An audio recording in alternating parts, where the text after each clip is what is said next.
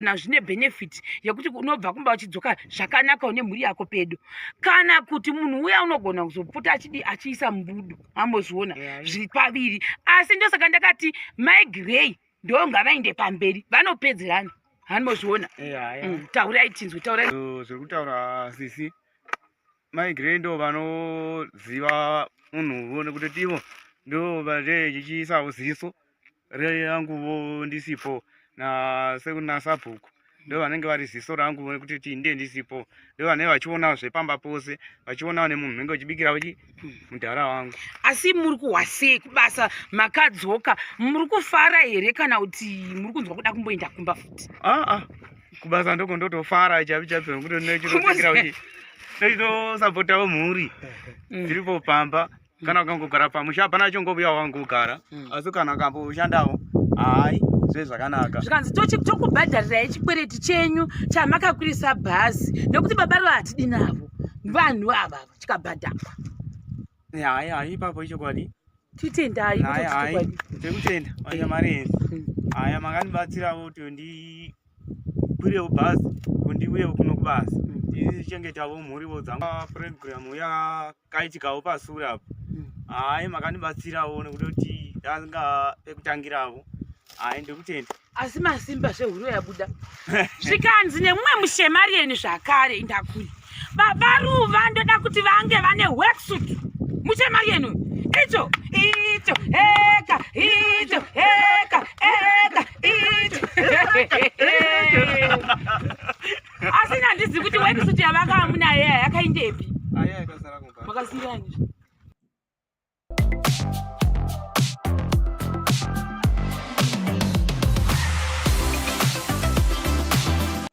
It's almost like Rwanda and Congo. So that's how our island is right now in Haiti. So they want the Dominican Republic to just come and take over the country of Haiti. And as you all probably know, Haiti was the first Black independent country. Yeah. So all they want to do now is like they want us to pay for what we did as getting our freedom and help them to get their own freedom. Because Dominican Republic is not an independent country, because we Haitian, we the one that help them out to give them that piece of that island that they live in. But the Western trying to play their game because of the color, as the racism, the Nazi as they are. So they're just trying to destroy the entire population by giving our own people, as they always do in every place in Africa, in every Black countries, arm them and to go kill each other. So as Haitian, we're trying to tell them, no, enough is enough. We're not gonna allow that to happen. And that's the reason why they take the President Ruto and ask him to add other Black countries to form a group so they can go and invade Haiti, just not to give security to the Haitian people, but to give security to the mulattoes, to the elite of the country, and to protect all the minerals, the golds that we have in the country. That's all they want. And we all know as Haitian who is in charge of that, but I'm not gonna mention the name while we're in the air for security purposes. But now all the Haitian people are rised up and said enough is enough. We've been colonized by the French. We've been colonized by the America. They did nothing for the country. All they're doing is forming gang, killed, raped, destroy schools, hospitals, everything. So I'm just hoping that President Ruto, that I look up to as a African man and a smart person that was fighting or trying to do best that he can for Kenya.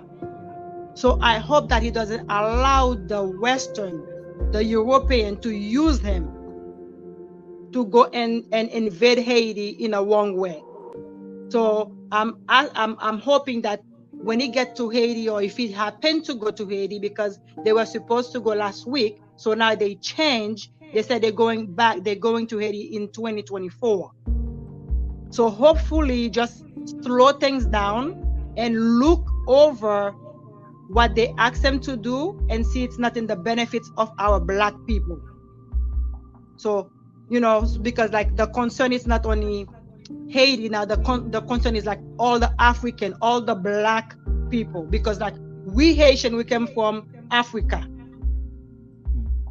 So they don't like that, because like there was one of the mulattoes, a business person in Haiti, that called us as bunch of slaves that come from Africa. So we should leave the country and go back to Africa where there's nothing for us to live. So in a way that the Westerners, the mulattoes from Lebanon, there are a bunch of Lebanese that thinking that Haiti belongs to them, so they trying to remove the entire or erase the entire Black population, which they are unable to do so, because we are fighters. So we fought, we get freedom. We fought, we help other country to get freedom. So, so I'm just hoping like all our Black African people, I'm not talking Black, but our African brothers and sisters, to put their hands together with us in asking President Ruto to just slow down what the Western is trying to tell him to do. Because after they use him, they're gonna go back into Kenya and try to cause chaos. That's all they're trying to do. Wherever they see there is peace, or there are things that they can get to better themselves, and then to lower us as Black, as African. So that's all they will do. And then when they finish the propaganda they have.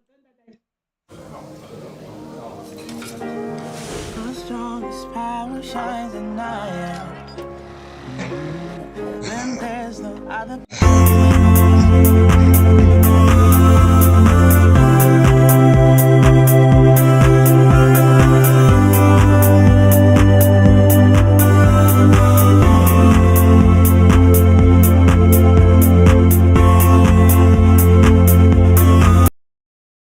Cause chaos. That's all they're trying to do. Wherever they see there is peace, or they are.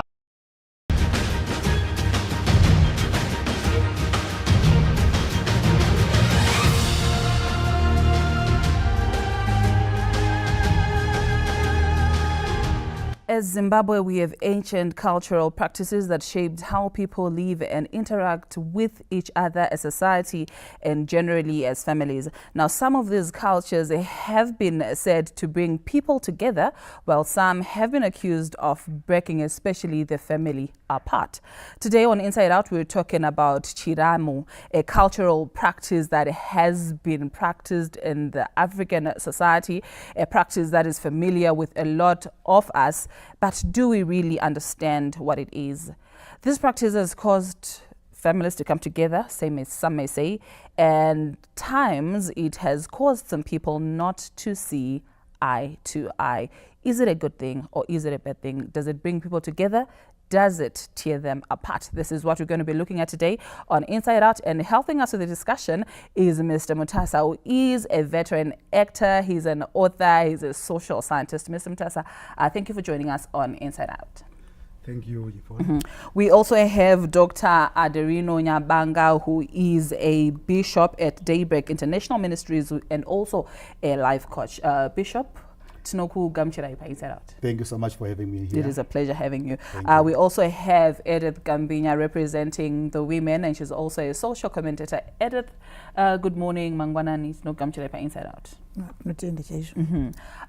Tudakutanga nekunzwisisa chinonzi chiramu chatukutaura nezvacho ichi. Vamutasa chii chinombonzi chiramu?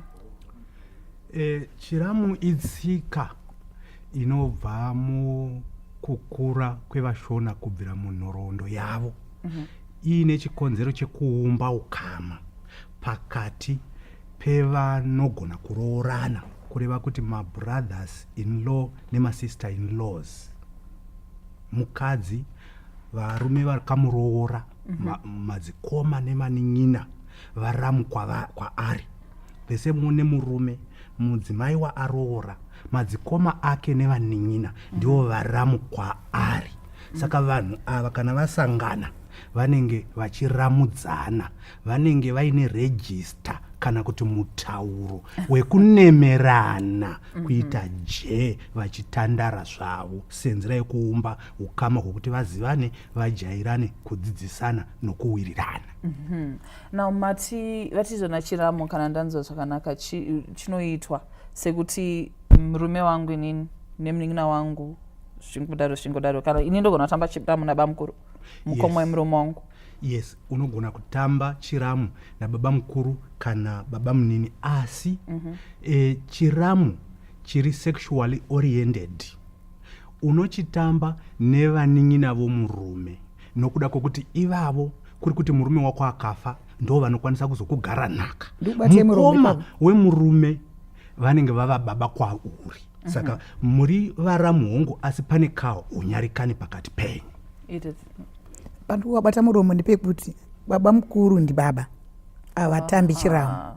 Vabva vapatsana ngura pakuti baba mukuru ndi baba. Saka toda kunzwisisa pane hukama kuti ndivanani mumhuri vatinokwanisa kutamba navo chiramu ichi. Mataura ivavo vandoda kunzwisisa ko baba mukuru murume watete ko sekuru. Dzimwe nguva unogona kunzwa sekuru wangu ini nanzvadzi yamai vangu chaiyo ichinditi adzimai. Chiramu here ichocho kana kuti chii zvinenge zvichifamba sei? Honguzve ndicho chiramu ichocho nepamusana pokuti kana tikangoenda kuchirungu chete paatova mabrother in law masister in law, kuchishona tichitaura tinenge tichiti vatete vako murume wavo iwe musikana, murume wavo ndi baba mukuru iwe uri mainini. Saka tete vakafa iwe unokwanisa kundogara mapfiwa kuna baba mukuru ava. Saka baba mukuru vanotamba chiramu newe zvimwe chete nasekuru vanova hazvanzi yamai vangu ini. Mudzimai wavo ndi mbuya kwandiri, asi tichitovonana tine chiramu ipapo. Chiramu ichocho chinonzi futi chizukuru. Vari mbuya ndinovati futi mai guru nokuti ndinogona kutovatora somudzimai wangu. Bishop ndichauya kwamuri, but Edith ndoda kunzwisisa kuti inini ndofunga pandiri kurasana nawo mutasa ndepekuti inini nasekuru vangu hanzvadzi yamai vangu tinotamba chiramu sei, vanonditi adzimai sei ivo vachimiririra mai vangu. Inini pandinochata kana kuti panoda mai vangu sekuru vangu vanonzi ngavauye vomira samai, saka vanozonditi vadzimai pakuti kudi. Right, izvozvo right, mataura zvakanaka. Apatambwi chiramu. Vanokuti vadzimai ndezvekuti havazotambi chiramu chacho, ndezvekuti vadzimai kuitira respect, noti kuti mudzimai wekutamba naye chiramu. Bosi patava kuti chiramu apa bosi pane pachinofanira kunge chichigumira. Chasekuru nemuzukuru chakasiyana nechababa mukuru namainini, chine pachinogumira. Chogumira papi? Right. Chokwadi chiripo ndechekuti chiramu ichi itsika nemagariro zvedu zvaiva zviripo kudhara kuitira kusimbaradza ukama. Saka zvaitirwa kunzi vanhu vajairane ukama husimbiswe, uye paine pazvaigumira. Zvanga zvisingazogumiri kusvika pa level iya kunzi vakubatana kuita sei. Zvaingonzi vanotamba vese vachidzingirirana vachiseka, uye zvanga zvine zera zvokuti kana munhu anga achinzi akura ava munhu asvika pakunzi ava munhu wechikadzi mukuru akura, vatoti vakukwanisa kutevera vaya, kana kuti vava nechipfuwa chadai, vava nemiviri yakugona kudaira, vanga vasingachakwanisi kunzi vachitambire chiramu, kutambwa navo nechiramu kusvika ipapo nokuti miviri yavo inenge yakudaira. Saka chiramu ichi chichitarisa patsika yedu nemagariro echishona yakare chaiyo chaingotambwa kusvika pazera riya rekuti munhu asati akuziva zvevarume. Bishop, nyaya yechiramu yatiri kutaurai munoiona sei, especially tiri kumachechi kwedu? Zviriko here? Zvinoitwa here? Imimi I'm sure mutori bamukuru vasomeone munotamba here chiramu? All right, thank you so much. I think regai nditange nekutsanangura my understanding chinonzi chiramu chii. Actually chinonzi chiramu, it's an African culture yanga iriko from a long time ago. Chiramo ndechekuti inini sababa kana kuti baba mukuru ndakaroora ndine mukadzi wangu. Kana ndaita mukadzi wangu anenge ane munin'ina wake abva zera, anouya kuzogara nesu. Panouya kuzogara nesu sababa mukuru nasisi. Zvazvaitirwa nyaya yechiramo ndeyekutizvo musikana uyu paari kuuya kwatiri ari kuuya kuzodzidza zvimwe zvinhu, because mangwana achazosvika paanoroorwa. Saka chokutanga ndechekutizvo paari kusvika mumusha umu kumba kwedu inini sababa mukuru wake nasisi wake, tokutanga ndechekuti ari kudzidza chinonzi marriage chii. Mukatarisa kare kare mashure kwa kusina chinonzi chikoro zvatakuenda mazuva ano zvokuti kwane macounselors, kwane mamentors nezvimwe zvakadaro daro. Saka chaita ndechekutizvo auya kuzogara nesu kumba anodzidza kuti inini nasisi wake tiri kugara sei. Then zvadaro ndopawaiona kuti izvo mainini vaipota vachinzi izvo isirai baba mukuru mvura yekugeza, wapei chikafu, tsvairai panze, aina hembe. Vari kudi they are preparing here kuti mangwana achazonoroorwa. At the same time sisi vachituma mwana uyu vanosvika panguva yekuti vanozvitakura. Kana vazvitakura sisi vaya manje havagoni kuzviitira mabasa ese. Kare kare kwakusina chinonzi maid. Saka vanin'ina ndo vaizotoya pamba vachinzi mbonobatsira sisi wako kunotsvaira sisi wako wazvitakura, sisi wako waremerwa. At the same time panguva yekutosununguka chaiwo mainini basa ravo raiuya pamba. Muramo wangu inini basa rake panouya kumba ndaizotsvaira pamba, ari kugeza maplates, achidzidziswa kuti kunyange manapukeni chaiwo anogezwa sei. Muramo ari kuita zvinhu zvese izvo. Muramo ari kuita zvese izvo gaindipedzise. Saka tozopakanganwa apo in a way tutara kuti izvo muramo pari kuuya kumba ari kuuya kuzoprepeiwa kuti azopindawo mumba akuziva zvinhu. Asangopinda mumba angobva kuchikoro kuti angokura ongosangana nemukomana zvodaro hazvidaro. Ari kuuya kuzodzidza. At the same time ndipazonzwa bangura chiti izvo nai mainini mune mukomana here. Handiti kana aita mukomana wake aizoya futi kumba. Kana mwana achinzi ari kuuya kuzoprepeiwa matauro avari kuita ari kutange ari kuprepeiwa sexually, because kana tikazoti isusu mwana auya kuzodzidziswa tsika kuzotsvaira pane kuita sei chiramo here chiramo chatinoda kutaura nezvacho ndechekuti zvavaita zviya zvekutamba vachidzingirirana zviya izvi. Saka mukati auya kuzodzidziswa kuti kana mukoma wake akazvitakura kureva kuti mukoma achakwanisi kupinda mumba yemukati, munini auya kuzodzidziswa kuti aifaniri kubatira apa ndopanisiri kunzwisisa matauro. Hazvina kudaro, hazvina kudaro. Tiri kuti handiti kuti bangura unotamba namainini kana kuti handiti kutamba kwatitaura ndokwati augumire kuzobatana batana ndokwati kuramba. Aiwa hatina kuti vanobatana kana manzwa nyesa kuti handauta nyesa kubatana. Tiri kuti abva kuuya kumba kuzodzidziswa basa repamba ari kudzidziswa including rekubatwa iro. Aiwa abatwe, hakuna chinonzi kubatwa. Kana utobatwa saka tiri kuti matsananguriro amuri kuita imimi kana ndiri kumabata muri kuti chiramo chaicho mamiriro achakaita ndechekungoti mainini kana vauya kumba kwaba mukuru vari kungodzidziswa mabasa emumba ari general kuvaprepare kuenda kumurume wavo zvisinei nekuzovabata nekuita sei. Hazvisi sexual. It's not sexual involved in that because munhu ada kufanira kuzoroorwawo nemurume wake. Saka handigona kuti izvo ndoti inini mukadzi wangu ndewangu, maini futi avo mukadzi wangu futi at the same time. Maini hawapindwa nawo bedroom. Ndicho chokwadi chizere chiri pachena. Itsika kuzvarwa kwayo ichipinda muvatema vashona yanga isiri tsika yakashata, nokuti yanga iri nzira yokurera vana ichivadzidzisa kusvikira vakura varumurwa vagone kuzoroorwa vavake dzimba. Kwanga kusina zvikoro. Saka sekuti iko zvino tine sex education inowanikwa kana mumabhuku, mumaredhiyo imomo zvese nomumatelevision. Asi kareko dzidziso yeupenyu, the school of life, yanga itori mukugarisana. Saka waizovona zvichinzi kana wava nomukomana musikana ari kurehwa aienda naye kwavatete. Kwavatete kuna tete hazvanzi yababa nemurume wavo. Kana iwe mukomana wava nemusikana wokuroora waienda naye kwasekuru hazvanzi yamai. Kwasekuru ikoko kuna sekuru nambuya. Muchindovonana munondogara pasi muchioneswa pakuvaka imba, muchioneswa zveupenyu, dzimwe hurukuro dzamusingakwanisi kuita imi vana nevabereki venyu nokuti dziri taboo.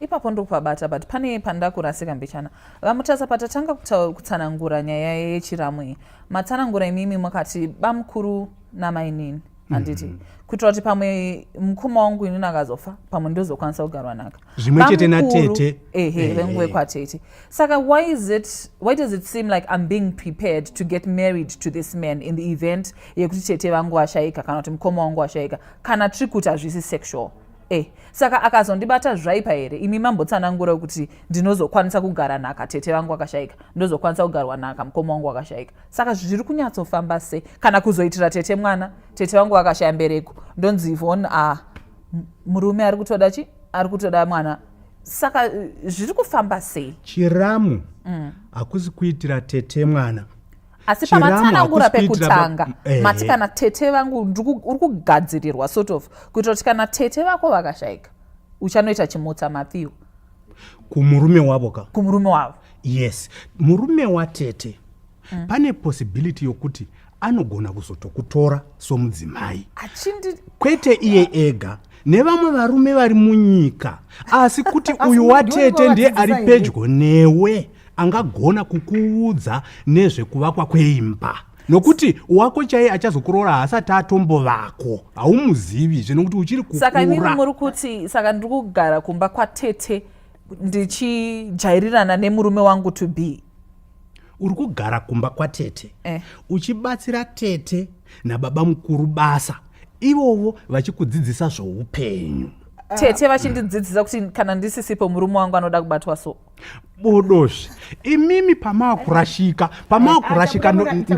panorashika vazhinji nepekufunga kuti chiramu chiri kureva kubatana nokuita upombwe chiramu hahusi upombwe chiramu ndati iregista kana kuti mataurire namatambire anoita vanhu vane ukama hunogona kuzoroorana saka ngatichitarisai matambiro nemataurirwo acho amuri kutaura iwayo aiitwa kudhara neakuitwa mazuva ano ende toda kunzwisisa futi toda kunyatsa kubudisa nyaya iyi pachena kuti tsika iyi haisi tsika yakawiswa zvekungowandisirwa here kuti iite kunge zvamuri kutaura imimi but in actual fact bamukuru vatovigirwa mukadzi which is which because pane zvimwe zvinhu zvekuti zvinogona kungopfekedzerwa kuti we give you something and we present it to you as this but in actual fact ndechakati chatikukupai muri kuzvinzwisisa ndizvo here because kana kutarisa even kudhara tinana sekuru vedu isusu vakazopedzera vakuita vakadzi 2 but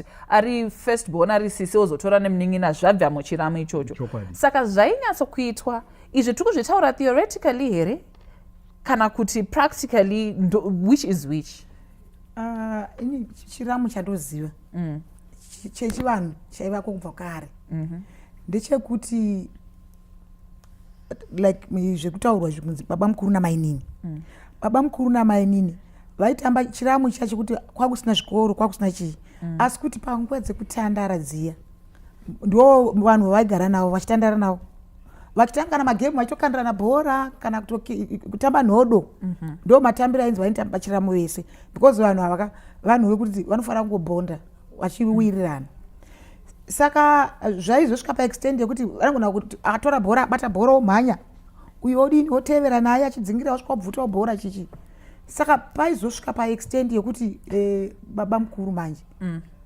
vanonosvika vakunobata vakida kunotora bhora riya vakutobata mwana ipapo ndopatoda kunzwisisa because isusu chiramu chatiri kutaurirana panapa maybe tiri kutaurirana the ideal situation but zviri kuitika on the ground ozvaiitika zvese tinoita sei tinozviziva vaitozopedzisira vabatabata vana vaitozopedzisira vabatabata vana vachiti kutamba chiramu saka izvozvo ndizvo apo munhu atova mukadzi wake wechipiri nekuti vaitobata mwana kudzimara mwana anzwa kuzoda ozopedzisira vatopita naye bonde kusvika patozopedzisira vakunzi chirimutora mukadzi wako vazhinji michato iyeyo yaiva iri kwekunzi vatora mukoma nemunin'ina yaiva iri kutomanikidzira asi chiramu chacho chichitanga munhu aikungoziva kuti akaona murume wake achitamba nemunin'ina anoziva kuti no ndimainini nabamukuru vakutamba chezvikanzi mainini zvikazodai mukadzi anga sikagumbuki aiziva kuti zvinhu itsika yedu asi iko zvino manje patava manje hapachaiti kuti ukangonzwa vangotaura kana kukomenda kuti mainini makabatana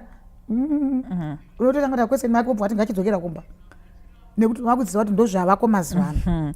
Mufundisi, pane comment iri panapa iri kuti hanzi hakuna chiramo chinoitwa kana wakatendeuka. That's very true. Why are kudaro miterero inyaya dzekuti izvo iko zvinezvi, like what mama is saying here, kuti izvo vanhu vachizoenda ma extremes in the sense kuti wasvika paunobatana vamwe vacho unopesera wazosvika waitisana vana, and by the end of the day kana watiswa mumwe munhu mwana, you are being forced to marry, and yet as a Christian you are not supposed kuva nevakadzi 2 or more, one husband one wife. Saka zvaizonolida nokufurikidza nekuda kwekuti izvo mumwe anenge taruchiwa kuti mainini vanenge vari nane pane mukoma wavo kana tapiwa mukana vakadaro. Saka once you are saved, once you are born again, you must stand with the true Christianity yekuti izvo mukadzi wangu ndiye ndiwanomira naye chete. Vamwe vobva vabvunza kuti Christianity yacho yagara haisi yedu, takaibatira pamusoro, saka torasiswa tsika dzedu here nenyaya yechinamato chakazouya nezuro, isi tatagara tine manamatiro edu. Chiramo asi akusi kunamata kako, but tsika nemagariro antimati kana wakatendeuka siyana nezvechiramo, of which chiramo makudzirwo atinenge takaita ndozvinhu zvatinoziva, saka ndozosiyiswa tsika dzangu nenyaya yechinamato here. chaita kuti tigosiya nyaya ine yekuti izvo isi takuzopinda ma-extremes ekuti insati upere pasifanira kuperera. Madzitete edu kana madzibaba edu kudhara pavakatanga chinhu ichi vakachitanga with a good intention yekuti mwana anofanira kunge achigara achidzidza zvanodzidza zvazviri right, but nyaya vanhu vemazuva ano manje hakusina zvakadaro. Uri kuona kuti akangoona mwana musikana akangotanga kubuda mazamu akutodanana naye nezvakadaro. Saka vabva vapesa vadistota manje tsika dzatatiinadzo kare yekuti izvo unogona kugara nemwana, and kana ndina mainini kumba ndofanira kutora semwana wangu, you understand. But these days manje hazvichatoka nemuto wakadai. Unoona baba mukuru vari mubedroom, mainini vari muspare, vari busy vatochata pamafonzi, vatumira manudzi. Zvatoshata kana zvatodaro so. Tsika yedu haisisipo. Saka we cannot say kuti izvo tiri patsika yedu and yet vanhu vakuita zvisiri izvo. Ndingangoti izvo chiramu these days vanhu vatochiabusa. Haikutambi chiramu nemanudzi, hachisiri chiramu. Ndokutoabusa. Chatowachifeve. Kana matodaro zvototi manodhadha makutodanana, iwo mainini anopesa watochiwa bamukuru watochiwa mainini, kana zvatodaro maita touraya marriage. And munhu anenge ari padanger pakati pavo manje ndisisi vakatendeka vakaunza muningina pamusha. Kana zvatodaro mainini vanenge vatovenga sisi wavo, bamukuru vatovenga futi ndakuda kechidiki akadai so, tatoda tatuparadza marriage iyoyo hatakwanisha toenda. Kana prayer life yako, spiritual life yako yatodona. But mukutamba chiramo imomo kuchiva hakuuyi here, because tinonge tatozvitaura sezvamatsanangura with good intentions. Mwana ari kuenda kunodzidziswa mararamiro, mabasa emumba, kutandadza sisi vake, zvingodaro, but tiri vanhu, right? Pamwe une mudzimai wako munin'ina wavo yaona maininiwo vakanaka, not kuti zviri justifiable, but because we're human beings, zvinhu izvi zvinoita sei zvinoitika, because now we've gotten to a point where madzikoma anototya kutora munin'ina wake kuti aiti sei kuti agare naye nenyaya idzodzo. Saka zviri right here kana kuti ini kana ndaroorwa ndongozvigarira hangu nemurume wangu, ndaregedza kutora munin'ina wangu nekutyira imba yangu, nekutyira futi kuti chiramo ichi chinogona kuzongoenderera, toita sei? Chiramo chakare nechanhasi zvatosiyana. Ichanhasi ina handingachiti chiramo nokuda kwokuti chasanganiswa, chadhailutwa, zvichikonzerwa nekuti pane ma-pillars, ma-institutions aisapota chiramo chakare zvakakonzera kuti chizovepo, kuti kwaizikamwa kuti mhuri ino iyi vakwasha variko ndevananhingi, vana tete vakandoroorwa kwana kwakati. Saka mwana aibuda mumusha achienda kwa vakoma vake, kana kuti achienda kwa tete vake, kana kuti kwani kunotozikanwa nyangwe akandogarako vhiki kana mazuva. Saka nyangwe akazonzi atyorwa musana kureva kuti ava nepamuviri, zvaizikamwa kuti yabvepi nhumbu iyi. Chiramo chaitambwa pajekerere pachena, vana baba mukuru vachitamba neana mainini vavo pamusha ivoyo zvichionekwa. Zvasiyana nezvanhasi kuti musikana akungotambwa chiramo chero nevasiri varamu vake, otambwa chiramo nevadzidzisi kuzvikoro, otambwa chiramo mukombi, otambwa chiramo neshamwari komana zvaisavako kare. Saka zvese izvozvo zviri kukonzera kupa mukana wokuita upombwe tisati tatanga kusvibisa hama dzepedyo dzine kodzero yekutamba chiramo. Pane anonzi Shares Sharon panapa ari kutibata paFacebook, ari kuti first of all chiri kunzi nevanhu chiramo ndo chipi. It's a playful, teasing relationship between in-laws. It doesn't even need to get to a point yezvimwe zvinhu. Plus, chinongoiterwa pachena. It's sad, but nowadays that is no longer safe. Mamuona kuti uyu adzokorodza matauriro andiri kutoita. Chinoitwa pajekerere, chichivaka chichiona chisina private. Yes. Ende uchidaro unenge usina wrong intentions yekuti uda kuchiwa kuti utsvage iwe, because remember kuti ndi baba mukuru wana mainini, baba mukuru vakura, pfungwa dzavo dzakushanda, mainini vachiri vediki, saka unotoita kuti ubata pfungwa dzamainini papasina izvozvo. Uringoona sezvonzizo mwana wako ari pamba uri kutochengeta uchitotarira utoona kuti zomangwana fana kuzoona upenyu hwakanaka sezvo takangoitawo panapa. Manje vana baba mukuru variko mazuva ano vanenge vachitoda zvemashuwa kuti achisi chiramu chavari kutamba.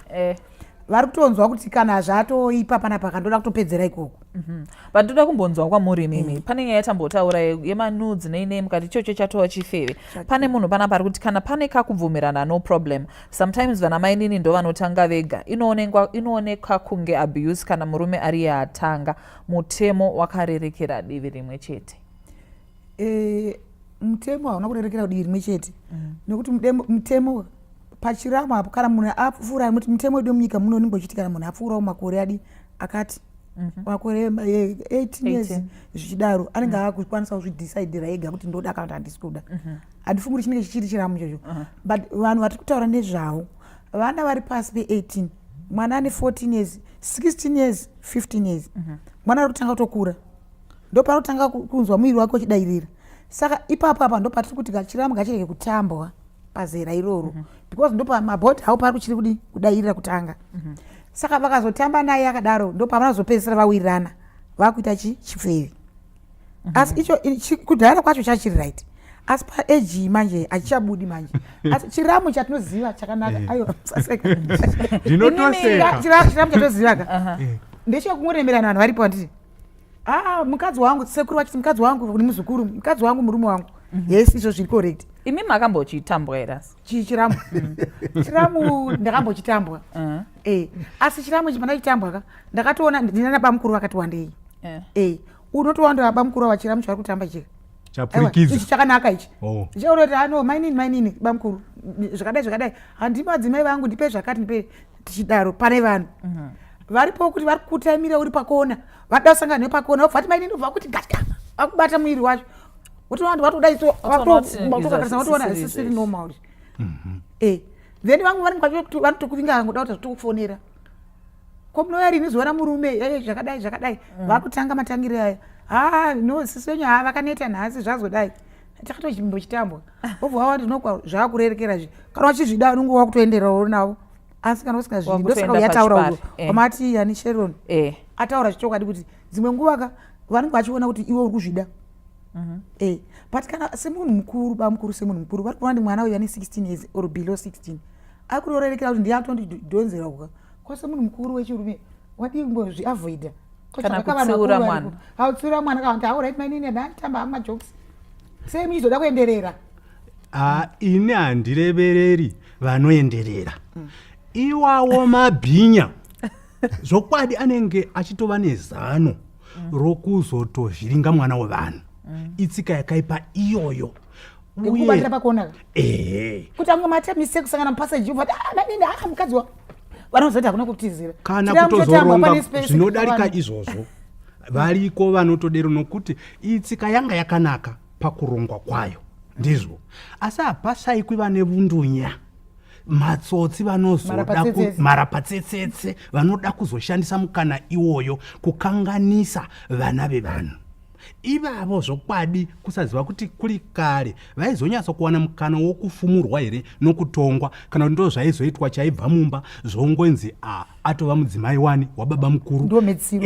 Asi iko zvino zvanakira kuti aiwa kana ukange watambwa chiramu chemhando iyoyo hasununguka kundoripota nokuti watoabuswa marights ani ako. Pane vengaimu pane dengo panapa ari kuti hanzi culture yepi musaisa gonzo nenzungu panzvimbo imwe chete. Mufundisi alright, look at it. Chirama nditika it's an African culture. hakuna imwe continent inopractiza chiramu more than African culture. Now, if you look at the Bible at the same time, 3/4 of the Bible is a Jewish culture, irimo. And it, these are the things zvaiitika kare.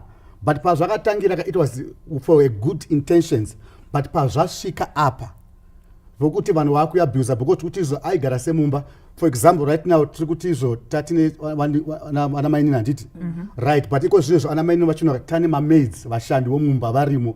Zokuti madiapers anochinja mumba anotsvaira nezvimwe akubatsira adzimai wangu inini.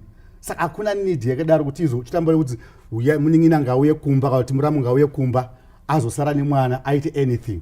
Hakusina zvakadaro. Saka the bottom line ndekuti izvo pazvasvika papa, I don't think that culture is still applying mazuva atiri kurarama iko zvino yekuti izvo ungatora muramu pamba for the intentions. Because truti izvo like what we said kuti izvo mwana aiuya kumba kuzodzidziswa, but iko zvinhu munhu akuenda kuchikoro, akuenda kucollege, kwani macounselors, kwani mamentors, kwani mafundisi, kwani zvakati wandei vakudzidzisa vanhu. Saka 3/4 yezvinhu zvaendera munhu kunoita chiramu akwanisa kuzvidzidza kuchikoro. Saka hakusina need yekuti munhu aite sei aende kunodzidza zvinhu zvakadaro kunoita. Musati pane anonzi Gabriel Paradzai, anzi Leviticus 18 kudzika nayo hakuna chinonzi chiramu. Yes, Leviticus from 18 kubva pa6 pa 18 inototaurira kuti izvo haufani kurara. It talks about sexual intercourse. Haurara nemukadzi wababa wako, haurara nemukadzi wako nezvimwe zvakadaro daro. It forbids us from having intimacy with anyone besides your wife. Ndozvainotaura izvo Leviticus. Anzina Wilson kuda kwasheruzvidzo mainini ngavagare kumba kwavo. Allen Big Brother Gandiwa ari kuti ana mainini ve these days vatova vakadzi vakuru, hapana chaungavaudza chavasingazive. Ndo vanototanga ana bamukuru these days. Ukaita zvekutamba unodyirwa musaga nana mainini ava, unozorwa chirwere nema2K ariko aya. Ndo patiri kutaura ipapo kuti izvo kana zvatodaro so nyaya yechiramu is no longer existing. Edith, vanhu vari kuchema pabva pauswa imwe nyaya yatinogara chitaura ama2K. Hanzi ama2K kana wana mainini vako vari ama2K vakazvarwa ma2000 ava oziva kuti ama1. Ama2K ari kutaurwa yakavana variko zvino pageneration yavakoi. Maybe inyaya yekuti vari kukurumidza kudzidza sex education. Zvokuti kamwana kari grade 2 kakutoziva kulebhula mapatsi kuti chinonzi chakati. Isu tichikura kare kwanga zvanga zvisiko izvi taizodzidza tava kusekendari. Pari zviri kutangira kuprimary kuti amene ndo makala acho here ekuti munhu arantoziva zvese. Ukada kuti umuti aiwa no izvo zvazviiti kandi uda kunjengesa mwana anotokuudza iwe kuti reproductive system ndoiziva yese. Anogona kutolebhula anotoziva kuti no kuti pazobuda mwana zvine zvafamba sei. Vanogara vakazvidzidza kudhara. Saka I think zvinokonzerwa nekuti ma2K aya ndo zvavari kudzidza kubva kuprimary. Saka vanoenda hapo kuda kuexperimenta. Saka mpaka kuzoexperimenta paipaka ndo pavanozoti ndaona mukana wekuenda kwabamukuru manje anonosvika ombodai kuti no kana munhu asvika pa 14 years body yana bamukuru inenge yakushanda zvakati yevarume in fact ndiye akutotanga kutonosvika pana bamukuru vaya. Saka tingoti zveduka munhu ngagare kumba kwawo uye taura chokwadi munhu akagara kumba kwawo tochengetedza mwana kuitira maabuse. Hanzi naVitalis Victor Chilova, ana mainini they are dangerous, especially vakaona kuti bamukuru vanochengeta. They do tactics to seduce him. Zvikanzana energy wadola zinzombe vana mainini vavo muvaudze kuti kwakarorwa sisi ngavauye havo asi ngavauye nehembe dzavanokwana zvetu mini zviya kuteya vanhu. Ndinoda kuedzera zvatinogana tete manje apa nyaya dzekuti ma2K I think chimwe chacontributa nyaya dzekuti vanhu were so exposed to intimacy, sex nezvimwe zvakadaro inyaya dzesocial media, IT. Munoona mwana anenge grade 7 akunzi kuchikoro ngaange ane phone yacho nayo ukapinda mugalari make you never like what you see there. Zvokuti zvisimo mufoni mako iwo semubereki make zvinhu zvirimo. Pane mamwe masites anopinda paFacebook nezvimwe zvakadaro kwaanonosvika iko usingasvike iwowo. Zvaanodzidza ikoko zvese izvozvo because the reason vana vachienda kuchikoro vari vadiki nyaya dzekuti zvaanodzidza ari mwana mudiki hakanganwi. Saka zvavanonodzidzwa kuchikoro like sex education sort of mama manje apa at the same time zvavanoona masocial media nemafoni hazvitotauri chinhu by the end of the day. Kuti paunofunga ndine mwana panapa musikana ari panapa autombozoti watova mai wamwe wachona by the end of the day vari kubvisa nhumbu tisingatozivi autozivi zvachose kune vana vedu vatinavo mudzimba wakomana vanotova nevana kunze uko iwo autombozii kuti panapa nditova nemuzukuru unotofunga kuti panapa ndichingori baba but what was security one never kunzeuko. Why? Because of what they are learning every day pama gadgets awaninga right now. So I think one of the things that we have to use to do is let's try to control vana, especially my teenagers, kutambira pa social media, kuenda mama sites mamwe are sensitive. At least kana uri mbereke zvimwe zvakakosha ndezviya zvokuti kana uri mwana wako ane phone, sometimes chimboona time motora phone mwana wako, go through my chats, go through to the gallery, my videos, my photos ari momo, zvimwe zvacho you never like it. Church 3 but unomkumbira church 3 unofana kuziva at the same time kuti mwana wangu anosikira kupi, anani, anotamba nani, because mwana wako anari kumba act as if everything is normal, but shamwari yakayapamba the way yaanobehave ari kunzoko ndizvo anobehave ari pamba penyu because hapana vabereki vake. Saka if you want to see the true characteristics of your child, ita kuti shamwari dzake dzisvike pamba, uone zvekuti mwana zvinoiswa neshamwari dzake, ukaona zvavanenge neshamwari dzake wotoziva kana vari kunze ndozvavanotoita izvozvo. Kunitova nevana iko zvino zvekuti mawadropu avo ane hembe dzokuti yomubereka autozivi kuti kune maminiskets arimo, kune zvakadai zvinobata zvakadai zvirimo, autombozvizivi. Why? Because at the same time juvenile delinquency is due to the parental care. Vabereki asina time nevana vedu atina. Why? Because baba anobuda kuenda kubasa, mai vari kuenda kubasa, inda mwana asara pamba, anda zvaanoda, anosara namaid. Wabva kubasa, you don't even check on your child kuti kuchikora kwako sei atina nanguva nevana because ngoti ndakaneta. And yet pandaenda kubasa I was working for my family, I was working for my children, but do I have time with the family? Ndakapiwa na mari yachona iyoyo. Do I have time yokunamata nevana? Do I have time yokutenga shoko ramari nevana? Do I have time yokuti kana iri Sunday paya ndikuti kune vana vedu hande kuchurch? Vamwe vabereki vanotodzwa nevana kuti zvai nhasi toda kuenda kuchurch, anomusiya akadaro, but mwana chii chaitika nyaya dzekuti izvo wakada kubatira pamusoro, but pesa apo mwana wako wanga inaye wanga usingamutraina uchimudzidzisa kuti no tinoverenga bhaibheri pano tinonamata nezvimwe zvakadaro daro. Handinoona because vana vanodzidza zvatinoita kwete zvatinotaura. Saka as parents we need to have time yokutogara pasi nevana chitaura navo. Family time azona kusisina nokuda kwekuti munhu wese anongohasla amunhu saka ndizive kuti tikagara navo pasi mukavadzidzisa mukataura navo, especially ama2k ari kutaura, zvingatibatsira here kugadzisa dambudziko rataurwa nomwe mutariri wedu paramba kuti zvekupfeka mamini kwana bamukuru hanzi ngavasiyane nazvo. Mubvunzo ndokuti vanenge vagarwa pasi navo nani, nokuti zvese zvataura munhu waMwari izvi zviri kutsinhirana uye kuti chiramu pachakazvarwa setsika chaishanda basa rakanga riri very relevant panguva iyoyo, nokuti that was the only institution yanga iri guaranteed kupa mwana ari kuyaruka sex education, zvichizikamwa kuti ari kundodzidziswa kwavatete, ari kundodzidziswa kwasekuru, ari kudzidziswa nababa mukuru namai guru namai nini. Yes, naizvozvo mukatarisa kareko vanasikana vazhinji vairoorwa dziri mhandara, vana mbuya vedu madzitete edu vakare vairoorwa dziri mhandara, majaya iwo madzisekuru edu ayo airoora vari majaya, nokuti vanga vasingakuri vari exposed kuruzivo rwesex kuma multiple sources anosanganisira kana internet. Izvozvi ndiani iyeye ari kukudzidzisa chinhu chauri kuona ichi, mafirimu atiri kuona, mawhatsapp aya, mashamwari nechinyi zvaidzidziswa nevanhu nemainstitutions kuti baba mukuru, vatete, mai guru, sekuru, zvokuti kana nhumbi ikaita taiziva kuti ndeyaningi. Zvamataura izvozvo nezvatachitaura neinternet, pana Lucky Mushona panapa ari kuti Facebook, Instagram and especially Twitter zvihombe zviri kuonekwa, vana ngavadzidziswe the dangers of social media. Right. All the way from Cape Town. Thank you, Lucky Mushona. Hanzi naMutumwa Patson Mofela, one thing which is constant is change. If you can't adapt to change, change will change you. Ndingada kuti munyatsotitsanangurira kuti muri kunyatsotaura kuti chii chochinja kuti vanhu ngavachisiyana netsika yechiramo here kana kuti zviri kumbofamba sei. Trimodi Sarukore hanzi yes it's true, vana vanodzidza zvatinoita. Fareka Weza ari kuti I hate chiramo, the end kuvenganisa vana verudzi rumwe.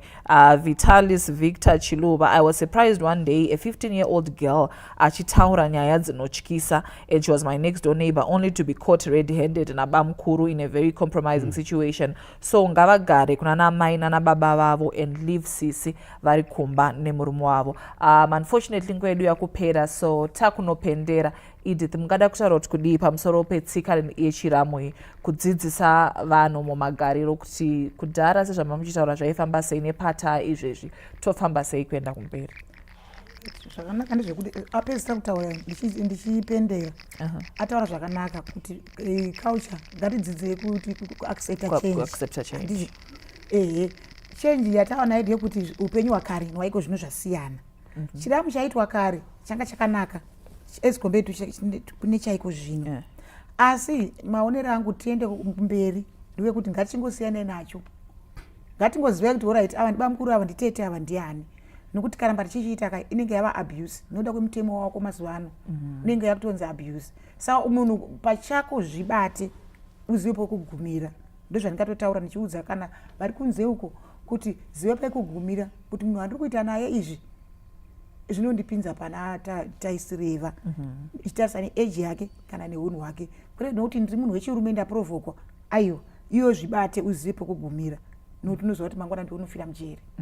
Bishop, ndinotenda I think chakanyanya kukosha munhu wamwari chekuti vanhu ngavazive mwari. Kuziva mwari ndopanotangira kuziva ipapo. Ukaziva mwari unoziva zvokuita nezvisiri zvokuita. Chakuramba kuti izvo kana munhu ari muna Kristu chava chisikwa chitsva zvakare zvapfuura.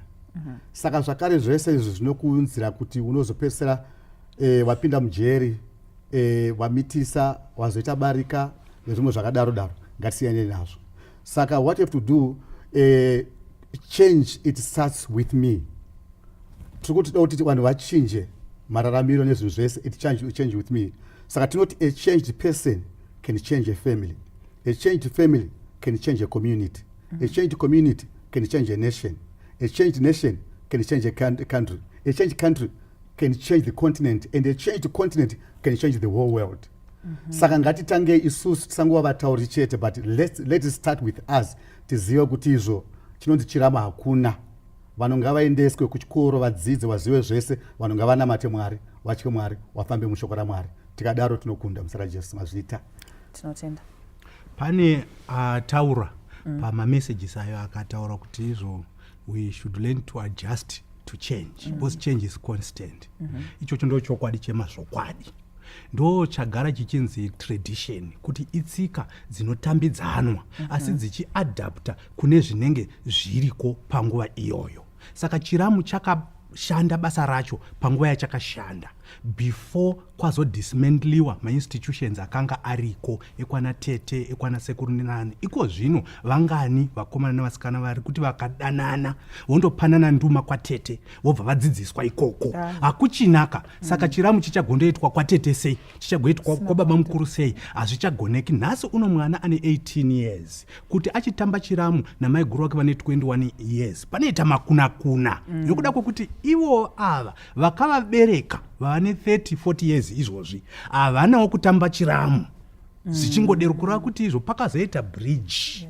Saka naizvozvo hatichakwanisi kuita pass down tsika iyoyo nokuti yakatoganhurwa. Taakuwana sex education kumasources akasiyana-siyana. Let's adapt to that. It has become a global world. It's now a village. Zviri kuAustralia nezviri kuno zvafanana. Saka let's adjust to the newness of life.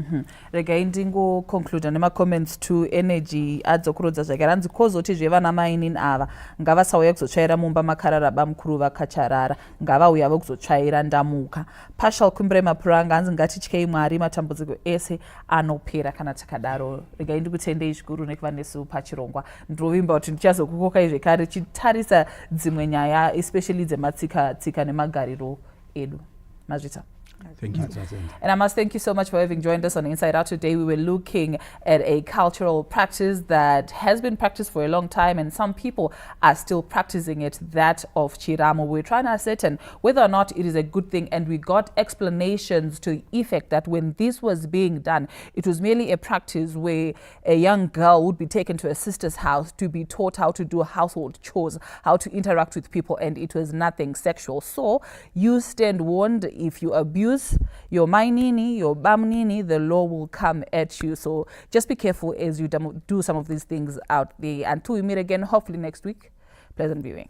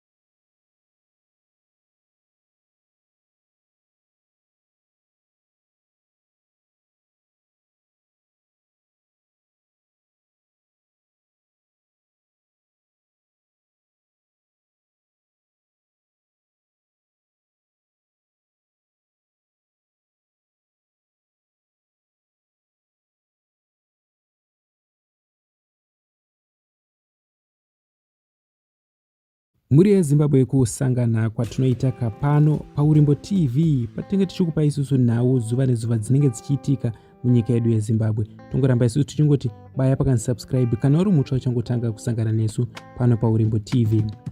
Zviri kutenderera nhasi munyika yedu yeZimbabwe zvikwata zvinotsigira bato reCCC vari kutaurawo vachiti demo yaako musi wa26 nekuda kwekuti mapepa akaenda kukoti, mapepa akatofailwa akatodhindwa muri yeZimbabwe, so zviri kunzi demo yaako musi wa26. Toda kuti isusu tinzwe kubva pavhidhiyo randida kuisirai paskrini yaBhore Zimbabwe ndichingoti inzwai vhidhiyo iri muzopawo pfungwa dzenyu through comment section pamwe chete nekuzolaikawo nekushare nevamwe.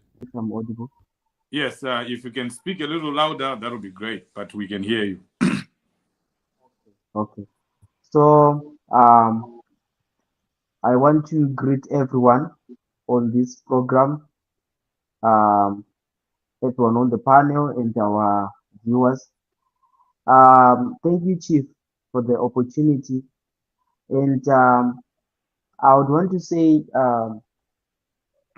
like what our spokesperson have already highlighted, we stand very, very firm, and we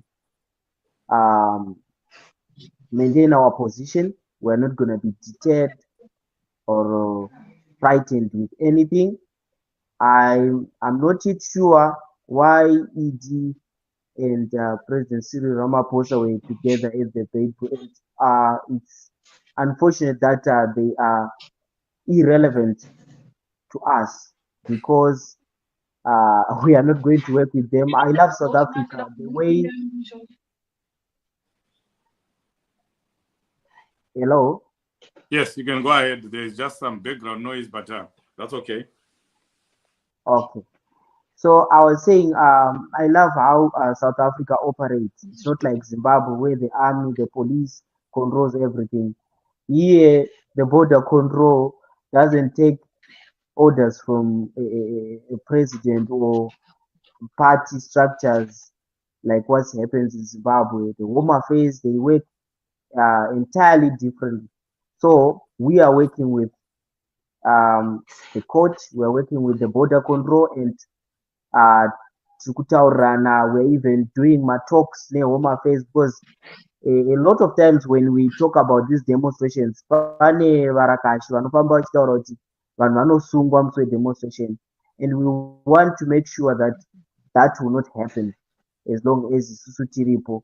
Saka ku-Bait Bridge musi wa26 asi tichiri kuedza kuti tiextend because tanga tisingade zuva rimwe chete, saka tichazivisa vanhu kana izvozvo zvabudirira because tikuda kuextenda kuti at least kune vamwe vanhu vanenge vachienda kumabasa vanogona kukwanisa kuzoya iri weekend. Saka ishuviro yedu kuti kana zvikabudirira demonstration isvike kana even musi weSunday,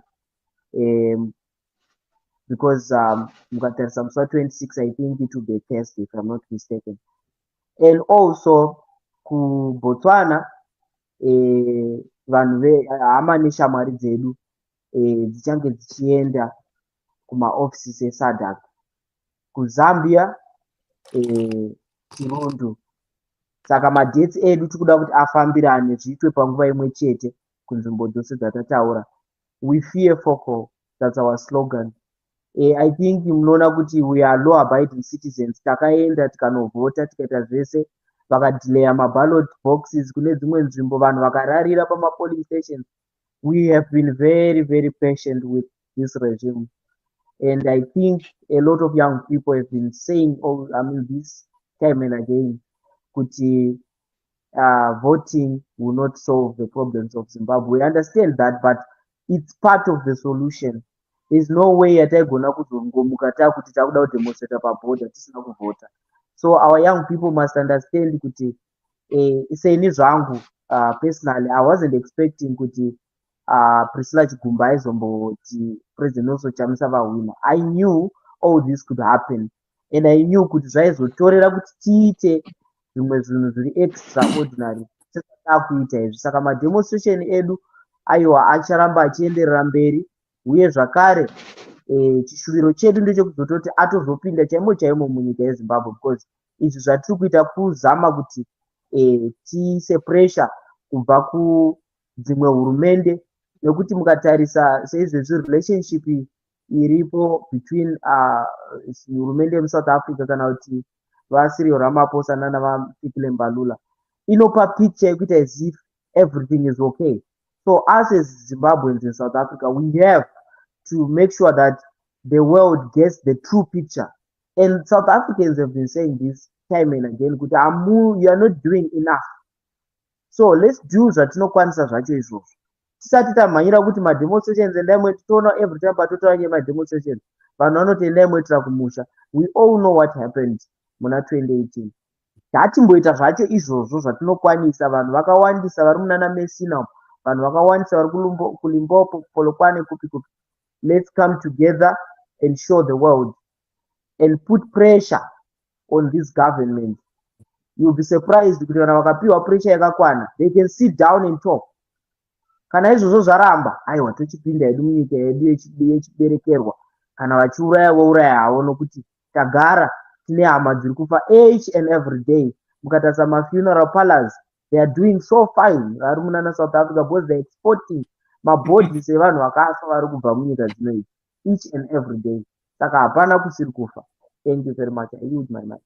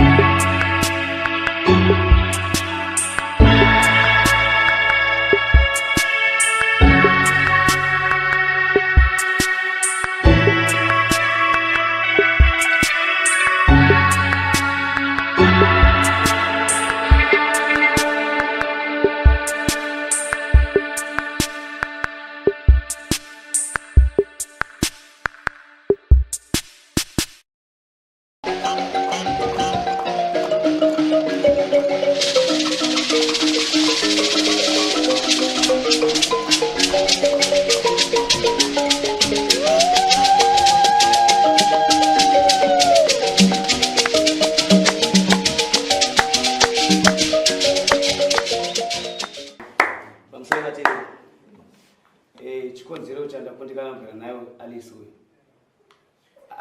Alice haana munhu anoremekedza, haatsuriki. Anotuka akafunga kuti ada kutuka, anotuka bereke vangu. Pachivanze vanhu veSomalia vanotomira kuti haana wanoremekedza. Chechipiri, Alice izvozvo zvakamutsura, chero kuita sei akuti ada kuzviuraya ende haana kwaanoenda.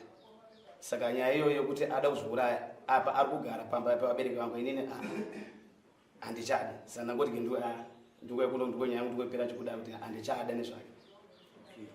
Plus ivo vangu vacho anatezvero vangu vanobva vanoti Alice nyaya uri kupomerwa nemurume wako iyo uri kuinzwa here?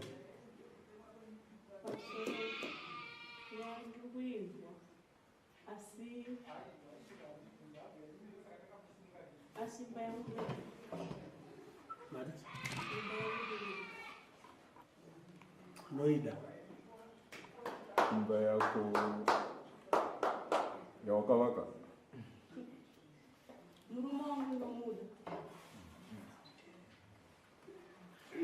asi ari kuti uri kutuka vabereki vake kaiwe anisiwe vabereki handivatuke ivo ndo vanotutuka vabereki vavo ivo vabereki vemurume uyu vabereki vangu ini ndo vanotutuka nani saka hapana mese muri kutuka uyu ari kutuka vabereki vako iwe uri kutuka vabereki vakewo saka watangirwa kumang'ara kai wakadi kumang'ara kuti uyu uri kutuka vanatezvara vake vakandibereka sei wakambozviite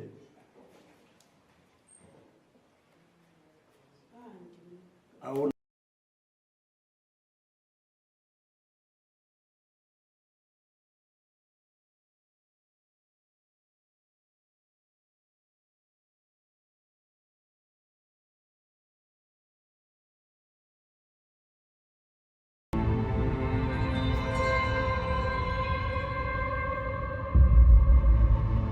Well, hello guys, and welcome back to Frostpunk The Last Autumn. Now, I am recording these back-to-back, so if you've given any tips, I'd apologise, because I can't see them. I will look and take them in if we lose, but the plan is, at the moment, well, we're installing the core. We will be in the morning. We're severely down on food. It is ticking up a little bit, so that's fine. They're slowly getting those in. We've got lots of starving that we need to go on top of, and then we're going basically down this route, so...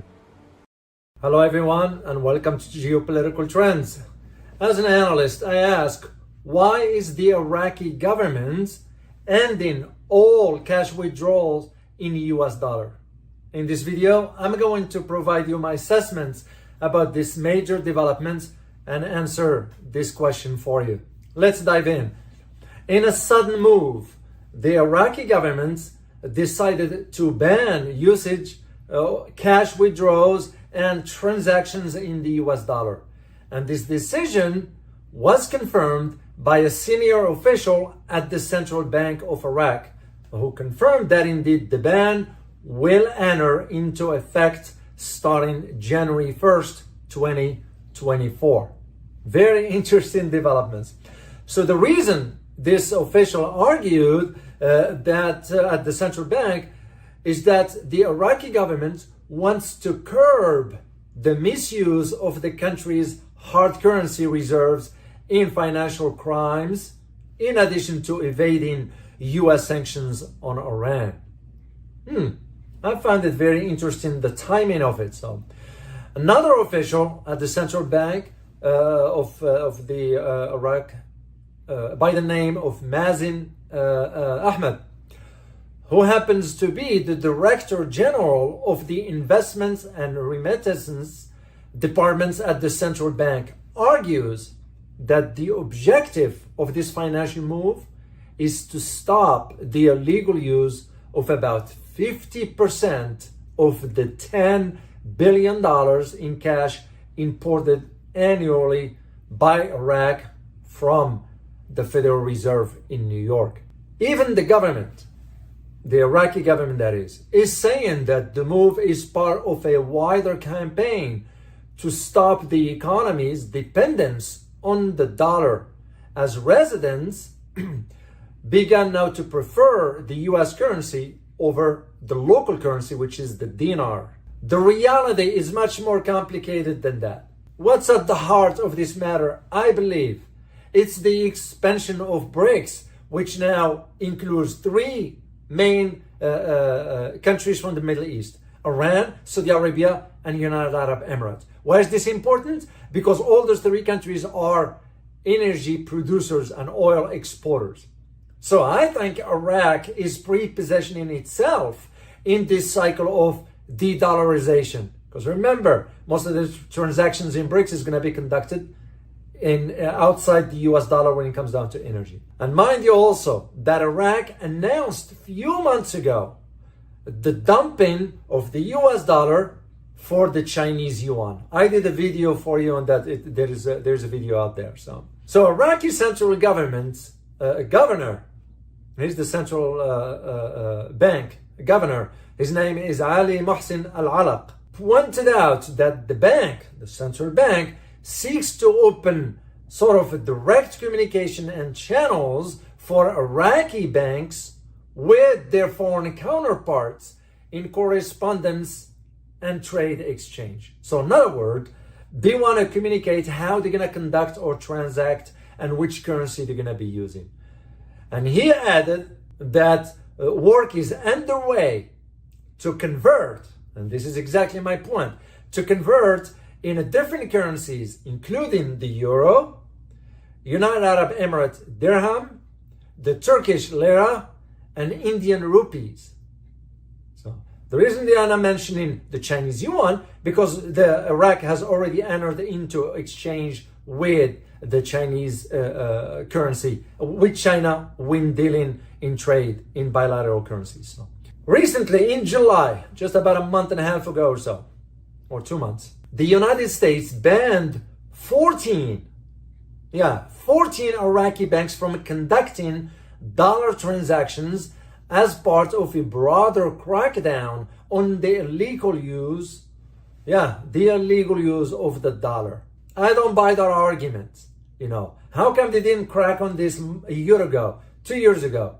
The reason being because they are seeing more and more are de-dollarizing. That is what's at the heart of it. And Iraq started to think, because Iraq is an oil producer, it's a major oil producer, part of OPEC, is saying to itself, we don't want to miss the train here.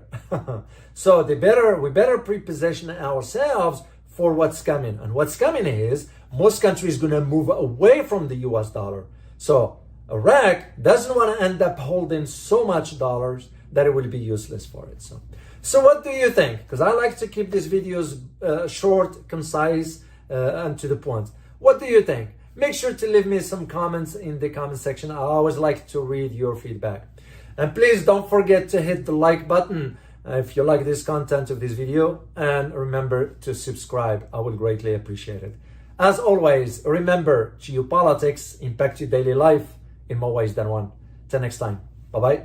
To escape from the 9-to-5 rat race, you need to make at least 10K per month. So you can work wherever you want, whenever you want. And if you're anything like me, you probably Googled making money online at least once. The problem is, there's just so many options out there. And most of them work if you put in a lot of time and effort, like selling things on Amazon, becoming a remote closer, or affiliate marketing, but you probably don't have a lot of time, right? So what do? Well, you need to pick something that doesn't cost you a lot of time and therefore needs to be something relatively easy. Something that not many people know about, something that is fun. 24 minutes after 7 is our time here on the Daily Dose, and we're still at it. I'm hoping that you enjoyed our comment section. Morning, everybody. It's DJ NV, Charlemagne the Guy. We are the Breakfast Club. We got our guest co-host Jason Lee here. And let's get in some front page news. Good morning, Tez. Good morning, DJ Envy. Good morning, Jason Lee and Charlemagne the Guy. Peace, Tez. Good morning. Let's run through the sports right fast. Jaguars beat the Bills yesterday. Colts beat the Titans. Saints beat the Patriots. Steelers beat the Ravens. The Lions beat the Panthers. The Dolphins beat the Giants. Falcons beat the Texans. The Bengals beat the Cardinals. Eagles beat the Rams. Chiefs beat the Vikings. The Jets beat the Broncos. And the 49ers washed the Cowboys 42-10. They did. Washed. They wiped their ass with us. They absolutely did.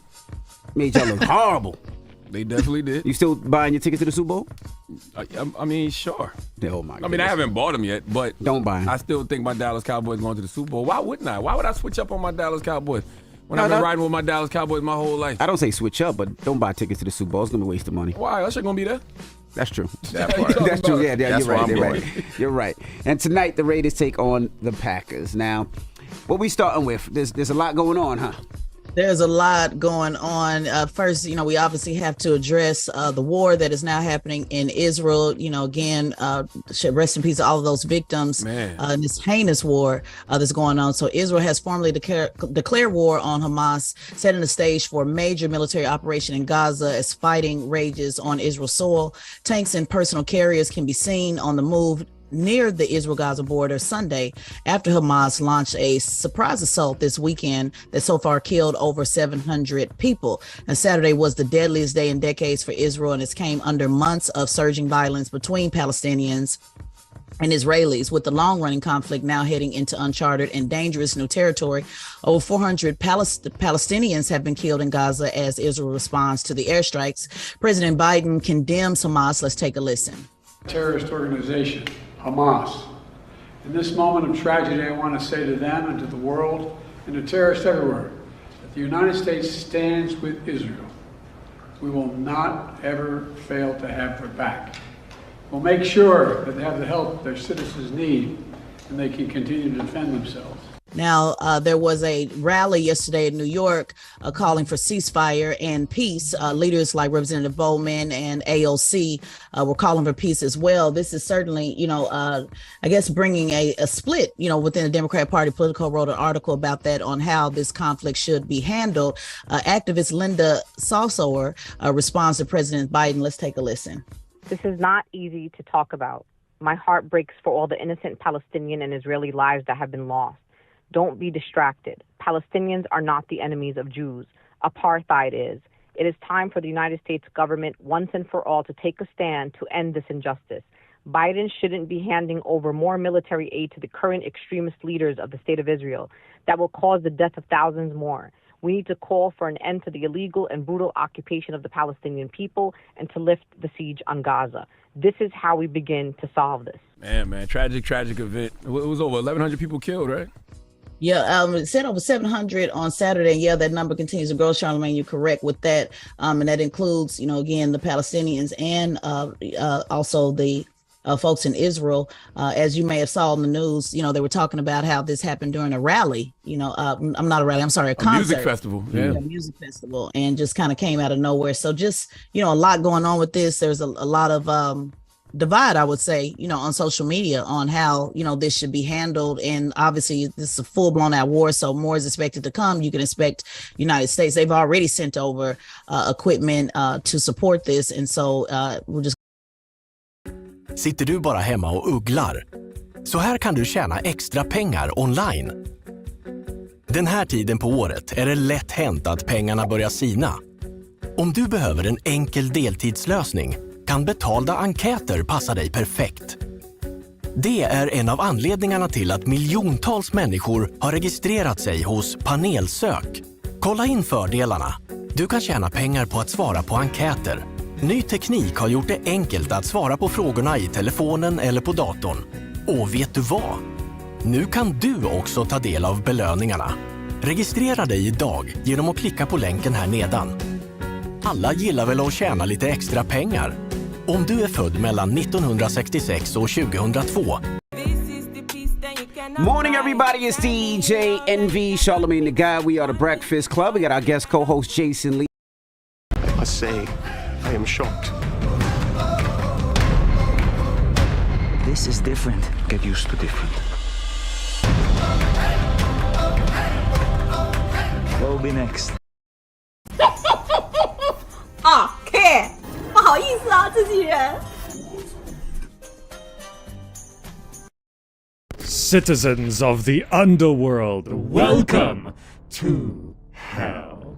Today we have been sponsored by League of Geeks to explore this underworldly realm that looks like a Civilization 4X game, but it's literally hell. Solium Infernum is a challenging turn-based strategy experience for grand strategy fans. Really, just imagine Civilization but in hell. There'll be solo single-player scenarios and multiplayer matches, both asynchronous and synchronous with up to 6 players. And just generally, this approach to the hell aesthetic is very interesting. It's not too cartoony, but not too realistic either. I like the middle ground. So click the link down below and check out Solium Infernum, the free demo on Steam. And if you're interested, be sure to wishlist it. As you can see, this is a demo build, so it is not quite done. However, there is a lot of interesting points here to discover.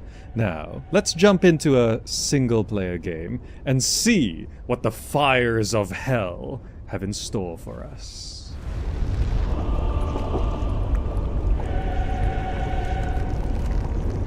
Welcome to hell.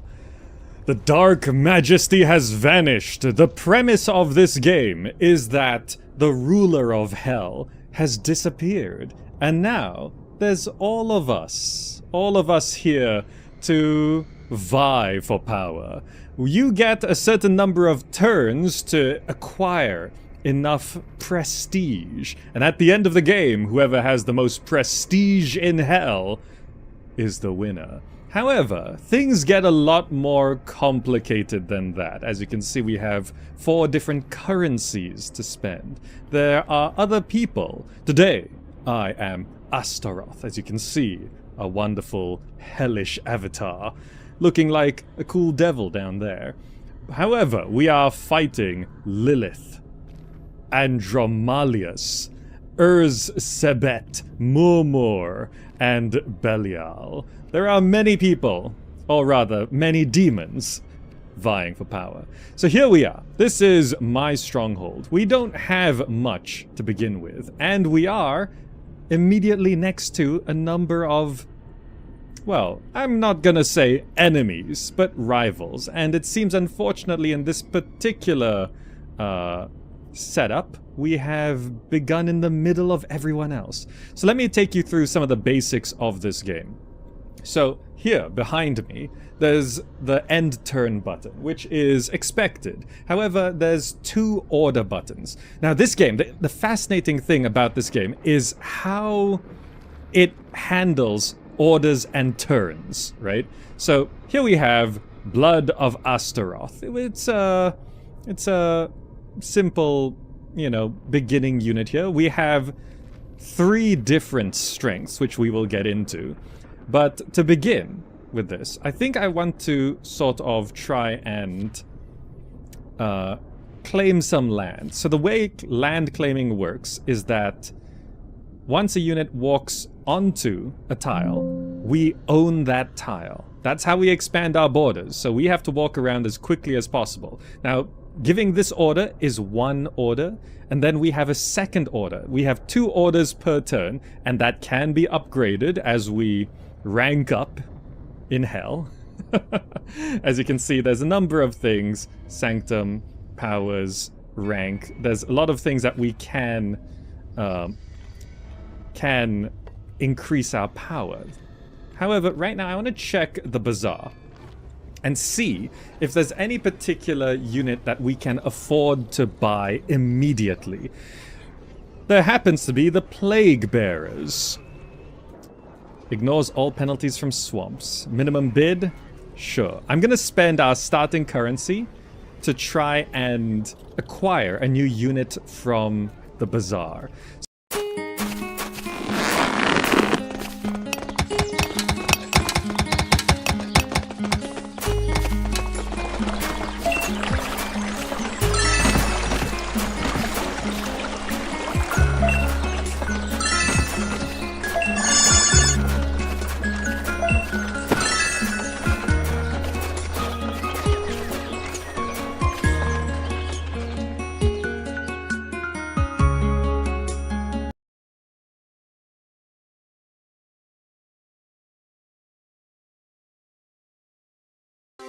Hi there, my name is Michael Crawford.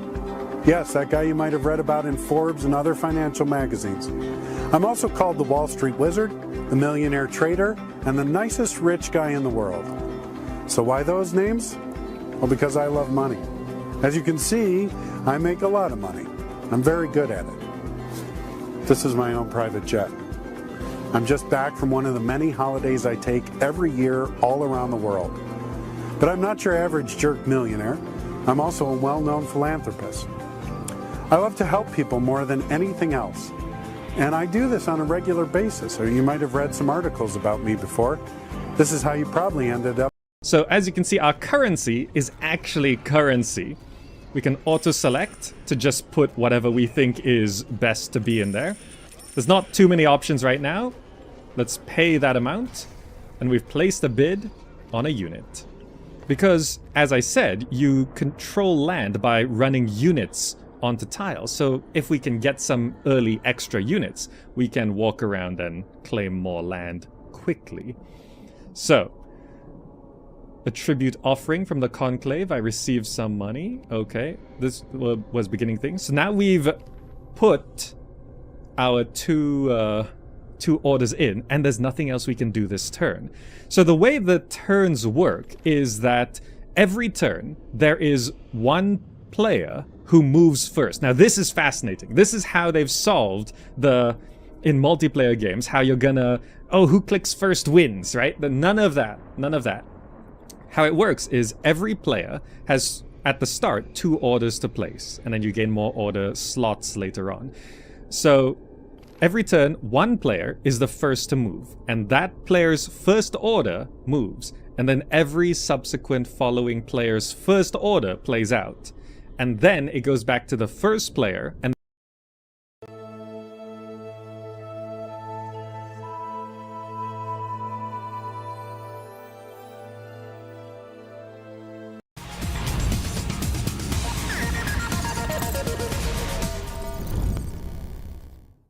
Joining us for further analysis on what's playing itself out on the market scene is Anthea Gardner from Cartesian Capital. Anthea, thank you so much for your time and a good afternoon to you. Good afternoon. Good to be here again. All right, Anthea, brand new week. Quite a bit has happened over the weekend. You don't think stuff happens over the weekend, but lots of stuff did. So let's talk about that. What markets are trying to make sense of this Monday afternoon? So I think the markets almost seem to be, well, feels like I should say, ignoring this Israel-Palestine war and the implications of it.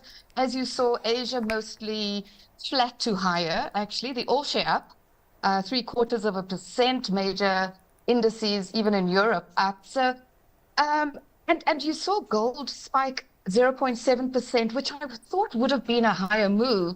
And what's really holding the JSE up this morning are those gold shares. And I think it's in anticipation of a higher gold price. You know, investors tend to run to that safe haven in investment. She's one of the most well-known and lately most controversial investment managers in the U.S. Now, Cathie Wood says she's aiming for European investors. Her firm, ARK Invest, is planning new ETFs in Europe in the model of her innovation fund in the U.S., heavy on tech companies and what she calls disruptive technologies such as AI. Well, the innovation fund...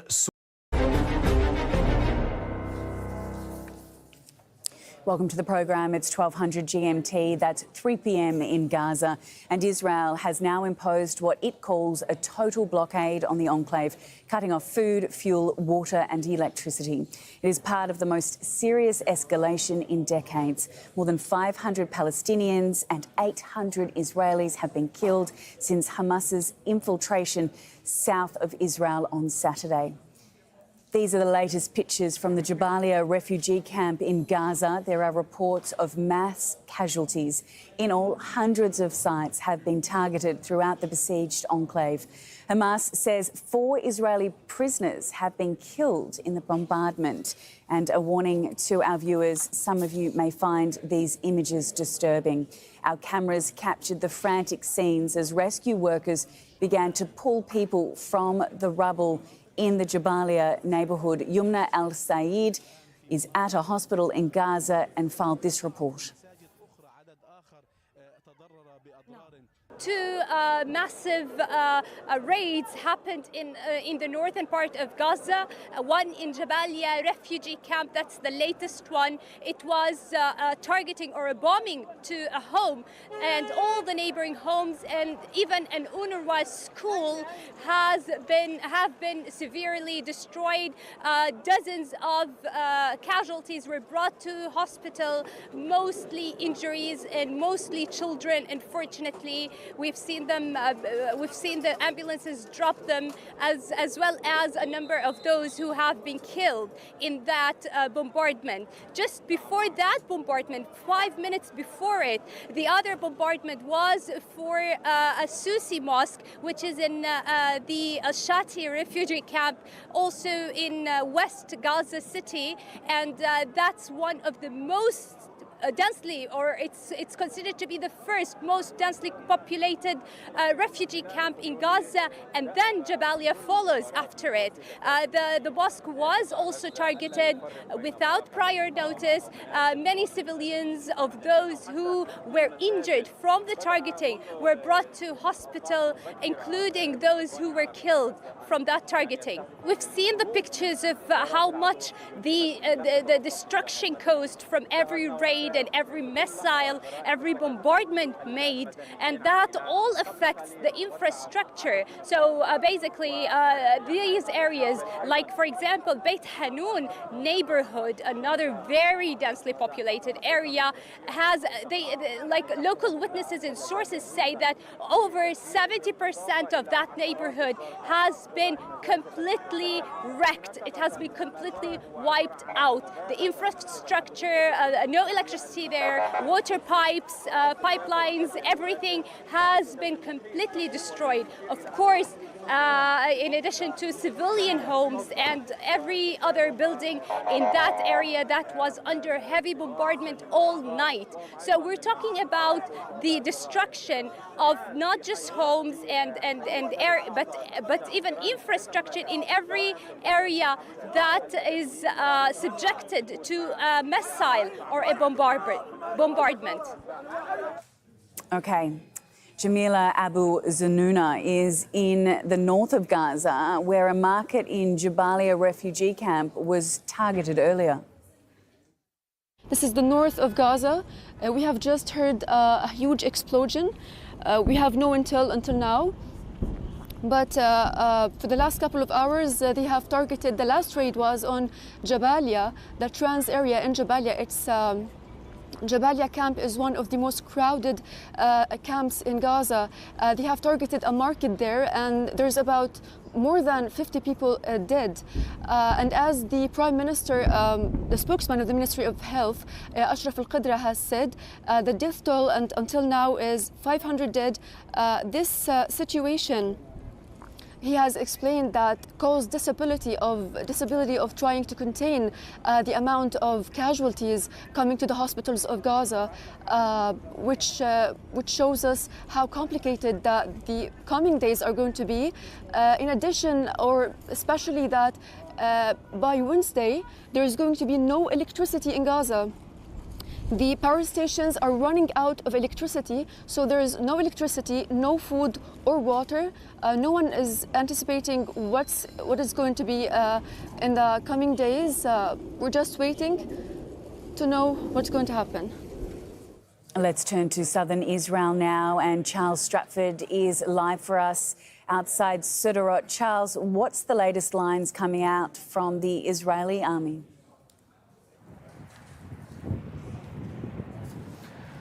Well, I suppose it was a couple of hours ago now that the Israeli military said that they had taken back full control, regained control of a number of towns and communities inside Israel close to the border, including the town behind me, Sderot. Well, certainly we can't verify that, and there are still reports of ongoing skirmishes in a number of settlements, one especially a place called Kfar Azar. When I say settlement, I mean village or town, because of course it's inside Israel. We understand possibly that there may be a hostage situation ongoing there. I'll tell you that certainly in the last half an hour or so, there has been an intense bombardment of areas of the northern Gaza Strip, which is behind me and to my left. They've got sortie after sortie of Israeli fighter jets flying overhead, dropping their payloads and returning. There've also been helicopter gunships that we've seen here. That area of northern Gaza is a place called Beit Hanun, which we've heard our reporters inside Gaza saying is taking a catastrophic beating. So yeah, there is an intensification of fighting that we've seen. We've also seen a lot of troop movement increasingly. We've seen a lot of tanks, military hardware, including APCs. We've seen a lot of Humvees in the last half an hour or so carrying soldiers along the road in front of me, military bulldozers, and more tanks on flatbeds. So all indications are that they are gearing up, the Israelis are gearing up for some sort of military invasion inside into Gaza. So, yeah, as we've been reporting inside of Gaza, our reporters there, absolutely horrific scenes and terrified hundreds of thousands of people. Stay with me, Charles. I just want to explain what we're seeing on our screen. There were airstrikes that were raining down on Gaza, which they have been now over the past several hours, and also we know more than 500 occurred overnight. In terms of evacuation of residents near the border, what have you seen? Are people leaving? Are they staying? Talk us through it. It's a really strange situation. We were, as I say, in Sderot earlier, and although the situation was very tense indeed, there was barrage after barrage of rockets being fired from inside Gaza, some of which were hitting Sderot. There'd been an announcement that there were ongoing at the time search and destroy operations being conducted by Israeli paratroopers, and we saw some of, well, Israeli soldiers going into the town, walking into the streets, we understand, looking for Hamas and Palestinian gunmen. But at the same time, as there being a few people leaving, there are also a lot of people staying, a lot of people refusing seemingly to go. And that's despite the warnings from the Israelis that this evacuation is important. We spoke to one Israeli civilian inside Sderot, and he said, no, I'm not going. Now is the time to stay in Sderot, to hold our ground. So, you know, no matter the pummeling that some of these towns have taken, and reminding viewers that Sderot was one of the initial towns that had Palestinian gunmen come into it. And of course, there was a siege there of that police station that eventually was regained control of, was actually destroyed, we understand, potentially by an Israeli airstrike. 10 Hamas fighters were pulled out from there. So despite that kind of situation, many Israelis in these towns are refusing to leave. One thing the Israeli military did say, though, this morning was that it was now gearing up for its next stage in this military operation. Now, is that going to be some form of ground invasion, or is that reference to an evacuation? It seems a pretty risky military strategy to push into Gaza when there is so much, seemingly so much of a response still coming from Gaza in terms of the rockets that are being fired, when there are literally tens of thousands of Israeli civilians living in towns and settlements so close to the border. So it's very difficult to gauge exactly what Israel's next move is, but all indications would suggest, just because of the kind of military movement that we've seen in this area, that they are gearing up for some sort of invasion into Gaza. Okay, appreciate the update.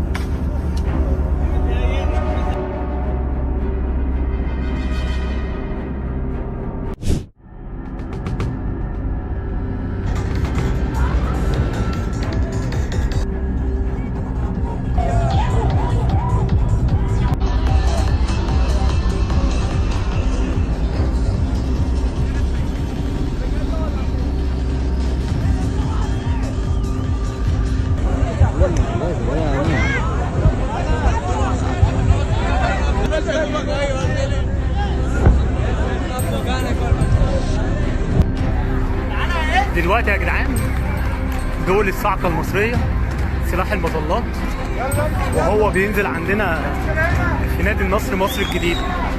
والله زي ما انتم شايفين كده الناس اهي قدامنا اهي، اهو اهو اهو. انا صورت.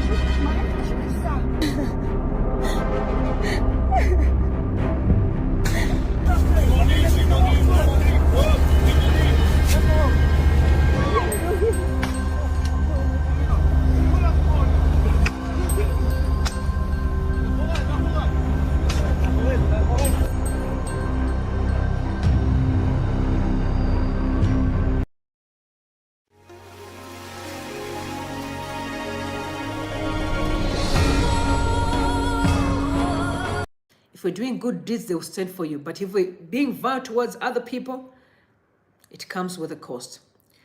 Tapioa said, day 482 inside the dungeons of terror for Job Scholar, for representing a family of slain More Blessing Ali, ye must be freed. Free Job Scholar. So Zimbabweans are really rallying behind the family. Gujganga said, it is now almost 500 days since he was detained. I fought to get a solid or valid fundamental explanation and reason why Job Scholar was arrested. The evil way of handling political disputes is unacceptable and condemned it all. Freewiwa Job Scholar is absolutely innocent. You know, this is what makes me, when I'm sitting here thinking about what we are going through in Zimbabwe, and I've been saying this, for my family say the same thing. And I've heard many people alluding to the same facts that we wish you could be Israel or Palestine with all the weapons and go in and free ourselves. When I look at what's going on between Israel and Palestine, we may think that we are smart, but surely any evil man in Zimbabwe will pay one day. You will surely going to pay. There will come a time that no one is going to be protecting you.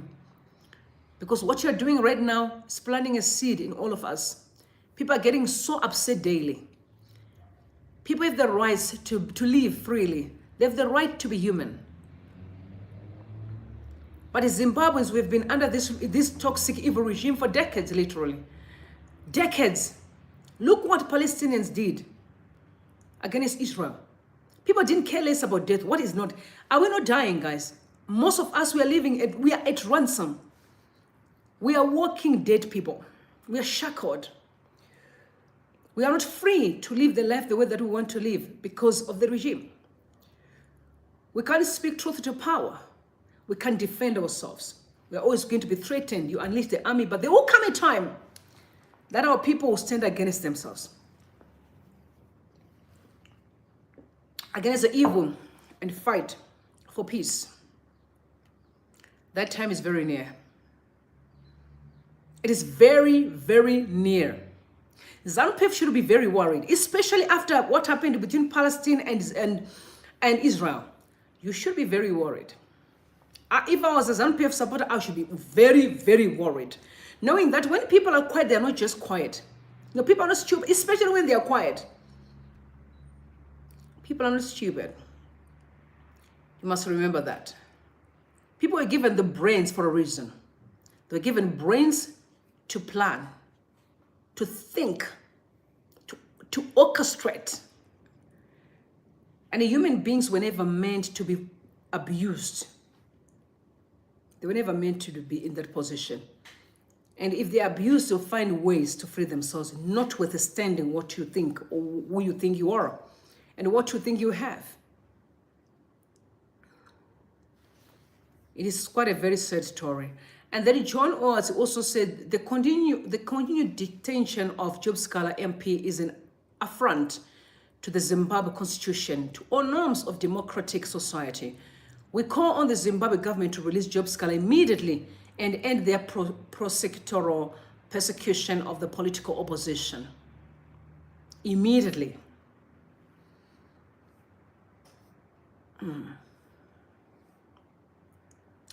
Joanna Mamombe, is the MP, right? She's an MPS. Every day, Job Scholar spends behind bars without bail is a shocking violation of human rights.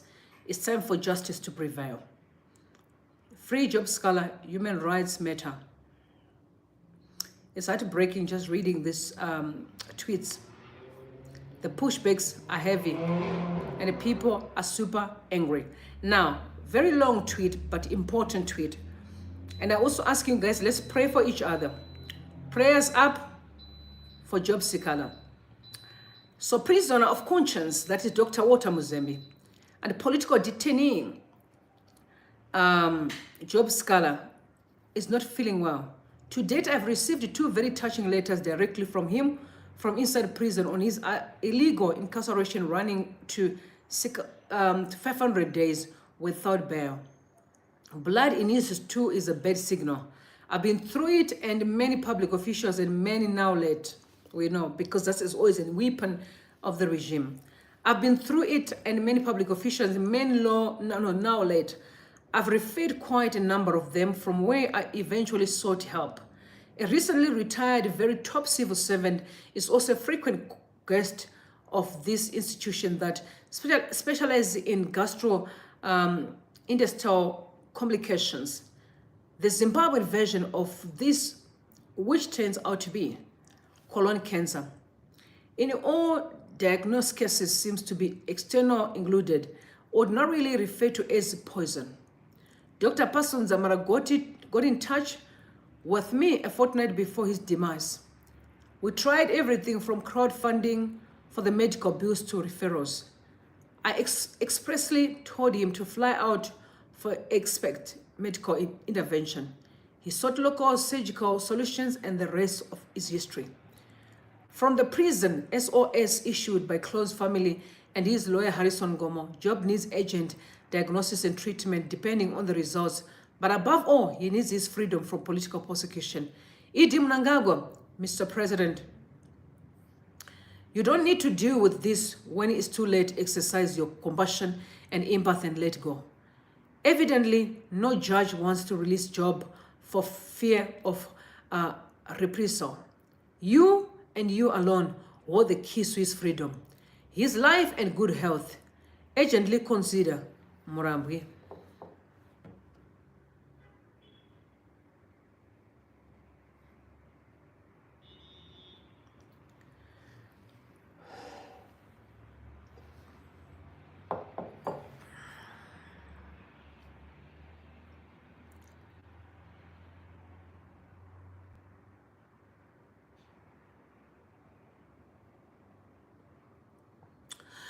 And Zambez, it took words out of my mouth. He said, only that I don't have direct contacts Nana Shumba Vafana Vedu Ava. But this will warn them in the next generation, Mudara Sisipo.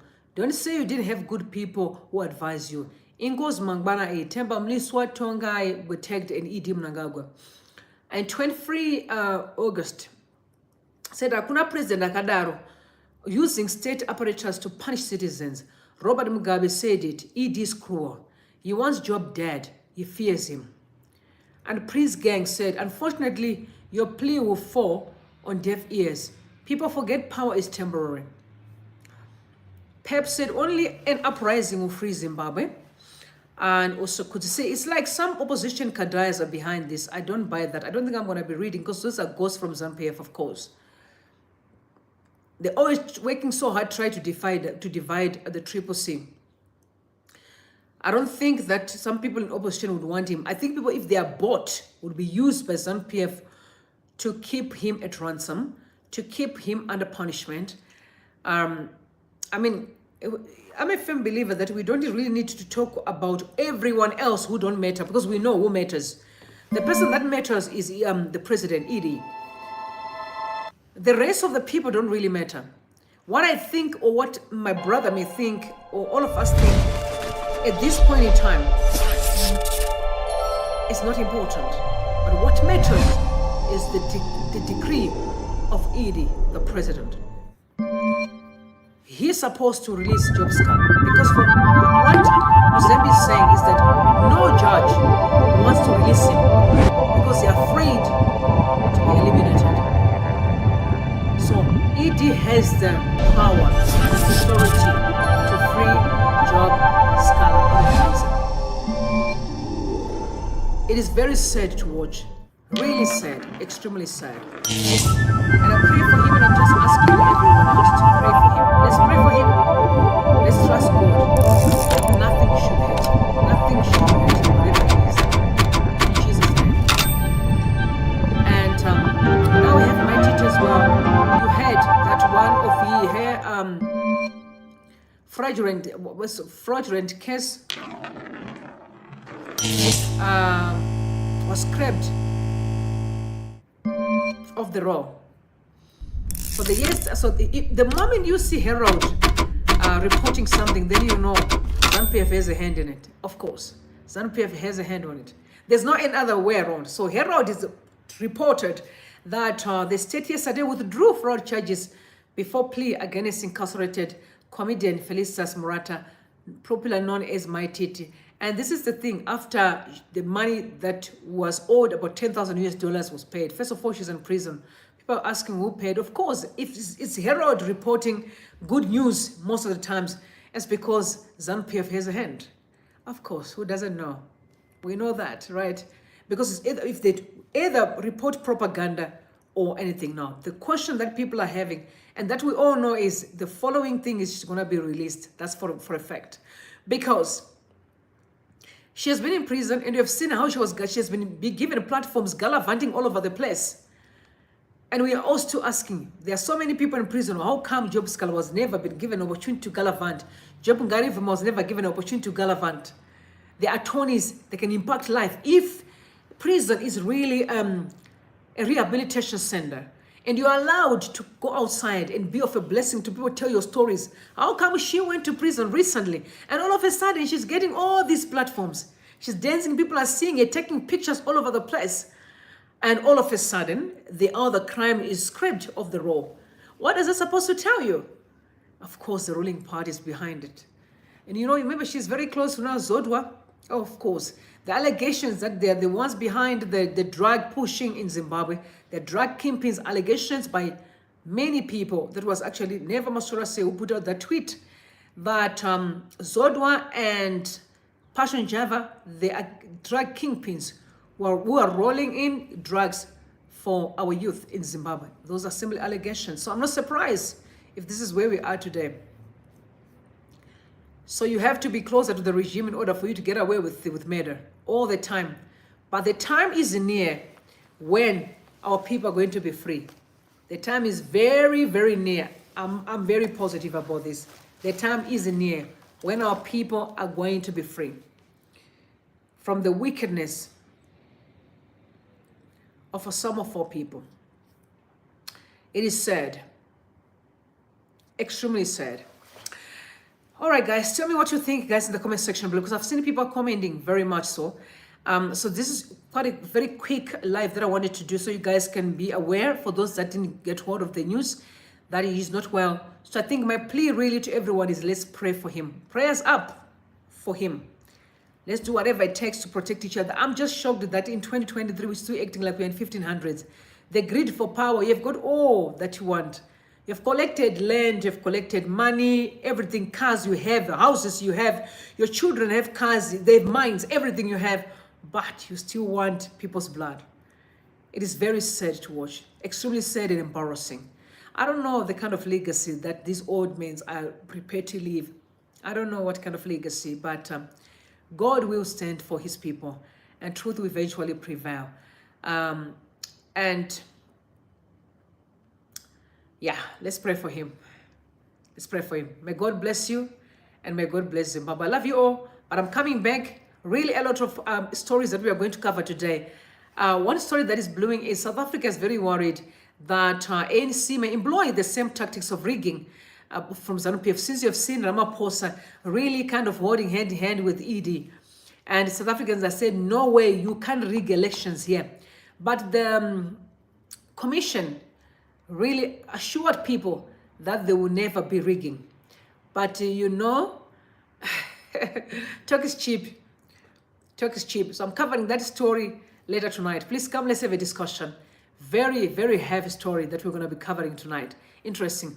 I'm coming back again around 4:30 to 4:30, where I'm going to be looking at Auxilia Mnangagwa and her assignments that she's taking in Zimbabwe. People are saying, nope, too much of freedom for Mama, too much freedom.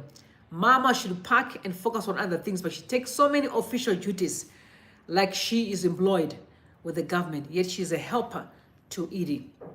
So until next time, guys, I love you so much. Don't forget to subscribe to the channel if you're new here. But if you're my regulars, I love you so much. And stick around. You guys, it means a lot to me. Really, I'm grateful for support. Guys, before you leave, please make sure you like the live, because I need to push the algorithm. I'm looking for 100 likes for me, for YouTube to push algorithm. Thank you very much, guys. I'll see you later. I'll see you soon, actually, in the next hour. I'm coming back. Bless you. And I love you so much. Bye for now.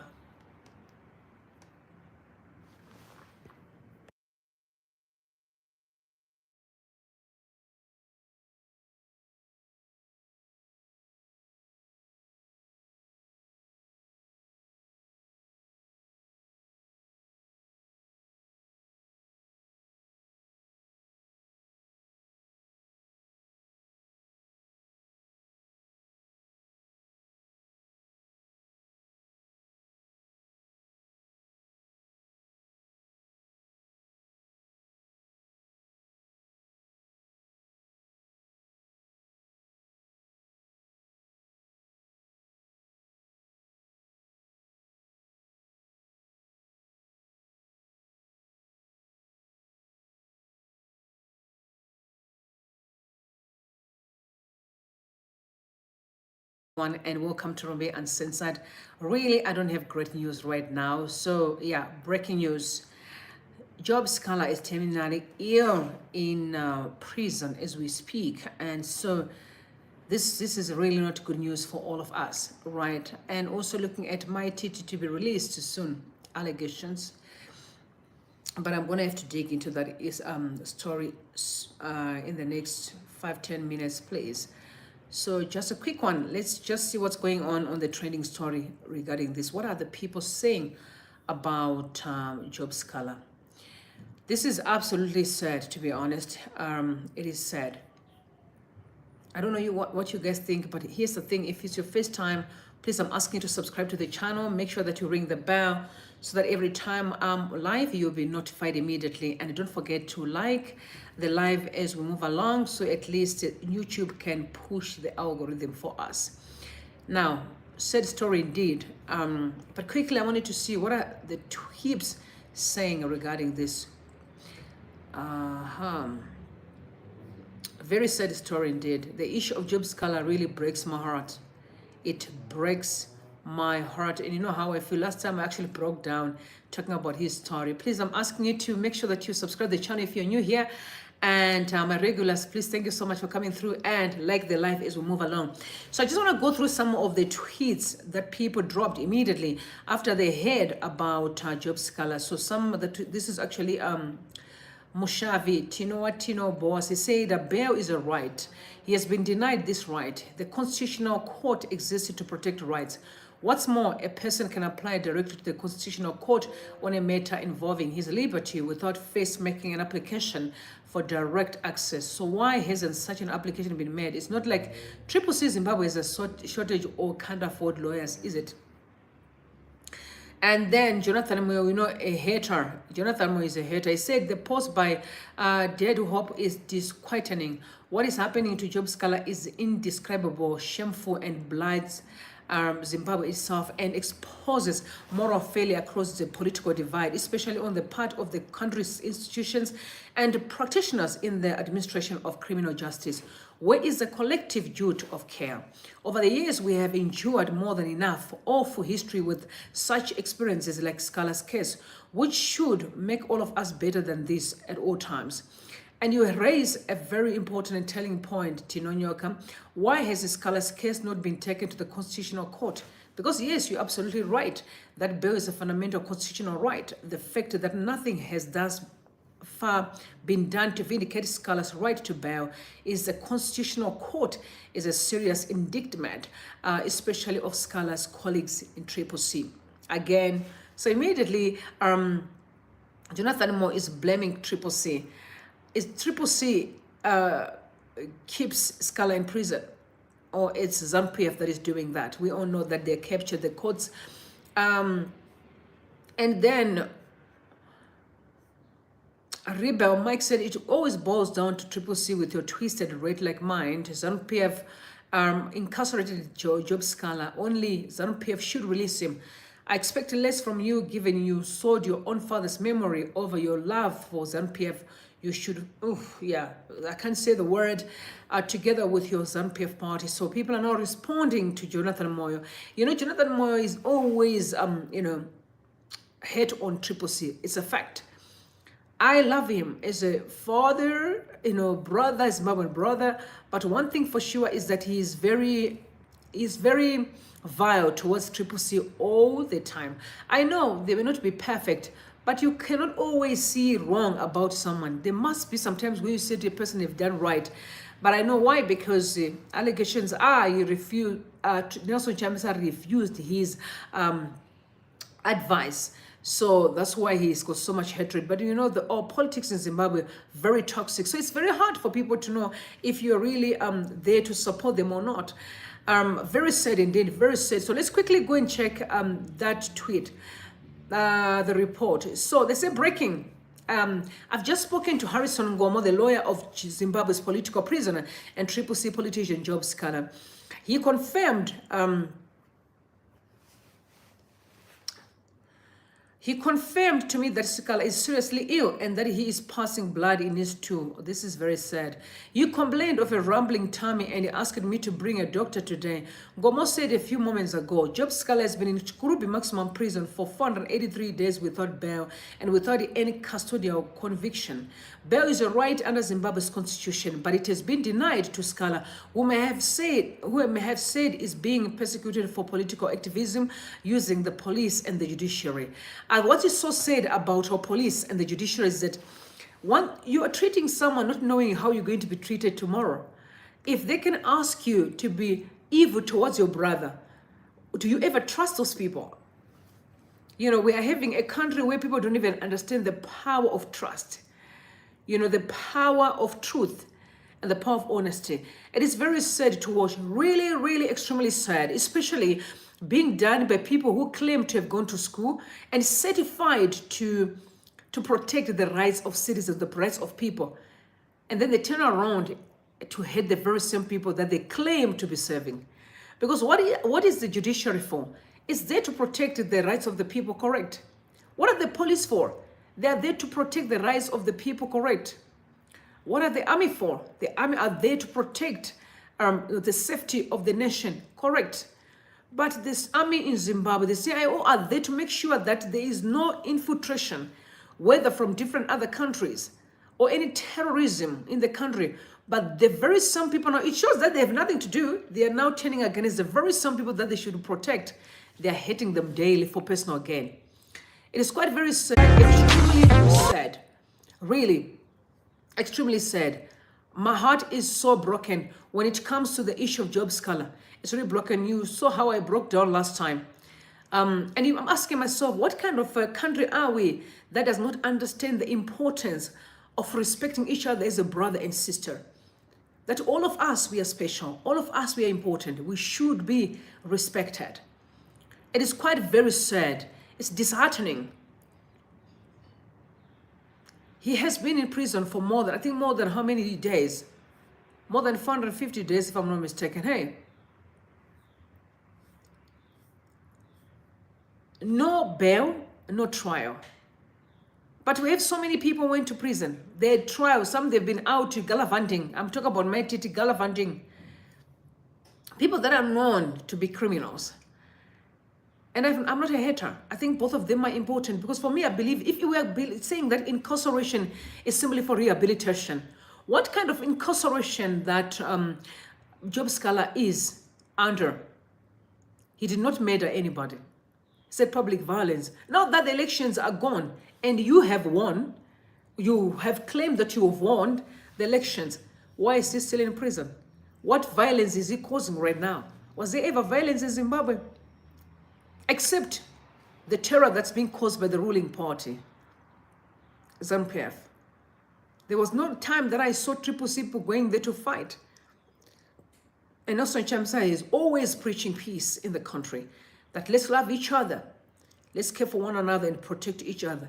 Because at the end of it all, the Zimbabwe that we are fighting for is us. There's no country without the people. Zimbabwe is not a four-corner teapot as shape. It's the people. It's you and me. It's brothers and sisters. It's us. We are Zimbabwe. So if we are now hating each other, what kind of Zimbabwe are we hoping to be part of? This is quite very sad. And then Black Hammer said, I'm just going through some of the tweets immediately after this was released. He said, Nelson Chamisa should swallow his pride and go and meet ED and discuss the release of Job Sikala. No, I disagree with that. I don't think Nelson Chamisa owes ED nothing. If they are claiming that the judiciary is doing this job, the judiciary owes Zimbabwe an explanation. And this is what I want to say to the judiciary, to my brothers and sisters, fathers and mothers, is that don't say tomorrow we're being coerced into making evil decisions because you have the power to say no. You were given the mouth for a reason. You were given the power of food for a reason. You were given the conscience for a reason.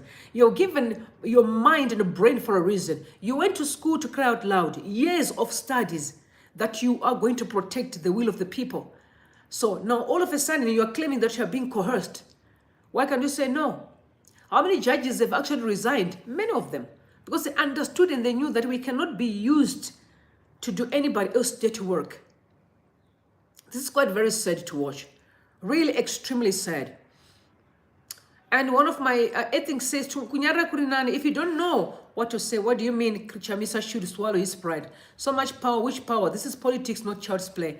Chamisa is not going to swallow his pride. What pride is he going to swallow? He's not the one that kept him in prison to cry out loud.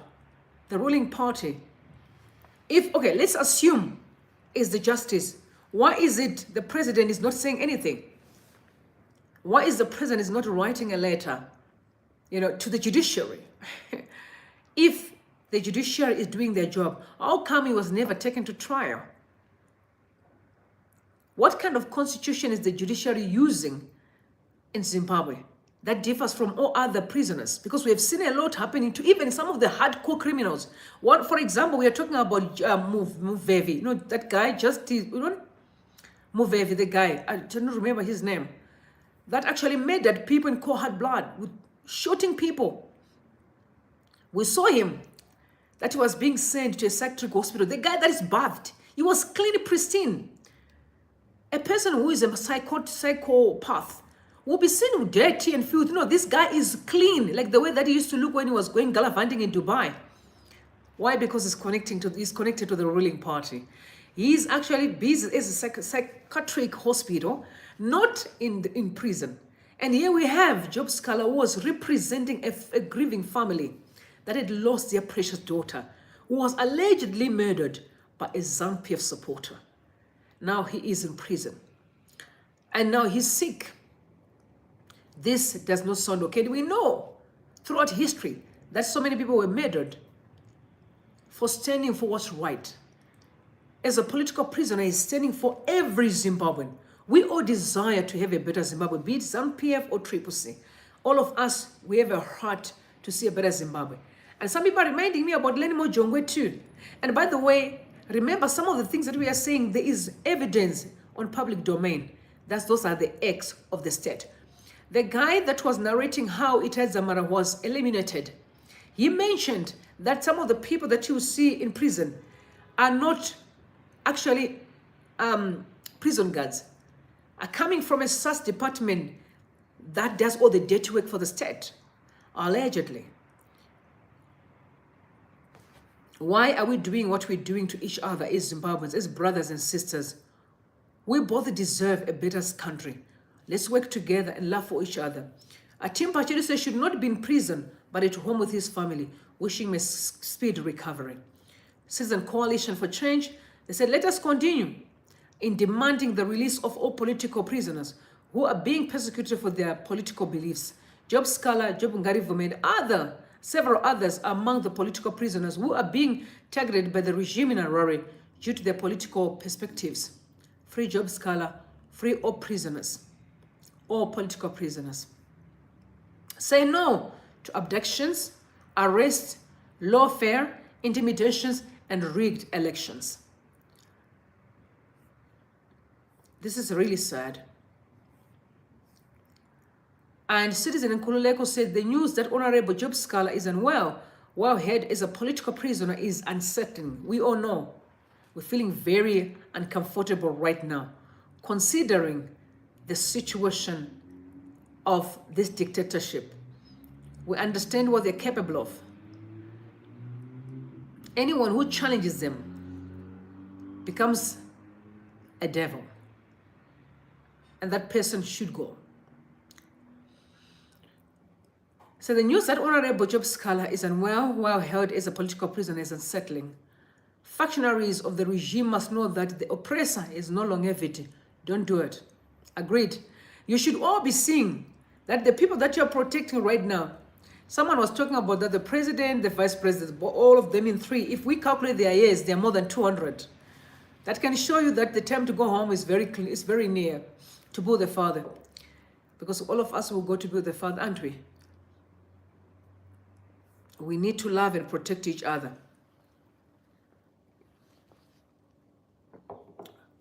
Then Tabani, day 481, under habitual detention. Job Scholar deserves bail and a fair trial. He's a political prisoner. Stop the lawfare and free all political prisoners, including Jacob Ngarivume. Yes, too. Jacob Ngarivume as well. Dominic Nyakuja said news that Job Scala is not one prison absurd. We really need to help him beyond words.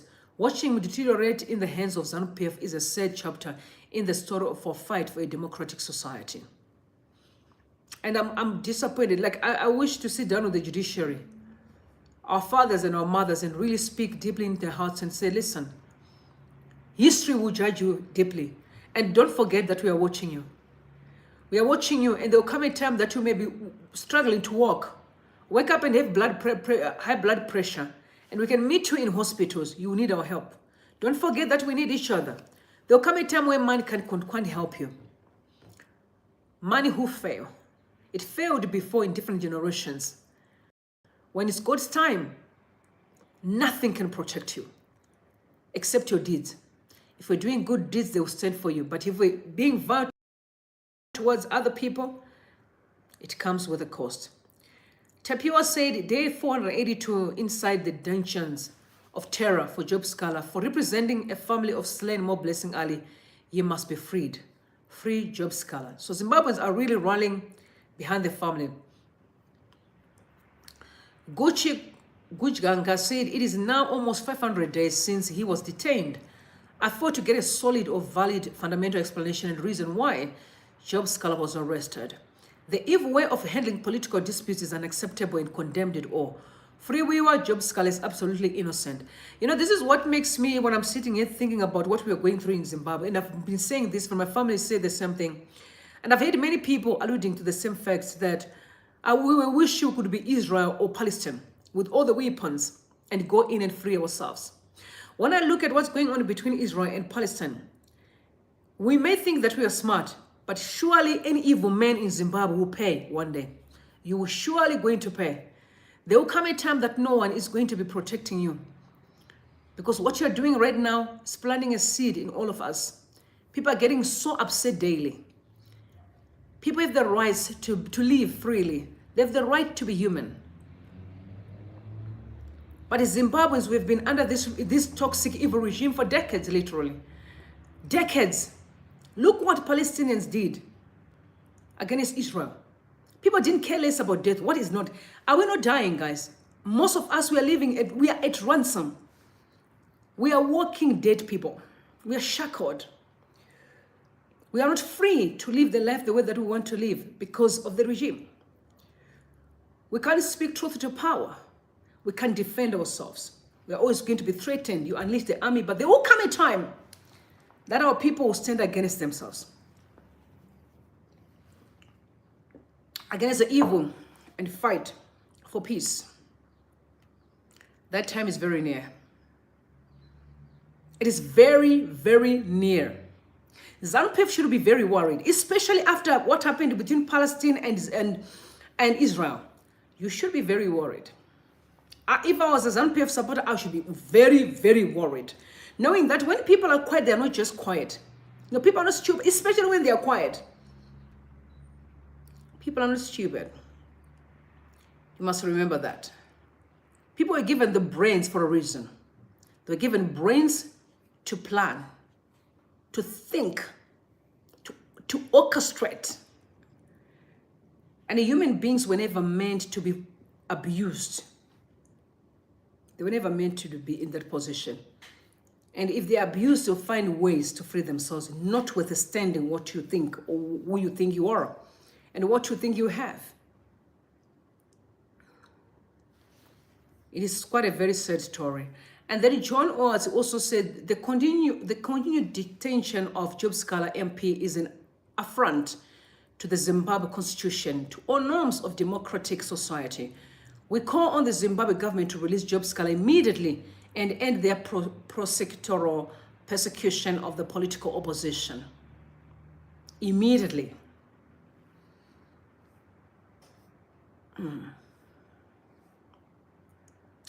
Joanna Mamombe, one of the MP, right? She's an MPS. Every day, Job Scala spends behind bars without bail is a shocking violation of human rights. It's time for justice to prevail. Free Job Scala, human rights matter.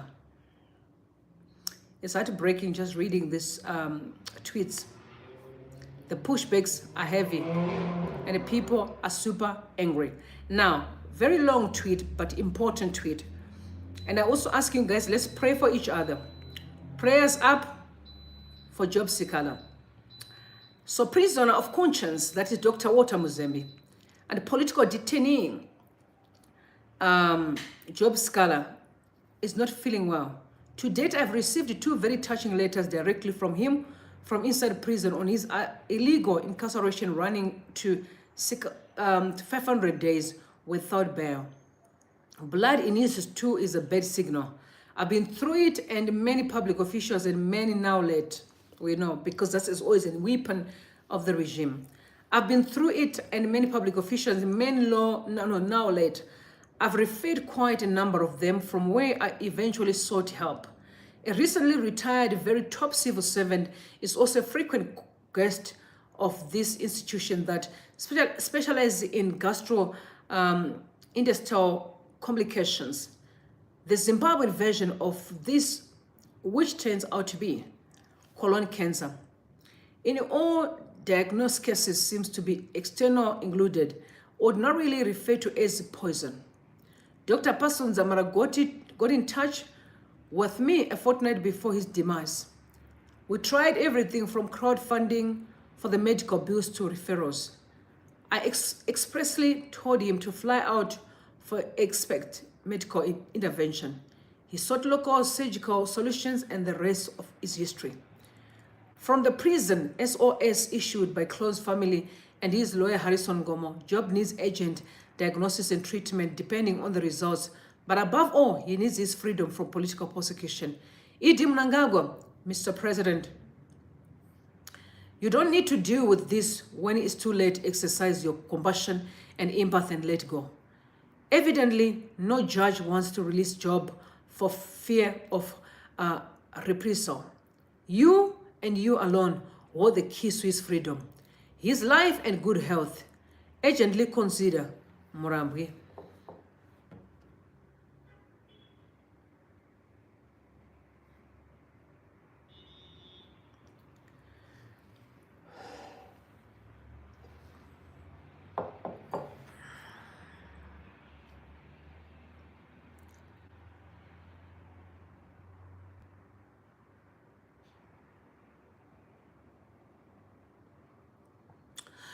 And Zambezi, it took words out of my mouth. He said, only that I don't have direct contacts Nana Shumba Vafana Vedu Ava. But this will warn them in the next generation, Mudara Sisipo.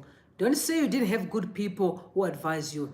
Ingos Mangbana A Temba Mliswa Tongai were tagged in Idi Mnangagwa. And 23 and Priest Gang said, unfortunately, your plea will fall on deaf ears. People forget power is temporary. Pep said only an uprising will free Zimbabwe. And also could say it's like some opposition cadres are behind this. I don't buy that. I don't think I'm going to be reading because those are ghosts from ZANU-PF, of course. They're always working so hard trying to divide the Triple C. I don't think that some people in opposition would want him. I think people, if they are bought, would be used by ZANU-PF to keep him at ransom, to keep him under punishment. I mean, I'm a firm believer that we don't really need to talk about everyone else who don't matter, because we know who matters. The person that matters is the president, Idi. The rest of the people don't really matter. What I think, or what my brother may think, or all of us think, at this point in time, is not important. But what matters is the decree of Idi, the president. He's supposed to release Job Sikala, because from what Muzembe is saying is that no judge wants to release him because they're afraid to be eliminated. So ED has the power and authority to free Job Sikala out of prison. It is very sad to watch, really sad, extremely sad. And I pray for him, and I'm just asking you, everyone else, to pray for him. Let's pray for him. Let's trust God that nothing should hurt him. Nothing should hurt him, wherever he is.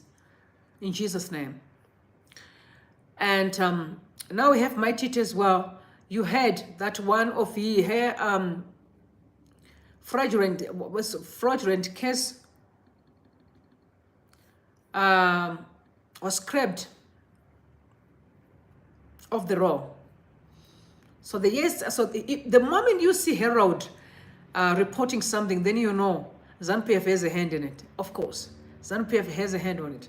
There's no any other way around. So Herald is reported that the state yesterday withdrew fraud charges before plea against incarcerated comedian Felicitas Murata, popularly known as Maititi. And this is the thing, after the money that was owed, about $10,000 was paid. First of all, she's in prison.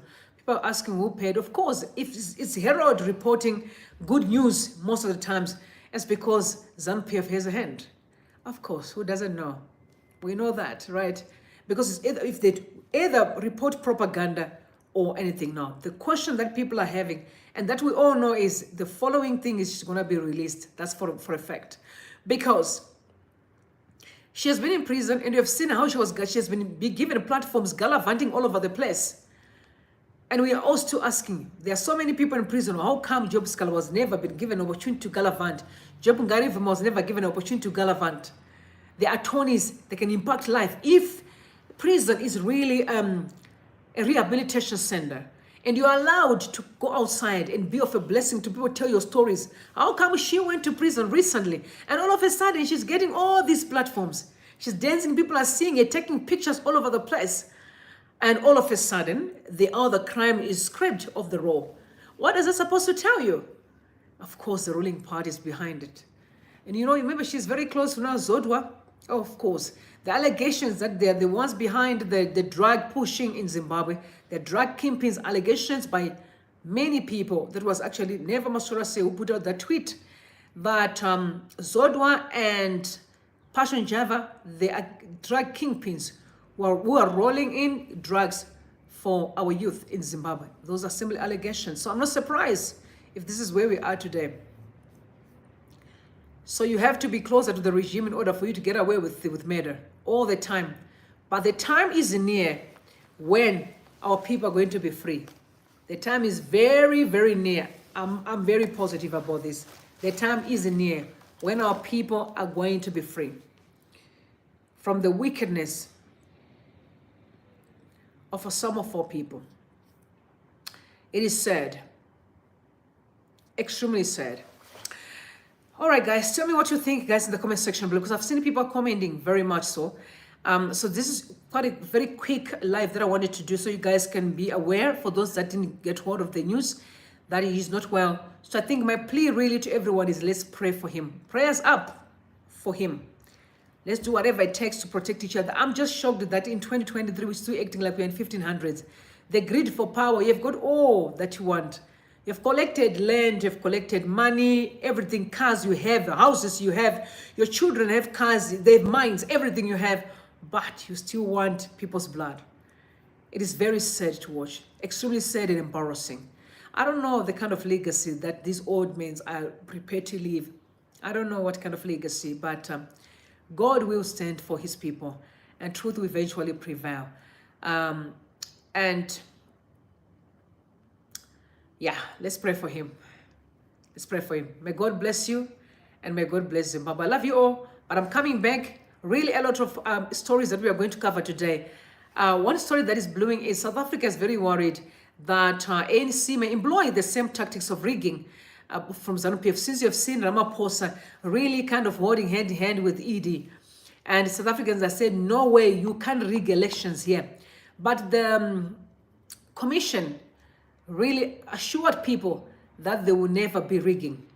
But you know, talk is cheap. Talk is cheap. So I'm covering that story later tonight. Please come, let's have a discussion. Very, very heavy story that we're going to be covering tonight. Interesting. I'm coming back again around 4:30 to 4:30, where I'm going to be looking at Auxilia Mnangagwa and her assignments that she's taking in Zimbabwe. People are saying, nope, too much of freedom for Mama, too much freedom. Mama should pack and focus on other things, but she takes so many official duties, like she is employed with the government, yet she's a helper to Edie. So until next time, guys, I love you so much. Don't forget to subscribe to the channel if you're new here. But if you're my regulars, I love you so much. And stick around. You guys, it means a lot to me. Really, I'm grateful for support. Guys, before you leave, please make sure you like the live because I need to push the algorithm. I'm looking for 100 likes for me, for YouTube to push algorithm. Thank you very much, guys. I'll see you later. I'll see you soon, actually, in the next hour. I'm coming back. Bless you. And I love you so much. Bye for now.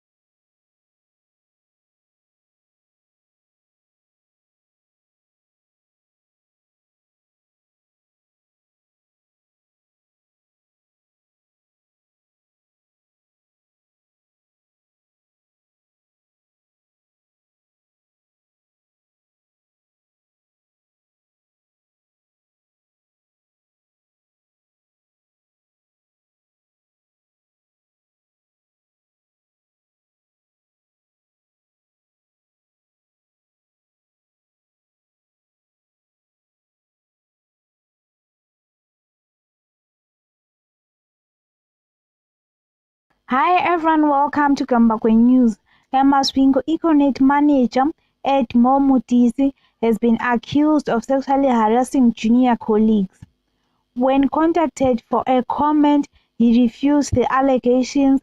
However, sources including the victims have confirmed that Mutisi has undergone the hearing procedure for sexually harassment and is awaiting the final decision from the Human Resources Department. Over the past days, issues of sexual harassment in corporates have been surfacing. Econet is said to have zero tolerance towards sexual harassment, and chances are high that Mutisi will be greatly punished. Thank you for staying tuned. Please do like and subscribe.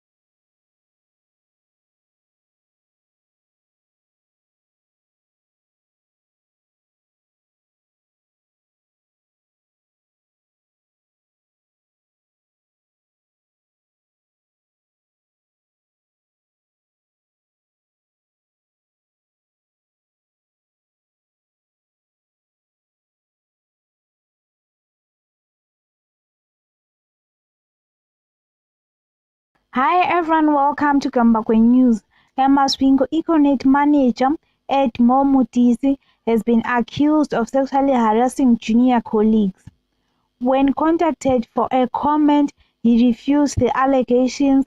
However, sources including the victims have confirmed that Mutisi has undergone the hearing procedure for sexually harassment and is awaiting the final decision from the Human Resources Department. Over the past days, issues of sexual harassment in corporates have been surfacing. Econet is said to have zero tolerance towards sexual harassment, and chances are high that Mutisi will be greatly punished. Thank you for staying tuned. Please do like and subscribe.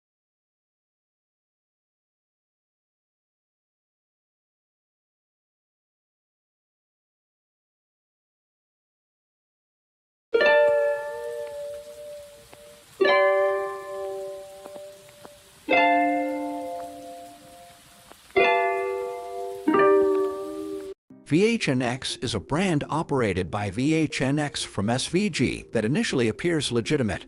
However, there are several concerns and irregularities associated with this broker that potential investors should be aware of. Broker's Overview. Main content. VHNX is an unregulated broker with its headquarters in St. Vincent and Grenadines. Founded in 2014, it offers online trading platforms like WebTrader but lacks a mobile trading option. The minimum deposit required is $250, and they offer a deposit bonus. They provide trading options for Forex, indices, commodities, stocks, and cryptos with a maximum leverage of 1-200. Is VHNX legitimate? Main content: VHNX lacks proper regulations, with the Financial Services Authority, FSA, from St. Vincent and the Grenadines no longer issuing FX licenses. They are neither regulated by FCA, ASIC, nor BaFin, but have received a warning from New Zealand's FMA. Their association with another brand, FX Revenues, which is a replica of their website, raises further concerns. Traders' experience. Main content: many traders have lodged complaints against VHNX Ltd. On Trustpilot, over 30% of the comments are negative, with the primary concern being issues related to withdrawals. Operational tactics. Main content: VHNX's main goal appears to be getting traders to deposit more money. They offer fake training and investment plans and use platforms that can be manipulated. They also employ remote controlling apps, which can lead to rapid loss of funds. Scammed by a VHNX.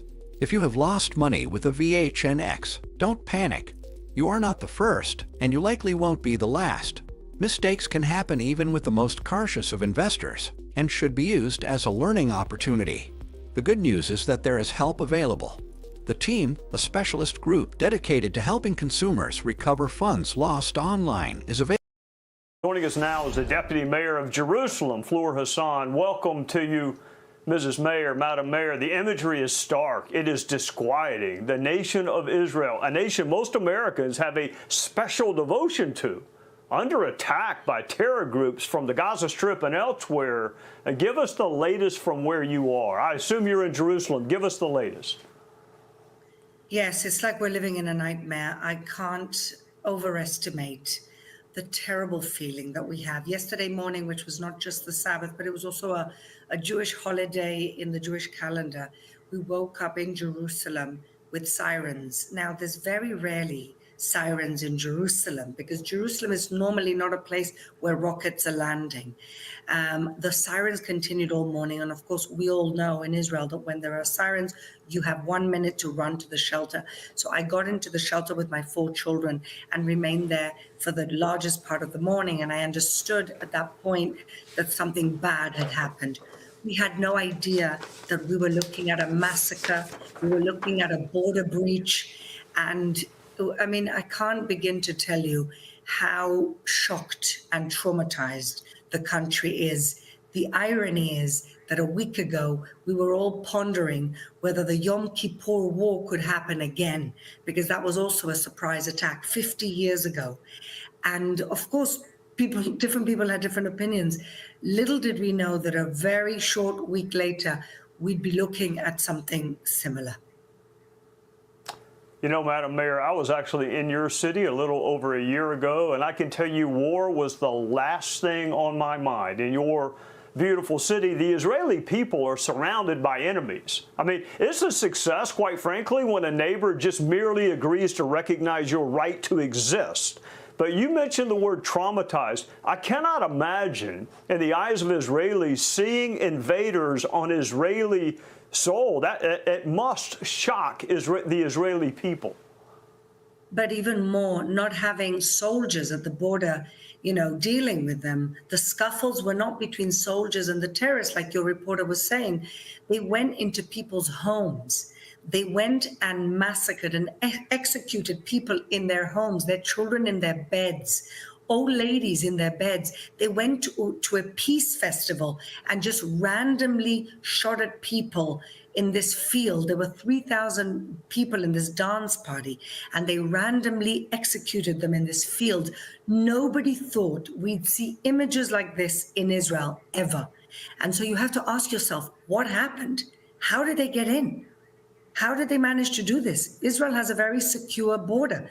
Israel has one of the best armies in the world. We have one of the best technologies of defense in the world. What happened? You also have one of the best intelligence communities, intelligence agencies in the world. You know, the United States is not a country where we fear rockets and invasions. I mean, if there's a siren going off here, it's a tornado. It's not a missile coming in. So psychologically, I know your country is used to being surrounded by enemies, but psychologically, how do you prepare for what looks like it may be a protracted war? Yes, but look in what circumstances we're preparing for this. We were in the process of making peace with Saudi Arabia. In the last 3 years, we have made peace with 4 different Arab/Muslim countries. We have peace with Jordan and Egypt. Israel's hand is always outstretched for peace. And in the last 3 years, we've come a long way into being normalized into the region. We were getting excited about Saudi Arabia, which of course was a peace being brokered by the United States. And we wake up to this nightmare. We wake up in a war. My friend's son has been missing for 36 hours. All of my friends' children have been called up. I have 2 children in the army. It's a nightmare. You mentioned, Madam Mayor, how close you were to peace with Saudi Arabia. You've already had historic peace agreements. I mean, finally, it looked like there was going to be peace in a part of the world where it had not known peace. So it makes me wonder who benefits from war and chaos between Israel and its neighbors. What country, I wonder, benefits from seeing Hamas do this? I wonder if it might be Iran. Well, I think you hit the nail on the head. Iran is the country that does not want to see peace between Israel and Saudi Arabia. They're already annoyed that we have peace with some other Arab countries like the UAE and Bahrain. They're already annoyed about that. So Iran, and we must understand that Hamas and Hezbollah up north are the long arms of Iran. They are the puppets of Iran. Iran is the big puppet master, which is, in my opinion, has coordinated this whole thing. Madam Mayor, the United States stands in solidarity with the nation of Israel and with your city, Jerusalem. Thank you for joining us under excruciating circumstances.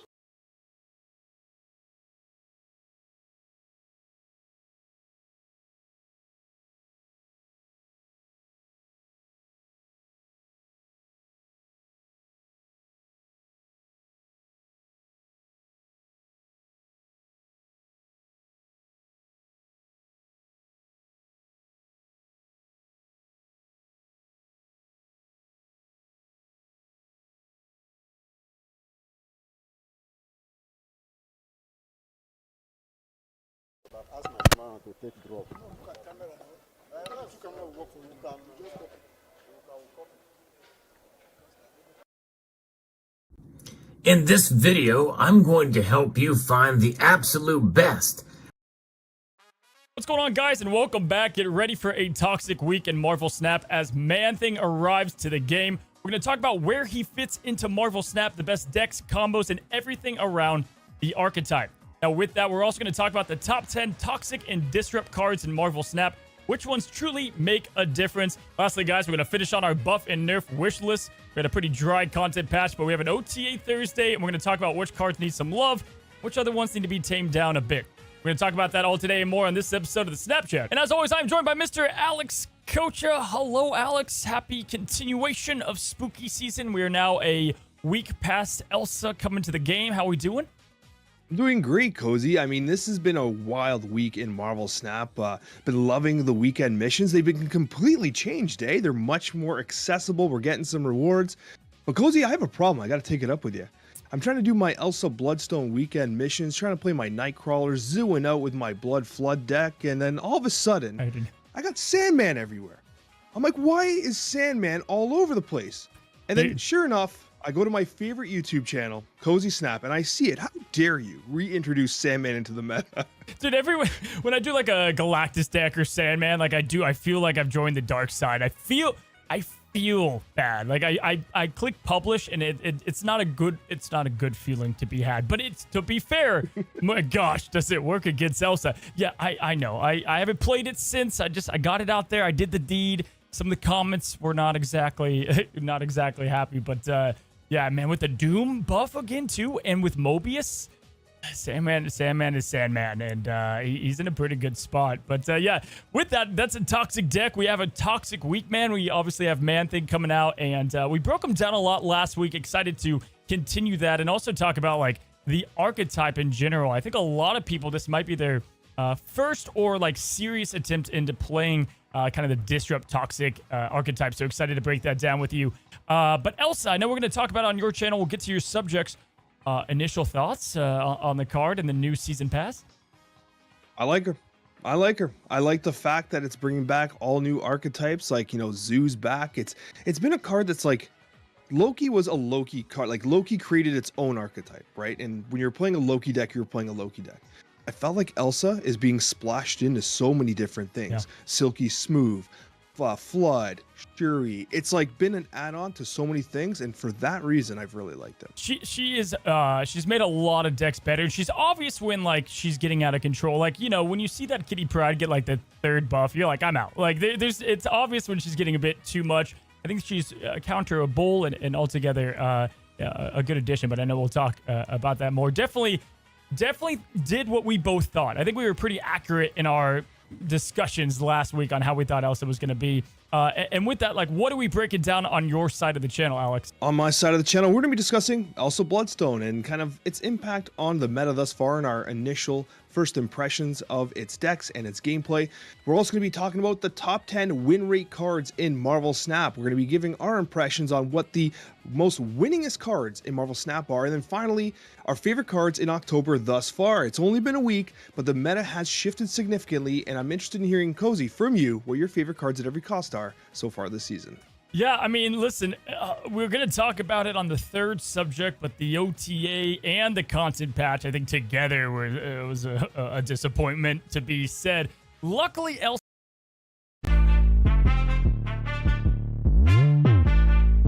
What we done started. Look at what we done started. This the people party.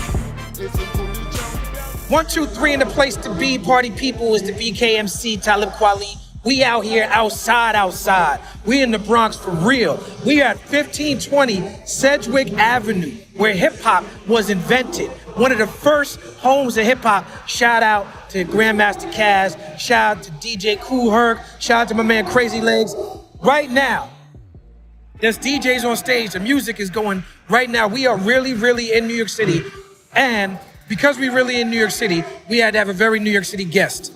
On the People's Party right now, we have an American politician, a motivational speaker, an activist, a nominee who's actually the winner for the 9th City Council District of New York City. When he was just a teenager, him and his 4 friends were wrongly convicted of the rape and assault of a jogger in Central Park.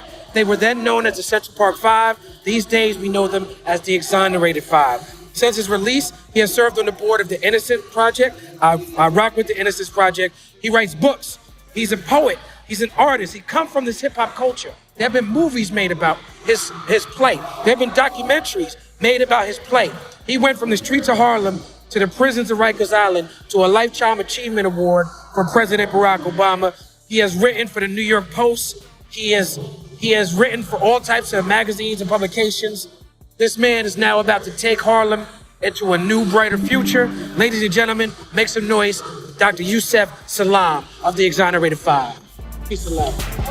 Blessings, fam. Blessings, brother. Oh, man. How you feeling? We outside, fam. Look at this. We right here outside. It might even rain. We might have to move because of the rain. But, yo. That's how outside we are. That's how outside we are. How you feeling?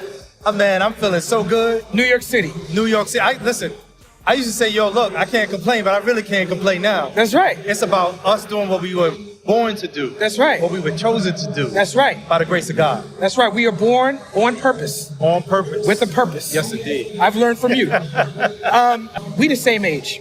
So we have a lot of the same influences from the same city. Yes, sir. You know, tell me about how hip hop influenced you growing up. My goodness, so hip hop early on gave us an outlet. There was music in the messages that the hip hop artists, the hip hop legends, man, espoused. Yeah. There was music in the message. Yes. And there was a message in the music. That's right. Hip hop for me, I wanted to be a hip hop artist. I remember going to ASCAP Records, picking up a rap application, way back when. Right. And I got cold feet. Okay. You know what I'm saying? When they convicted me, I was 16. I was able to stand up and spit a rhyme. Hopefully I'll get a chance to spit tonight on stage. You gonna bust tonight? Listen, it was so important and imperative that I stood up for myself, because if I don't use my voice for me, my voice will be used against me. Right. So for me, hip hop was strong even way back then. Right. Hip hop is still strong. Hip hop is what moves the culture all around the world. That's right. And now we get the opportunity to be recognized 50 years later. 50 years. Oh my goodness. No doubt. I've seen some of your rhymes, some of your poetry. I've read some of the poems, so I know you got bars.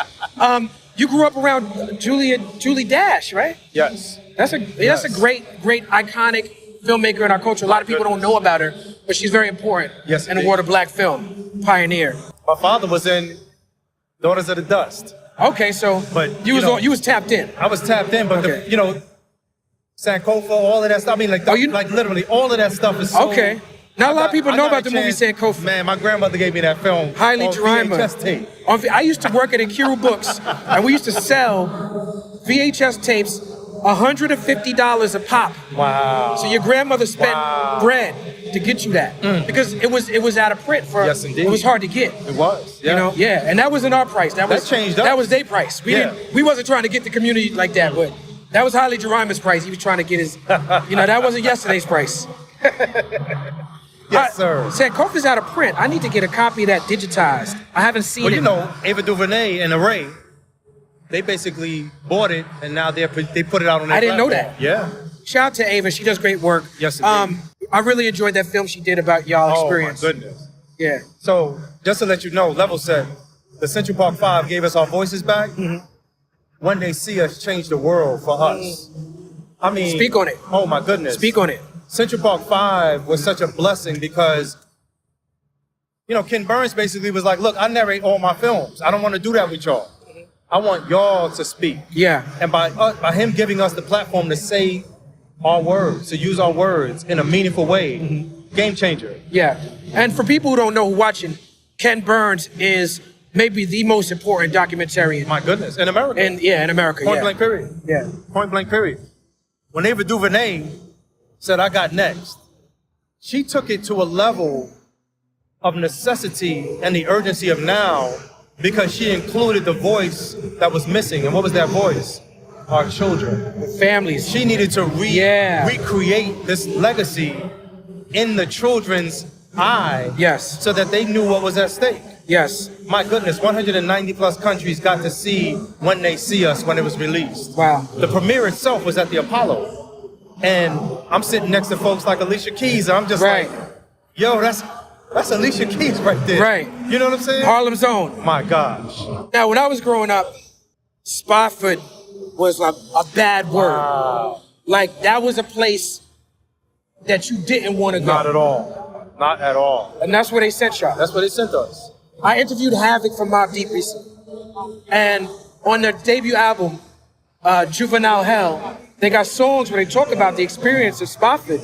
And Havoc said, I didn't go. I had friends who went. But the stories were so ill that I wanted to make a song about it. Yeah. So for people who wasn't outside at that time, tell them what Spofford represented. Nah, Spofford was a spot you didn't want to go to. Yeah. And the crazy part about it is that Spofford was the tier 1 facility for young people. That's right. Now, this is a jail. It's not like you going to prison. That's right. This is like a jail where you got to go back and forth to court. Spofford was our Rikers Island. Right. The only thing that was different was that we didn't get murdered. School to prison pipeline. School to prison pipeline. Yeah. But one of the worst places that you could go to. So worse, in fact, they don't even have, like, Spofford's not here today. That's right. I still I remember where it used to be, where drive, I would see it driving to my family's house in the Bronx. I'm going to see it, and my parents would be like, you don't want to go there? Oh, my goodness. Yeah. My goodness. I didn't want to go there. I'm sure. Sure. You know what they do in our community? They tell us we're going to be dead or in jail before we reach the age of 21. I heard you speak about the fact that when you do speaking engagements, you say that to the audience, and 100% of the black and brown people say that they hear that growing up. Yes, indeed. I heard that when I was growing up. Yes, indeed. That's tragic. But you know what's important about that is this. When we do the knowledge, right? What do we see when we do the knowledge? We realize, hold on. None of us planned that for our future. Yeah. Like, I didn't sit down and write down, you know what? man, I'm gonna get the cars, I'm gonna get the this and the that. Yeah. You know what? I think I want to check out. Yeah. By the time I'm 21. Right, right. No, we wouldn't choose that for ourselves. Right. So how was that seed of devaluation able to thrive in our communities? My mother said it best. She said they need you to participate in whatever it is they're trying to do. That's right. Do not participate, refuse. And so all that we do, even here right now, we're 50 years later, hip hop is being celebrated. Participate in your growth and development. Yes, but yes. refuse to participate in the degradation. That's right. Curate your own experience. Yes, indeed. And make it make sense for you, and make it efficient. I know Nori was in Rikers at the same time y'all was in Rikers. Yeah. Did you have a relationship with Nori? I didn't have a relationship with Nori until we got the Harlem Valley together. Okay. And I was on the same housing unit with Nori. Okay. And then I was on a housing unit with Capone. Yeah, Capone and Noriega, they really did. They Yes, really, indeed. they from that soil for real. Absolutely. I went to Nori's 25th anniversary. Man. And I saw Raymond there. Yes, indeed. You know, Yes, chilling indeed. out, having a good time. Oh, yeah. Enjoying his life. Yes, sir. Yes, indeed. Yes, indeed. As we should. As y'all should. We should, because it was a life interrupted, a life stolen. We weren't supposed to be living this reality right That's now. right. That's right. Not at all. That's right. Now, I've been a very, very vocal critic of Donald Trump, not just when he became a politician, but my whole life. I am somebody who grew up in New York City not liking Trump. You know, when they be like, you know how the criticism is, well, nobody had nothing bad to say about him until he ran for president. That's not true. That's not true. I remember seeing that ad in the New York Post calling for the murder of the Central Park Five. Yes, indeed. This man called for y'all to be murdered. Yeah. And it wasn't democratic, it wasn't judicial, it was based on emotions, it was based on maintaining the white supremacist ideology that these young men, these young black men are guilty until proven innocent. So how crazy was it that a man who tried to have you murdered became president of the country? You know what's wild about it is for me, I know that God is real. Yes, indeed. And I'm going to tell you why I'm saying it like that. Yes, indeed. Because for me, I needed to meet that level of evil at a young age. An age where I could still bounce back from it. Not an age where I was older and was instilled and infused with fear, but an age where I had to hold on to the rope of God in the face of certain death. This guy didn't just want to kill us. That ad was a whisper into the darker enclaves of society for them to do to us what they did to Emmett Till. That's right. And you best believe they was trying. I mean, listen, they still want us dead. That's how real this is. Absolutely. Because y'all wasn't supposed to make it. I'm not unwise to that truth. When people say, you know, we have a lot of tragedies that happen in this country, and people say, you know, it's un-American, and that's not what this country's about. And that's a strange thing to say, because that's exactly what this country is. That's exactly what this country is. That's exactly what the plan is. Yes, sir. Yeah. They say it is as American as apple pie. As American as apple pie, that's right. And that's the truth. Like, we got to be able to say, hold up. Yes, we want different. And the worst thing about it is that they rain on you, they defecate on you, and tell you it's something else. That's right. You know what I'm saying? That's right. Like, I'm looking at you raining on me. I'm looking at you defecating on me. And you saying, nah, it's all good. Right. It's going to be fun, right? Right. Oh, sir. Right. Rest in peace to Khalif Browder. My God. Because my God, what happened to him in Rikers could have very easily happened to y'all. And as a reminder of, you know, like you said, God is real. I think about this because I'm the same age as you. Yeah. When this was happening, what was happening to y'all, we were watching the news. It was a nightly news story, a daily story in the news. It was like a nightly sitcom. Yeah, it was a TV show. It was a TV show that I was watching, and I'm the same age as you, terrified. So when me and my friends, a lot of my friends is here with me today. I lived in walking distance of King Plaza Mall. Wow. And there was not a lot of activities for us, so we would walk to the mall. Yes, indeed. 4 or 5 of us go to the mall. Y'all a wolf pack. Now y'all wilded. They use that language on all of us. On all of us. Brushstroke. The whole black and brown community. Yes. I know how it felt for me, how it reverberated to me, not going through that. Can you speak to how it was feeling to you going through that? You know, the crazy part about it is that I had my mother, I had my grandmother, and they made sure that it didn't affect me in the way that they wanted it to affect me. I knew that I was born on purpose and with a purpose. If I didn't know that, man, you know how afraid I would be? My development was arrested. Right. But they wanted Absolutely. me to accept it. They wanted me to accept the definition that they were trying to give me, that I was not my ancestors' wildest dreams, but rather my ancestors' wildest nightmares. That's right. And of course, my grandmother, my mother, my community said, no, you're worthy. You're supposed to be here. Yes. You're born on purpose and with a purpose. Yes. Never forget that God doesn't give you more than you can bear. That's right. I had to grow through that in order to become who I was supposed to be right now, and I'm still becoming. That's right. That's the beautiful thing about this story. Please welcome an absolutely new Crossout, a free-to-play multiplayer action game about battles and cool vehicles in a post-apocalyptic world. In the new update, Hi everyone, welcome to Zimbabwe News. It is day 3 of this war between Israel and Hamas, and why is everybody talking about semiconductor chips, and why should you know about it? Because your world revolves around semiconductor chips. You want to know why? You know the car you drive? How many semiconductor chips do you think's in your car? You know at the low, you know what that number is? Not 14. Maybe you said 82, 222. What if I told you the least it's 1,400 chips all the way up to 3,000, and the average chip could be around pennies on a dollar to $50. And on top of that, because of this challenge you're having, with not enough of these semiconductor chips being made, car manufacturers have changed their lead time from taking 3 to 4 months to build a car to 10 to 12 months to build a car. It's such a big issue in that automotive industry that they've said from 2021 to 2023, they're taking 20 million cars off the conveyor belt. They just can't hit the timeline. And by the way, you know how long it takes to build a chip? Anywhere between 10 to 12 weeks, all the way up to 20 weeks for the complicated chips. And in 2021, you want to know how many chips we built? 1.141 trillion chips. So look, I don't want to give you, information overload just on the intro. All I want you to know is this is something we have to be aware of because our cars don't run without any chips, and a lot of things don't. And today it's become a political issue between China, Taiwan, US, and many different places. We're going to talk about that today.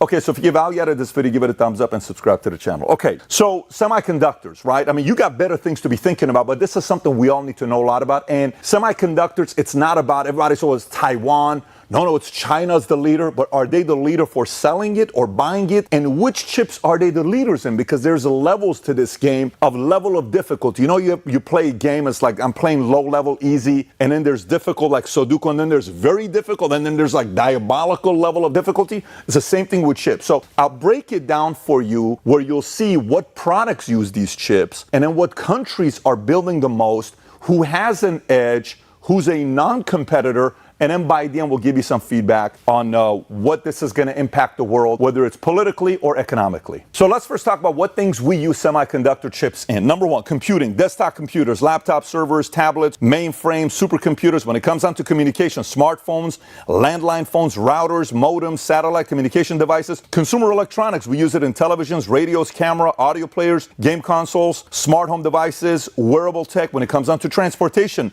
cars, airplanes, trains, marine vessels, electric bicycles and scooters, healthcare, medical imaging equipment like MRI, CT, X-ray, etc., hearing aids, pacemaker, insulin pumps, lab analysis equipment. When it comes down to industrial and automation, factory automation equipment, robotics, process control systems. When it comes down to military and defense, missiles, missile control systems, drones, radar, sonar systems, communication equipment. When it comes down to energy, solar panels, wind turbines, smart grids. When it comes down to financial, ATMs, point of sale terminals. When it comes down to agriculture, precision framing equipment, drones for crop monitoring. When it comes down to retail, barcode scanners, inventory management system. To most of us, we thought it's only cars, right? When you look at this, you're like, all of these different things. I'm not even done yet. When it comes down to science and research, particle accelerators, telescopes, space probes. When it comes down to network and data centers, network switches, data storage. When it comes down to other miscellaneous things, watches, digital, calculators, GPS devices. I'll stop there. I can continue, but you get the idea. They're used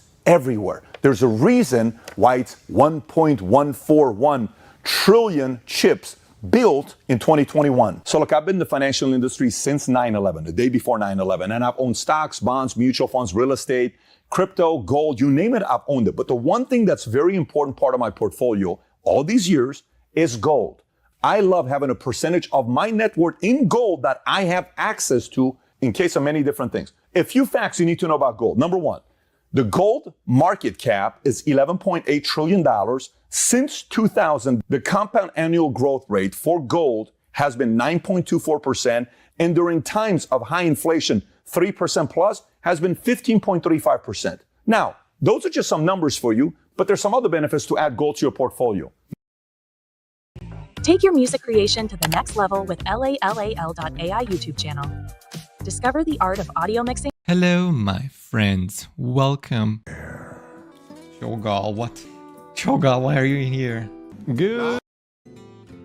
Let's get salty!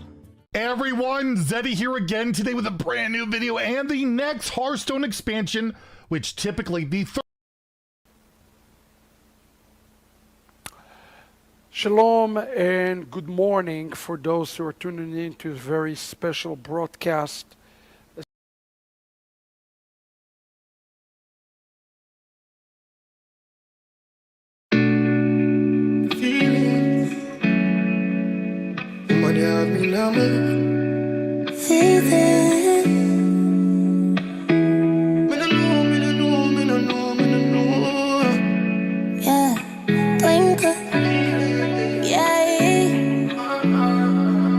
Like you know, remember me did one about a pussy, yeah. I made it tell you this or something you know ready for. But like a temper man, you're different, you're regular.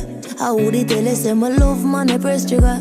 Look ya baby, if me tell you say you are my first love, would you believe? May I forgive it to you, cause you saved me from the streets. Well, life would be without you, can't begin to imagine. All if you make me doubt you, me just feel me, I go love you same way. Let's get married, done with the play date. Next 10 years, do it with the same place. Now I sell you out this type of love, no exchange. Respect you to the fullest, not gonna make you feel no way. My heart I yearn, but you already know that. Fight for you like the Navy, I'm your little soldier. You give me everything, my one boy, you never hold back. Come make me fall in love again. Baby, it is obvious, you know, that I'm in love with you, girl.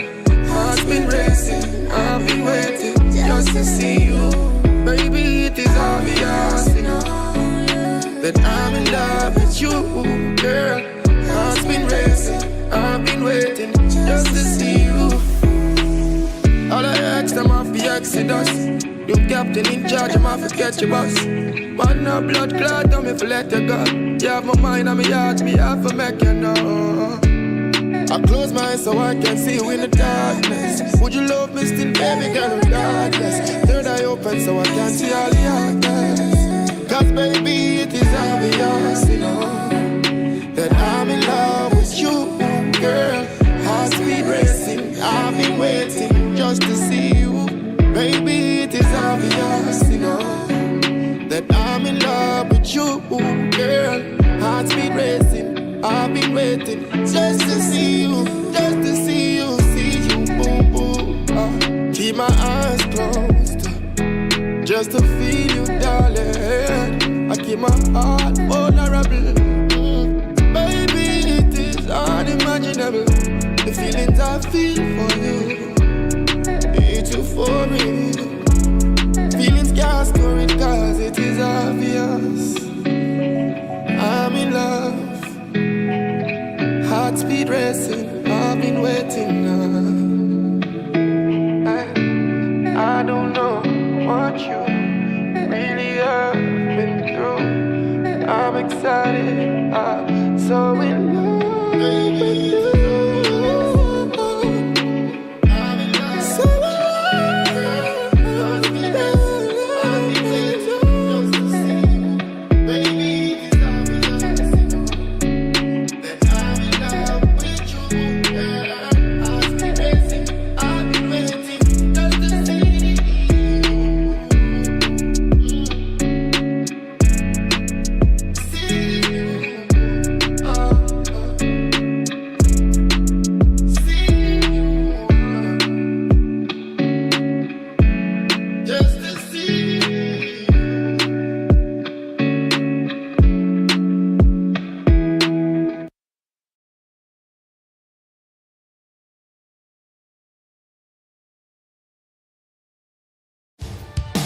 Tamnavulin Sherry Cask, Sveriges mest sålda single malt whisky.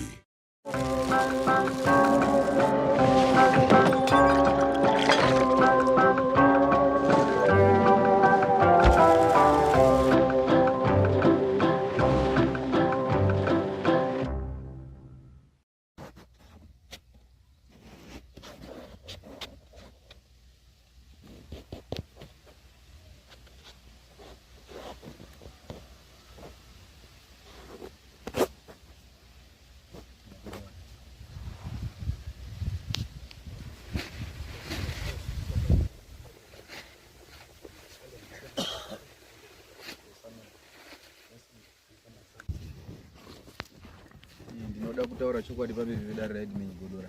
Unoda kutaura chokwadi pamberi pedare raHeadman Godora. Izvo ndichataura chichava chokwadi. Zvese zvonichataura.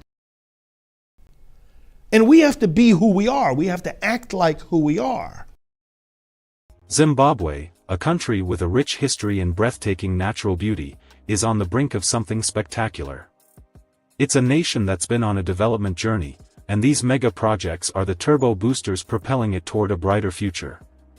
We're talking about mega projects, massive, awe-inspiring endeavors that have the potential to reshape the entire nation. They're about a Zimbabwe where businesses flourish, job opportunities abound, and every citizen's quality of life soars to new heights. They're about uniting people, sparking innovation, and shaping the nation's destiny. They're about creating a Zimbabwe that's not only prosperous but also united, socially enriched, and politically empowered. So, my viewers, join us as we explore these incredible megaprojects. 5. Wang Thermal Power Station Expansion. Zimbabwe, like many countries, has had its fair share of power challenges. The 1,050 megawatts Kariba South Hydroelectric Station, once the shining star, had its output drastically reduced due to continuous droughts limiting its water supply. Consequently, in December 2022, the government announced an incentive program to support $1 billion in solar power projects, a potential 1 gigawatt boost to the power grid. And right on cue, the Wang Thermal Power Station expansion swoops in. The Wang Thermal Power Station, the largest thermal power plant in Zimbabwe, was already impressive with its 4 120 megawatts units and 2 220 megawatts units. But of late, it's been plagued by frequent outages, making it less reliable. Therefore, the government has an expansion plan with 2 new 300 megawatts units that are in the works, bringing fresh life to this aging powerhouse. The Zimbabwe Power Company, ZPC, is spearheading this $1.4 billion upgrade, with 85% of the funding backed by China. Furthermore, the expansion project was first proposed in December 2015, and by May 2017, a $120 million debt package was finalized with Standard Bank Group to breathe new life into Wang and Kariba South Hydro. As of 2021, Wang operated an average of just 2 units out of a target of 5, with Unit 3 undergoing a major overhaul and Units 1 and 2 damaged in a fire. Fortunately, Unit 5 made a comeback in September 2021, boosting the station's output by 150 megawatts, and in November 2022, the Zimbabwe Power Company revealed plans for refurbishing the old units, thanks to a loan facility from India. Fast forward to May 2023, and the expansion project for Units 7 and 8 is almost complete, with Unit 7 undergoing final tests and Unit 8 synced to the grid. In December 2021, they kicked off a 360-kilometer electricity transmission project linking Wang to Bulawayo. And guess what? In May 2023, it's over 84% done. 4. Kariba South Hydropower Station Expansion. The Kariba South Power Plant is a powerhouse located on the south bank of the Kariba Dam, the world's largest man-made dam by water storage capacity. It's perched right on the Zambezi River, straddling the border between Zambia and Zimbabwe. Notably, the Kariba South Station typically serves up more than half of Zimbabwe's electricity with its jaw-dropping 185 billion cubic meters of water storage capacity. However, since May 2019, a prolonged drought has gripped the region, sending water levels plummeting. By December 2019, the Kariba South plant's output was slashed to a mere 1/4 of its capacity.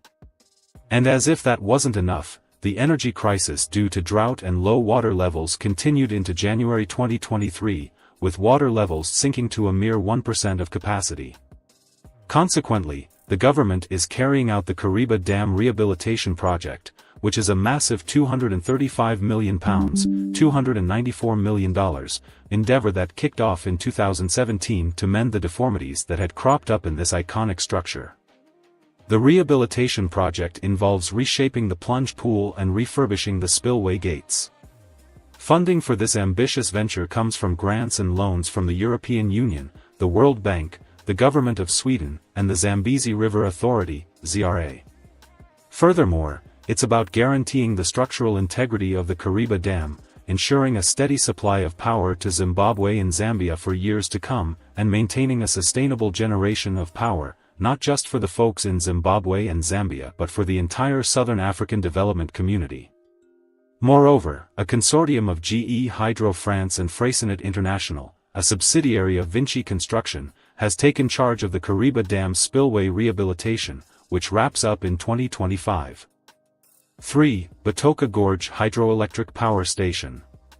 The Batoka Gorge Hydroelectricity Scheme, a colossal 2.4 gigawatt hydroelectric project located right on the Zambezi River, about 54 kilometers downstream of the mighty Victoria Falls that's straddling the boundary between Zambia and Zimbabwe. Notably, this project is jointly undertaken by both governments, Zambia and Zimbabwe, through the Zambezi River Authority, ZRA. This £4 billion, $5.2 billion, mega project is expected to kick off construction in 2020 and reach completion in 2026.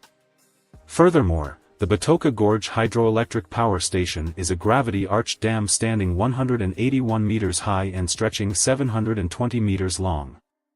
But that's not all. There will be not one but two 1,200 megawatt surface power plants, one on each bank of the Zambezi River. Each of these power plants will house 6 hydroelectric turbines, each churning out 200 megawatts of power, and the reservoir will have a catchment area spanning a staggering 508,000 square kilometers. Besides, the Batoka Gorge will have a spillway that can handle a whopping 20,000 cubic meters of water per second. Moreover, the power will be transmitted through a network of overhead transmission lines, a 330 kV line for Zambia and a 400 kV line for Zimbabwe. 2. Mbudzi Interchange. The Mbudzi roundabout, once known for its endless traffic jams, is undergoing a massive transformation with a plan to close the roundabout and make way for a brand new traffic interchange. This project is the brainchild of the Tafoma Consortium, a dynamic alliance of local construction companies, Tensor Construction, Fossil Contracting, and Masimba Holdings. Notably, the Mbudzi interchange, with a price tag of $88 million, is already 37% complete. But what make this project truly unique are the bridges. Bridge numbers 4 and 5, for instance, are not your average bridges, they're curved, and they're being built concurrently to save time. Besides, bridge number 4 will be one of the first in Zimbabwe to have suspended pipes, which means it'll be light and incredibly sturdy, capable of carrying a significant number of vehicles simultaneously. When complete, the Mbudzi interchange, constructed under the Emergency Road Rehabilitation Program, will put an end to the chaos and congestion where two major highways converge, the Beitbridge-Harare National Highway. Besides, the project will create direct employment for over 700 people and provide opportunities for more than 10,000 others. 1. Zim Cyber City. This isn't just any city, it's a vision brought to life by Mulk Holdings International, a global conglomerate with a knack for innovation. They've unveiled Zim Cyber City, a technological marvel set in the lush landscapes of Mount Hampton, just 11 miles from the bustling heart of Harare. Notably, this is a cyber city, and that means it's all about seamlessly blending cutting-edge technology, digital infrastructure, and sustainable urban planning. The project is part of the Special Economic Zone, SEZ, program, giving it the green light to make waves in the realm of urban development. Zim Cyber City aims to be the cleanest city in Zimbabwe with green spaces, eco-conscious design, and top-notch waste management. Furthermore, Zim Cyber City offers luxurious townhouses and villas that'll make your jaw drop. Think spacious living areas, stunning amenities, and a dash of nature's charm. Besides, this shopping mecca will have everything your heart desires, from high-end brands to international goodies. It will have public transportation, medical facilities, schools, and recreational zones, and it will be armed with advanced surveillance technology that's connected directly to the authorities. Overall, Zim Cyber City is more than just bricks and mortar, it's a testament to our nation's potential. Conclusion. From the Batoka Gorge Hydroelectric Power Station to the Zim Cyber City, these endeavors are more than just construction. For instance, the Wang Thermal Power Station expansion is lighting up the path to energy self-sufficiency, powering homes, industries, and dreams. In addition, the Kariba South Hydropower Station expansion is harnessing the mighty Zambezi River to electrify our lives, all while preserving our precious water resources. Besides, the Batoka Gorge Hydroelectric Power Station is bringing clean energy and cross-border cooperation to the forefront, paving the way for Zimbabwe's sustainable development. These projects are no pipe dreams, they're realistic and poised to supercharge Zimbabwe's economy.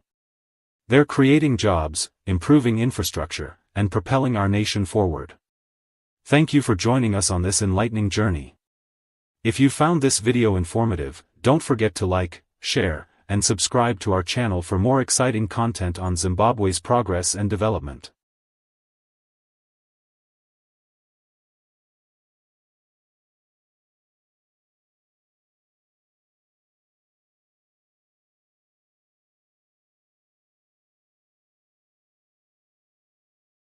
He has been denied bail for several times. The legal team for Job Sikhala has been trying to actually apply for the bail, and the bail has always been opposed by the state. And as of now, Job Sikhala has approximately spent more than 16 months in prison. And the reports coming from his legal attorney, Advocate Harris Ngomo, indicates that Job Sikhala's state of health is actually in a critical state. He is reportedly very sick, and he has asked for the lawyer to provide him with his doctor. So the situation at the moment regarding Job Sikhala appears to be critical, and one may ask, what is the purpose of ZANU-PF incarceration of Job Sikhala for more than 16 months without a trial? Remember, we are not talking about somebody who has been trialed and found guilty. He was just arrested. Under normal circumstances, if you are arrested, you are also entitled to apply for a bail, of which Job Sikhala has been applying for a bail for a long time, and that bail has been denied. I think he becomes the first political prisoner to spend such an amount of time without a trial. He hasn't been even incarcerated.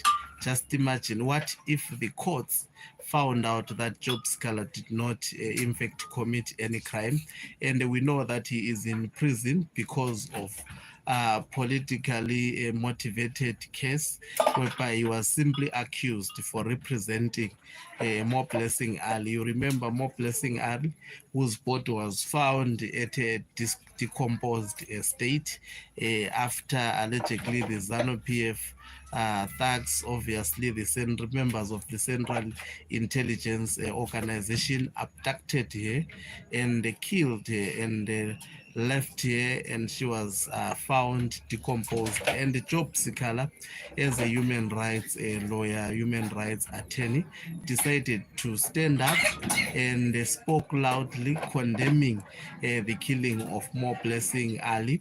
And remember, the family of Mo Blessing Ali had actually asked Job Sikhala to represent them, and the state incarcerated Job Sikhala for merely representing his client at his best, and obviously they created political crimes out of the speech that he actually echoed, representing his client. As we speak at the moment, the family doesn't have their attorney, their preferred, most preferred, number one preferred attorney, because he has been detained this time around for more than 16 months, and the reports coming from the prison indicate that he is not in a good state of health. And the question that a lot may ask is, ZANU-PF, after eliminating Job Sikhala, and what will they achieve through eliminating Job Sikhala? Because we know that Job Sikhala is in that prison not because he has committed any crime, but because he is arrested for being a politician that is concerned about his people, a politician that has been fighting for a lot of Zimbabweans. And I think it must be last week where Job Scholar issued a press statement indicating disappointment and also betrayal by his former colleagues for not actually doing much to ensure that he is released. And he has also indicated in one of the press release that was documented by him that he feels betrayed by some of his comrades who have actually left him to languish in prison. We have seen absolutely nothing much except social media demonstrations from the people of Zimbabwe. People have not, and I wonder what are the people waiting for? So is this how actually Zimbabweans react when one of their own who is fighting for their freedom is unjustifiably arrested for crimes he hasn't committed? And just imagine what is the painful aspect is that Job Sikala is in that prison he is not there picked up when one of the CCC activist, More Blessing Ali, was actually kidnapped by the state, killed her, and also dumped her body, and the body was found in a decomposing state. And Job Sikala, as a human rights lawyer, as an individual who is concerned about humanity, the spirit of humanity that is in him propelled him to stand up and condemn the state, which is actually masterminded by Emerson Dambudzo Mnangagwa himself. And when he did that, what happened is obviously ZANU-PF will always retaliate, use the state machinery to ensure that they suppress the voices of the opposition. And at the moment, I think the incarceration of Job Sikala is a very, very painful one. Somebody who has been detained without a trial for more than 16 months. And there isn't that much action, particularly from the people of Zimbabwe. People are just treating, remember Job Sikala, but that is not sufficient enough actually to put pressure, to exert so much pressure to the regime of Emerson Dambudzo Mnangagwa so that they feel compelled to do what is right. And what is right is to actually release Job Sikala. I think Job Sikala is one of the political prisoners, in my view, whom I view he has been actually betrayed. Just like, I don't know what happens, especially with politicians. We also heard the MRP 9 that there was a money that was raised for them so that their case could be challenged at a higher court, but that money disappeared, and these people are languishing in prison, just like Job Sikala. And Zimbabweans are not doing much, especially so that they put that much needed pressure to ZANU-PF to release Job Sikala and other political prisoners. And what is the very, very most painful aspect is that Job Sikala at the moment he is reportedly serious, and nothing is done by Zimbabweans, at least to protest. In some countries, for example in South Africa, when Nelson Mandela was arrested, South Africans did not just sit.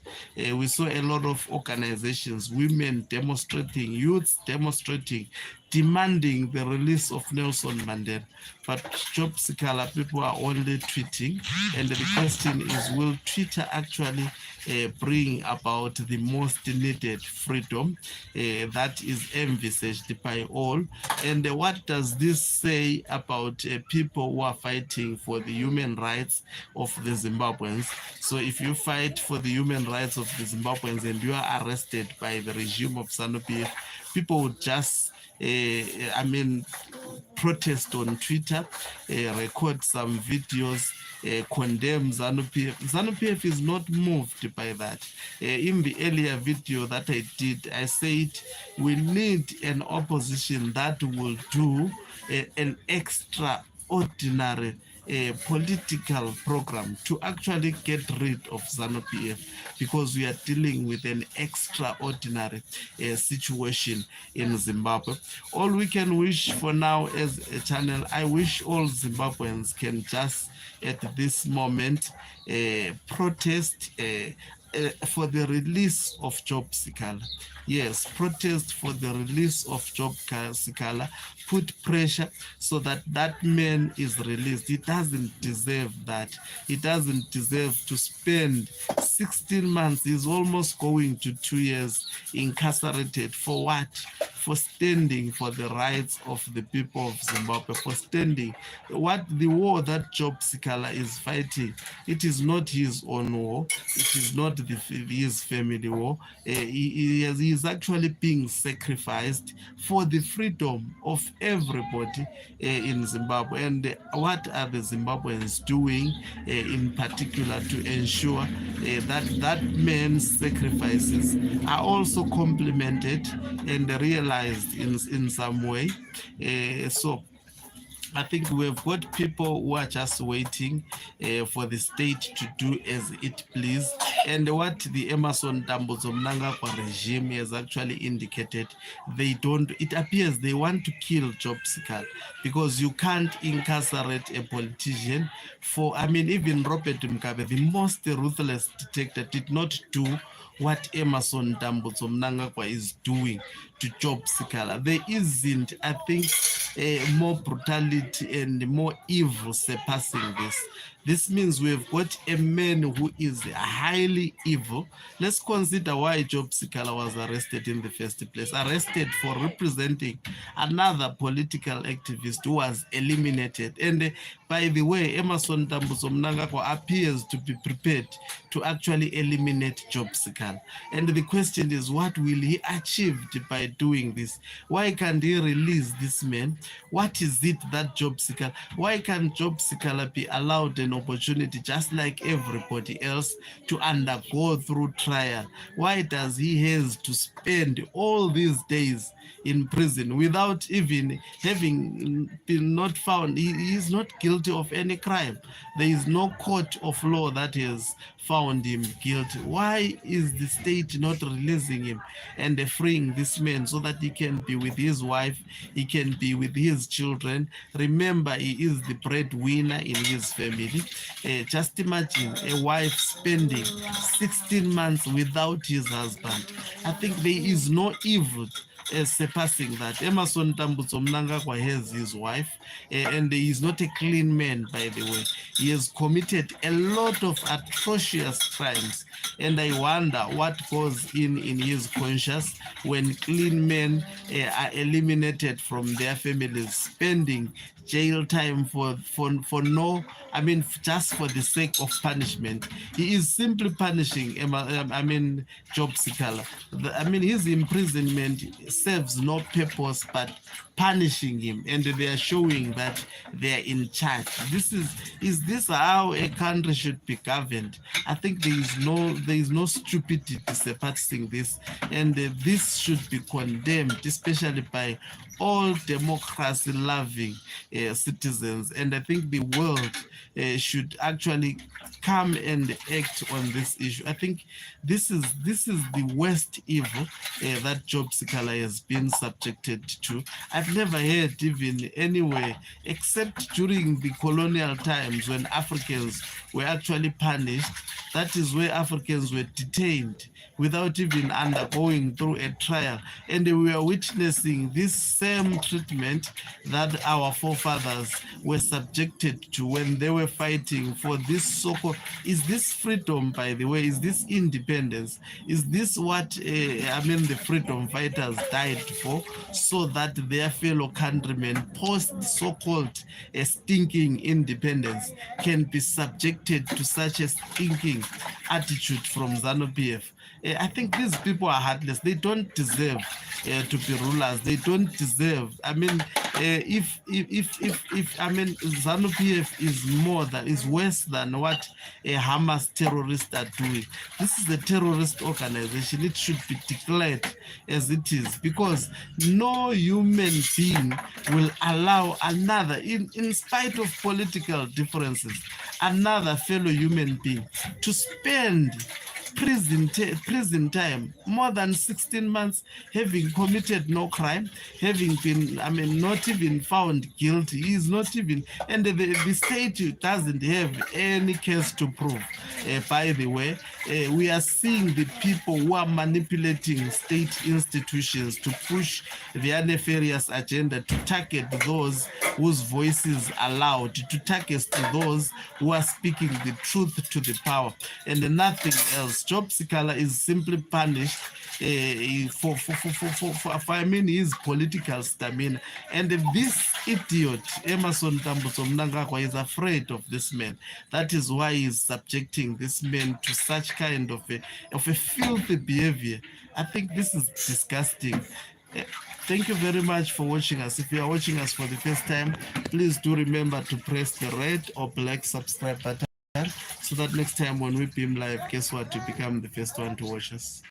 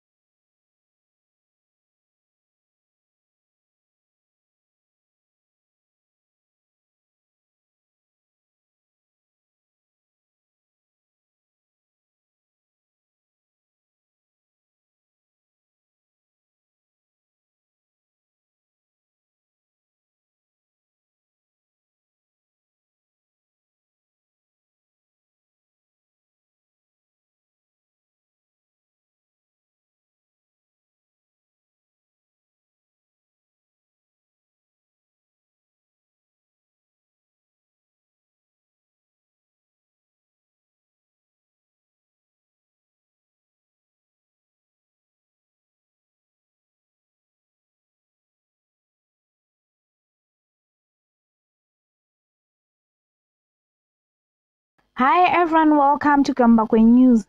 Emma Swingo, Econet manager at Momutisi, has been accused of sexually harassing junior colleagues. When contacted for a comment, he refused the allegations. However, sources including the victims have confirmed that Mutisi has undergone the hearing procedure for sexually harassment and is awaiting the final decision from the Human Resources Department. Over the past days, issues of sexual harassment in corporates have been surfacing. Econet is said to have zero tolerance towards sexual harassment, and chances are high that Mutisi will be greatly punished. Thank you for staying tuned. Please do like and subscribe.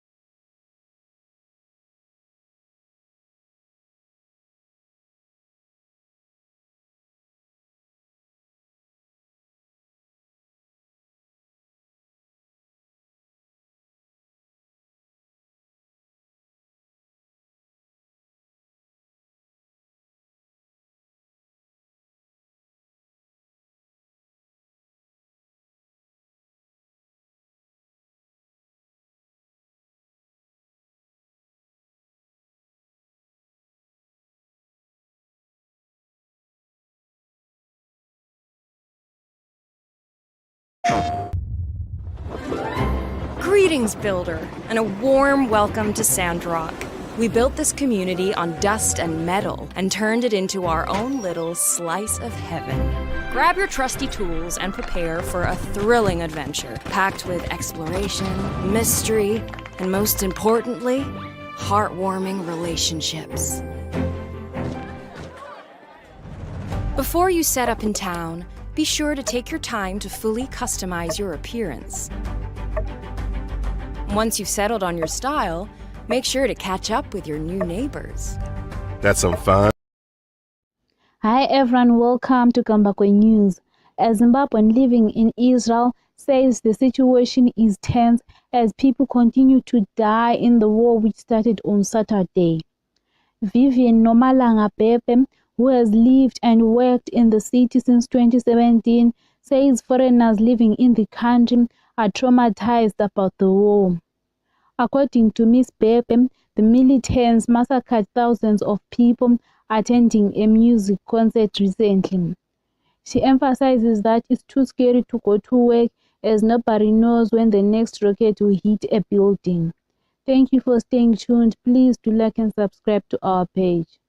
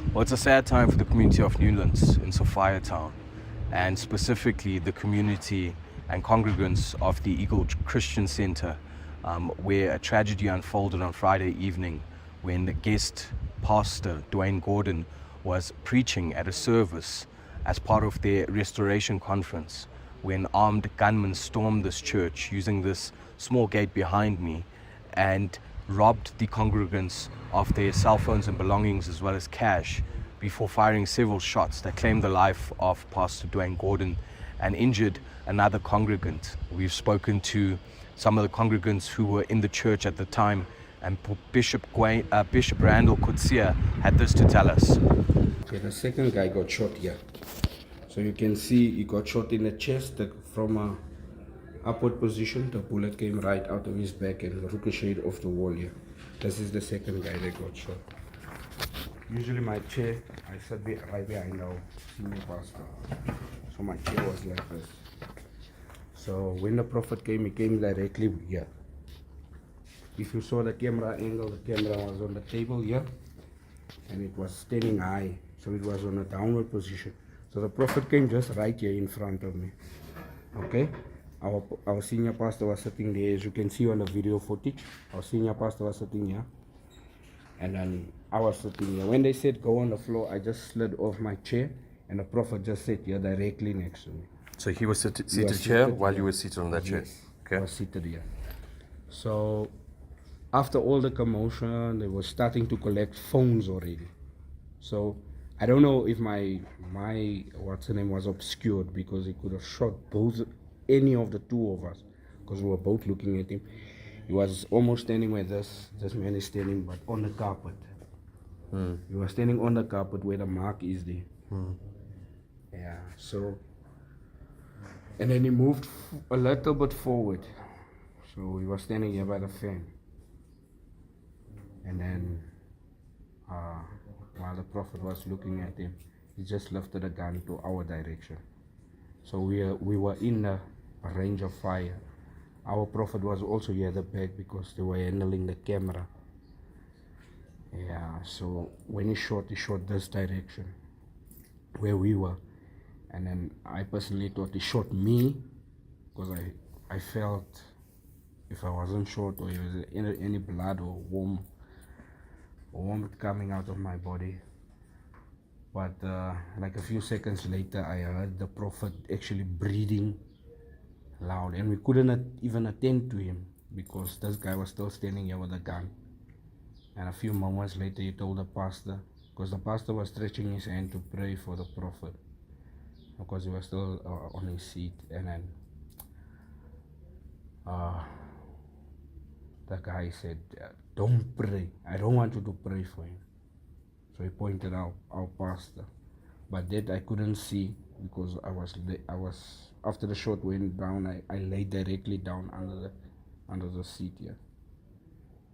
And then when we got back up, we discovered the Prophet wasn't shot in his chest; he was actually shot in his throat.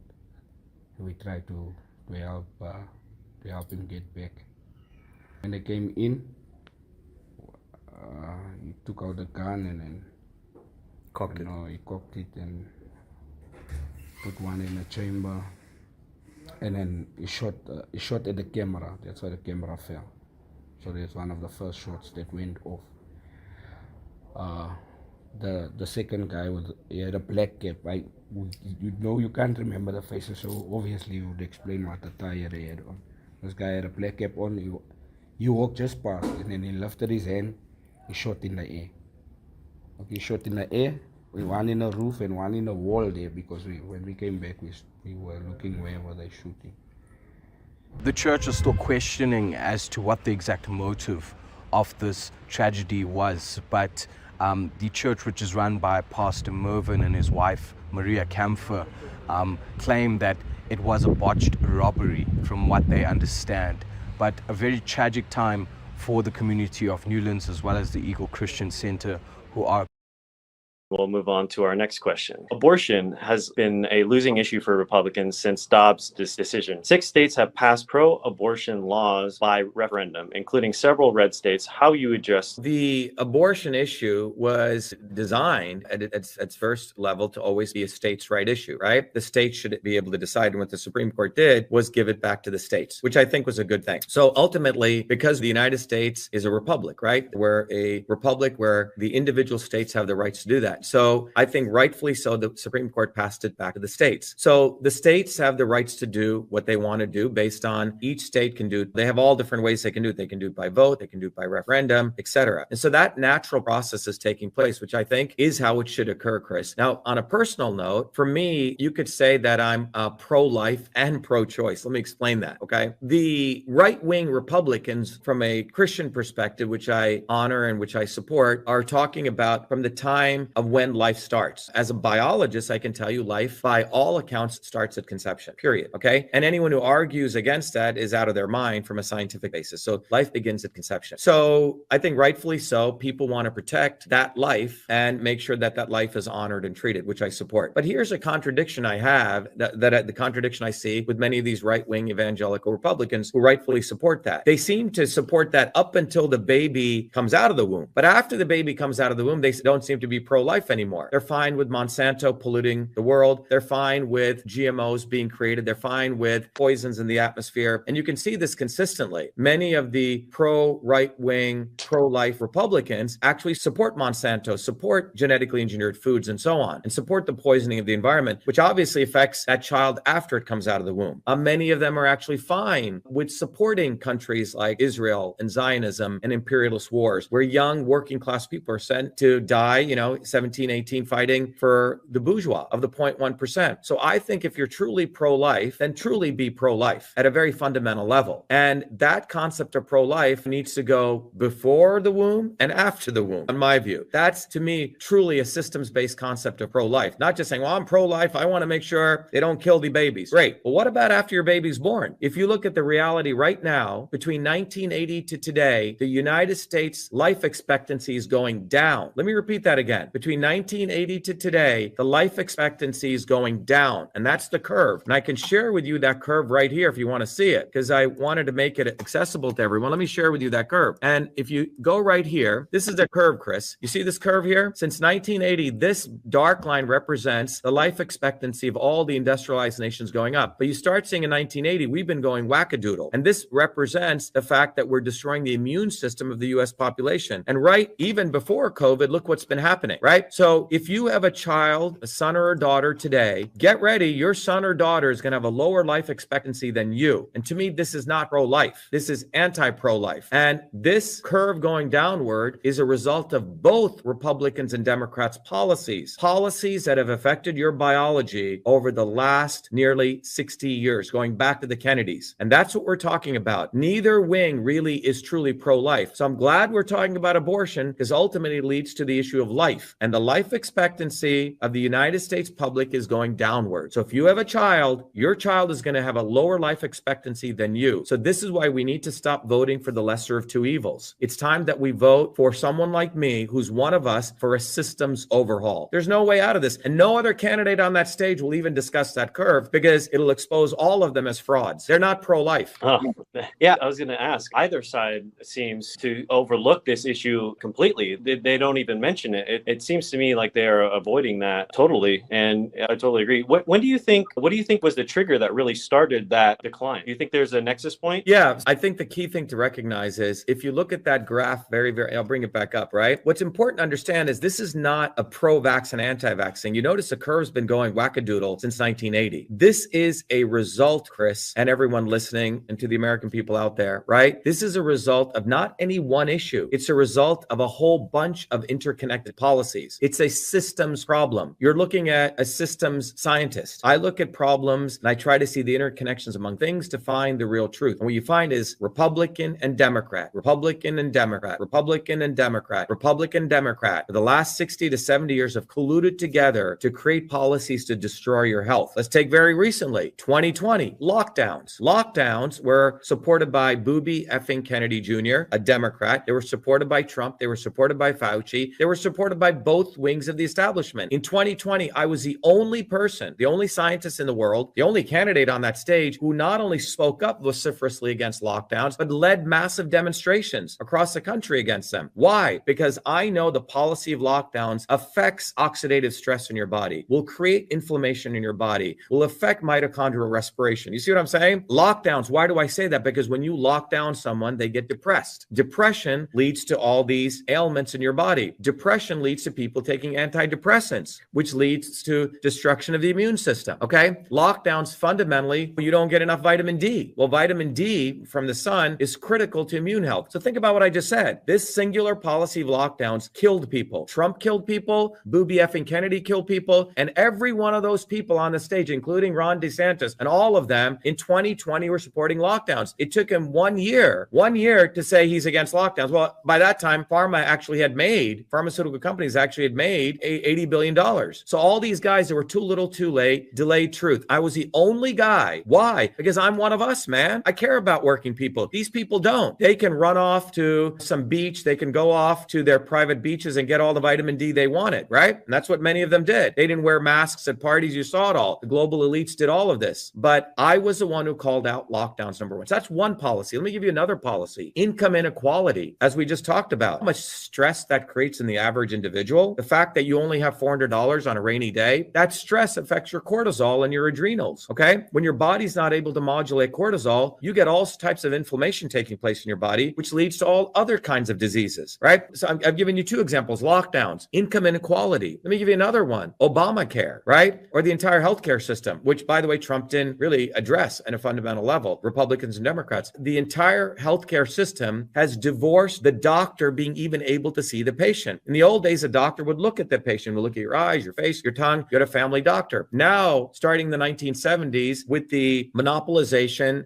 and the collusion between big pharma, big hospitals, and big insurance, they created all these layers between the doctor, the family practitioner, and you. So there's no more intimacy of really understanding your body on a personalized level. The doctors are told what to do by the insurance companies. And doctors, most of them, don't even understand the ankle bone is connected to the foot bone. Most doctors are egomaniacs next. They don't take a systems approach to the body. They will never tell you they don't know because they're taught to be basically a robot. And by the way, mark my words, in the next 5 years, 90% of these doctors are going to be replaced by robots because they can do that, because that's what doctors are. If this, give this drug. If this, cut this out of your body. That's pretty much it. So this is why I keep saying we need a systems overhaul. We cannot be voting for the lesser of two evils. For the first time in American history in a long time, you have someone like me, one of us, trained engineer, trained scientist, mowed lawns, played baseball, came bottoms up, one of you. And so the real choice is, why is it that I had to leave the Republican Party and run as independent? And obviously, a guy of my skin tone should have been embraced by the Democrats, but neither of these parties serve any of us anymore. So it's time for us to build a bottoms-up movement, and that's what Shiva for President's about. It's about us. It's about you and me uniting bottoms up and letting go of these idiots. There's 8 and 9 idiots in the GOP right now. Trump, the other idiot, didn't even bother coming, but there's a 9-idiot circus going on, and our discussion right here is the one that everyone should be listening to. Those people listening to it, share this everywhere. Go troll Fox News right now. Tell them to come here. Love it. This is where the real discussion is taking place right now. And you mean to tell me you didn't get $1 million loan, Dr. Shiva, to start your first business? No. Oh. Every business I've started, I've done by taking a product, delivering it to a customer-funded development. Everything I've done. So if I didn't deliver anything, I didn't get a paycheck. I didn't have VC hedge fund guys. And by the way, since you're bringing that up, this disgusting fellow, by the way, they had to go find a brown guy to try to mimic me. And this turd, I call him,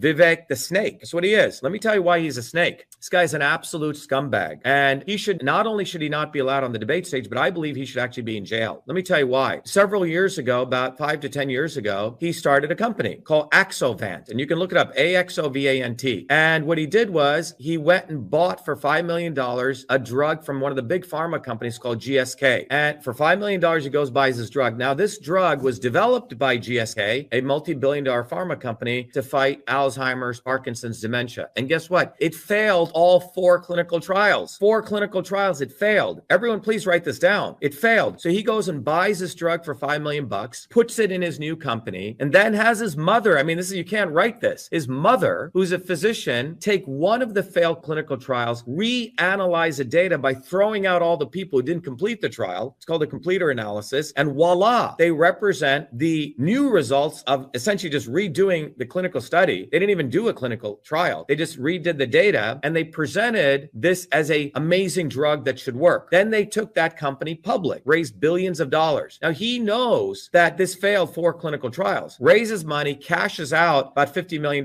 personally, and then waits about 2 years and then does a clinical trial knowing it's going to fail on patients. And the stock tanks. In fact, they had to shut down the company. In fact, they changed the name of the company. And I just looked at it, April 2023, they shut it down. This guy's a fucking scam artist. He's not interested in people's health. And this is the same reason why the life expectancy is going down. Because scam artists like him, who get a Yale law degree and get a Harvard biology degree, are supported to scam people. It's not about healthcare. It's about actually creating death, making money. It's financial engineering. And these are the kind of people that are on the debate stage right now. And not one of those people, be it Tucker Carlson or be it any of these people who have interviewed this scumbag, has asked him about that. So they give them wonderful layup questions. A guy like me, who actually works for a living, is a scientist, can call this out and educate people. But this guy, Vivek the Snake, someone should take a bat and beat the snake. That's what people should do. He's a real vicious, filthy scumbag snake. Again, $5 million, bought a drug, a useless drug, okay? Redid the marketing, took money out, and then did clinical trials on people. All of his companies should be shut down. No one should allow any of his companies to do clinical trials on anyone. It's disgusting. This is why we need a systems overhaul, because things are not going to get better. We cannot be voting for the lesser of two evils. For the first time in American history in a long time, you have someone like me, one of us, trained engineer, trained scientist, mowed lawns, played baseball, came bottoms up, one of you. And so the real choice is, why is it that I had to leave the Republican Party and run as independent? And obviously, a guy of my skin tone should have been embraced by the Democrats, but neither of these parties serve any of us anymore. So it's time for us to build a bottoms-up movement, and that's what Shiva for President's about. It's about us. It's about you and me uniting bottoms up and letting go of these idiots. And many of you know, we have this movement called Truth, Freedom, Health. You can go to truthfreedomhealth.com and check it out. We need to build a bottoms-up movement. We need to shatter the swarm. The swarm are all those people on the debate stage, Republican and Democrat, black, brown, red, white, color, it doesn't matter. They're a multi-racial, global, decentralized bunch of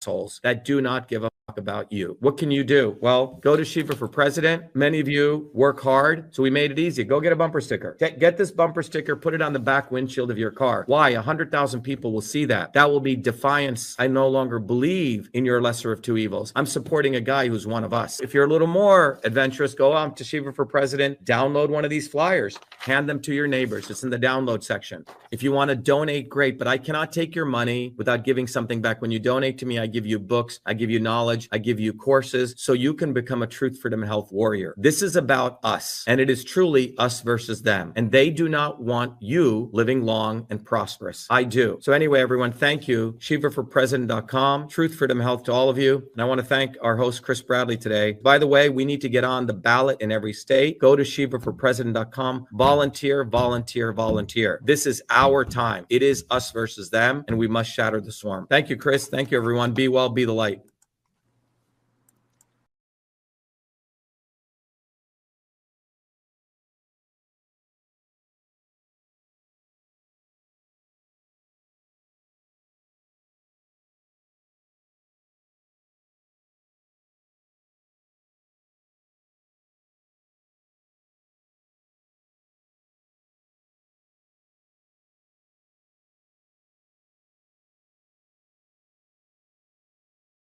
Party Kunyan salutes you. Fight boredom. People love superpowers. But real power isn't this.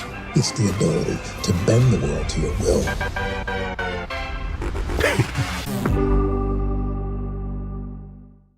Not happy because they elected in their primary elections certain leaders, but when it came to the final list, there was actually other people who appeared, none other than those who were elected.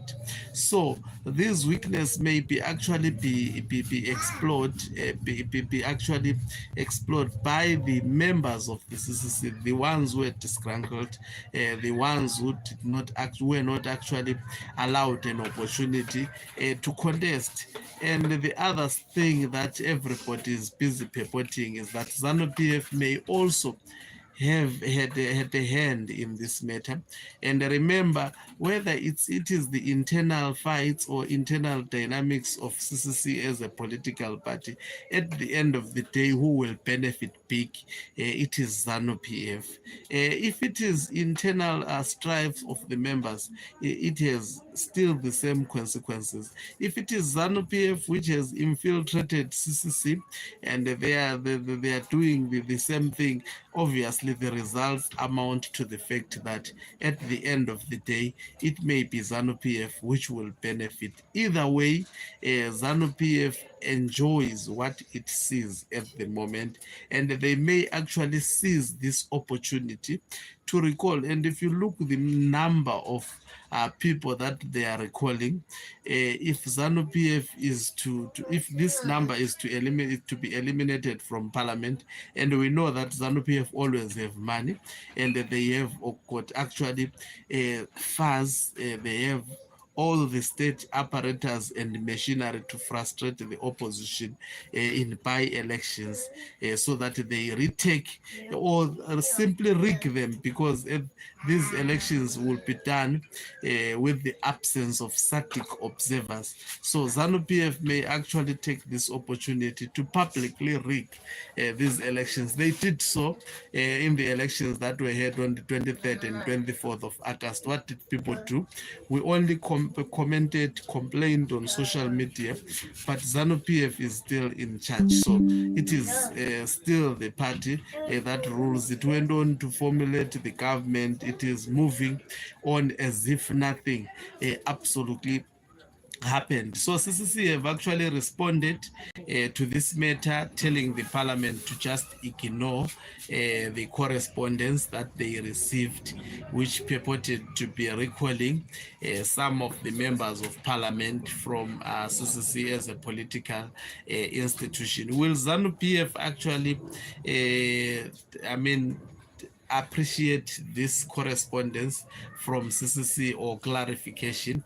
I don't foresee them actually accepting this correspondence.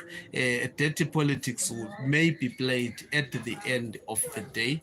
That is why in most of my recordings these days, I am saying in order for CCC to survive, it has to actually implement extraordinary measures to deal with ZANU-PF. I'm sorry for our lights, they are currently off, but I'll just continue for some few minutes. So it has to do something extraordinary to address the current extraordinary political crisis that is prevailing in Zimbabwe. I see CCC being frustrated. I also predicted that as much as they have joined that parliament, which is obviously a product of fraudulent elections, ZANU-PF will not give them peace, especially if they decide to approach ZANU-PF the way they are approaching ZANU-PF. We may see them being frustrated, and we are witnessing that, and we don't know how long this frustration will continue. But what I know is that ZANU-PF wants to regain their 2/3 majority. Thank you very much for watching us. If you're watching us for the first time, please do remember to press the red or black subscribe button so that next time when we beam live, guess what, you become the first one to watch us.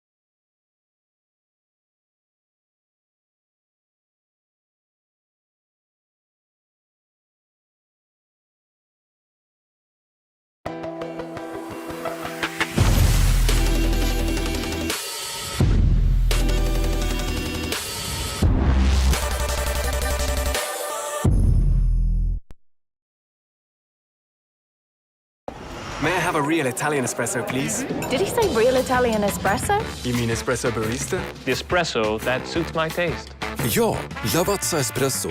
Bli en mästare på espresso hemma. Lavazza, more than Italian. In peace, in South Africa, Johannesburg, South Africa, knowing that that is not an issue that I have to worry about. And when these things happen, I just ask myself, why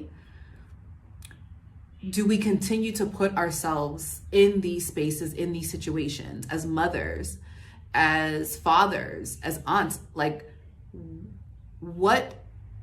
why have we disconnected from these tragedies in a way that allow us to live in environments that are clearly unsafe? So I want to talk about it in this video. Welcome to the channel if you're new. My name is Ashley. On my channel, Ashley in Africa, I talk about my experience of living and doing business here on the continent of Africa. I've created an academy for entrepreneurs that have a desire to move to the continent so that they can create location, remote-based businesses and invest in projects here on the continent. Because the truth is, the next generation of wealth will not be created in America. It's visible, it's clear, and the social conflicts are it's just so clear. And so I want to know, for my community that is watching in the US. I know so many of you are reaching out to me, talking about your plans to make a move, and I am supporting hundreds of people. I get multiple 3, 4, 5 messages a day between LinkedIn, Instagram, my email, and YouTube that have a desire to move. And my question is, why do you think there are so many people that haven't even really considered this? Or why do we think that we're willing to gamble our life for 5 years, right? Because that always gets me when someone's like, oh, I have a 5-year plan. And I'm like, eesh, do you think there's 5 years left? And not to say that the US is going anywhere. It's absolutely gonna be the US. But when you see policies and you see these mass eliminations happening every day, a deterioration of values, society and culture, family, it's just, right? Like, I'm speechless.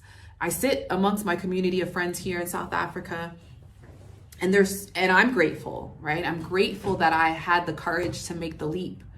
I'm grateful that despite all of the challenges that I've faced and that I continue to face in getting in the support of my family and loved ones, because I decided to live in a safer environment for myself and my children, because I desired to live in a place where I wasn't constantly being condemned by racial issues.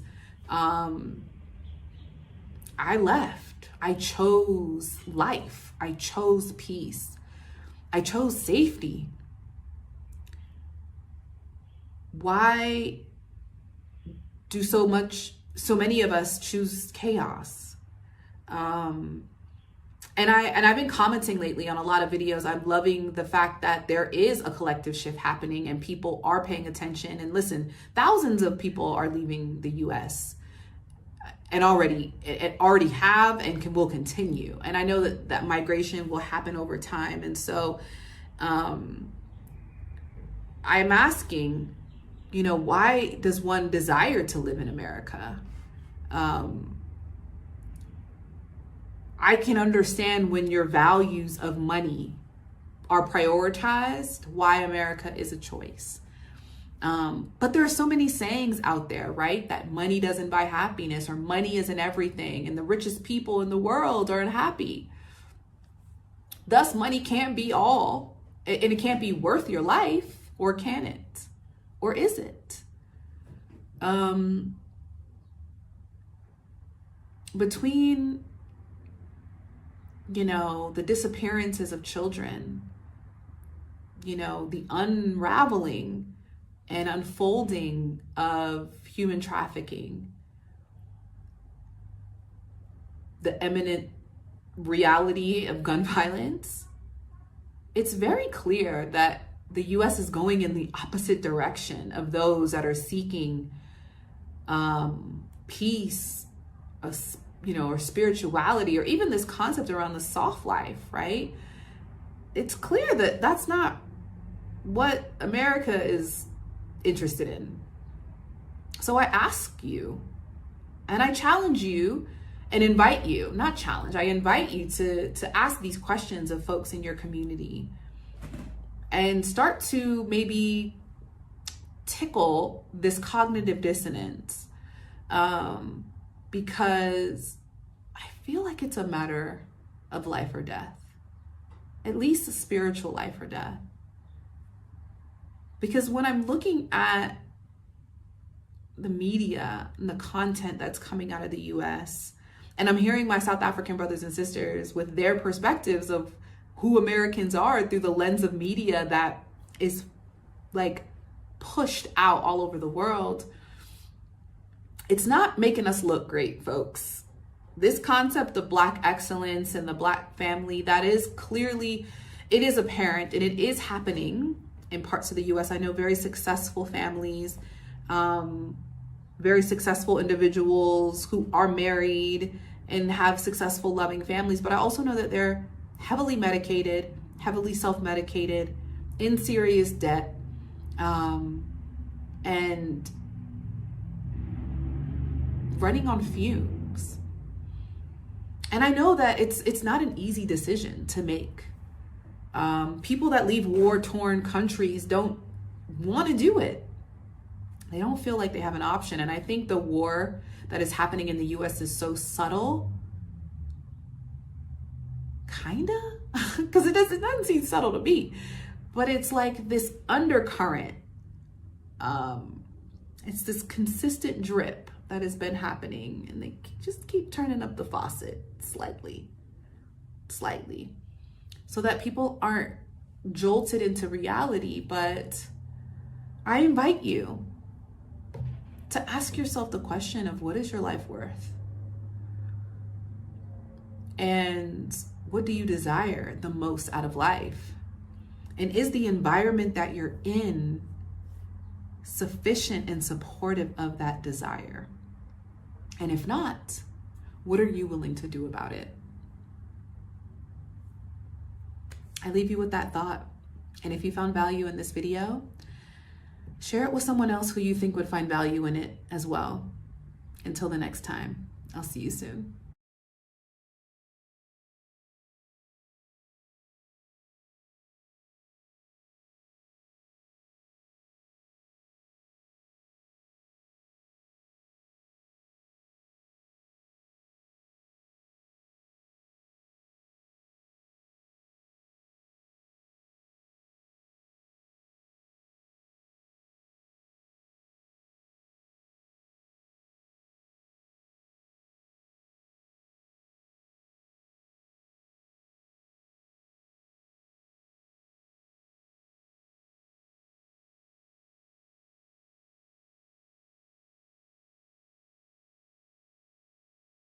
Are you sick of having issues with your webinars, wasting tons of time on troubleshooting with attendees? If so, you need StreamYard On Air. I just got access to DALL-E 3 and it's amazing from everything I've seen. It's rolling out to all ChatGPT Plus users, so it's $20 a month to get this feature, but I'm first going to show you how to get it for free right now. So all you need to do is have a Microsoft account.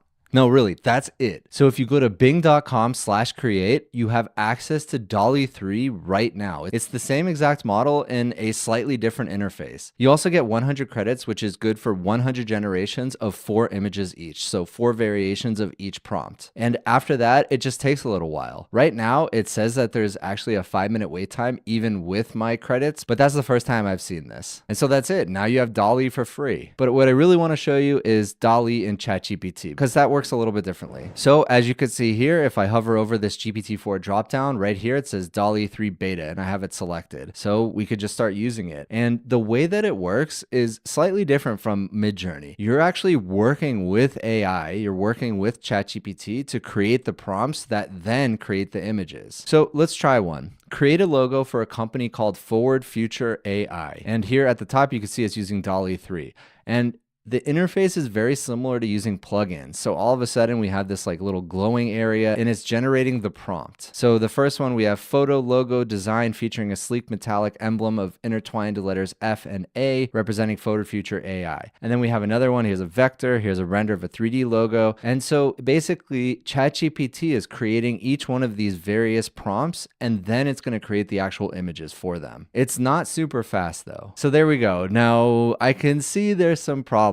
Only this bottom right one, Forward Future AI, actually wrote the text well. FIA, Forward Future AI, FURWAD. So definitely text and images is still not great. But I actually really like this one. If only it just said FF instead of FIA. So let's see. If I click it, I can get a bigger version of it. And then if I click this little download button, I can download it. And then if I hit right and left, I can see the different versions. So This one's kind of like a 60s retro futurism version, which I actually really like, but it's not good for a logo. We have this one, which looks like a generic stock photo, which I'm not a fan of either. This one's okay, although it says Furwad, which is kind of funny. And definitely this one's my favorite. It kind of looks like a brain with different points. And yeah, it really makes sense to me with AI. And like always, you can just regenerate it. So let's try one more time. So as it's outputting the prompt, it actually starts generating the image. So after each prompt, it's starting the generation rather than waiting for all four to finish. So here's one: photo logo featuring a stylized arrow pointing upward, intertwined with a digital circuit pattern showcasing the progression of technology. Yeah, these are really nice descriptive prompts. Okay, forward future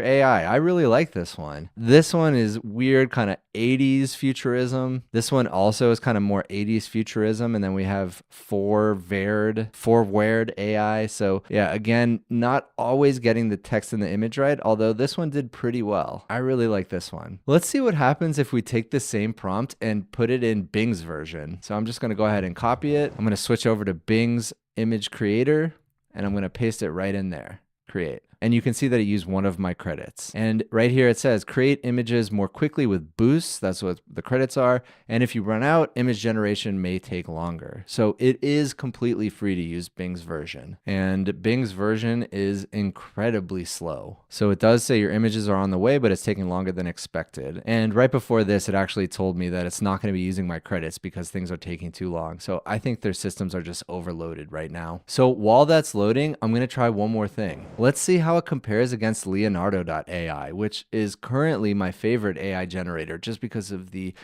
depth of functionality that they have. Okay, so I pasted in the same prompt. Let's see what it generates. Okay, Leonardo is incredibly fast, except it doesn't actually have any legible text in the image, and all four of these images are incredibly similar. So Leonardo AI doesn't seem to be capable of putting text in images right now. Let's try another fine-tuned model version. I'm going to use SDXL 0.9. Let's see if that produces something better. Okay, it definitely is better, and it gives me bigger variation, but none of them have text in the image, which does not work for a logo. Now, the good thing about Leonardo.ai is that I can actually find a fine-tuned model that has text in the images that are specifically created for creating logos. So I could potentially do that, but I'm not going to spend time doing that right now. Okay, next, create a scene of cute robot puppies playing in a field. So again, ChatGPT is going to write out 4 different prompts for me. And I kind of like how it does that because then I get 4 very different images. The one thing it does seem to be missing though is if I wanted variations of one of these images, I'm not sure how I would do that. I could probably just click in and then grab the prompt and put the prompt in, but then I wonder if it's just going to rewrite the prompt for me. Let's try that actually. Okay, and it only created one image and it says, I apologize for the inconvenience, but DALL-E is currently experiencing high demand and I was unable to generate all the images as requested. So very interesting, and it looks like Bing and ChatGPT might be using the same servers because they're both overloaded, which would make sense because they're essentially the same company. And the Bing version is not done yet. It's still going. But let's look at this image. This one's definitely cute. I wanted something more realistic. And let's see if I just copy this prompt and put it in again, what happens. Yeah, so it actually does rewrite my prompt. So I don't know if there's actually a way to put a prompt directly into DALL-E 3 through ChatGPT. So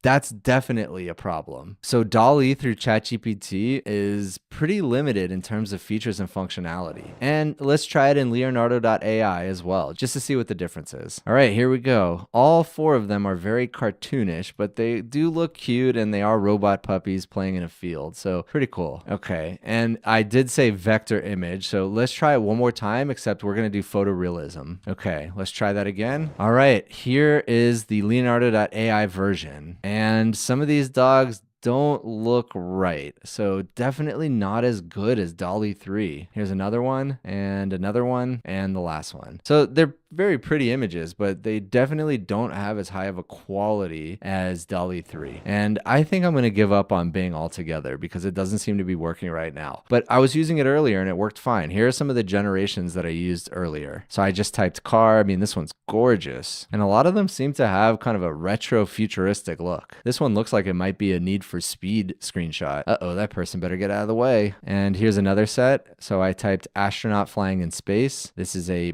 big astronaut. This one looks really cool. This one looks great as well. Very high quality, very detailed. And this one also. And here's some puppies that I asked. Black lab puppies playing in a garden. So this looks incredibly real. I mean, you can see every hair, every piece of fur on this dog's body. Here's another one, looks great. Oh, look at that paws on the other one's head. And look at these two, gorgeous. And there's one with its little tongue out. Awesome. All right, so it created 2 images this time, and I said photorealism. Let's see if it looks better. Definitely looks more realistic, although it still looks like a drawing or a painting. Not necessarily real, but it looks good. And in the back, you can see like dozens of robot puppies even flying in the air. Kind of weird. Here's another version, and all of the puppies look the same. That's fine. Looks good. All right, I want to try writing more words in images. So write the words forward future AI in simple vector format with bright colors, a futuristic background with an astronaut flying in space. Let's see how it does. I'm also going to copy this prompt and try it in Leonardo.ai. So again, it rewrites my prompt in 4 different variations. So let's see what it does. Cool. It was only able to do 3, but they look good.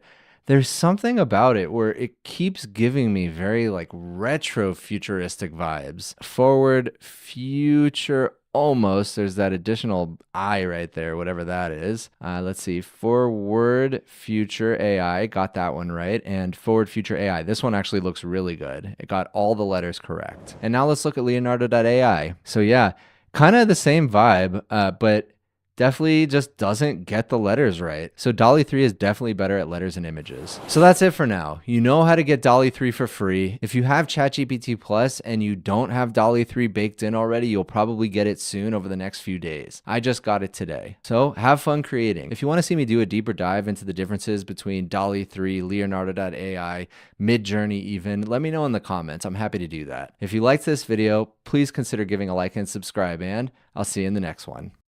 Once everything's perfectly organized, I'll start working on my thesis. Grammarly will ensure you feel confident nailing your final thesis by supporting your writing journey from start to finish.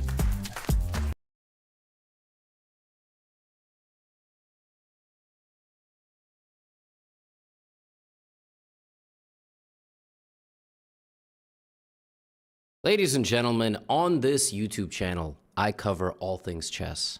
I cover drama, I cover cheaters, I cover high-level games, and I cover low-level games. And in today's video, we are going to dip our toes back into low-level games in the How to Lose at Chess playlist. This was a game sent to me by a subscriber, and this game did not disappoint. As always, when I cover 6, 7, 8, 400 level chess, we're gonna laugh until our stomachs hurt. We're gonna cry because the moves hurt our eyes. But most importantly, we're gonna have a good time. Some of you watching this are rated 200. Some of you watching this are rated 3,200, okay? Because we all know the human embodiment of Stockfish watches these videos as well. Sit back, relax, and enjoy this absolute catastrophe. And today's video is sponsored by nobody. So there you go. But if you wanna get the course or the books, it's all there for you. All right. So the players receive honorary Grandmaster titles. Our battle is happening between an Australian and a Greek player. 684, 693. I guess I could have rounded up to 700, but they're 600. Their first number is a 6. All right. I hate the first move of the game. White plays a ready. Okay, wow, that is interesting stuff. Not putting a pawn in the center, white develops the knight first. Fine. You know what? Maybe I don't hate it. It stops black from playing e5. Now,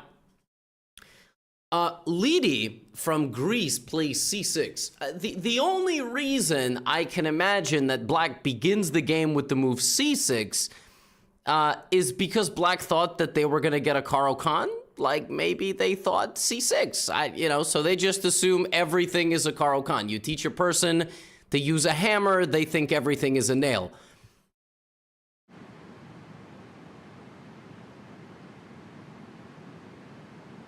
Wow, my life football match. Come on, that was not a penalty.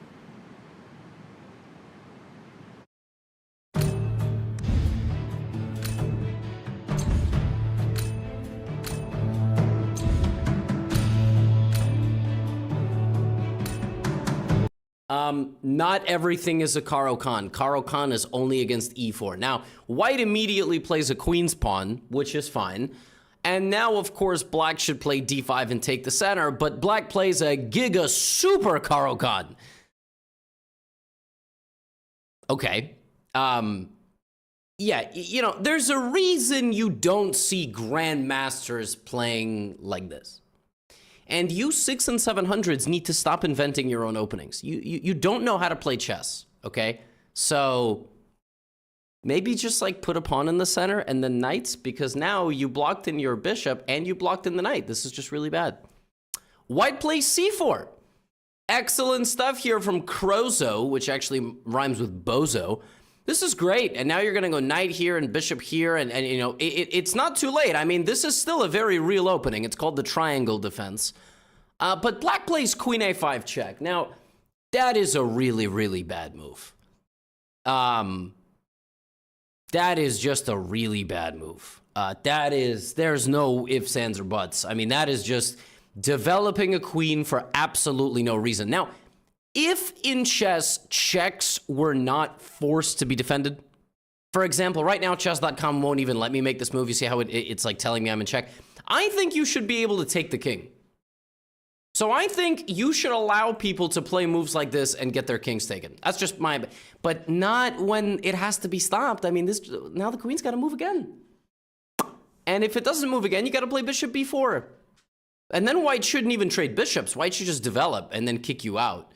So this is just not any good, but, you know, black has only one major idea here, and it's to play queen b6 and attack that pawn. Clearly, this has worked for the 700 in the past, so he is playing like this, but this is just terrible.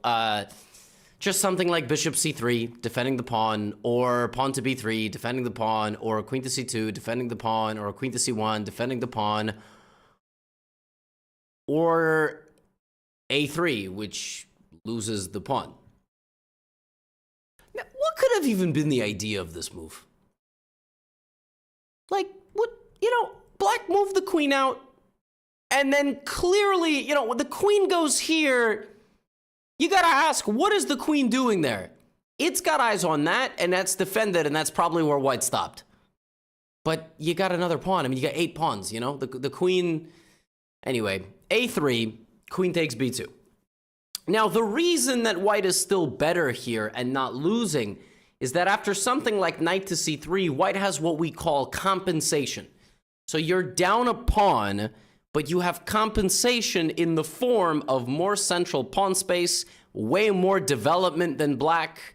That's what compensation is. It's like, you know, certain men compensate for being inadequate in certain ways of life by driving really loud and big vehicles that look intimidating. That is called compensating. You're compensating for something that you don't have.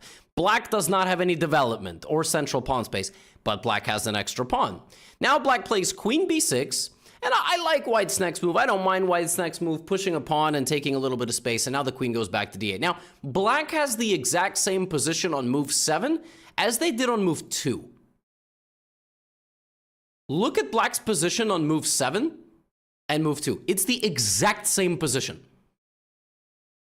But the queen went out, did some damage, went back, and went back. The queen has made 1, 2, 3, 4, and 5 moves in the first 7 moves. That's not the way you're supposed to play chess. It's just not.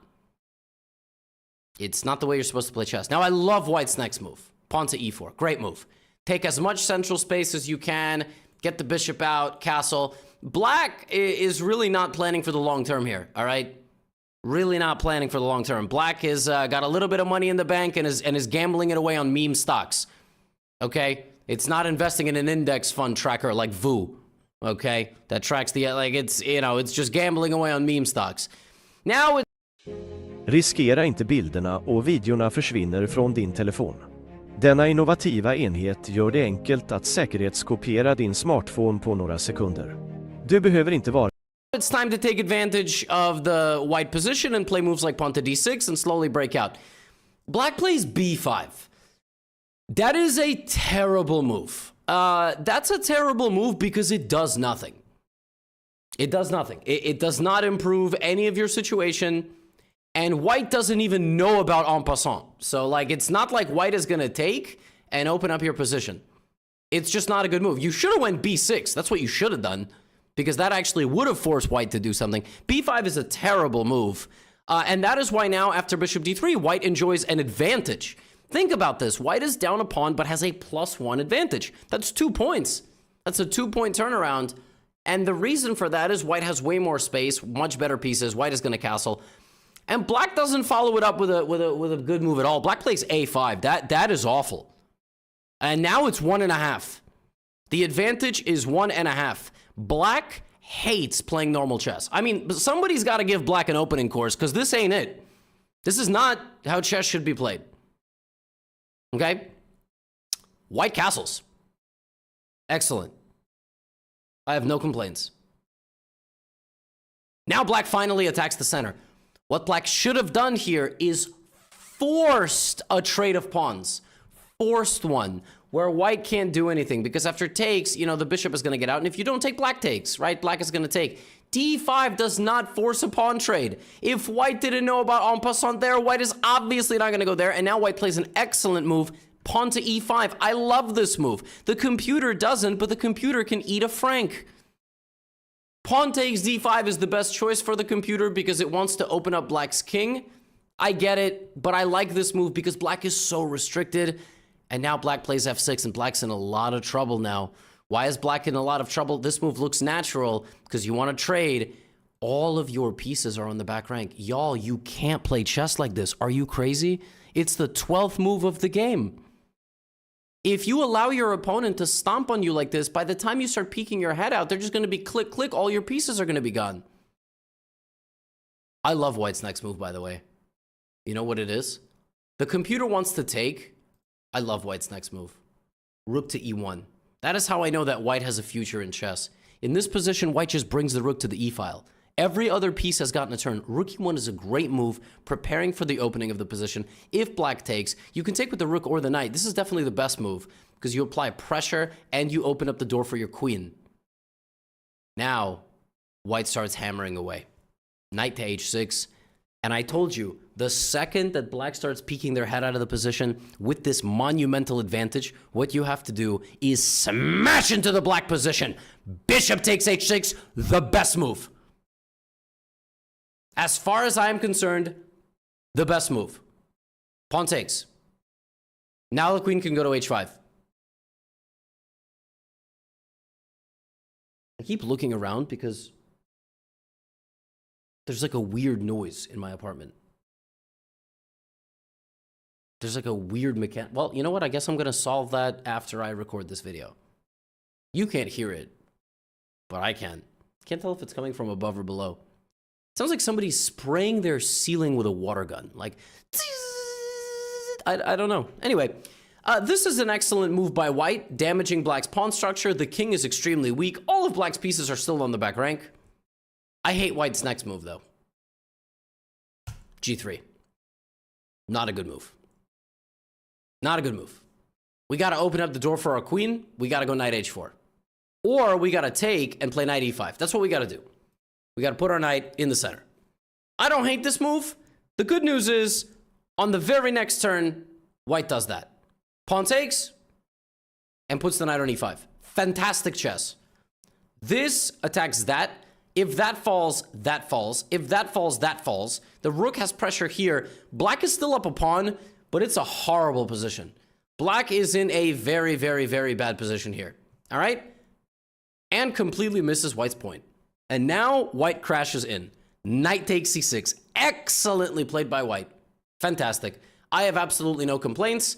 The queen goes to c7, and now white immediately follows it up with taking this pawn, defending the knight, and setting up a discovered attack. Now, this is what black gets. This is exactly how you exploit a position where an opponent doesn't develop their pieces, leaves their king in the center, and has a bunch of weaknesses. White plays bishop takes b5. Spectacular. You know what else you can do in this position for white? As you get better at chess, you're going to do things called setting traps.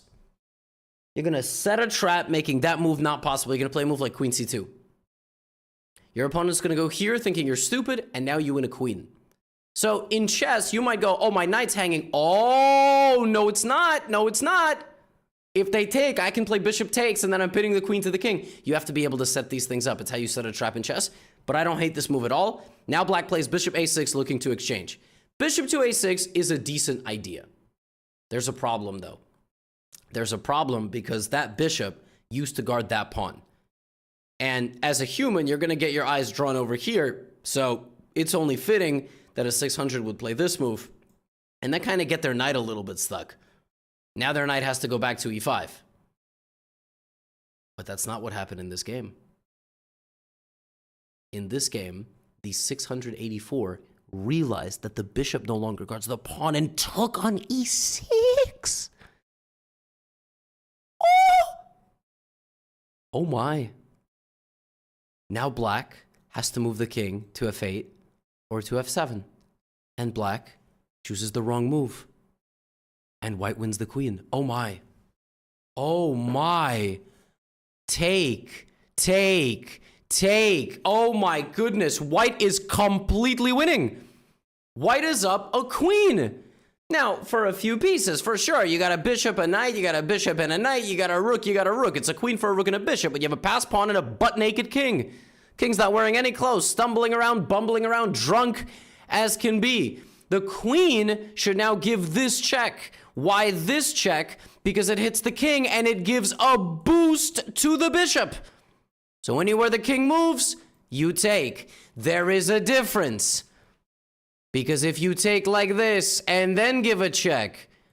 Enlisted is the free brand new online World War II shooter. Command a squad of soldiers and participate in legendary battles of the Second World War. Right now, you can join the Invasion of Normandy, Battle of Moscow, and the Battle of Berlin. The rook will block. You're not going to win the bishop, but you are still winning, but you don't win the bishop. Instead of that, white played queen e1 check. And now a little lesson. If you're in a game like this and you have 156 versus 258, you gotta speed up, you gotta make simple moves. Make simple moves, make quick moves that get into the position. Bishop takes. Rook, you should not have spent 22 seconds on bishop takes bishop. You gotta bring the rook, or you gotta do a little sneak attack. Rook b1, excellent. Rook back to a7. Here comes the knight galloping into the position. Rook e7, and the queen immediately takes. The knight goes to g4. The knight gallops in looking to take on d5, but here comes counterplay. And in this position, unfortunately, disaster strikes. White completely panics, forgets that they are under a little bit of pressure. They should obviously continue taking. There is nothing scary here, but they play rook to e1, which is a massive mistake. 600 elo chess. Bishop takes f2 and white has lost the rook. And now black is back in business. Still, there are winning opportunities here for white because the king is so weak and the rook can't really mate the king. So, knight takes d5. Oh my goodness. White has lost it all.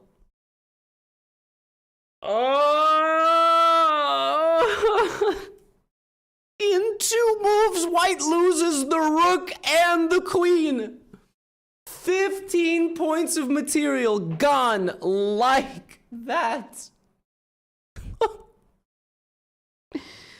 Oh, 700, 600 elo chess is so crazy. White played like Magnus Carlsen. And then white played like Carlos Magnussen. Absolutely tragic. And white is down 1.5 minutes. So, a lot of people would resign. White decides to play until checkmate. Pawn to c6. I thought that pawn was going to sneak through, but it's over. Wow. Nice job by black. King d5, rook f6. The knight goes to give a check. The rook slides in. Okay, black loses the bishop, but black is, still going to win these pawns over here. Rook g, that's nice and clean. And now you can just sacrifice the rook and promote. Black, of course, bringing the knight back is also going to stop the pawn. You also have like knight c5 stuff. Pawn to a6, and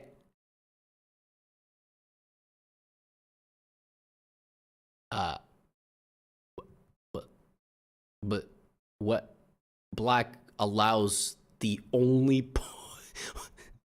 Black allows the only pawn on the board remaining, while up a full minute to become a queen. You just had to bring the rook around, or around there. This was not complicated. The pawn literally only has one type of move. It can only move forward a square. How How did black do this? Why did you just move the knight for one of the moves? At that point, you must have realized, wait a minute, I can't actually stop the pawn.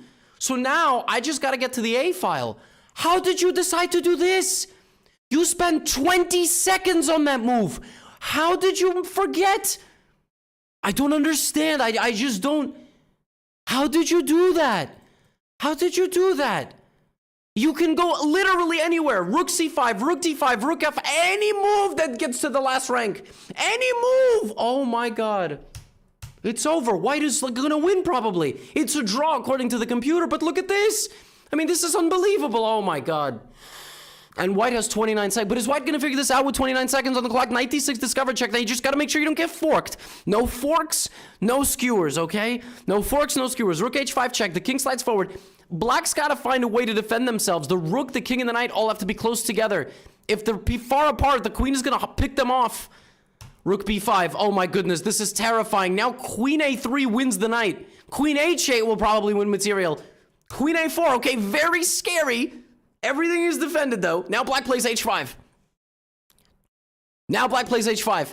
White has to give a check or get to the knight. You gotta get to the knight because the knight is protecting the rook. You gotta win the rook. In this position, white plays queen e4 check and hangs the queen in one move. Oh, it hangs the queen in one move. Black has 39 seconds on the clock and plays king to d8.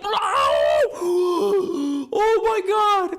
Oh my god. Now you can take the knight and then you have mate on the back rank in a couple of moves. You also can play queen takes h7 and mate on that move. That's exactly what white does. 8.6 seconds remaining. Black has a rook. Black has a knight, but they're all hanging. They are all hanging and mate is right there. Black plays king to c8. Saving queen d7, but now queen c7 is mate, and any of those is mate in 2.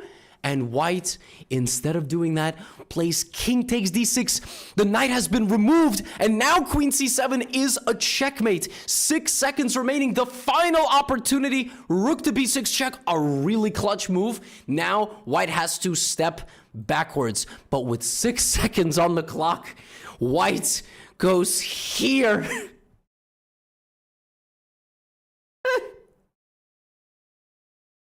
Loses the game.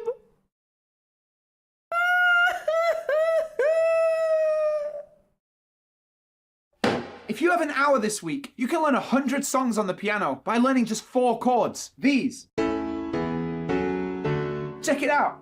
And can you feel the love tonight? Same chords. When I find myself in times of trouble, Mother Mary comes to me. Sometimes I feel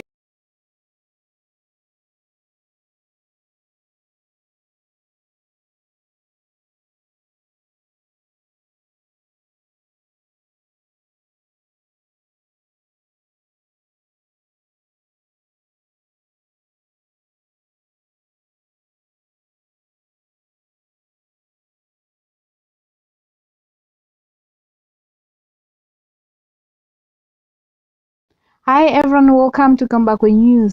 The Citizens Coalition for Change leader Mr. Nelson Chamisa has made fresh calls for the release of fellow party executive and lawyer Job Skala following reports that he is seriously ill. Job Skala's lawyer Harrison reported earlier that Skala is passing blood stool and this is not the first time he is falling sick. Therefore, Chamisa says since ZANU-PF has disregarded the release of Skala, he is now engaging with the SADC leaders to intervene. Chamisa holds so much positivity that when an extra mile is taken, surely Skala will be released. Thank you for staying tuned. Please do like and subscribe.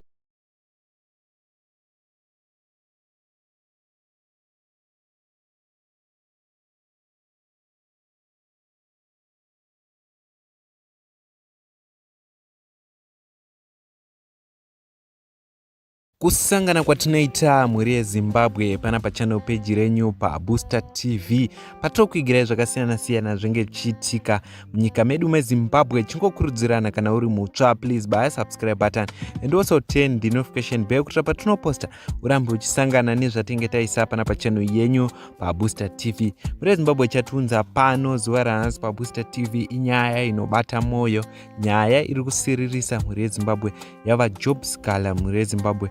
toti vajob scholar vakawanda vari kuziva kuti vajob scholar vane madays akawanda iwo vari mujeri. Zvekutsanangurira zvochinzi vajob scholar vane madays iwo anosvika 483 days vari mujeri vasina kumbopiwa bail out kana kumonzi kutonge kutariswa kunzi mhosva yavo ingava iri mhosva yei yawakapara muZimbabwe. So nyaya tauya nayo zuva ranhasi Hope Chimwono, avo journalist vanozivikanwa nevanhu vakawanda munyika yedu yeZimbabwe vauya nemashoko avanyora vachiti vatambira mashoko kubva kuna vaHarrison Ngomo mhuri yeZimbabwe, the lawyer of Zimbabweans political prisoner mhuri yeZimbabwe, avo vabudisa mashoko achiti vajob scholar varwara zviri serious mhuri yeZimbabwe, zvekutoti zvikutoda dokta nguva ichiripo mhuri yeZimbabwe. Zvinova zvinhu zvinosirisa zviri kuitika iko kuna vajob scholar.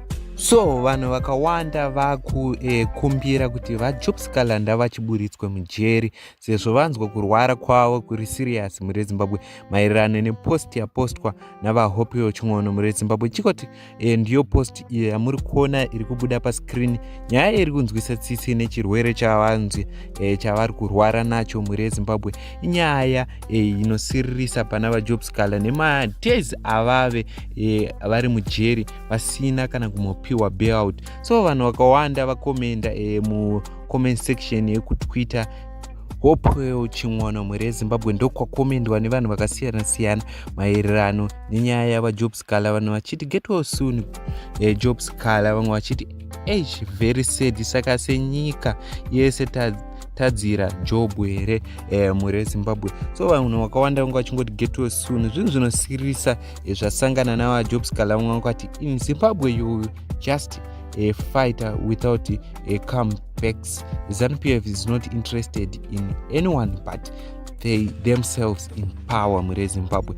Vanhu vanyora mashoko akasiyana siyana nemaererano nyaya yavajob scholar mhuri yeZimbabwe iri kusiririsa kunzi varwara zviri serious zviri kutoda dokta panguva ichiripo mhuri yeZimbabwe. Ndicho ndonyaya ndandakuigirai pana pachannel yenyu paBooster TV patinokuigirai zvakasiyana siyana, tichingokurudzirana kana uri mutsva please buy subscribe button and also turn the notification bell kuti patinoposta ugosangana nezvatinge taposta pana pachannel yenyu paBooster TV. I thank you for watching this.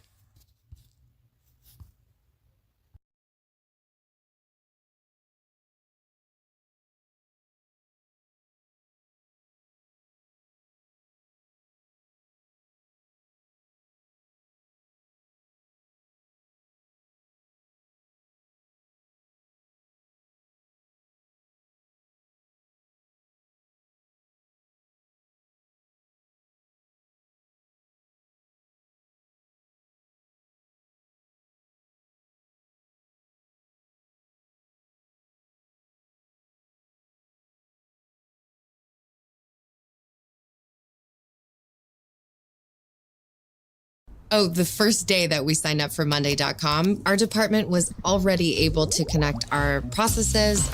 Hello everyone, you're welcome to Sankofa of an African series, and my name is Gabriella. Well, today we're going to be discussing someone who is pretty much legendary, and she achieved something that seemed impossible. We're going to be discussing the first female pharaoh of Egypt, Hatshepsut.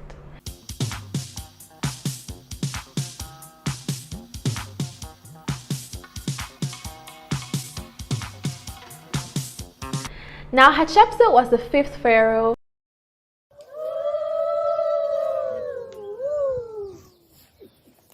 Iran,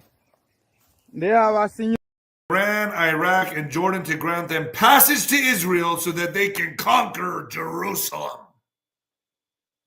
Now armed to the teeth with 80 billion in weaponry left behind by Joe Biden in Afghanistan. Remember that? Setting their pieces, putting their pieces in order, folks. And then last week, Joe Biden gave $6 billion of your tax dollars. $6 billion of your tax dollars to who? Iran.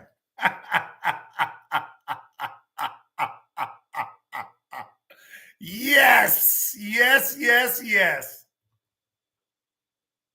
So I guess you could say we're kind of funding both sides.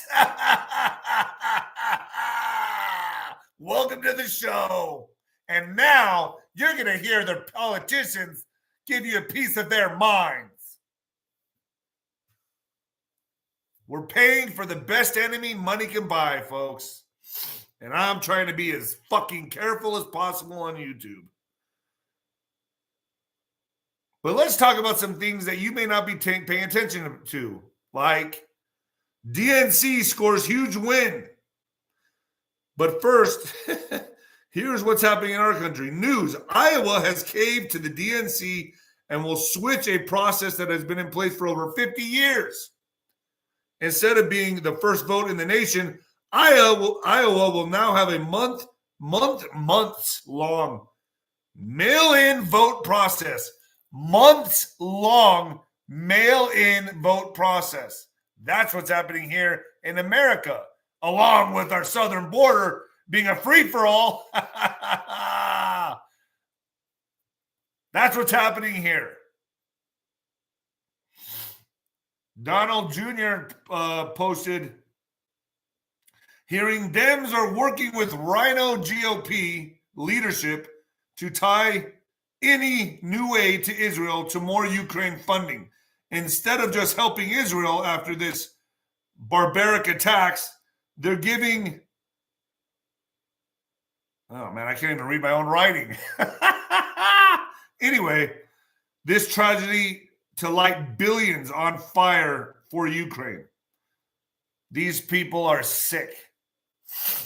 So here we are, going to get more money. More money. Forget protecting the southern border. You don't need that. Nah. In fact, what if Hamas is coming here on the southern border? What if? I'm going to say it's plausible.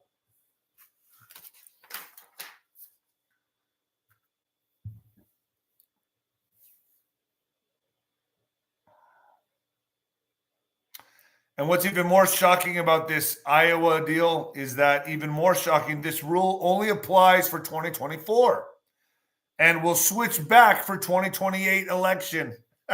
So they're only going to do the mail-in for 2024. How convenient. That's why I say this. And you can get this shirt at patriotwear.com. Patriotwear.com.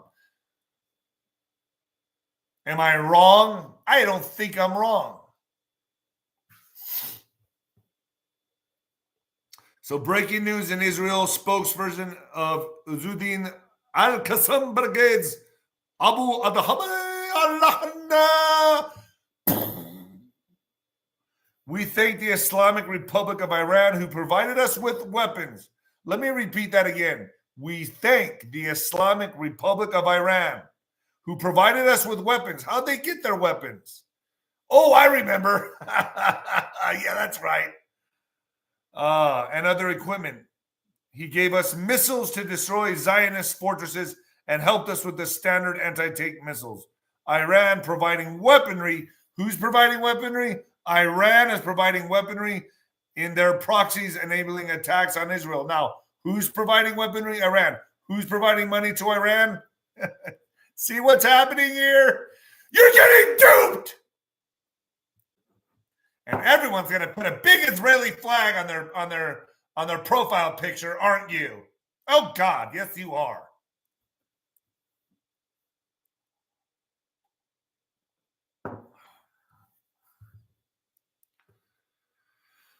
We're all getting played.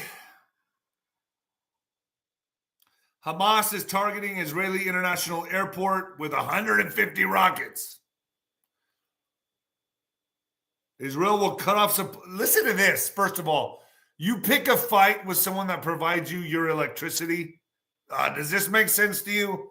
Nah, it doesn't. It doesn't make any sense at all. But let's just go with it. They think you're stupid, but let's just go along with it. Not my audience, at least. So Israel will cut off the supply of electricity, fuel, and goods to Gaza. Wait a minute. They supply them with the electricity, fuel, and goods, and Gaza is going to attack them? What are they, cavemen? Are they dumb? I guess so. Or, you know what I'm trying to say.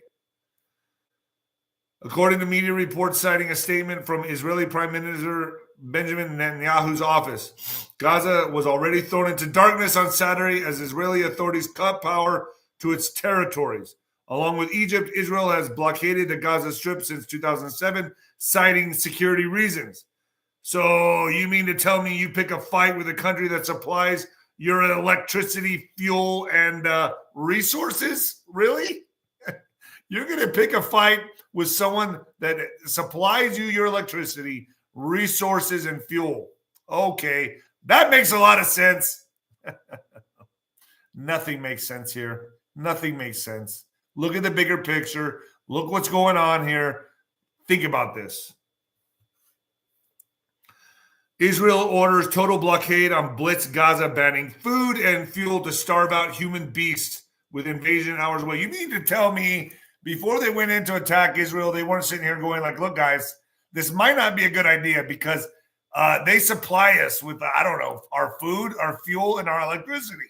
If we attack them, well, they just might not give us any of that anymore. We can starve and die. It's not a good idea, right? Fuck it. Let's do it anyway. Come on. I feel ballsy today. Don't you? Yeah. Don't you? Allah Akbar. Yeah. Don't you? Muhammad. Yeah. Don't you? Muhammad. Yeah. Let's go.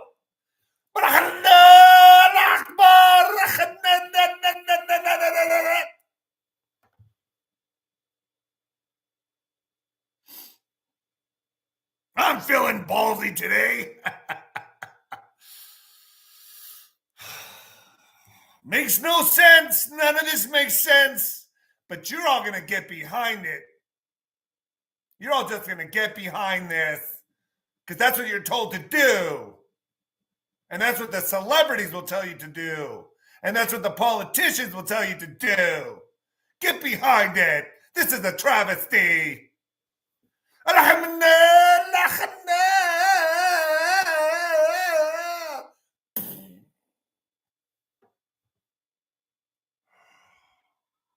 So let's talk about some sellout politicians. Now we know who you are, all of you. You ain't escaping from the Nino. I'll hold you accountable if nobody else will. RFK, how you doing, RFK? RFK, this ignominious, unprovoked, and barbaric attack on Israel must be met with the world condemnation and unequivocal support for the Jewish state's right to self-defense. We must provide Israel in whatever it needs to defend itself. Now, as president, I'll make sure that our policy is unambiguous so that the enemies of Israel will think long and hard before attempting aggression of any kind. Why aren't you bringing up that we funded Iran? You don't want to. Nah.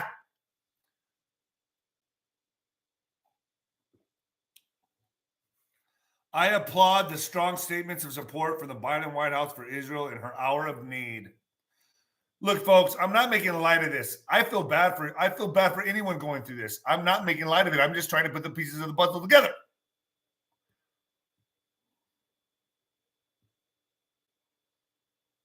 Am I making sense here? I don't know. Maybe I'm not. I don't know. But he's just so mean, that guy. Nah, I say let's look at the big picture. I do feel bad for Israel. I feel terrible for Israel. Let me say that again. I stand with the Israel people. I feel terrible for them. They should not be caught in the middle of this. But look at me. I'm a boxer. I know how promoters work. Motherfucker, you got two fighters in the fight. I see ya. I see ya.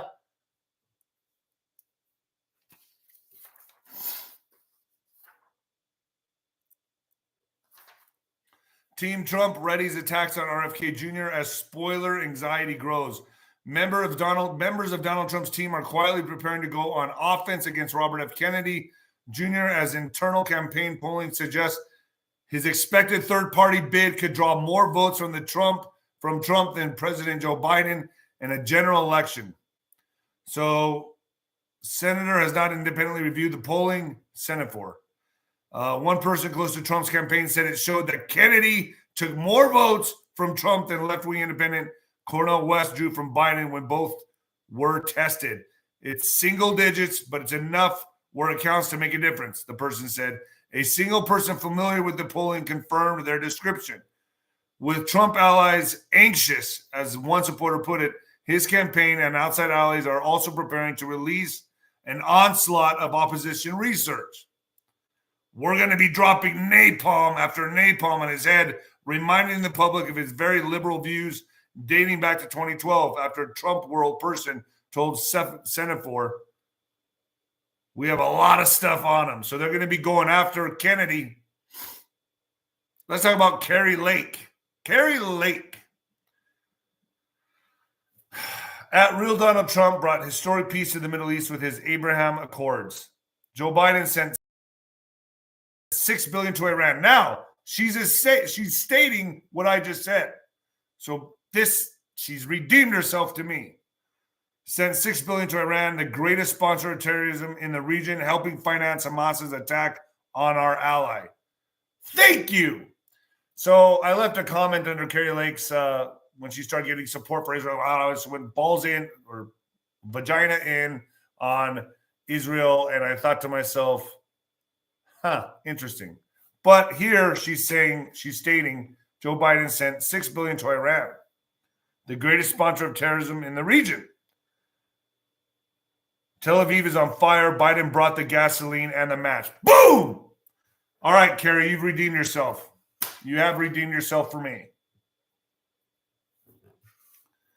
She has redeemed herself. I repeat, Carrie Lake, thumbs up. All right. But still, I'm watching everybody. Let's talk about Pence. Pederast Pence. Pence blames Trump. Look at this guy. Blame. Pence blames Trump and isolationist Republicans amid Israel crisis. They are signaling retreat. So former Vice President Mike Pence pulled no punches this Sunday. You know what, Pence? Come on my show and pull no punches. I'll set you straight. Get on the show with Nino. A lot of you don't want to come on with me. My channel is growing. It's getting bigger and bigger, and you're not going to be able to run forever. I'm just saying. I'm coming. And I cannot be bought and sold. So, yeah, I'm coming. Oh, I'm coming. I'm coming. Yeah. All right. So, former Vice President Mike Pence pulled no punches this Sunday when joining CNN's Dana Bush to discuss the ongoing crisis in Israel and the Middle East, which Pence laid in part on his former boss, Donald Trump. So he's blaming Donald.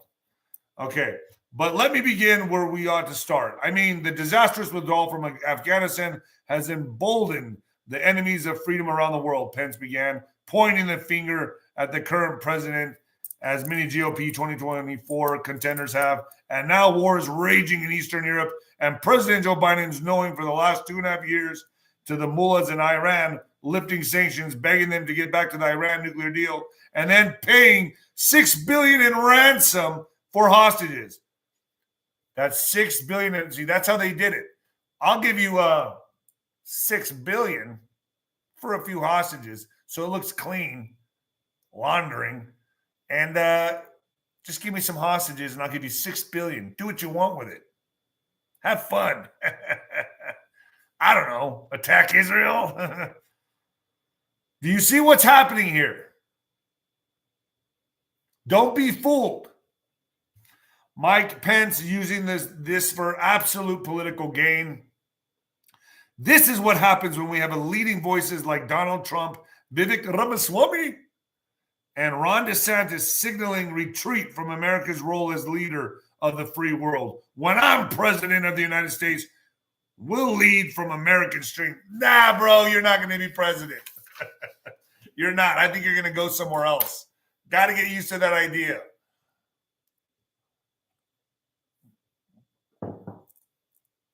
Let's talk about Nikki Haley. Nikki Haley.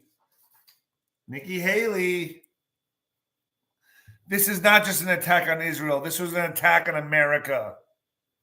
Finish them, Netanyahu. Finish them. They should have hell to pay for what they have just done. Jim Jordan. Jim Jordan. Rockets are raining down on Israel towns right now. We need to immediately help replenish Israel's stockpile of Iron Dome missiles to protect more innocent civilians from getting killed. Let's make sure Congress can unite and assure Israel has what it needs to destroy Hamas. Fuck Lahaina. Fuck Hawaii. Fuck our southern border. Fuck all that. Okay? Fuck that. Let's go help Israel. Let's go help Ukraine. Fuck Lahaina and fuck our southern borders. Could Hamas be coming over the border? I think so. Hey. Oh, these guys. Jim Jordan, you just went down a few notches for me, buddy. Adam Schiff, I guess he agrees with Jim Jordan. Israel has experienced its own 9/11. Oh my gosh.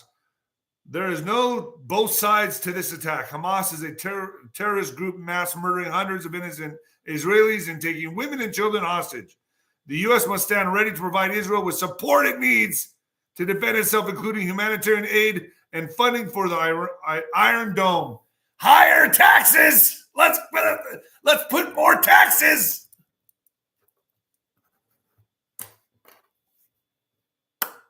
You're funding both sides. Breaking, the U.S. military will be moving U.S. Navy ships and aircraft close to Israel in response to the Hamas attacks. So now we're sending our military. But wait, hold on. Wait a second. Didn't Joe Biden give him $6 billion? So we're like funding both sides? Didn't we leave the Taliban like $80 billion worth of like equipment?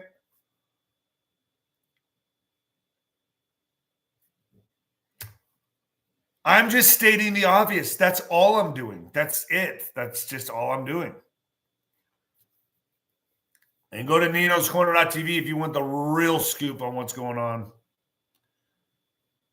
The report from NBC claimed that the U.S. is currently working with non-combatant evacuation for getting Americans out of Israel. One plan involves actually putting the Americans on the Navy ships. Welcome to the apocalypse. Welcome to the apocalypse. Yeah. Yeah.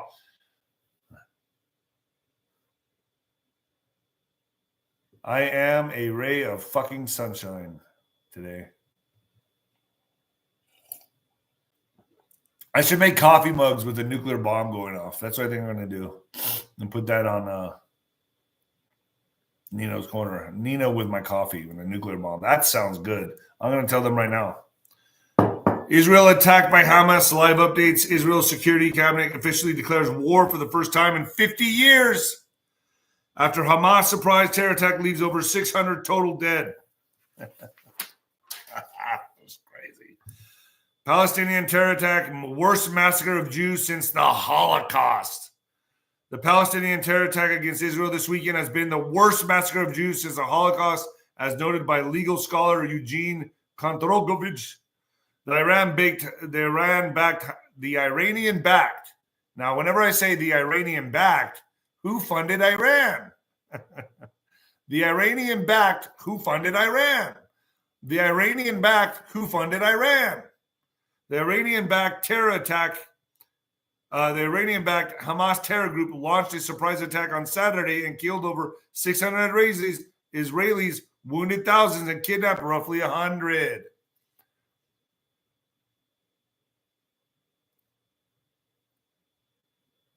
Who funded Iran? Who funded Iran? Who funded Iran? Who funded Iran? Get it? Good. Who funded Iran? How did this happen? We're going to go to war. Who funded Iran?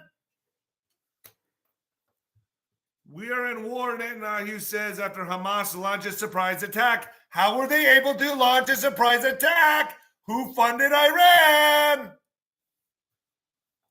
Israel was plunged into chaos Saturday after the Palestinian militant group Hamas launched a deadly land, air, and sea attack inside the country. How were they able to do that? Who funded Iran?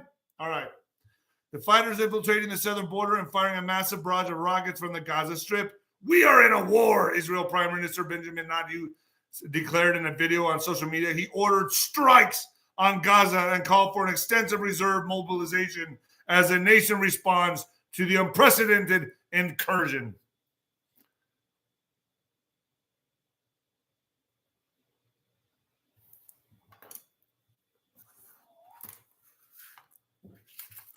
It's actually, this should make you very angry because it's your tax dollars.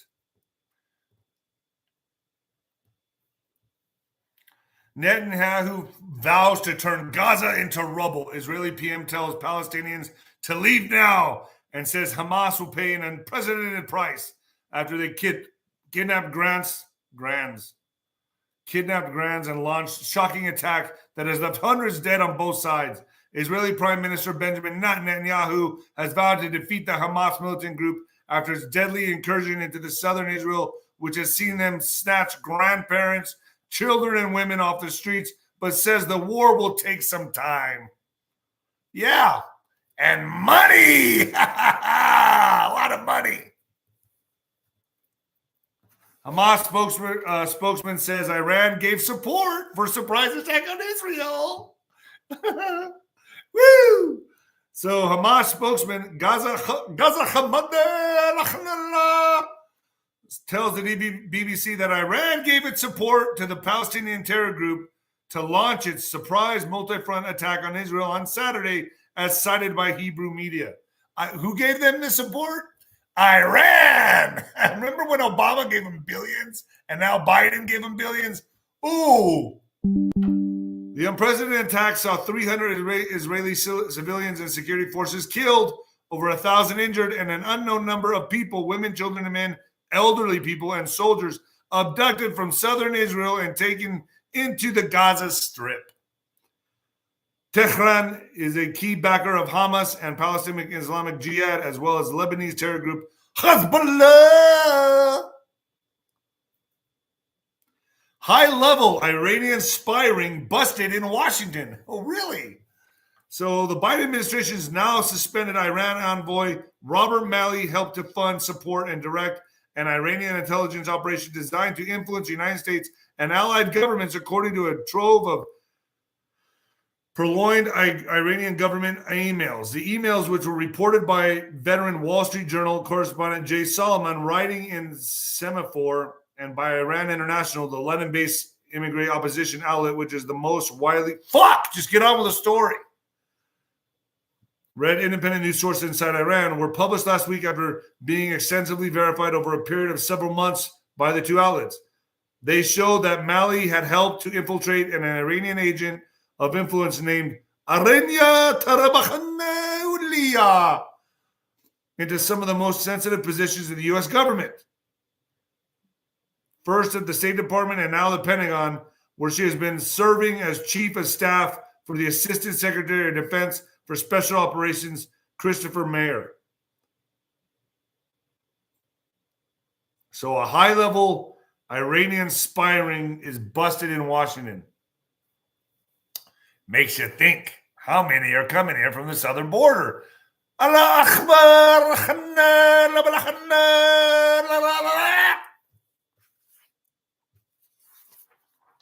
I've said it. I've said it many times. They are going to be activated. All right.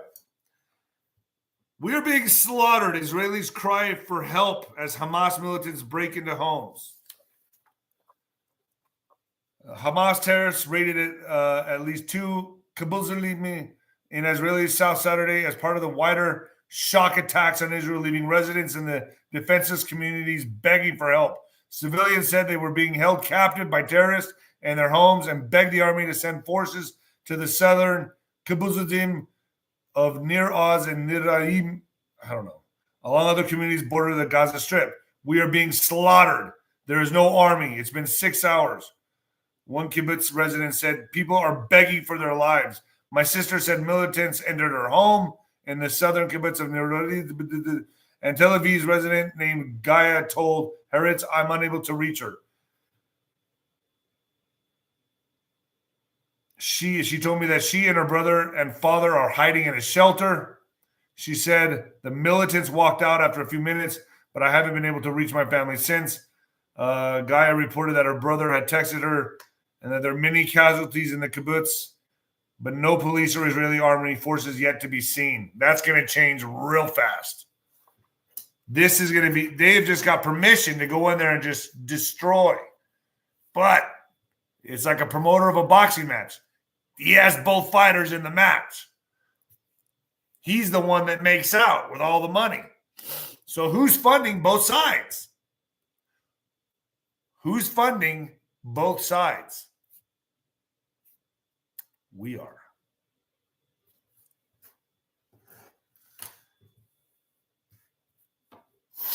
Naked woman paraded by jeering Hamas fighters says this is how they really get you behind the effort.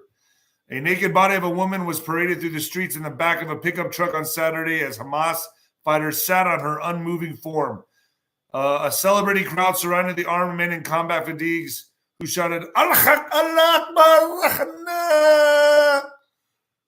from the open back of the pickup truck. Some of the crowd, which included youngsters, spat on the woman's body before the truck sped away.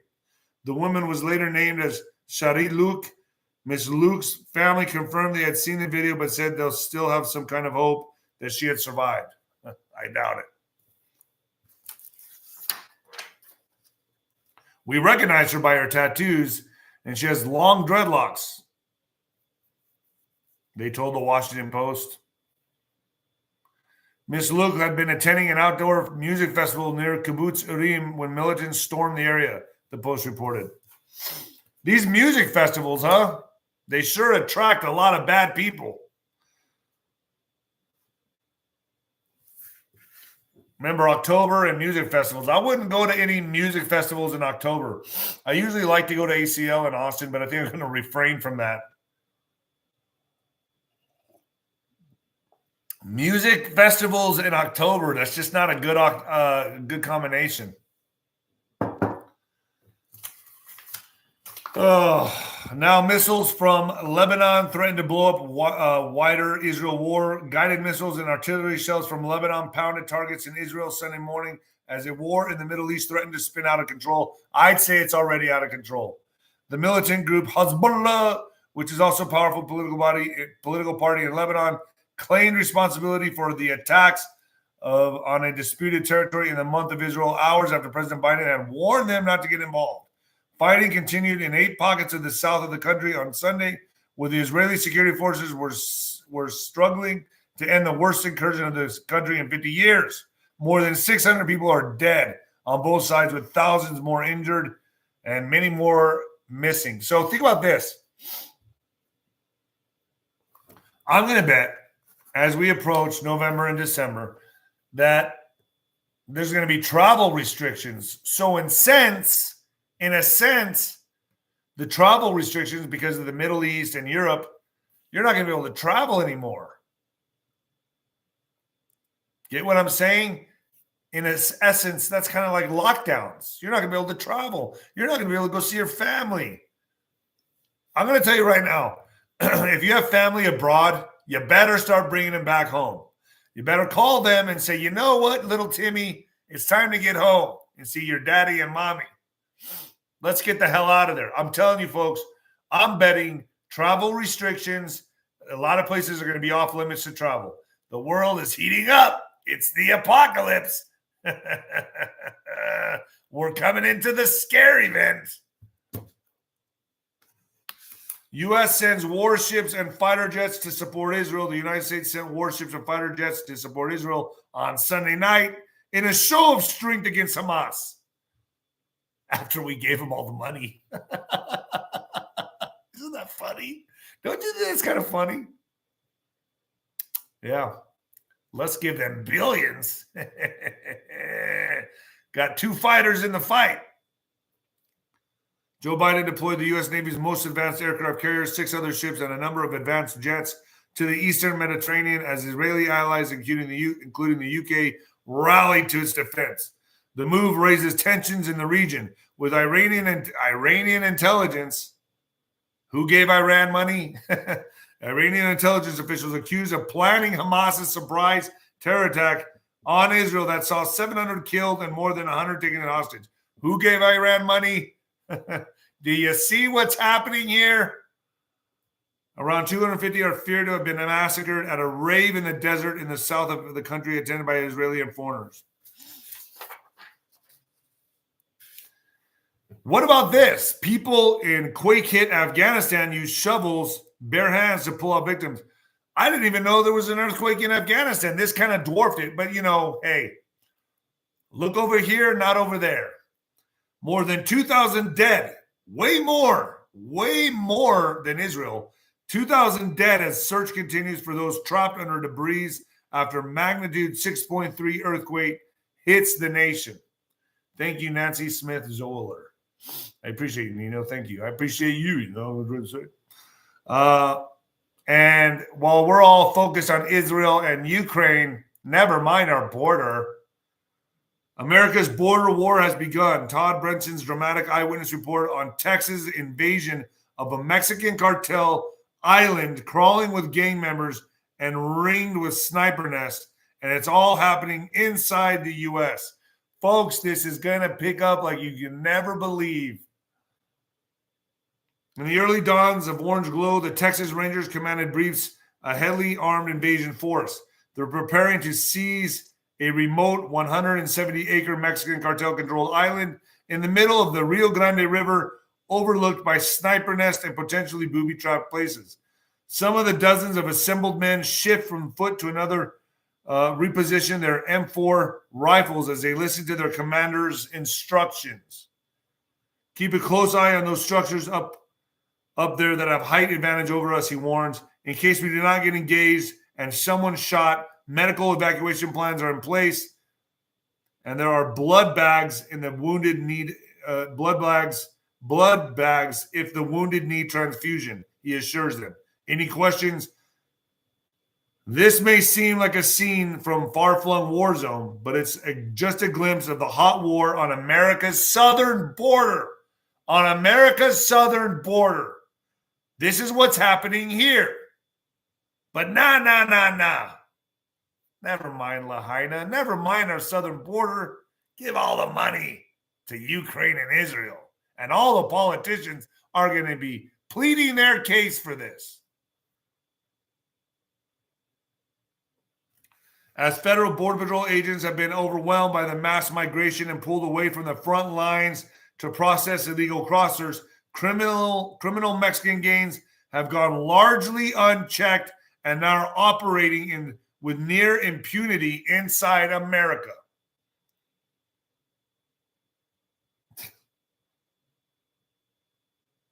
I mean, it's going to get bad. And you better be ready. You better be ready. Because to them, this is just a game. To the elites, this is just a game. And you're paying with your life. This is how they plan to rid and purge. They're just manipulating both sides. One hand controlling both sides. I'm just hoping you see the bigger picture. That's all. That's all I'm doing. But hey, let's keep giving money to the LGBTQRSTWXYZ. In depth, the U.S. gives more than $4.1 billion of your tax money in grants for LGBT and transgender initiatives worldwide. During the past 3 fiscal years, $4.1 billion in federal money from taxpayers has been flowing to LGBT initiatives in the United States and around the world. Around the world. From October 1st, 2020 through September 30th, 2023, the U.S. government issued more than 1,100 grants to fund LGBT promoting projects around the world, according to this syndicate spreading federal spending website. Jeez. The scope of projects varies widely, plans to create a safe space, like the Gaza Strip, a safe space for the LGBTQ youth and adults to seek support and resources. Earned a $1.8 million grant from the U.S. government in 2022 for the LGBT Life Center in Norfolk, Virginia.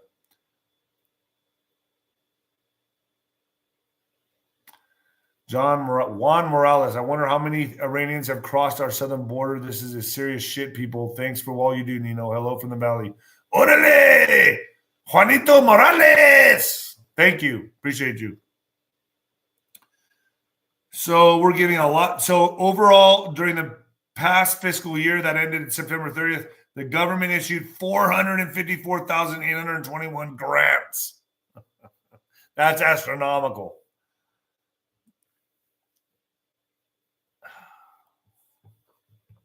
The U.S. dollar collapse. Shock. 8 trillion predicted Fed inflation flipped to spark a critical Bitcoin, Ethereum, XRP, and crypto price boom to rival gold. I still say I'm sticking with gold and silver.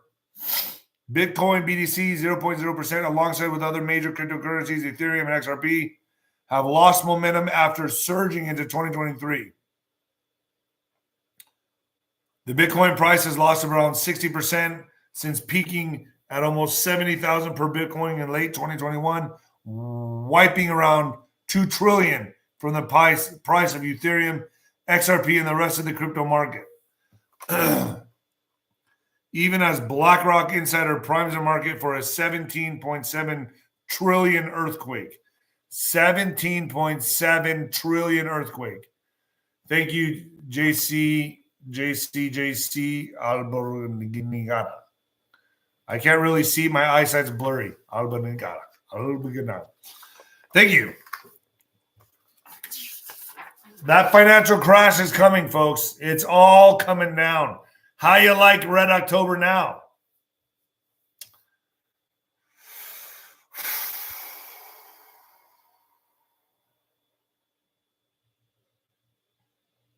Man. Here we are. Now we're in it, folks. Thanks, Deb.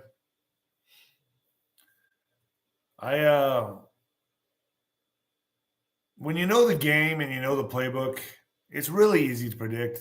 These people don't want you around anymore. And they have all the money and all the technology, and they're psychopaths. So when you understand that, and that this is just a game for the most powerful people to play, they're playing with your life. It's a game that they're playing, and you are the expendables. Then you understand how this works. It's that easy. They're insane. They are psychopaths. There is no way they don't think like you and me.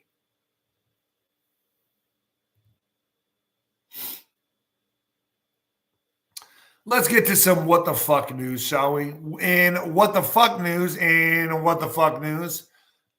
emergency alert test, prisoners busted with phones behind bars. Idiots. All right. So the National Emergency Alert System turned out to be a huge success for just about everyone. That is, unless you were a prisoner with an illegal cell phone behind bars. Millions of cell phone users across the U.S. got an alert Wednesday from the Federal Emergency Management Agency and FCC to ensure emergency alerts reach the public at a national level. Phones received both a test message and made a loud alert noise. However, the testing system made prisoners hiding phones an easy target for prisoner guards. A New York State prison official tells us they confiscated 2 phones at Sing Sing Correctional Facility during the test. Additionally, a source at FCI, Coleman Law in Florida, says they too confiscated 2 phones during the emergency test. It's unclear how many of the prisoners face similar circumstances. We called around in Arizona, California, Illinois, and others, but you got to imagine it was a problem nationwide. A source in Nevada tells us most of their prisoners were already aware the alert was going to happen, likely turned off their phones, so they didn't confiscate any devices. When reached for comment, the BOP told us the Federal Bureau of Prisoners does not elaborate on specific internal security procedures for safety and security reasons. Unsurprisingly, we're told phones behind bars have become a growing problem, and officials have implemented new tactics in trying to locate them, including phone sniffing dogs called e-dogs. They have phone sniffing dogs. Something tells us prisoners may become more cautious the next time a public alert rolls around. What about Amber Alerts? I know, I don't know the prison system. I've been in jail, but you can get anything in there. Guess who gives them to you? The prison guards. The prison guards, that's how they make the side money. So they act like, oh, this is a big problem. The prison guards are just as bad as the prisoners. They run the show. I'm telling you. You better be cool with the prison guards. They're the guys. They're the real leaders of the fucking prison system. Everything goes by them. It's a method of control.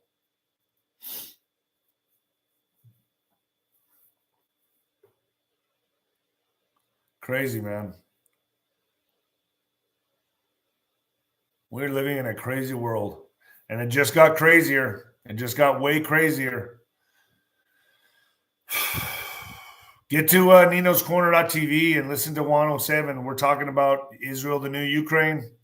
We're going to see a lot of politicians you thought you could trust take this hook, line, and sinker. Folks, they know what's going on.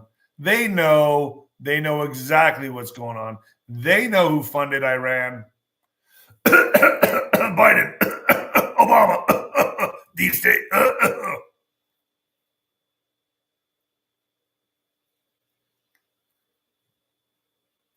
It's easy to see, man. Now they're pushing us into a global war. Got Ukraine on fire. Now you got Israel, the Middle East.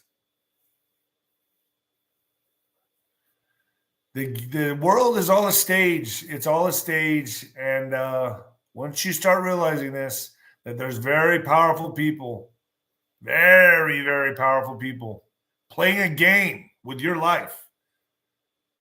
That's what powerful people do. When you're that powerful, you're bored. You got nothing else to do. You want the world for yourself. Ah!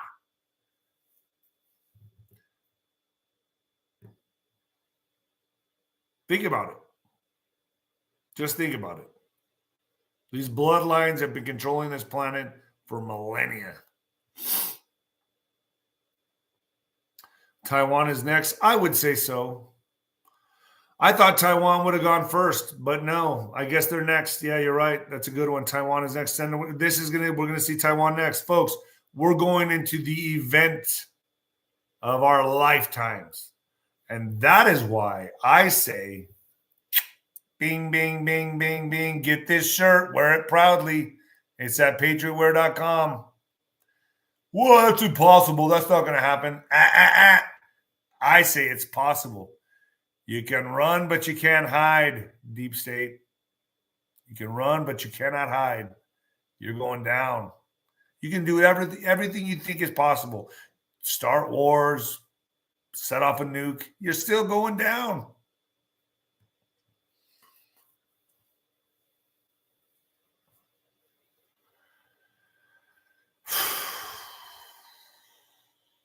I got to figure out what my show is going to be Wednesday. I think I have an idea what I'm going to talk about Wednesday. And I was tired. I just got back from the UT-OU game. That was a fun game. Got my mind off some things. Shitting is not as fun when you're not drinking. It's kind of hard. It's really hard for me, folks. I don't drink anymore. But if I was drinking, I would not be able to make these podcasts. I know that. And I got to say, you all keep me accountable. So for me, not drinking has like improved my life in so many different ways, but fuck, it's just not as fun anymore. I mean, I would have given anything to have a few tequila shots and a few beers at the game. Oh fuck, I would have given anything for that. And even my friends, I feel like they're not even having a good time, as good as a time with me anymore. It's almost like they have to watch themselves around me. I tell them all the time, I say, guys, you guys can drink. You guys can do what you want. Don't worry about me. Have fun. I'll drive. But it's just like they don't want to. I don't know. I mean, I guess they're being good friends, but I wish people could just relax around me. I'm not trying to be a buzzkill. I'm just trying to I'm just doing this for me, but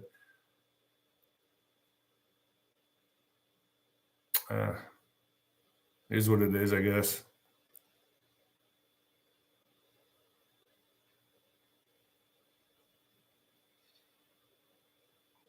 My whole life was drinking. That's all it was. It was just drinking. It was like now it's like takes the it really like drinking. You don't realize how drinking. Sorry, I'm going on about this, but I just want to say like I would have enjoyed that game so much more if I was drinking. Probably would have been hungover today, and it would have sucked. I probably would have missed a podcast, but I'm staying accountable. I'm trying to stay,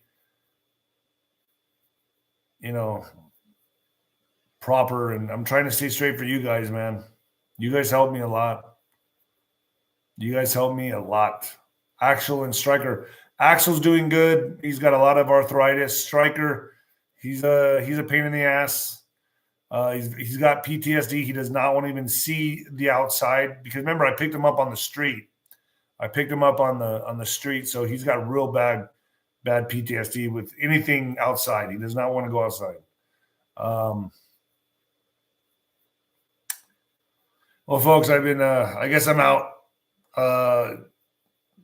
I did the right thing by not drinking. Drinking is evil. Yeah, but it sure is fun. It's fucking fun. I always think, can I have a drink with like my meal? Can I have a glass of wine? A lot of my friends are like, dude, you can. And like, yeah, I can. I can maybe for a couple weeks. I can for a couple months, maybe a couple years.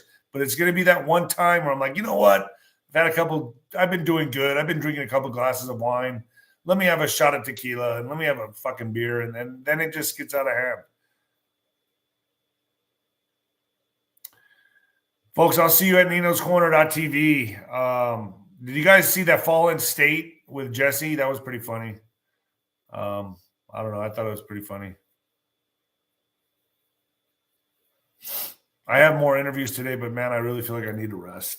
I'm tired. Am I just rambling on? All right. I'm out of here, folks. And the new heavyweight champion of podcasting and the black sheep of broadcasting. All right, folks. I'm out. Love you guys.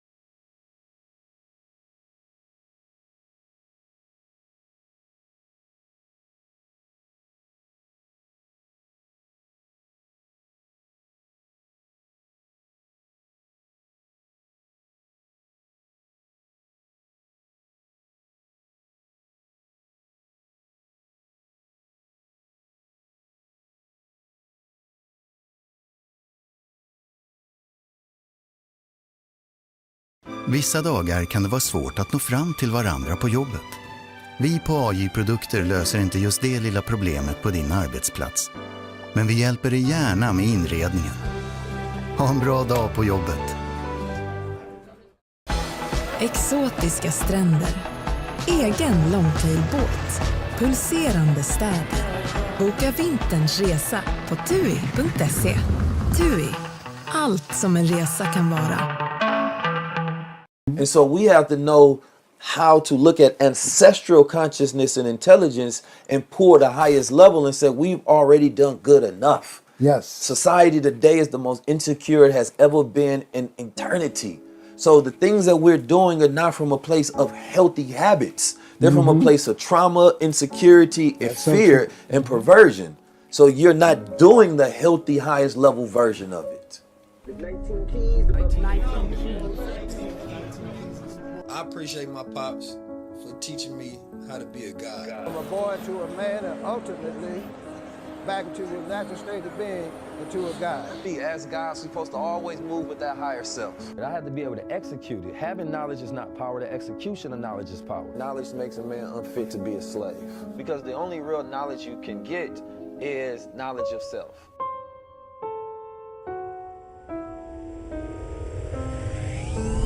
This is the highest level. The highest level is ownership. The highest level is power. The highest level is sovereignty. The highest level is higher consciousness. The highest level is when we own our own culture. Excellence at a very high level. Not eye level. A high level. Like that. It's time for a high level conversation. We're here for another high level conversation. 19 keys and this is a high level conversation. Tap in with the guy. Peace family, is 19 Keys with another episode of High Level Conversations.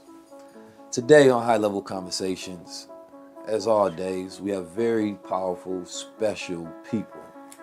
This brother in particular, you probably have actually been affected by his works and his wisdom and his pilgrimage that he has been set on throughout his life. He is known as the father of the Ankh, the first initiated Kemetic priest in New York.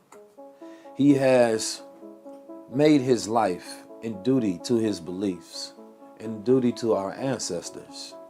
And in the rhythm of that, he's actually built institutions and foundations, bringing the ancient symbols to modern man. Most people walk around with the symbols of the Ankh, but they don't actually know the history of bringing their symbols to America and how it become more established. The good brother that is on today, I believe, is one of the ancestors who represent that tree of life, right? This tree of wisdom and this tree of knowledge that must be documented. There is a lot of TikTok knowledge and script scholars who can read some information and then spew it for a minute and sound intelligent, but it's completely different when you actually dive into it. It's different when you can defend it. It's different when you actually know it. And that is taking you through the phases of initiation. This is a man who has not only been in the police force, but had to leave that force because they didn't believe in the forces that he believed in.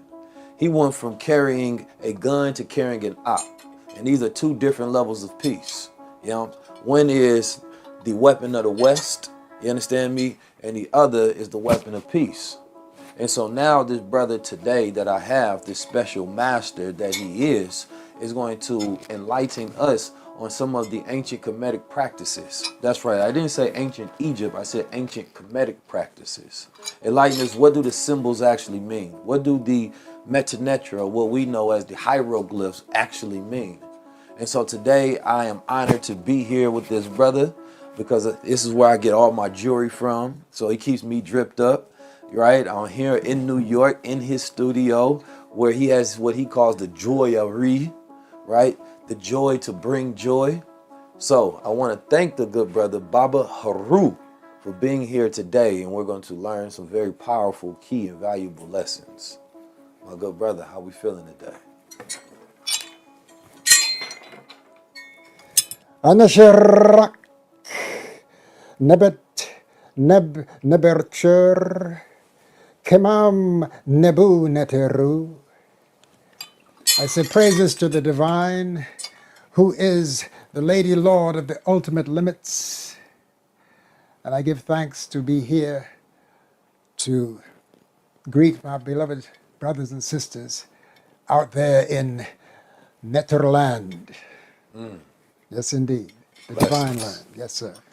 So today I want to jump right into it, man. Every time I get here, I'm excited. The energy in the shop is always high vibrational, right? And every time I come here, you give me some comedic wisdom, right? But I want to really dive into what is comedic wisdom, what is comedic teachings, what is comedic principles. Okay. The most important aspect of the comedic reclamation and resurrection is our claim to the spiritual culture of Mayat. Mayat meaning justice, balance, order, truth, reciprocity, sobriety, propriety, harmony. All of those principles that I just spoke about in English represents that ancient spiritual high culture of the Nile Valley Africans. And I need to say, before I go any further, though Kemet is the original name for the land now miscalled Egypt, the fact is that it's the northeastern section of a double queen kingdom known as Smai-Arwi. Smai-Arwi means unity of the two regions.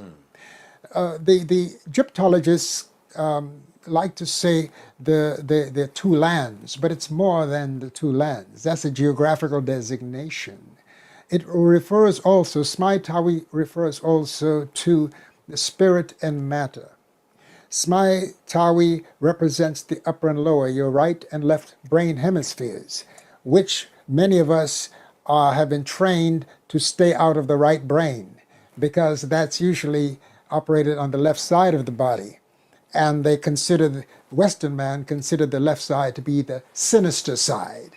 And which is unfortunate, because that's the divine feminine within all of us. Right. You see, we are all what you would call of these two regions. You know, both intellect and intuition.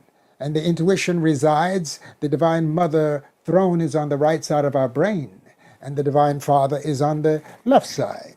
So he governs intellect and she governs intuition. We have also the marriage of the sun and the moon, again, which is very prominent in Islam, you know, the star and the crescent. Correct. You see, so I am always into the cosmic designation of things.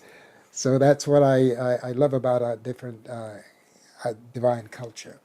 Yeah, you know, when you really get into study, you find correlations in between all religions in the world and all spiritual groups, right?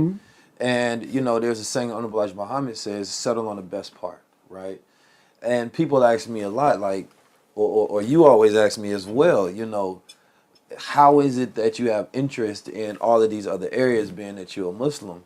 And I believe that one's belief system or way of life is not a limiting thing, right? If anything, it should be a guidance to understanding all of the world, right? And so for me, living a way of life or studying a practice of a way of life and getting master teachers from a master teacher gives you a third eye, gives you a view lens where now you have a North Star, you have a compass to where you can go in. And what I see in this generation a lot of times is we pick up the diverse interpretations of everything in the world, right? Some people want to be a Buddhist, you want to be a spiritual person, you want to be comedic, you want to be Muslim, you want to be everything, right? Without mastering anything, right? And so it's like a person with 1,000 destinations. They don't know where to actually go, right? So you need to know where you are to know where you're going, right? You need to know where you came from, right? And so for me, it's about giving direction, right? A generation that I feel is lost in trying to find themselves in every text, in every tweet, in every TikTok, in every Instagram or YouTube. No, we have to first build foundation, right? And from that foundation of principles and true understanding, then that can give you guidance, right? No doubt. Now, the history of the Ankh, right? We see the Ankh everywhere. Like Lord London, she had it in the movie You People, right? We see everybody's wearing Ankhs of all different, lifestyles, ways of life, but most people couldn't tell you what the Ankh actually means. That's true.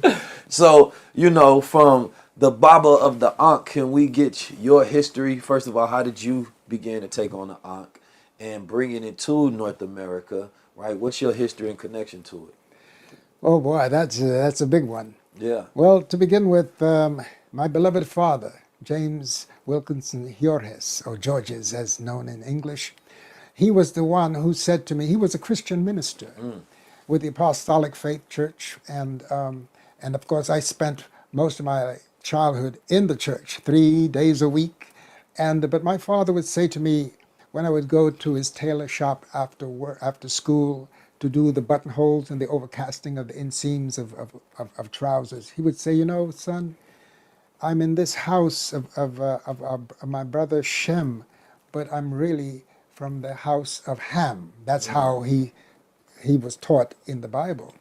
And he said, we need to study, because if the Bible says, honor your mother and your father, that your days may be long on the earth, I need to study Ham. He said, you look like that little boy they call King Tut. My father, he was a teenager when they found the resting place of Aten-Ra, Tutank. That's the way his name was actually spelled. As a matter of fact, that's the way he was born, with Aten-Ra, which means the sun, Tut, the image of Ankh, the image of life itself. That's what his name represents. Later, of course, he changed his name to Amen Tutank to honor the hidden aspect of the spirit. So we have Aten-Ra, which is the revealed light of our present-day sun, and then we have the Amen, which is the hidden aspect. Ra itself is the hidden sun, the sun behind our sun that we see in the sky every day. So as I began to study more, and he told me specifically to study about this little boy who was crowned king at the age of 9, and of course expired around the age of 18 or 19. They said 19. Yes, they said he may have fallen off a chariot or some palace intrigue, that he may have been murdered. But he said I should study as much as I can about him, and it would lead me to discover the beauty of this ancient culture. And he was very insistent about that, because he had joined the Marcus Garvey movement in San Pedro de Macorís in the Caribbean island of Dominican Republic. And he said to me that I should study as much as I can, and that's what I have done. And it stayed with me as I grew up. And finally, I met a man while pounding the beat in East New York. I used to stop into the store, Juan Vega's store, jewelry store, and I used to tell Juan how I want to learn how to trabajo en la plata, how to work silver. He said, oh, you come here one Saturday and I will introduce you to the man. And I walked in one day, and there this gentleman walked in. He was about 52 years old, Anacleto Santiago de Colon, and he introduced himself. He said, Jimmy, you want to learn the joyeria? I said, yes. He said, well, I have a house in Williamsburg. You come down there and I will teach you whatever you want to know. He used to work in the jewelry center of 47th Street here in New York, where you have the largest jewelry district. And but he had a full shop in his basement, and I would go there. And for 1 year, I was his apprentice. But he would not let me do anything. He said, just watch me, take notes. It wasn't until he had quit his job, and one Friday, and he was going to come in that Monday, because we had found a space. And he said, oh, by the way, he says, you want to be my partner? I said, you think I'm qualified enough? He says, I think so, and I will show you even more. So we found a place over in the Bowery, and we started. That weekend, on that Sunday, he left his job that Friday, and that Monday he was going to come in full time. And he said to me, he said, we're going to do very well. He said, because I see you have good hands, because he brought me the tools by which I could sculpt in miniature. And so I said, fine. And that Sunday, I got a call from his beloved queen, his beloved wife. Anacleto se murió, that he had died. He had a heart condition. And he kept telling me, he said, I don't have time for you to do anything. Just listen and watch everything I do. And it wasn't until I came back from the interment, his funeral, that I casted my very first piece. I was sculpting a lion's buckle, and when I put it in the oven after the wax melted away, because we were using the lost wax process, which you can Google that, what the lost wax process is. That's how a lot of the jewelry is made today. And it was amazing how when I saw the ears of the lion coming out of the investment, I said, oh my God, I can do this. And I dropped to my knees and I thanked his spirit for giving me these tools by which I could use to help to awaken my people. Because I realized that in addition to knowing about the history, I had to produce something from the inspiration of this history. And because of the fact that I noticed that that people were wearing different emblems, and my family would say, you have to give the people what they want. I said, no, well, I think I'm going to give them what they need if it kills me. If I go broke, so be it, but I'm going to give them what they need. They need emblems of our culture, because we need to walk around and be teachers. Each one teach one, as Alma John would say. She was the first registered nurse in Harlem Hospital, and she received an Ankh, by the way. And so it was my duty to bring this key forth, because I noticed on the temple walls that our ancestors were always carrying this key, holding it by the feminine principle here. All the kings, the queens, and all the nobles were carrying the Ankh. And so I said, well, I think it's time we start to carry it again. And so, of course, at the time I was a police officer, and I was, I don't like to say police officer because that brings a memory of the slave catchers. Yeah. I prefer to see myself as a peace officer. Yeah. Because that's what I did. I brought the peace to the beat, and I love to walk the beat, to talk to the people. And I got some pushback for that because I spent too much time talking to the people. Right. I said, well, if you're going to... And you was wearing your Ankh? Over my handcuff case. So you was wearing your Ankh, and did they didn't like that, or did they care? No, I was psychologically tested. How so? Well, because I kept on wearing it because they said it was not part of the uniform. Right. And I said, well, so they had me go down to for a psychological test. And when I walked in, I threw the Ankh on top of the table. I think it chipped the surgeon's table. And he says, what's that? I said, oh, that's why I'm here, because I carry this. He said, can I touch it? He picked it up from the table. I said, of course, go ahead. He said, you did this? I said, yes, sir. Oh, that explains it. You're an artist, and everybody knows artists are different. He says, get out of here. He says, now I have to have whoever sent you down here to be brought down here to be tested, because they should know there's an artist, you are going to express yourself in a free way. And that's how I was able to then carry it. Of course, I did not make a big deal of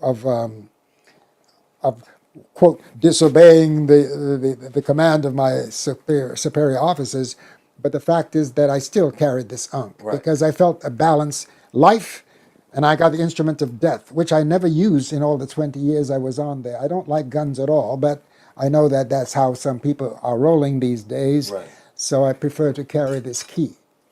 And that's powerful of a story.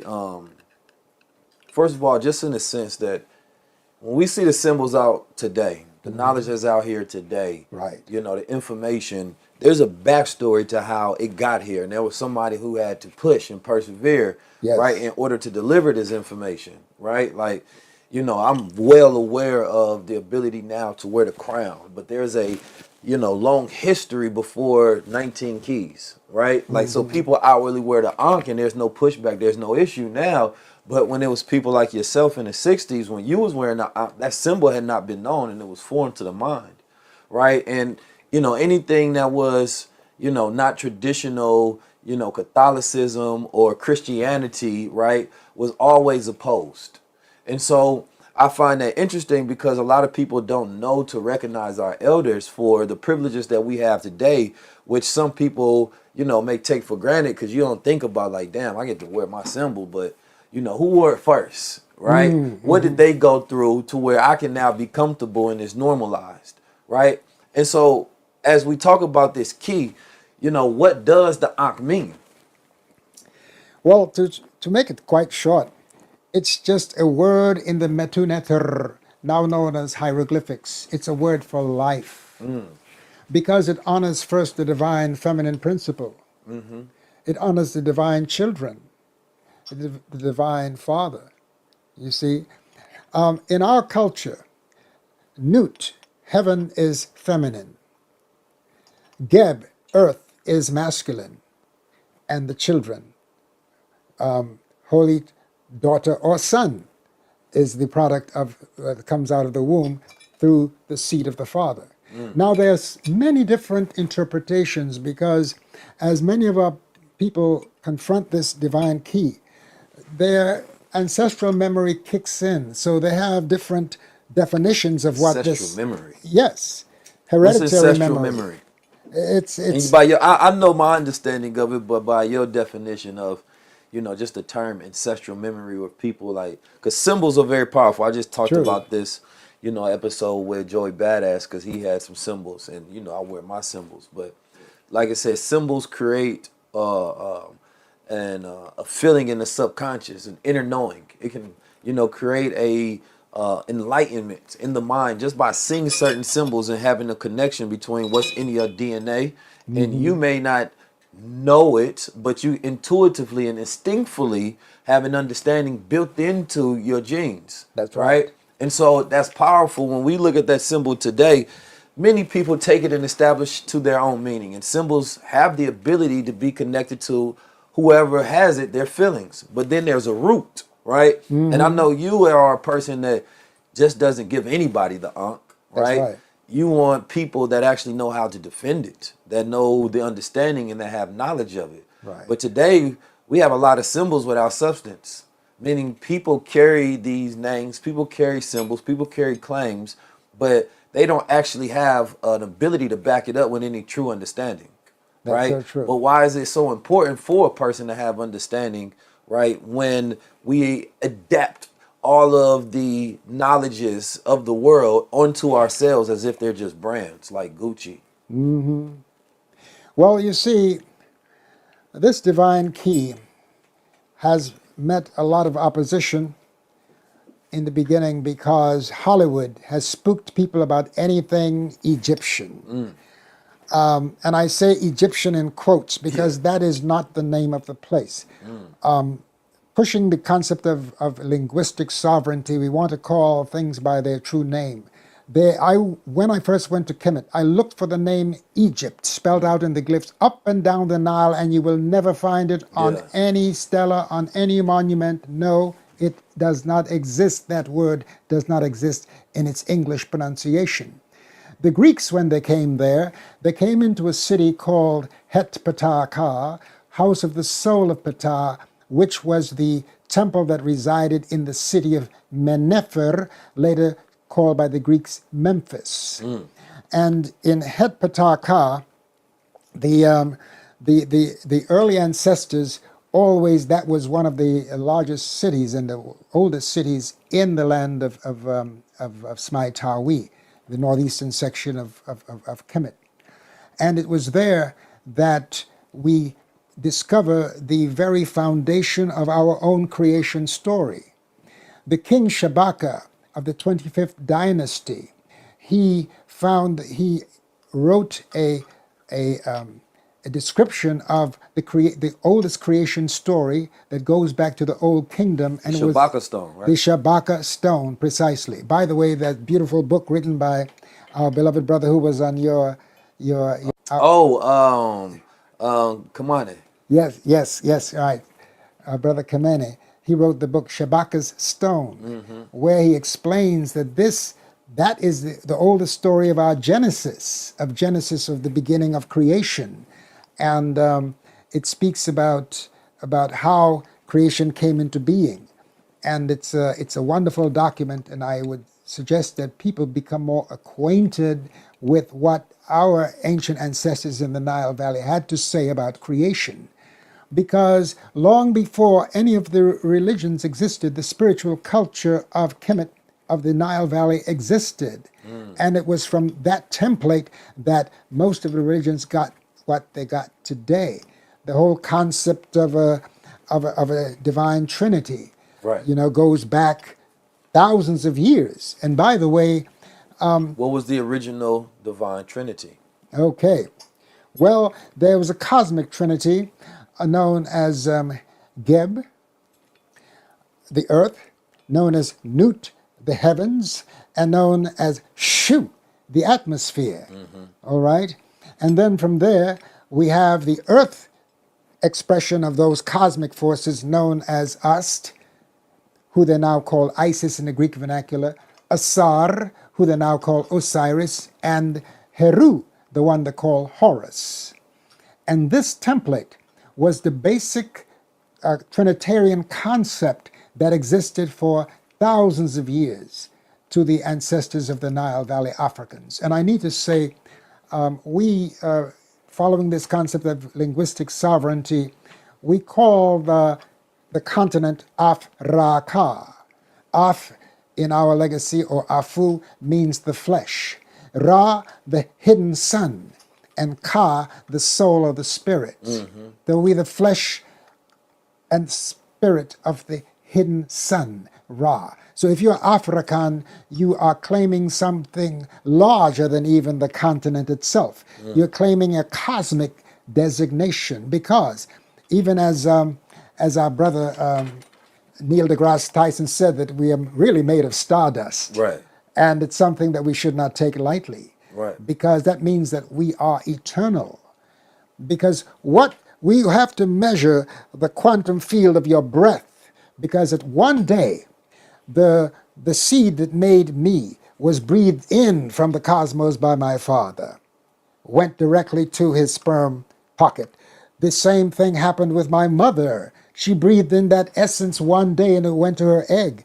And here we are in the material manifestation. Right. I think that's a very great point that you bring up, just an idea of material manifestation. But the immaterial manifestation is something I like to think about a lot, right? Because we talk about Ka, right? And Ka or Ki or Chi, right? And we talk about it now as energy or vibes, right? So this generation is a generation that goes off energy and vibes a lot. But they're talking about Ka and Ki, right? This is what they're expressing, but the language has changed. Yes. But it always comes back, because the power of us as human beings, right? It's the being part, but us being, gathered from the universe and made from these cosmic ingredients, we have some powers, all right? And one of those powers is our vibratory senses. Yes. I talked about it with Kamane about, our ability to have multiple senses way beyond 5 senses, right? And so intuition is a sense, but when you walk into a room and the energy is not correct, because human beings emit light, right? That's a sense that, because you can't see with your eye, you may not think is there, right? And so for me, it's about, and this is like me kind of like figuring out, like, what is the best thing for this generation as far as their guidance, right? And I don't think everybody has an ability to understand the hidden hand, right? Reality, there's a lot of hidden hands. Psychologically, a lot of people think they're free today, right? But they're not, right?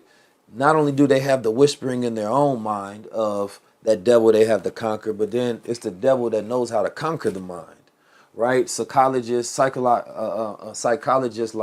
Barney, back in the day, they figured out how to get women to smoke cigarettes, right? Because at first it was just a man thing.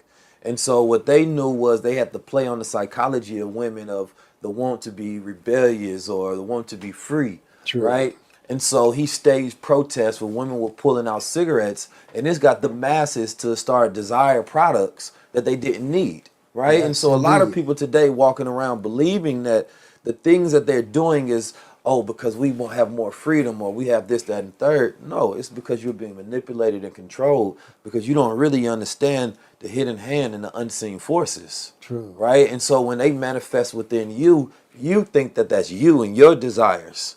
No, that's the ones that's been supplanted into you, right? And it's not until you rise above, right, and you tap into that crown, then that's when you can live above the human desires of the world. And it's more so about understanding that there are, scientists, neuroscientists, people in their fields to control human behavior, right? And, you know, they do it through the power of suggestion and symbols. And they can connect desires to symbols and suggestions, and these become products, these become habits, these become lifestyles. Which also become diseases, right? The overconsumption of meat and foods may help increase someone's bottom line, but if you don't have the knowledge of understanding the hidden hands and hidden forces in the world, you can be controlled by these symbols and suggestions and, you know, these campaigns that they push out there. But this is the power that the ancient Kemetic people understood. They understood the power of symbols, but they have symbols of life, right? Sure. And a lot of symbols that we have today are symbols of death, right? Yes, and so we're indeed. surrounded by a world that is, you know, more so ruled by, you know, nefarious forces who take the knowledge of the ancients, but they use it for, you know, greedy purposes. No doubt. You see, that's part of what they call the great brainwashing. But I think that's an erroneous term, because to wash something is to clean it. Right. We have been brain stained Brain stain. and brain dirtied. Yeah. And so the only way to wash the stains away is to wash our brains with our ancestral legacy.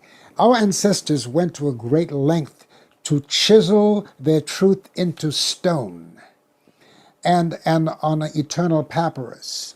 And that papyri has been gathered by Westerners in all of their museums. Okay, the stones they couldn't carry, not all of them, even though we have one, the Tekken, symbolizing the reproductive power of the African male and the female. Because the tip of the pyramidion of the Tekken, now called obelisk, represents the divine feminine principle, the Tepit Hemet. And the shaft itself represents that of the divine masculine, you know, which we call the henanum, not penis, by the way.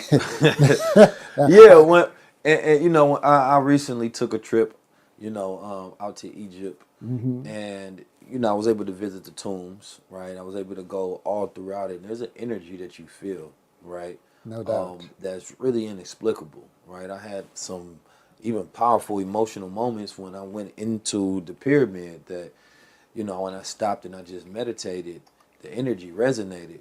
But I think for me, what I appreciate the most about, you know, the ancient Kemetic people and the Egyptian legacies is the amount of things that they have that represent unity, right? And unification, right? And you can't go into any society and build anything until the culture is right, right? And this is where we have an issue as a people because we haven't figured out our culture problem, right? And so they had a culture of unification, whether they had a lot of words and a lot of terms towards it, right? Yes, they had indeed. symbols that represented unity, That's right? right. Handshakes that represented unity. There was so much around it. So it was in the fabric of their culture was unification, whether it was the lower Egypt, right, with the upper Egypt, whether, you know, it was symbolizing the crowns that was worn, right?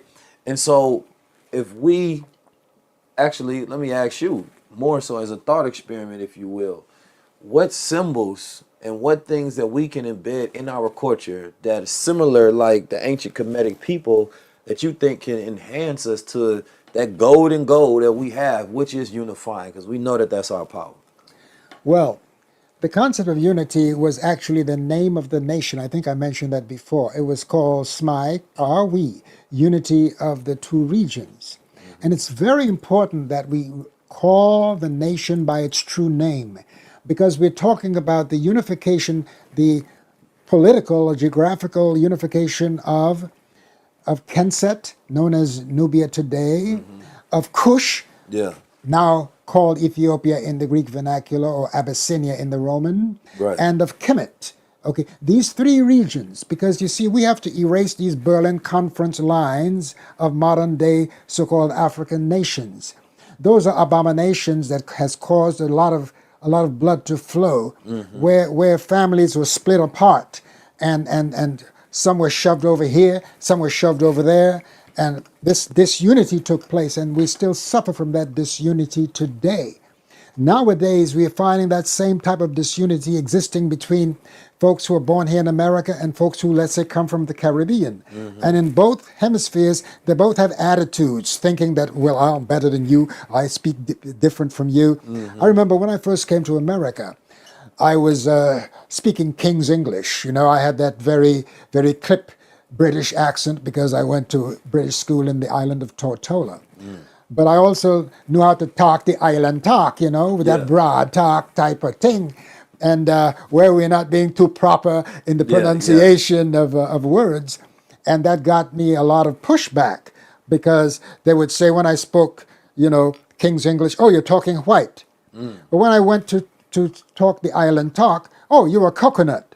So between being white and being a coconut, talking white and having a coconut language, I had a difficult time getting in until I read about Sidney Poitier, the problems that he had being born in the Bahamas when he came to America. He was speaking in that island accent too. So what he did, he began to look at the newscasters because everybody could understand the newscaster. So he figured if he copied the newscaster's speech that he would get over. That's smart. So I did the same thing. And it created still a problem for me because I was still talking white. Right.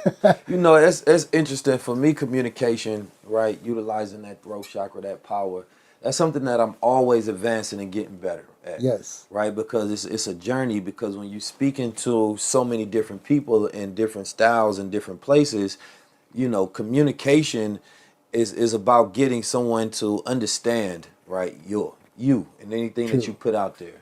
So, you know, but when I think about language, and specifically melanated people who come from cultural places, it's kind of like if you give me your dish, I want to put my spices on it, right? So for us, language is like when we have these, you know, curvatures in the language where we use our slangs and we create our words, that's us throwing our spice on it so that we can actually enjoy it, right? It's like you can give me the clothes, but I'm going to fashion it my way, because language doesn't have to be directly by the book to be understood. You can say things in different tones and give one word 5 meanings. So language is this thing that's really formless that you can shape, right? As long as a person has the, you know, the key, right? Which is, what's that? The, like the Rosetta Stone. If they know the language itself, then they can understand the context in which you're speaking. Yes, right. Right? When you learn how to use your mind, that's when you start to operate into the divine. You start to tap into your God power. That's when you operate and learning how to take your thoughts and form them into reality. That's when you pull things from the darkness and you bring it into light, into reality. And that's when you have the power to change the world, and you can bring wealth into generations into your family. There's power that's going on, why don't you go grab it? There's crowns out there, why don't you put your own on? There's a lot of fear in front of you, why don't you knock it down and slap the devil and tell him it's your time? What we waiting for?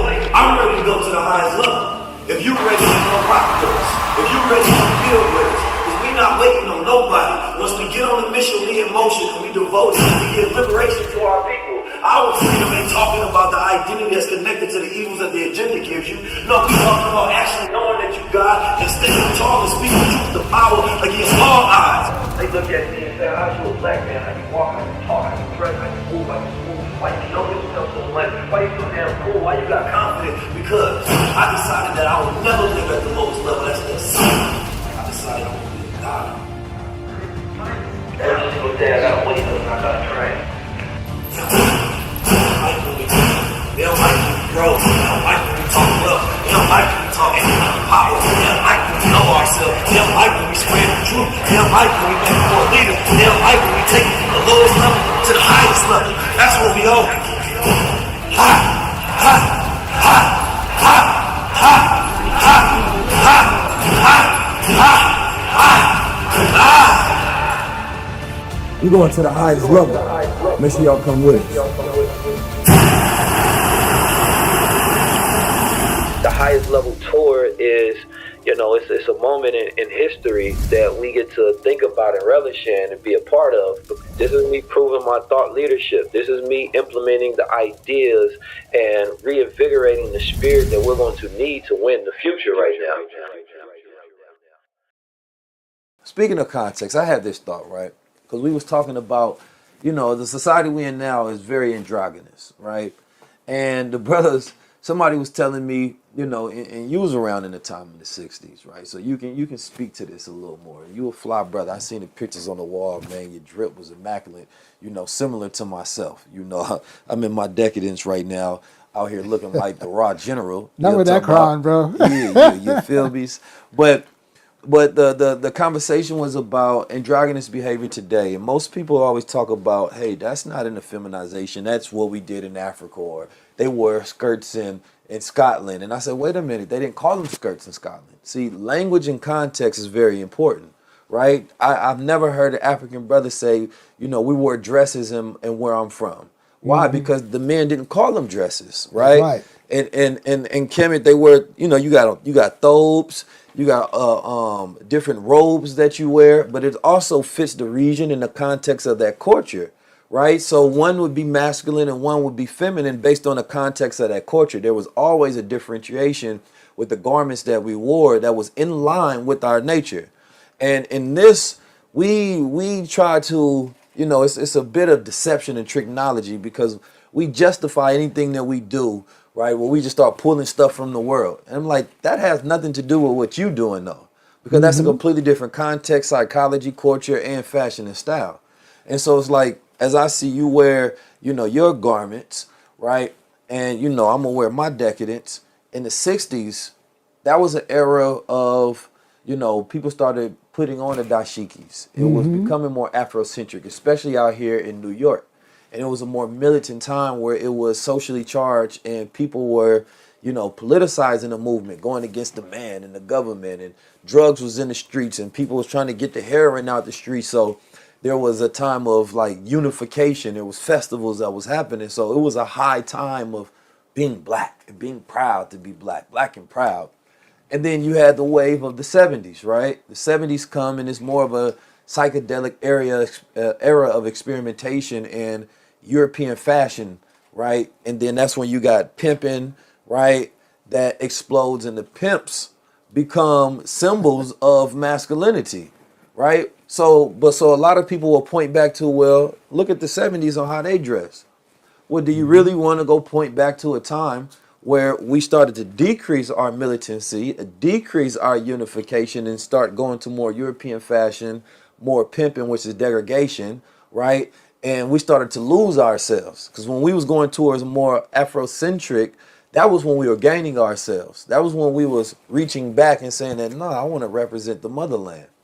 So I think we got a generation, because we got so much access to information, we are a confused generation, because the clothing companies, the fashion companies, they want men to wear purses because you go buy more purses. Kind of like Edward Barnett with getting women to smoke, which it was just a man's thing at first. Now purses are so-called a man thing. So not only you buying one for your girl, you buying one for yourself. And your girl, she buying one for herself too.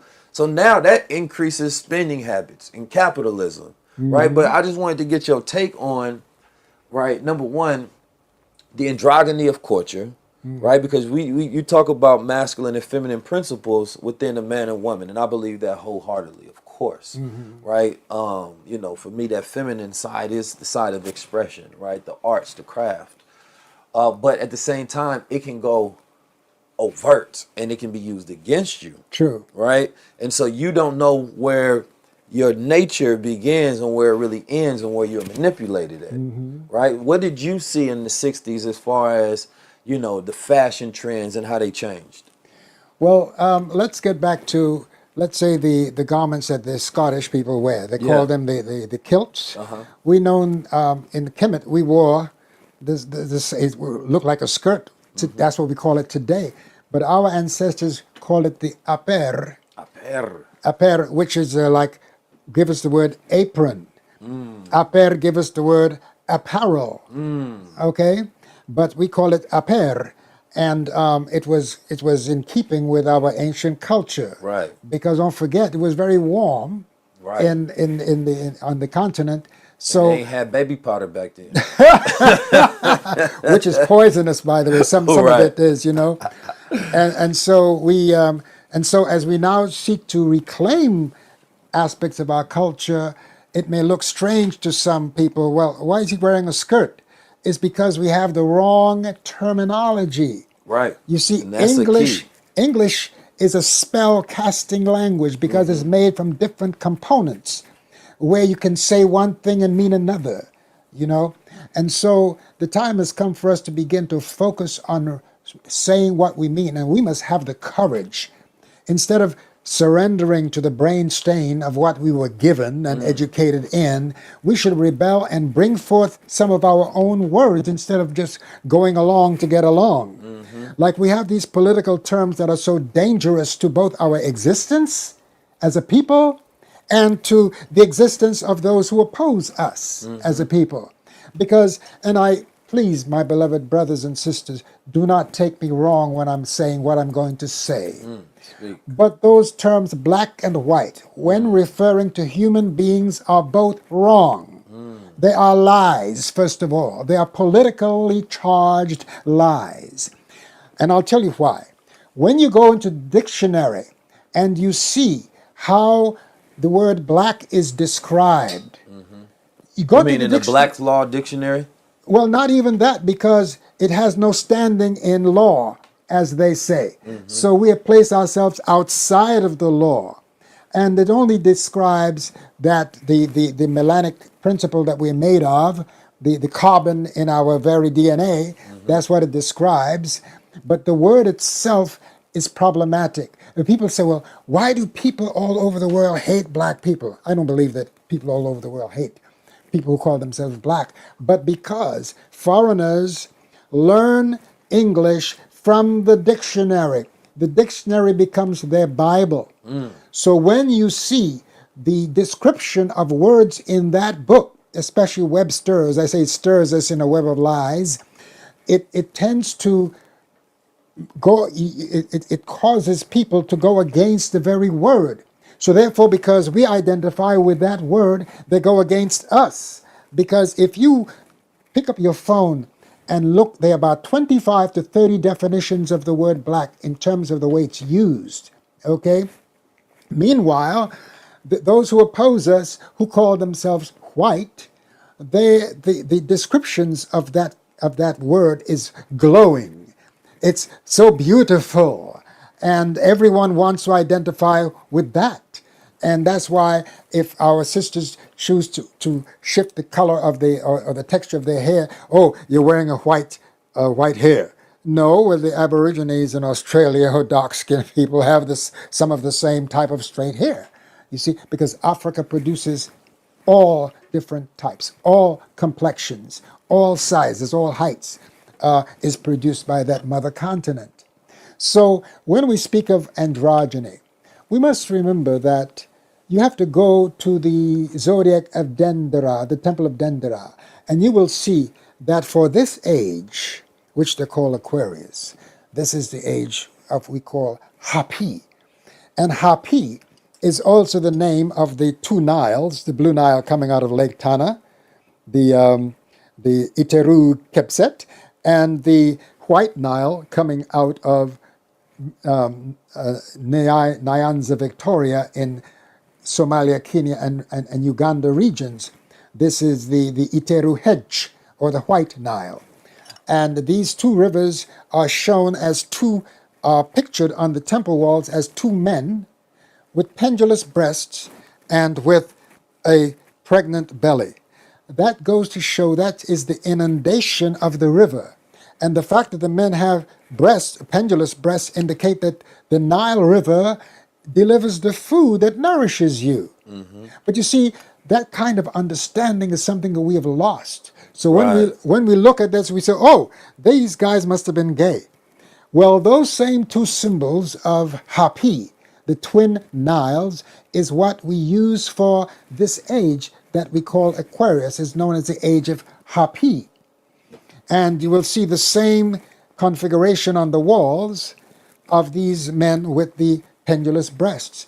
So, but the fact is, it's telling the truth, because all of us are androgynous. The whole humanity, human beings are androgynous. However, if you come in a male body, you're given male instruments for your sexual expression, and the same for the feminine. All right? Now, the problem comes when you try to shift.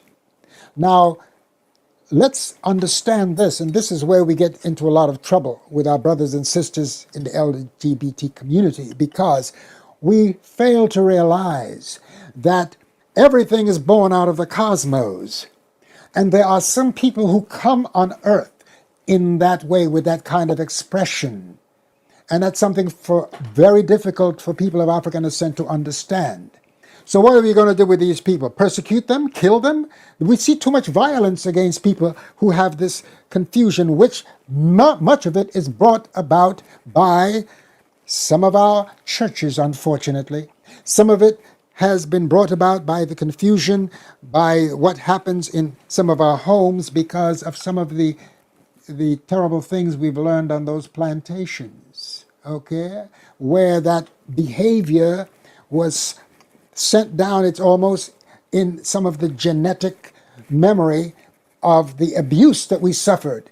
And therefore, we see young people who are molested before they're in their adolescence will in turn be molesting others even before they grow up. So this thing spreads, and now because of a certain agenda to keep certain populations down and to raise other populations up, they are putting it in the soil now. So the very foods that you're eating are being neutered and neutralized. Okay?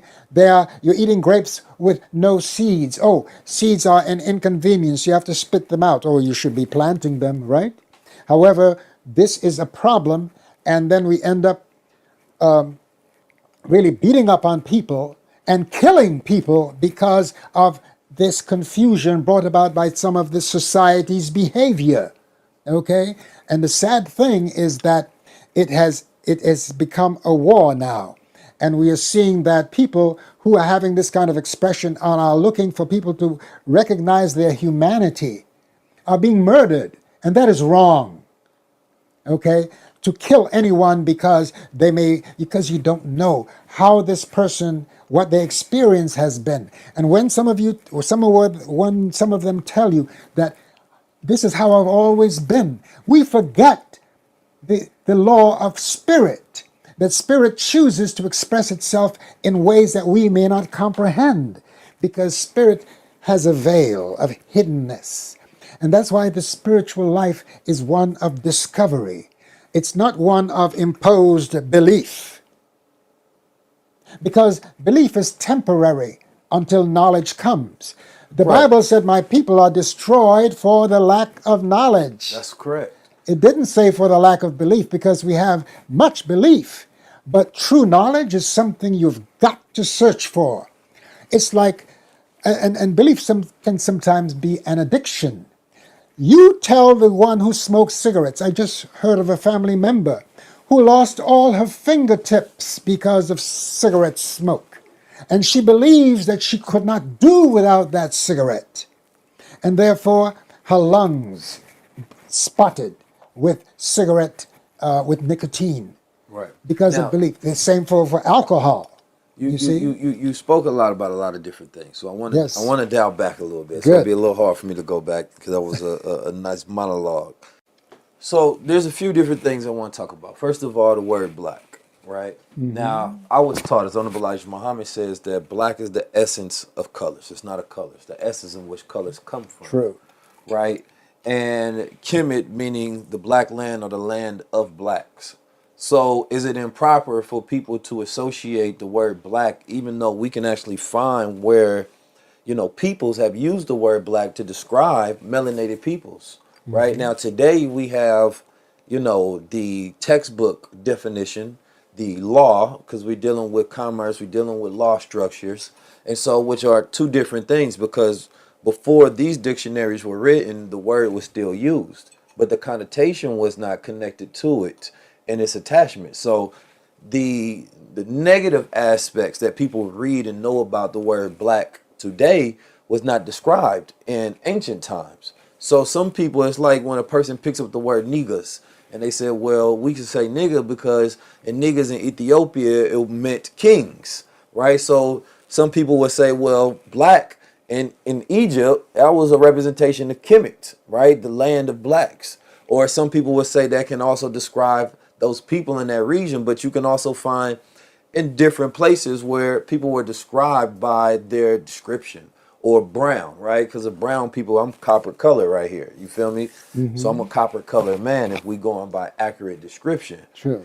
But and I can understand why the word black has, and why my brothers say that, the legal description, like in the Black's Law Dictionary, does not define a people who have a nationality or have rights within the land, right? But then we look at the Jews, and they were able to get, they recognized as a religion, from a nationality to a religion, like being Jewish was recognized from a religion to a nationality, rather, right? And I was thinking, like, if they can get, this recognized as a religion, as a nationality, why can't black people get that recognized as a nationality and change the books? Okay. And the reason I say that is because the question becomes for me is, a word is a word, right? We can stop using a word. I'm fine with that. I'm not attached or emotionally charged to words like that.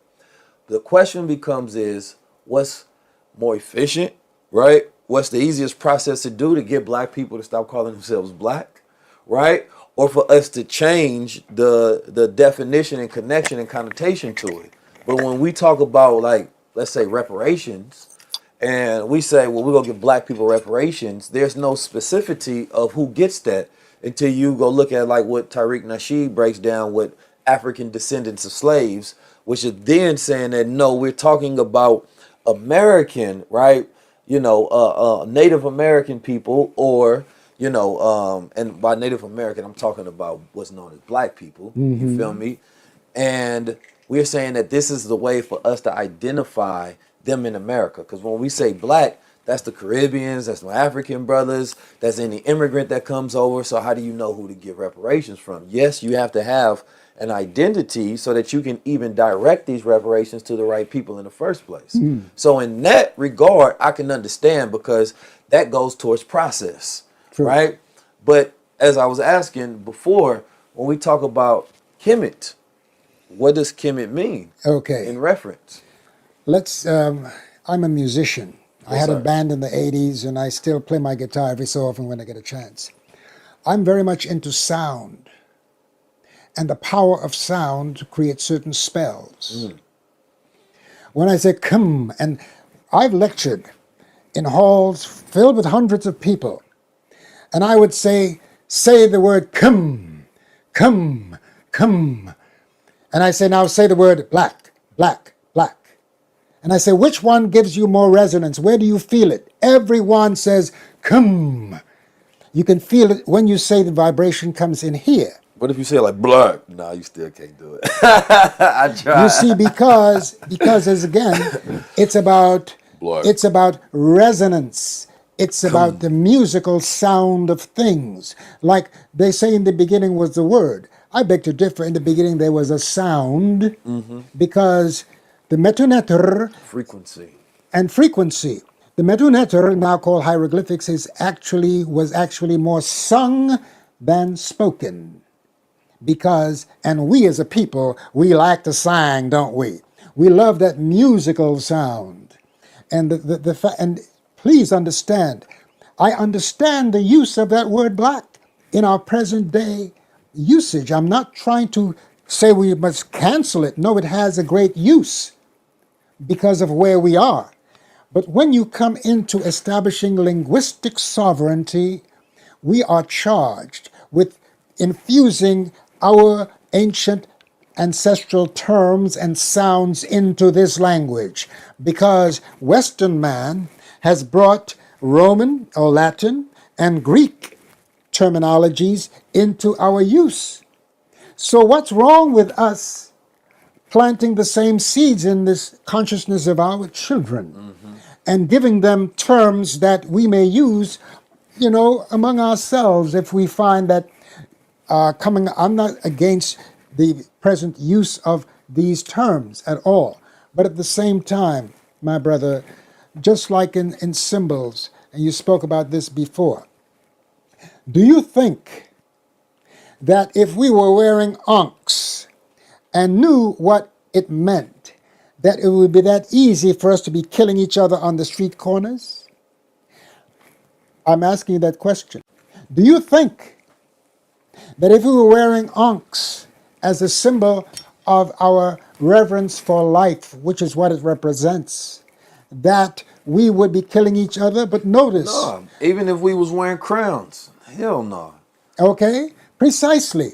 But look, because of the fact that we are wearing a symbol of death, those young men who go on the hip hop award ceremonies, all of them is wearing a symbol of death, the symbol of a crucifixion of a good prophet.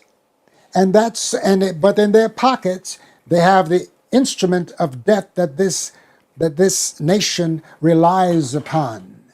They are worshiping a gun, all right? And that gun and the symbol they're wearing makes it fine to do what they do to each other on the street corners of the cities. Crucify each other. Precisely. We are crossing each other's lives out. And I need to say this to my brothers out there on the street corners. When you hurt another brother, you are disrespecting the mother. And we come from a matrilineal and matrifocal culture where the mother does matter. And the fact is, when you kill your brother, you are harming his mother. And I say this to those 5 police officers who did that to that brother in Menefer, now called Memphis in the Greek vernacular. And that particularly bothered me very deeply, because these men, many of them were initiates in Greek fraternities. And these fraternal orders have the elementary knowledge of Kemetic sacred science. I said elementary knowledge because the Greeks only got the elementary education at the Peronks that they captured, because the priests were not going to give them the deeper secrets. So they're using shallow information. And that's the reason why people who took my course, Chemetics 101, when they joined various fraternities and sororities, they had knowledge that surpassed the very systems that they were being initiated into. You know what? You bring up an interesting thought process, because there are Muslims, Christians, Catholics, people of all religious backgrounds join Greek fraternities. Yes. And for various reasons, a lot of positive and good reasons. But then I think about that. Like, why isn't it a Kemetic fraternity? Well, right? Not just in question form, but just in the thought process. Like, if we take, you got the Greek symbols, which to us is not empowering symbols whatsoever, because I don't feel any ancestral connection to Greek symbols, right? When I see them, they don't activate nothing in my DNA when I see a Greek symbol. But if we were to imagine, and this is just sort of like a thought experiment, like imagine if, though, instead of just having Greek fraternities, there are some Kemetic fraternities, or fraternities that are in representation of, I don't know, an OMAC fraternity. Like, why don't we have any other type fraternal orders to where we actually have symbols that's connected to us, that are actually connected to principles that are ancestral consciousness, right, practice as well. So for me, when I think about those things, right, it's okay for a Muslim to be in a Greek fraternity or a Christian to be in a Greek fraternity, but why not an African one? All right. Well, I tell you, I'm ahead of you right there. Because, come on, talk to me, man. Because in the 80s, yeah, I worked with 4 brothers from Brooklyn College. And there we established a fraternity, a Kemetic fraternity, and a Kemetic sorority, where the very name was in the Metuneter, the so-called hieroglyphic language. It was called Heru Neset Ra. Heru Neset Ra. Yeah, which means Heru on the throne of Ra.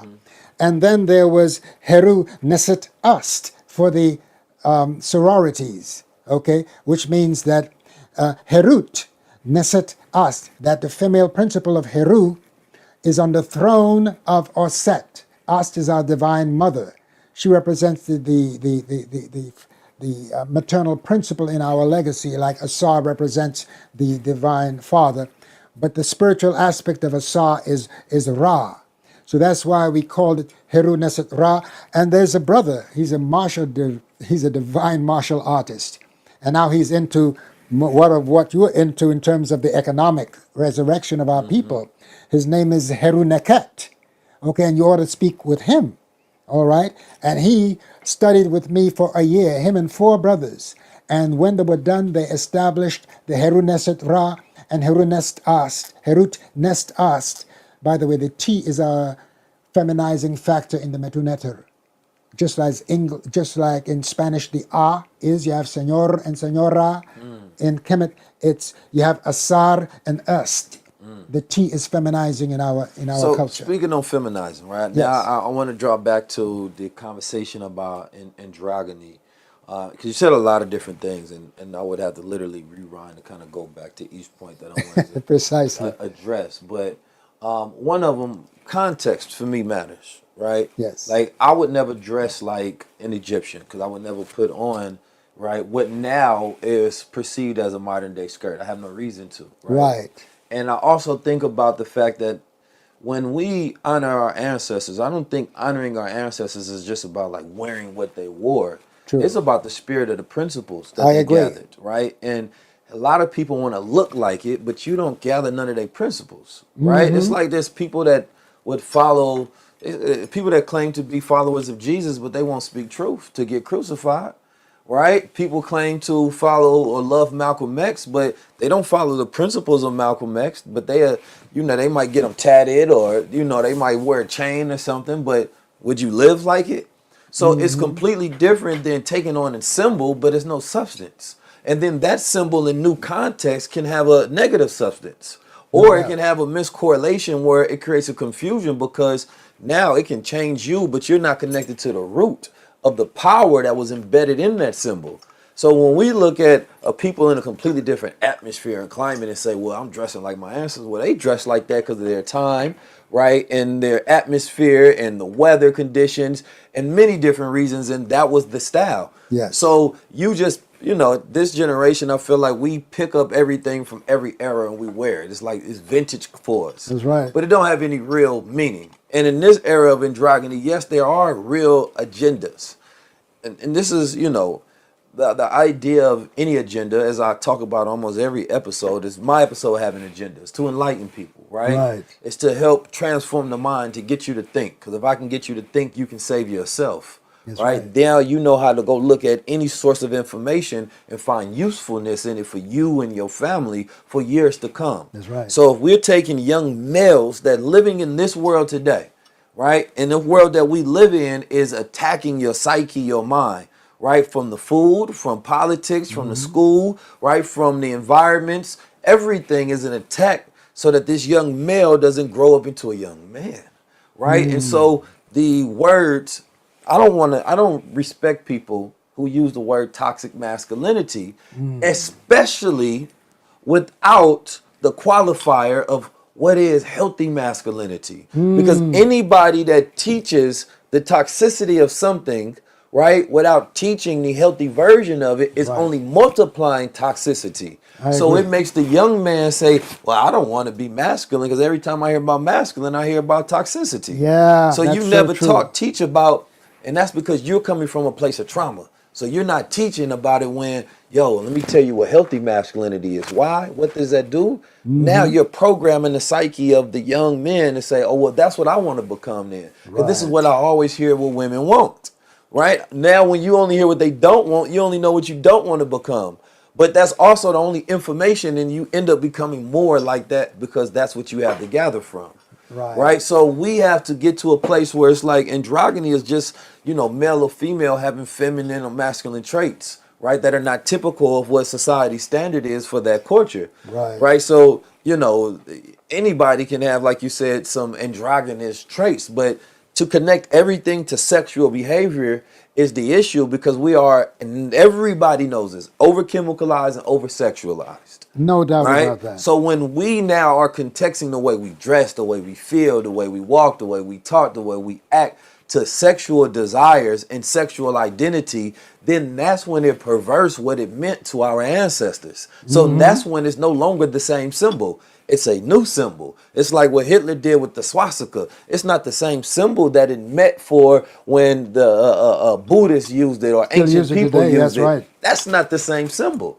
So you can take something from our ancestors that represented from them and perverse it in new contexts, right? And so this is something that I want people to understand. If you don't understand the root of that and you don't practice that society, or you don't have true meaning of what you're doing the confused version of it. That's right. That's not the highest level of it. The highest level, in my sort of definition of, the highest level is part of this philosophy that we get in the world. We get to a point where we do some things at the highest level and then we keep going, right? And when you keep going, it's like saying that black eyes are the highest level of eyes, right? It has the most melanin in it. This is the most strongest eyes, right? Kinky curly hair is the highest level of hair, right? It's going to keep your head cool. It's strong. It's anti-gravity. It's a coil of electricity. True. That's the highest level, right? But then what we do because of fashion standards, they going through the perming, they destroyed their hair. That's no longer the highest level. Now it's low level.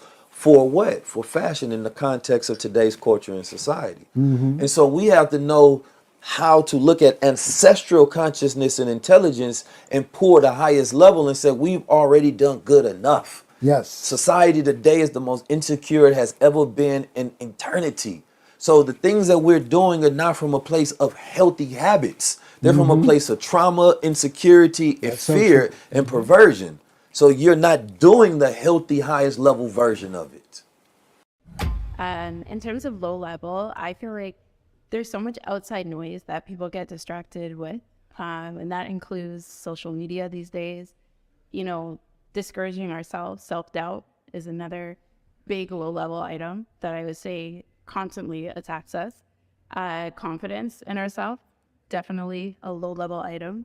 And I feel like just taking all of that away will definitely be able to reach our highest level of self, and really just focusing in, being consistent, continuing our drive, and being determined to make it is definitely how you try to erase some of that low-level energy. The highest level tour is, it's a moment in history that we get to think about and relish in and be a part of. This is me proving my thought leadership. This is me implementing the ideas and reinvigorating the spirit that we're going to need to win the future right now.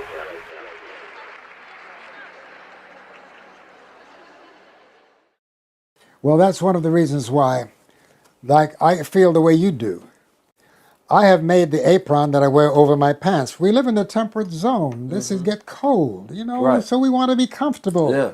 We knock our women for wearing pants, but we want our women to be warm during the winter. So I always say, sister, you don't allow the Pope to take your dress, because that skirt is a powerful symbol of your femininity. Okay? So I'm not going to wear the apron by itself with my legs dangling. No. I could do that during the summer or the beach or something like that. But look, on the hem of my trousers, I have what? The feathers of my art. You see that? Which means, and this to me, when I put these pants on, it's a walking meditation in truth, that I'm walking in truth. So it becomes, I'm not wearing the apron, the aper, but I'm wearing the emblem of our spiritual culture, Ma'at. And that's why I asked for the formation of a Ma'at militia. The Ma'at militia. That's okay, right. Bring some balance to the world. The MM, that's right, precisely. Because we're living in an age of lies. As you can see, we're being surrounded by eyes. So we need a Ma'at militia. And I would say that members of all religions are welcomed to Ma'at. Because guess what? And I need to say this. When you read the sacred books that we have today, the Old Testament, the Torah, the New Testament, the Quran, you will see time and time again the Nile Valley Africans provided what? Food for Abraham and Sarah coming in starving, fed them, they went out richer than they came in because of the hospitality of the Africans of the Nile. We found Moses was found floating down what? The Nile. Was brought into the house of the rulers of that land and went to school in the Per-Ankh, because there was a university attached to every temple in Kemet known as the Per-Ankh, or the House of Life. And that's where he was educated. And he was educated so well that he fulfilled the aim of all teachers, to have your students surpass you in knowledge. Because when Moses goes before the Pharaoh, as we read in the Bible, his argument, which they called a serpent, defeated the serpents of the king, of the king's priests. Why? Because Moses fulfilled the aim of his teachers, that he was able to surpass them in his knowledge. Because that should be the aim of every teacher. That's how we progress. Let's go now to the Christian faith, that Yeshua, who is now called Jesus in the Latin vernacular, according to the book, his father and mother, his father had a dream: take the child into Egypt to be among his brethren. Why? Because Herod was about to slay the firstborn of Israel, including Yeshua, according to that story. All right? So I say to my Christian brothers and sisters who I love, I cannot not love them because I grew up in the Christian faith. And I want to bring them into the knowledge of Ma'at, which was the foundation of the 10 Commandments. All right? We have 42 laws of Ma'at, 42 confessions of Ma'at, which was undergirded the principle of ethics, of righteousness, of truth. All right? And this is what we lived. And this is what these prophets were taught. You could not come into the Nile Valley and not know about Ma'at because you experienced it. Even to this day, when I visited Kemet, and I've been there several times, the personality of the people, they're very welcoming, I find, except now there's some politics coming into it because there are many of us now claiming the culture. They are afraid that we want to turn, as they have said, Egypt into another Palestine. That we are going to, American blacks are going to come to take over. No, no, no, no, no. You're doing a good job to preserve the implements of the ancient culture of the Nile And Valley. not to cut your wisdom, but they're like, this is the funny thing to me. Yes. There are no examples where Black American people have went and destroyed any culture ever. Precisely. So that fear That's not is in us. erroneous. Yes, it is. The fear doesn't even have any merit whatsoever. But we also, and this is what I wanted to ask you, going directly into that, the ancient Kemet people who are in Northern Africa, because there's no such thing as the Middle East. That's right. Right? It's a politicized term to try to take the pyramids out of Africa. By just making it up as if that landmass is not connected to the continent, which is wildly insane. But when I went there and I looked on the walls and I'm staring around, I ain't see one light-skinned face. Man, if they were light-skinned, they was like light-skinned. You feel me? I ain't see one pale human being on that wall. They was all dark-skinned, you understand me, melanated with muscles, doing comedic yoga, you know what I mean, floating pyramids and living life. I even seen the sister, one of them had braids on and everything. Like, it's irrefutable that was a melanated brown person. Precisely. You understand me? So, like, today, we see they try to do all of the fake, reimagining of what the pharaohs would have looked like, and they always show some Nicolas Cage looking person in the movies talking in a British accent. Yeah. First of all, they wouldn't survive the sun. Couldn't work the day in there because they ain't had no suntan lotion back then. That's right. You understand me? So I don't know how y'all would have worked. You would have looked. Your skin literally would have been burnt and peeling off in that hot sun. But number two, the depictions of the people by the people are still there and preserved. Yes. So the idiocy of, if you haven't been there, maybe this is your ignorance because of what you've been taught, right? And history has been, whitewashed. But in the reality, if you go there and you visit and you look for yourself, there's only one conclusion you can come to. That's it. The Egyptians were black. The chemists, the builders of the pyramid were black. That's simple. Well, I'm going to say this. I would say to my brothers and sisters, you better hurry up because some of the Egyptians, I call them Egyptians because many of them are foreigners, they are now chipping away some of the the figures on the temple walls. They're also using pink paint to replace the color of the skins of what you will see on the temple It's walls. too late. It's documented. I've been there. It is. I already told people that what they look like. It's too late. Y'all can repaint all you want to. That's right. But we know the original color, right? Mhm. It's just like on the planet Earth. You can try to repaint history, but you can only go so far back. That's right. Because when you go far back, you go far black. I got a question for you, man. You know, with modern technology now, language changes, right? Sure it does. And the way we're using language, like we use emojis, right? Do you consider emojis to be the new metaneture, emojis to be the new hieroglyphs? Well, as long as we have the input and not just rely on others to create our emojis, that we should create our own that describes what we are about, rather than just signing on to what we are given. Because we always take what people give us. Come on, man.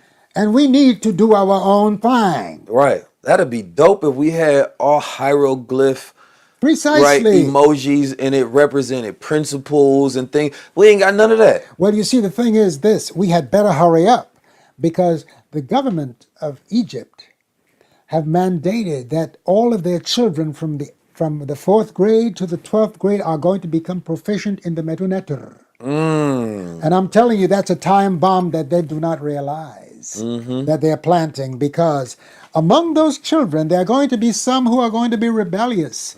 And when they find out what's behind that writing, when they find the excellence, the beauty, the high quality of the spirituality of these ancient Africans of the Nile, is going to cause a tremendous catharsis within them, because they have been lied to. They have been told that these people were worshippers of animals, that the worship, Come on, let's get into it. that the worship, quote, many gods, Right. and a whole bunch of lies about these people. And I've got right here, people say, well, Baba Heru, you're not a scholar. No, I never went to a college to get any degrees, because I made it my business to be self-educated. Come on, man. And Well, that's you why... know, those who created all of the herbs that we've had, all of the people who built the pyramids, the people who built civilization, none of them had degrees. Hey. And the people with degrees can't figure out how they did it, right? But they was able to line up directly with the degrees of the cosmos. They was able to figure out agriculture and how to feed their people and create systems. Degrees don't create systems. Degrees help you learn about existing systems. That's it. Right? So it's not teaching you how to be a creator and a generator and a manifester. That's it. That human design is not the blueprint. Maybe if you go to some of the schools that cost millions of dollars to go to, right? But that's not the general education that most people are getting. That's for sure. And so we need to, reestablish the ability to learn, right? There's a story. And it's a simple story that everybody knows, but you got to kind of revisit it to really, truly appreciate it. It's the story of the Sifu and the master. And the young Sifu, he was a student, and he was pretty good, you understand me, at, his katas and his karate or his kung fu, whatever it was. But he heard that there was a master that can teach him to be the greatest who ever was, because he was great. So he goes to him and he says, listen, I just need you to do these few tasks, and then I can teach you everything that I know, right? To the point where you can go teach others. And it's very simple. So he said, I need you to, he gave him some Karate Kid tasks. Go clean the floors, go wash the windows, go fill up the buckets, make sure that everything is spotless, right? Because what he did is he started to look at him and he said, okay, everybody doesn't need everything, but I want to customize this learning towards you. Right? And I'm looking at exactly what you need in order to get to that next level. He said, you're only missing a little bit. So he gave him this task, and the boy came back. He said he finished the task, and he said, what next? And he said, just wait. I got another task for you tomorrow. So he came back the next day, gave him another task. And so he's in there working. End of the day, he said, I completed it. What next? You come back tomorrow. I got another task for you. Right? And so on the third day, and he came at the end of the day, got a little fed up. He said, man, what's going on, man? I've been in here cleaning. I'm trying to become a master, and you got me over here washing floors and stuff like Karate Kid. So he said, listen, there are a few things you need to do in order to become a master. One of them is learn the power of patience. He said, I noticed that you were very impatient, so I gave you tasks that will allow you to become patient, right? Now, I want you to go back in there because you have not learned the lesson that you need in order to become a master. He said, in these ordinary tasks, there's a lot of wisdom. They can teach you focus, they can teach you patience, they can teach you strength and growth. And if you learn these things, because you already have the skill, but this is what you're missing in order to become the master. He said, you can shoot an arrow on the ground and you can hit it every single day. He said, the difference is I can do that same thing, but I can do it on a shaky branch, standing tall, right? You can't do that same thing. You can only operate, right, in the space where you're on the ground and it's not chaos and you're not emotionally stirred. He said, for me, I can operate anywhere because I master my emotions. So what I'm teaching you is how to master your emotions. That's how you learn the way of a master, right? And we have a society today where people don't learn the way of things, the art of things, in order to master reality. And so for me, it's like even doing a task and going through the process is teaching you way more than you think you're getting out of it.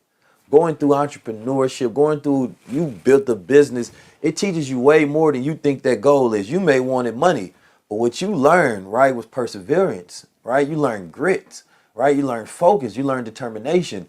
These are the intangible things that are so powerful that we don't appreciate. And so like when I hear you talk about symbols, that's what's in those symbols, right? There are lessons and principles about human nature and society that you can learn that can be evoked. And when that becomes the culture, right, then you can build on top of that.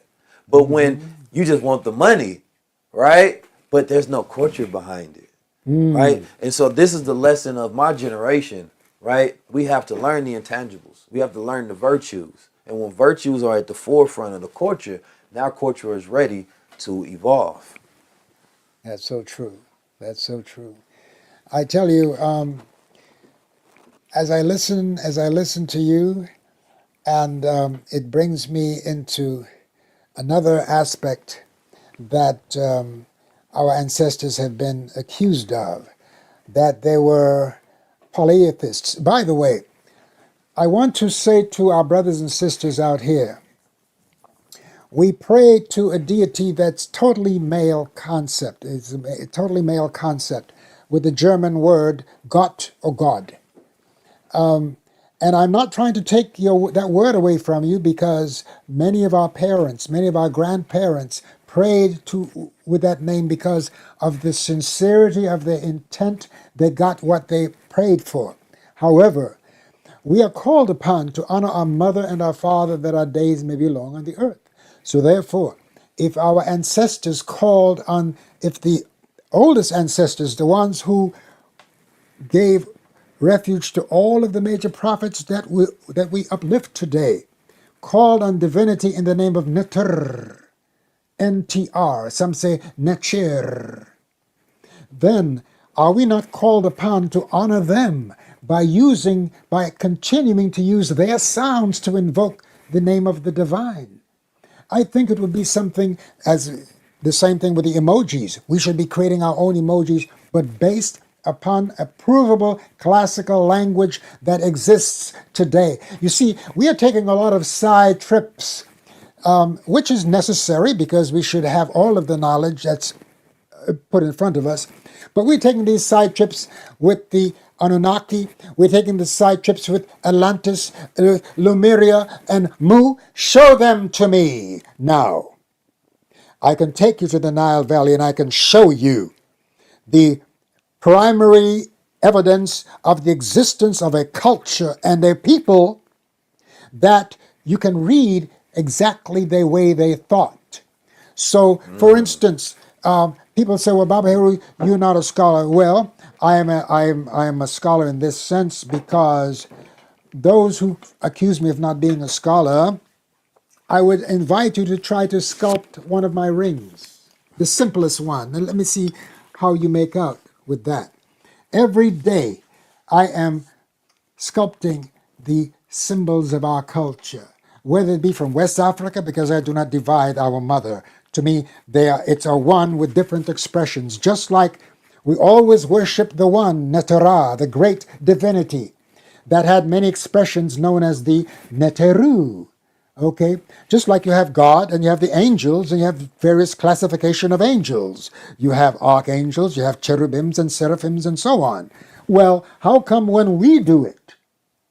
And every time I have an opportunity, I recite this. I said, The Bible says, "Go to the ant, thou sluggard, consider his ways and be wise." It likewise said, "Be ye wise as serpents and harmless as doves." So, okay, ants can teach you stuff according to our Christian doctrines. So serpents, doves can teach you things, but you're not worshiping the dove. Burning bushes. Right. You're not worshiping this. Well, the Rasta may have a question about that. they are on that kush. That kush. That burning bush is definitely happening. Oh yeah, so Moses must have seen something in that Holy burning bush. Oh, you're something else, the 19. I tell you, boy, you keep them hopping, bro. So I'm saying that the time has come for us to be originators again, not just take what is flung at us, like they flung the word Negro at us. We accepted that, and then we changed it. They flung the word African American. We took that, we changed it. We finally settled on black. We and these terms, and I'm saying that we still have more mountains to climb back to our true nature. And I invite our brothers to make that effort. I know we are in habits now, and habits are hard to break because addictions are hard to break. But if you want an N-word, call your brother Negus, the king. Call your or Neter, divine. Right. Okay. I use the word divine rather than the G-O-D word because divine is gender neutral. And one of the things that our culture teaches us is that there's always a mother aspect to divine side by side with a father aspect. Don't forget that even on the earth plane, the principle of Ast and Asar, both their names have a throne in their names. She has the throne and a loaf, symbolic of what? Provision, symbolic of food. Her breast. Matter of fact, the T determinative of the feminine in the Metuneter looks almost like a breast. It's a mound. The king's name, Asar, has a throne and an eye. The eye is symbolic of creativity. So he creates the throne upon which he sits and upon which the mother sits. Why? Because the first throne of a child is the lap of his mother. Okay, because it has the same configuration. That step, it looks like a step. The footrest and the seat and the back rest. Okay, and that is exactly what our ancestors was trying to depict, and what we should once again reclaim. I'm not saying we should stop taking lessons from the Greeks because they have the elementary knowledge, but the fact is our ancestors did not teach that to them, because one of the priests of Kemet told Solon that you Greeks are mere children. Okay, and so we have to go beyond the child phase to graduate once again the way our ancestors intended us for us to graduate from the Per'ant, from the houses of life, because the truth is life itself. And therefore we should pursue truth the way you brothers would pursue a woman, okay? Pursue truth the way you pursue a woman. Oh, man. Boy, they did it like that. Oh, man, it'd be different. You see? Let me ask you, I had a thought process as you were speaking. When it comes to the symbols, right? Because the ancient Kemites and Egyptians or whatever, they get, accused of, worshiping animals, right? Yes. Or worshiping the sun and things of that nature. So, where is the truth of that and where's the misinterpretation, right? Because we know that these symbols are not, they are analogies, right? Precisely. They are not meant to be taken as if we're worshiping a lion, right? Or we're worshiping a falcon. Right. So what is the true interpretation? The interpretation is in the quality of the energy we're speaking about. As you said, they're analogous. They're analogies to human process. When you say, well, he's as strong as a bull, okay? Because many of the kings took the title Ka, which a Ka was the bull. The And the virility of the bull was specifically Right. the aim there. The that black king, bull. Yes, the king had to be strong. And we had special precincts where we kept these animals. And these animals were chosen by certain specific markings to be the divine representation of the ka of this or that king.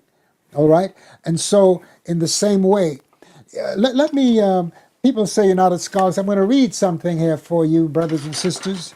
And I'm reading from this book that all of you can get, by the way. They now call it the Egyptian Book of the Dead. And you know why they call it that? Because most of us are dead to the knowledge that's in here. And in order to keep us dead to the knowledge that's in here, which is the Papyrus of Anui, which I visited the British Museum to look at myself, they call this, we are now not having this knowledge of the original system of spirituality that all of the major religions have borrowed from, because when Champollion discovered that he could, with the help of certain priests who were still alive, that he could read the Meduneter, the Roman Church was very angry, and they even tried to stop Champollion from doing his work, because they knew that as they got into the words of these ancients, it would toss their whole concepts upside down, because they were pretending to be the originators of things that they merely copied very poorly, I need to say. Okay? But listen to what this has to be said from passages of a book written by an Egyptologist. God is one and alone, and none other exists with him. Now, of course, they use the masculine form. But in Kemet, we would say the divine is one, and none exists with it, because it's a power, it's a force. It's not described in masculine or feminine form, but if we choose to, we say mother, father of all creation. We never deny the inclusion of the mother in things divine or in things earthly. The minute you do that, then you enter into a closed house where the woman is left outside and you are commanding her what to do when she's the one who brought your... I'm about to say something, but I have to curb my tongue, because sometimes the passion, I have to learn how to control my passion. Yes. God, let me use the term that we use. Neter is the one who hath made all things. Neter is a spirit, a hidden spirit, the spirit of spirits, the great spirit of the Kemetic people, the divine spirit. Neter is from the beginning, and Neter has been from when nothing else existed. And what existed, Neter created after Neter had come into being. Neter is the father of beginnings. Neter is the eternal one. Neter is eternal and infinite and endureth forever and aye. Neter is hidden, and no man knoweth Neter's form. No man has been able to seek out Neter's likeness. Neter is hidden to Neter, to divinities, and to human beings, and to men. And Neter is a mystery unto Neter's creatures. No man knoweth how to know Neter. Neter's name remains hidden. Neter's name is a mystery unto Neter's children. Neter's names are innumerable. They are manifold, and none knoweth their number. Neter is truth, and Neter lives by truth, which is Ma'at, by the way. Neter feeds upon truth. Neter beings. Neter breathes the breath of life into the nostrils. Neter was never begotten. Neter produced, but was never produced. Neter begat Neter's self and produced Neter's self. Neter created but was never created. Neter is the maker of his own forms, of its own forms. I use the term its. And the fashioner of its own body. Neter itself is existence, endureth without increase or diminution.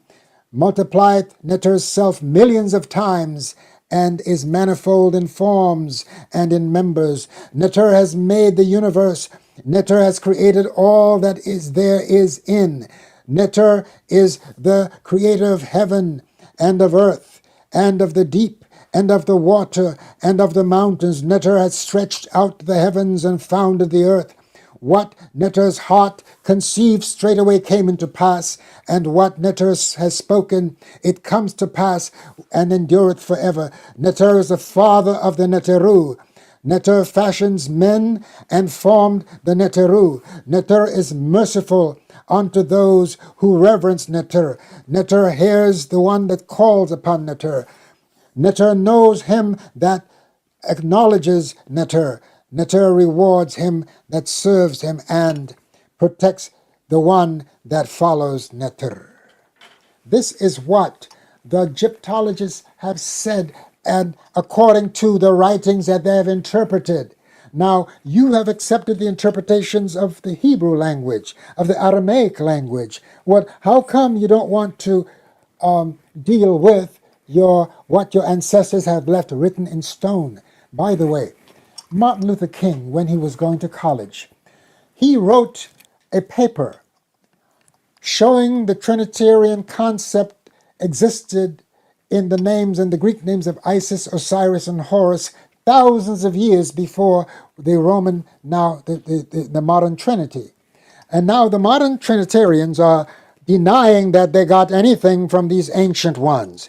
And of course, the movies that are being made in Hollywood would have us turn away from seeing these ancient Kemetic people as capable of the worship of the divine, that they worshipped animals. By the way, the images that so many ink has flowed against, these images served a purpose. They were not worshipped. They served a purpose of focusing the mind on a divine principle. So I just had to read that from a book. Those of you, brothers and sisters, who love Malcolm, who have read his book, don't forget that Malcolm studied a dictionary the way you would read a book while he was imprisoned. He became a master of words, and as a result, a master communicator. Nowadays, a young man living in the hood, when he uses a polysyllable, he's accused of speaking white. So brothers are helping others, young brothers, to be dumbed down, to turn away from the use of language. Words have power.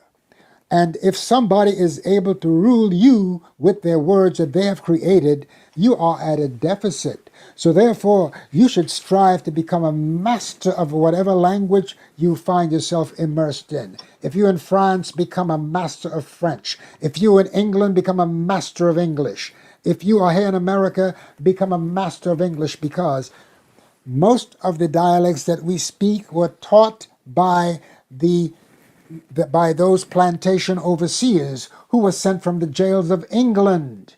The same thing happened to the brothers and sisters in Australia, because England emptied out their jails of the most decrepit human beings on the face of this earth, and they were the teachers of our ancestors on the plantations of this country.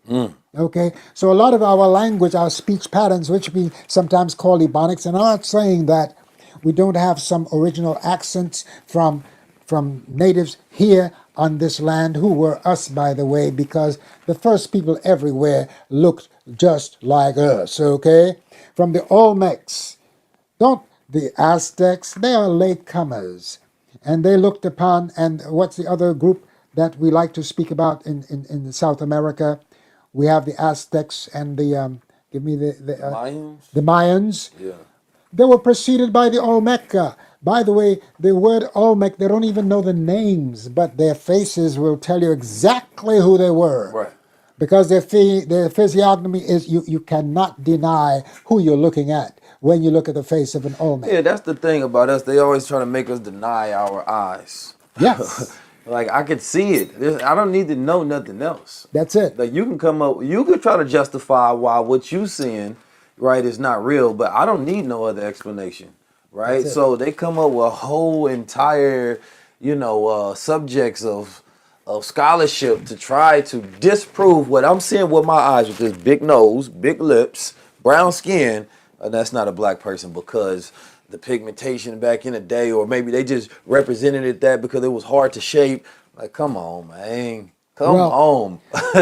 You ain't fooling me. You fooling you. when Graham Hancock is saying that the Aboriginal people told some of the anthropologists that the white men came.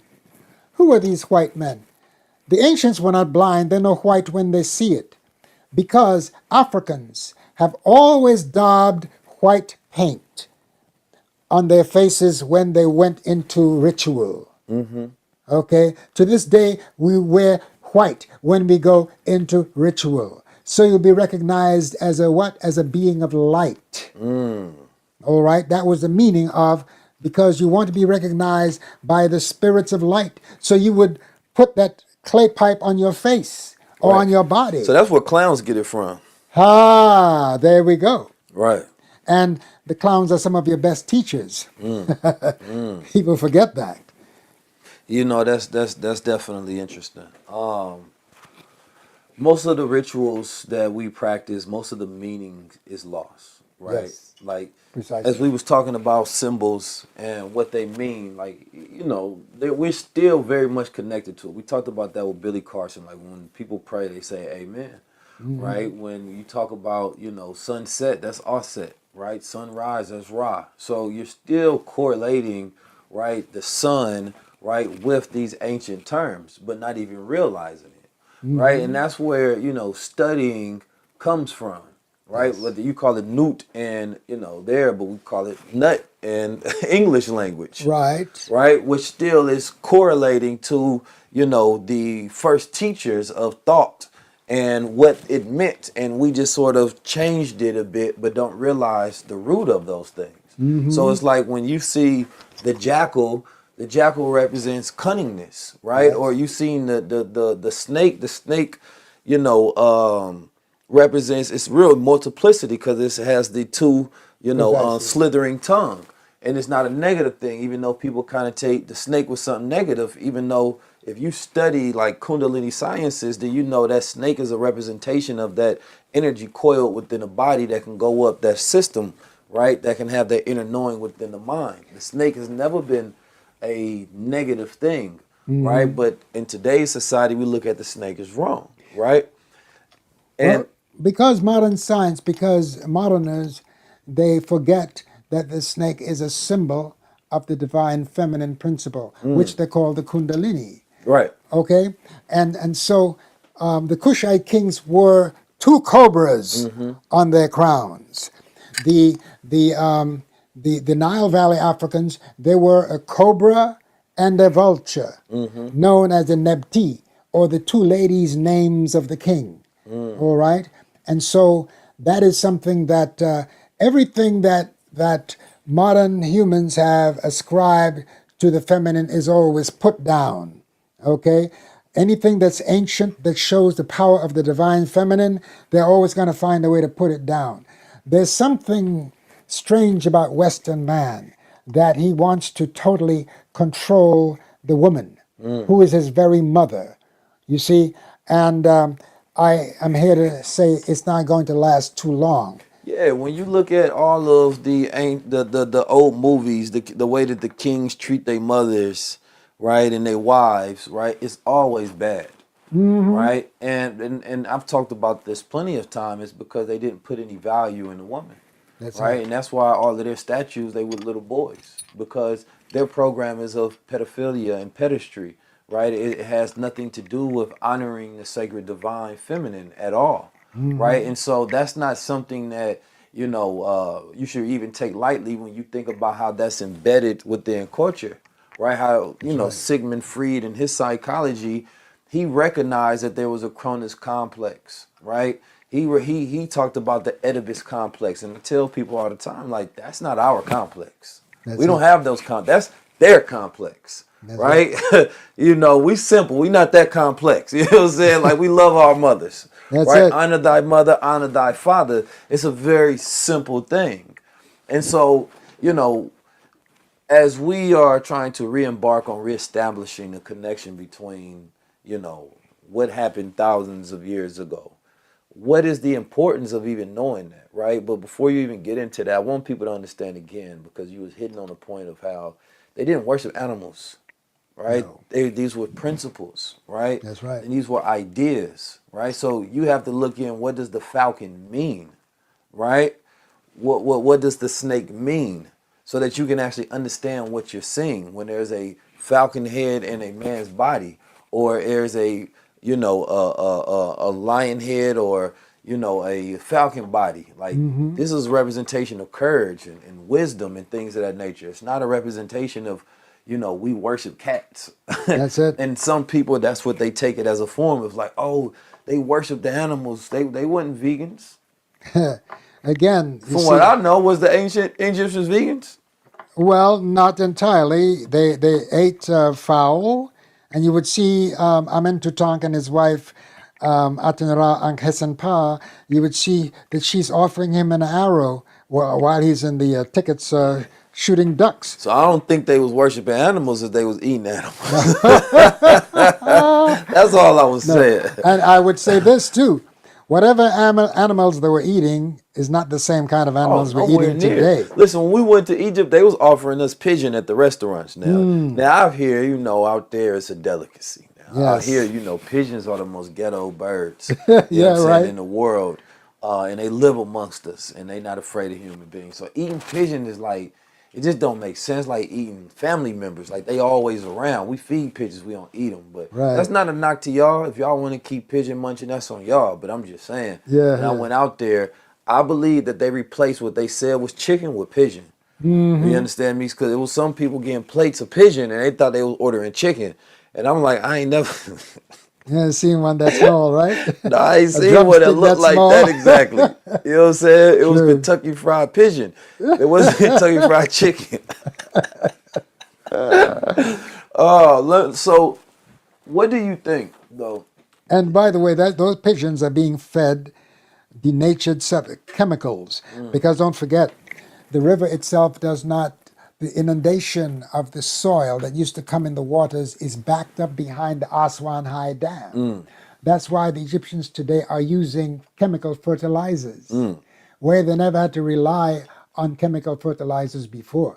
Because 75% of the inundation of the yearly menstruation of the river Hapi was the soil that came in the waters. That dark silt that made of that delta region the breadbasket of the then known world. That's why all the foreigners wanted to conquer that land, because that's where they got their food. And that was responsible for our economic viability because of the grain. And you can see that we recently made a movie by Taki Grant, which was photographed and filmed by Tehuti Films. One of my students, I encouraged him to go with Taki Grant to Kemet to film this film called Hapi. And because Hapi, the river itself, was the bloodline of the economy of the nation of Smai-Tawi. That's a fact. Okay? Without that river, and that's the reason why the modern day Egyptians are a little angry at the Kushites, because they're building another dam in Kush in Ethiopia, which they have every right to do. It's their land, in order to get more power, more electromagnetic power to build their nation. But see, that was the great thing about them, is that they understood that, they can get their people to work as long as they feed them. Precisely. Right? And so by them mapping the stars and understanding agriculture and harvesting, they was able to feed the people, right? You don't get to build massive projects like, this pyramids without feeding the people correctly. They can't do the work. That's it. And so we live in places where people, like in America, there's a lot of homelessness and people starving, right? It shouldn't exist. That is when you look at the bottom of a society, that really represents the morals of a society, right? And the rest of it is covered up in glamour and suits and, fine things. But no, go look at the worst of it. That's the true humanity of any society, is those who are treated the worst. As a matter of fact, the first foreign workers, who were the Slavic people, who were hired to work in the turquoise mines in the Sinai Peninsula, because turquoise was sacred to the Divine Mother in her name of Het Heru, known as Oshun in the Yoruba system, the Divine Mother who is a nurturing principle. Okay, and that turquoise, which represented both the heavens and the ocean, that deep blue, that turquoise waters, which you can really find when you go to the islands where I grew up, in Tortola and around Virgin Gorda and Anegada. There you will find the turquoise waters. And so the first people were the Slavs, from whom we get the word slave. Yeah. And that's the reason why I insist that we were never, never slaves. We were enslaved. We were enslaved by a people who were lazy and did not want to do the work to feed themselves, okay? And got us and beat us within an inch of our lives to provide them with the sustenance that they needed. Because who do you think they brought over here? They didn't bring ignoramuses over here. Not all of us were unlettered. They brought over some of the best to survive that Middle Passage. Right. You had to be among the strongest and the best. And to survive the plantation, to survive Jim Crow, to survive the growing tendency to this racist attitude, you've got to be made of superior stuff. And I say that especially to my brothers and sisters here in America. Just because some of you have gone south, away from your true nature. I shouldn't say gone south because south is the source, really, both here and in our continent, because the royalty came from the south, not from the north. Okay, no matter what you have been told, it came from the south. Kush was the very, as a matter of fact, the land of Kemet would not even be there if it were not from the soil that came in the waters of the inundation, and people tend to forget that. What is when you say inundation, what do you mean? The inundation is the flow of the river that was heralded every year. We used to celebrate what we call Wep Renput. Wep Renput means the opening of the year. And that was a celebration that was inaugurated in my shrine, the Shrine of Ptah, here in America. And it's still celebrated every year here. The Temple of Anu, I just went up with them upstate, I think it was in upstate New Jersey, to a reservation where we celebrated the Wep Renput, or the opening of the year. The inundation is the yearly menstruation of the river, where the waters come from Lake Tana, mixing with the waters coming from Nyanza, Victoria in the south, and together they meet in the city of Khartoum in Sudan, and then flow down as one stream. Now, this is where we get the concept of the two ladies, Ast and her sister Nebethet. These two rivers are equated with the ones who resurrected the body of Asar. Why do you think Asar's face is painted green on some of the pictures? Because Asar is known as the vegetation, and sometimes his face is painted with a dark complexion. Why? Because the soil is dark, the food. For those who don't know the story of, Aset and Osiris, can you give us the story? Okay. And I want to really get into Set as well. All right. In the first times, our ancestors didn't say in the beginnings because there's the first times of every age. We are now in the first times of the Aquarian age. We have just went through the last times of the Piscean age. We went through the water element, and now we are ruled by the air element. Why else do you think the multiplication of all this stuff on the airwaves, the internet, I call it the internet because it's a divine instrument that gets to many ears and many eyes that you wouldn't ordinarily capture. And so our people are being educated because of the airwaves. They even Bob Dylan said the answer is blowing in the wind, and this is a dawning of the age of Aquarius again, by that wonderful group that always had Kemetic symbols on their, what's their name? Refresh me. I don't know. You was there. I can't remember their name, but I know exactly what they was. This is the dawning of the age they got. of Aquarius. Cause I watched the Netflix doc where they was doing that. We'll put them on the screen. Yes, right. Please do that. That in the first times there was the cosmic forces of creation. There was Nut, the heavens, and there was Geb, the earth. And between them there was the atmosphere of the water and the wind, known as Shu. And Shu had a consort known as Tefnut. So everything was paired in the first times. There was always a masculine and feminine energy. So now, when this cosmic force coalesced and came to the earth plane, it came as a man and a woman. There were two pairs. There was Ast, the divine mother, and Asur, the divine father. And there was Nebuchadnezzar, the sister of Ast, and there was Set, the brother of Asar.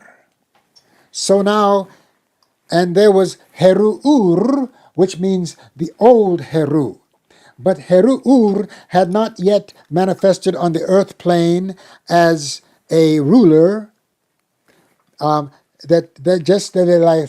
they say in the Christian faith that Jesus was from the beginning, but did not manifest on earth until later. The same thing happened with Heru-Ur. That Heru-Ur existed but was kept in abeyance until manifestation on earth as the kings and queens of the nation. All right? So now, Heru, when they came on earth, they came to begin life on this plane, to start over again, because there had been a previous civilization that was destroyed. And Asar, and they had fallen into cannibalism and a whole lot of other craziness, according to our cosmology. And Asar, he went around teaching the art of the cultivation of the soil, of the growing of food, of the farming and the gardening. And Set, his brother, got jealous of him. Okay, so the Cain and Abel story was preceded by this original story of Asar and Set. When evil entered into the world, when Set sought to slay his brother Asar and succeeded, and put his body into a coffer. And I would suggest that our brothers and sisters read this story. Familiarize yourself with your ancient mythology. And when you say it's a myth, it doesn't mean it did not happen. It did not happen historically, because as my beloved brother Herujeden Ma'at Aten Ra of the shrine of Ma'at in Harlem, known as Jabari Osaze, who they call the Floyd Merriweather of the conscious community, as he teaches us that myth is something that is always happening. History is something that has happened. Okay? I like that. I like that. Myth is something that's always happening. Yes. So the story of Osset and Osiris, brothers, similar like Cain and Abel. Yes. Right? Or Set and Osiris. Yes. Right? And then, so yeah, keep telling me what exactly happened between them after he got jealous. He killed his brother? Well, yes, because his brother became very popular. Asar used music. That's part of the reason why I'm a musician too, to charm the people. And he was loved because of his musical ability. And he taught them to stop all this killing and to cultivate most of their food, so they wouldn't have to be slaughtering all these animals. All right, and so Set became jealous of Asar. Now, again, let me give a little side view here of something that has happened. Now, remember, in the story of Cain and Abel, and this is what has messed up with our dietary practices, because in the Cain and Abel story, Cain brought his offering of pulse, which are vegetables, ground food, to offer to God, right, according to that story. And Abel brought the fat of a bullock. How did he get the fat of that male ram? He had to kill the ram. However, the shepherd's deity loved this burning flesh. He said that it was wonderful to his nostrils, the burning flesh of the Abel's offering, and he denied Cain's offering. Well, that was the first put down of a more mostly vegetable lifestyle and the embrace of a more meat-eating lifestyle. And look at the results in our churches today. Because if you're part of the flock, chances are you will be courting obesity, and which is a ticket out of here with this COVID variations that we're now seeing, because the majority of people who passed were obese in both the so-called white and the so-called black people here in America. And where did they get that obesity from? From the overindulgence in flesh foods, which constipates and which ruins the virility of the prostate gland, because all that acidity, all that uric acid causes to corrode. Acid corrodes iron. So if you are eating all this acidic food, you are going to corrode your iron, and therefore the fat is going to proliferate. You're going to damage the works of the kidneys, damage the works of the pancreas with all this sugar, with all the stuff that we're eating, and that's being pushed on us as being very healthy. All right? I remember when I turned from eating flesh, because in the islands where I grew up, we only ate meat once a week. A small little piece of beef. And my father and my grandfather, we used to rear cattle. I used to get up every morning to milk the cow, okay? And we used to slaughter animals. I helped to slaughter animals when I was a child. However, that they were eating grass and water, okay? I was riding my donkeys and my horses bareback to take care of my cows and my mules and donkeys growing up in the islands, okay? Carrying water on my head from the cistern. I'm relating lifestyle at the time. There was no electricity in the village I grew up in. I read by lamplight. I studied by lamplight, and of course I was very proficient in my studies, and the women loved me for my brain, but they gave the you know what to the gangsters. I'm sure you still got your fish. Well, you know, I was a late bloomer. As a preacher's son, I had to set an example. Yes, sir. So I was still sure. a virgin by the age of 18. But by the time I got loose from that influence, a different version after that. Woo! Yeah. Yeah, I couldn't get enough. A different version of Rue out in America. You know it? Oh yeah, for sure. Yes. So anyway, so again, this. By the way, I'm enjoying this conversation with you, my brother. Yes, sir. Likewise. Your input is very timely, and we are dealing with so much information that sometimes seems almost jumbled. But I would invite our brothers and sisters to rewind and go back. And if you have any questions, don't hesitate to send me a comment or something like that, and I will do my best to answer. When you learn how to use your mind, that's when you start to operate into the divine. You start to tap into your God power. That's when you operate and learning how to take your thoughts and form them in reality. That's when you pull things from the darkness and you bring it into light, into reality. And that's when you have the power to change the world, and you can bring wealth to generations into your family. There's power that's going on, why don't you go grab you? There's crowns out there, why don't you put you on? There's a lot of fear in front of you, why don't you knock it down and slap the devil and tell him it's your time? What we waiting for? I'm ready to go to the highest level. If you're ready to come rock with us, if you're ready to build with us, because we're not waiting on nobody. Once we get on the mission, we in motion, and we devote it, we give liberation to our people. Our freedom ain't talking about the identity that's connected to the evils that the agenda gives you. No, we're talking about actually knowing that you God and standing tall and speaking truth to power against all odds. They look at me and say, how's you a black man? How you walk, how you talk, how you dress, how you move, how you move. Why you know yourself so much? Why you so damn cool? Why you got confidence? Because I decided that I would never live at the lowest level. That's the assignment. I decided I would be a God. Every single day I gotta wake up and I gotta train. They don't like when we grow. They don't like when we talk up. They don't like when we talk economic power.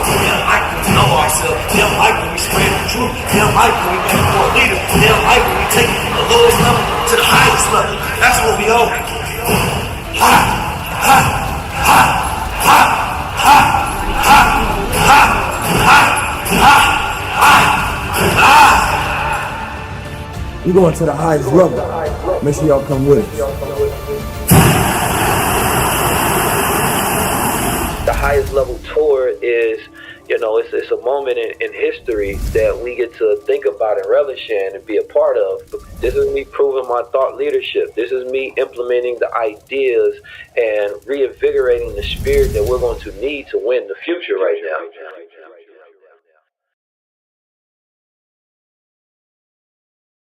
So what about the story of the resurrection of the God? Okay, so now, after Asa was slain, and his body was put into a coffer, and I'm going to show you how that story is likewise prophetic. Oh yes. The coffer was pushed out to sea, and it got caught up. The body of Asa, by the way, before that, there was a great party, and everybody was drinking, and there was merriment going on, and they rolled out a coffer made of beautiful wood, encased with jewels all over it. And they had a game called Who Fits the Coffer? And all the guests would get into the coffer, and it didn't fit any of them because it was made for one, which was Asa. But when Asa got in the coffer, according to the mythological story, Set closed the lid. Asa suffocated, and Set took the coffer and hid it by the bulrush. There's that bulrush story again, Moses in the bulrush. And eventually, Set realized that, oh gosh, the evidence of my foul deed is still with us because the body of Asa is hidden, but it may be found. So he went and took the body out and cut it into 14 pieces and threw his henanum, which they call penis or phallus, into the ocean. It was swallowed by a fish. And then the coffer, asked the Nebuchadnezzar now, they took Anpu, the jackal, because the jackal is also famous for his sense of smell, sniffing the ground wherever a part of Asa's body was buried. And when these two sisters found all these parts of Asa, they brought it into one place and laid it on a lion couch. But they couldn't find the henanum, the organ of regeneration. So guess what? They, according to the myth, they got a piece of wood and fashioned the henanum. And Ast was at Asa's feet. That's where the term morning wood comes from. Precisely! Because in the islands, that's what we used to refer to the henanum as a wood. Because it would get stiff in the morning. And dead morning, so morning wood. Yes! No, yeah. You see the connections? When you know this legacy, it traces. You can trace things to their beginnings, to their original forms, instead of the ones that we've been given. And so Ast was at his feet, and Nebuchadnezzar, her sister, was at his head. And the concept of angels with wings prevail now because of the imagery of the ancient Kemites showing that they both had wings. And Nebuchadnezzar was fanning Asa's at his nostril, and so his breath quickened. And when his breath quickened, his organ arose, but the organ was not attached to his groin, it was at his navel. Okay? And that's the reason why the Roman Church went around defacing any images where they showed the henanum coming out of Asa's body, because they thought that it was obscene. Okay? And so when Asa, but after the body was assembled, Set found the coffer and pushed it out to sea, and it got caught up in the roots of a tree on the island of Byblos, which is the origin of the word Bible. Okay, and Ast, the divine wife of Asa, went looking for the body of her husband, and some children playing by the seashore told her, though the king took the king of another smaller kingdom, found this coffer caught up in the roots of a tree, and he took it to his palace and made it the central column in his palace. So Aset, she disguised herself as a nursemaid and went to the king's palace, and the king of Byblos, and masqueraded herself as a nursemaid. And one evening, she was taking the king's child and passing it through the fire to give to give the child the gift of immortality. And the wife of the king said, "Get this woman out of here, she's burning my child," which Aset was not doing. She was just giving him a gift of immortality. And then the Aset broke down and told the king, "In that coffer caught up in the root of the tree is my husband's body." And then she revealed who she was. And the king, knowing that she was the queen of one of the largest nations, said, "You can take your husband's body back." And she took the coffer and hid it by the bulrush on the shore. And that is when Set, now I come back to how it happened. Set took the body, cut into 14 pieces, and scattered it around. And then when they brought the body of Asar together again, then Ast, who was at the feet, transformed herself into a female falcon and flew over the erect organ of Asar. And you will see the imagery. It's on both papyrus and on the stone. She took the seed of Heru into her womb, all right, and became pregnant with Heru, who will now become the avenger of the wrongs done to his mother and father, and who would re-establish Ma'at.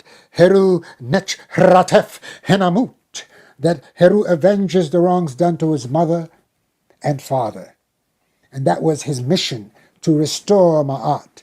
So, when I taught Comedics 101, I would tell this story. So he was resurrected through his son, but he wasn't resurrected himself? No. Okay. Because his son became his ear, and Heru became the one. And Heru, Asar remained in Amenta to receive the souls that were coming to the west, to the same place that the sun seems to set. Even though the sun doesn't set, it's the earth that turns. We know this. So, what does the symbol of the falcon represent? The falcon, the falcon is the hero bird. The very word Heru produced the word hero. Okay, the falcon has the keenest vision of all the birds. See, I'm wearing a falcon here. Okay, the falcon head, and it never misses what it aims for. It could be about 2 miles up in the sky. It'll see a mouse on the ground or a flock of pigeons, and whatever it decides to have for dinner or for lunch, it never misses what it aims for.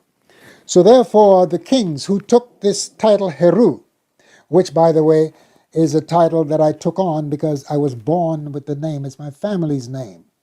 I was born into a family who was always into service of one kind or another. My great uncle was a formulator of the assembly in the British Virgin Islands. My cousin ruled for 20 years as the governor of the British Virgin Islands, Elton Georges. Okay? Yeah. So when I took the title Heru, Dr. Ben says, "You cannot take the name of the god." I said, "Dr. Ben, I was born with the name. It's my family's name." He said, how is that? I said, "Well, in English they call it Georges." And the English have a myth called Saint George who slew the dragon. And I'll explain that later, okay? And so I was born in La Repubblica Dominicana, in the city of La Romana. And being born there, my name was pronounced Hiorhes. Hiorhes is Horus in Greek. Horus is Heru in the Metuneter. So I took Super Heru. So the mythology of Heru, births the superheroes, which are a representation of the gods of ancient Kemet. There you go. Which later became adopted as the anthropomorphic deities of the Greeks. Right, like Superman. Yes. Who gets his power from the sun, which would be Ra. You understand me? And he is the greatest superhero, Super Heru, would be a representation of that then. Well, you've explained it. Yeah. And then in the story of Osset and Osiris, right, and the woman, like, it's so many, like, listening to that story, you can get a lot out of it, right? Oh, no doubt. Because all of those things can have so much representation and meaning, right? Even the way that he was cut down, right, Yes. and destroyed, but his body was. But then the woman comes and speaks life Yes. into the dead body and brings life into him. right? And then that life is transferred into the son, right? And so when you understand that power, number one, that the woman has, right, to speak life into that dead body, I believe Dr. Wesley, he gave a great breakdown on this story and this interpretation, like that resurrection. And I think that, you know, even when you know, the word resurrection and erection are very, you know, closely regarded, right?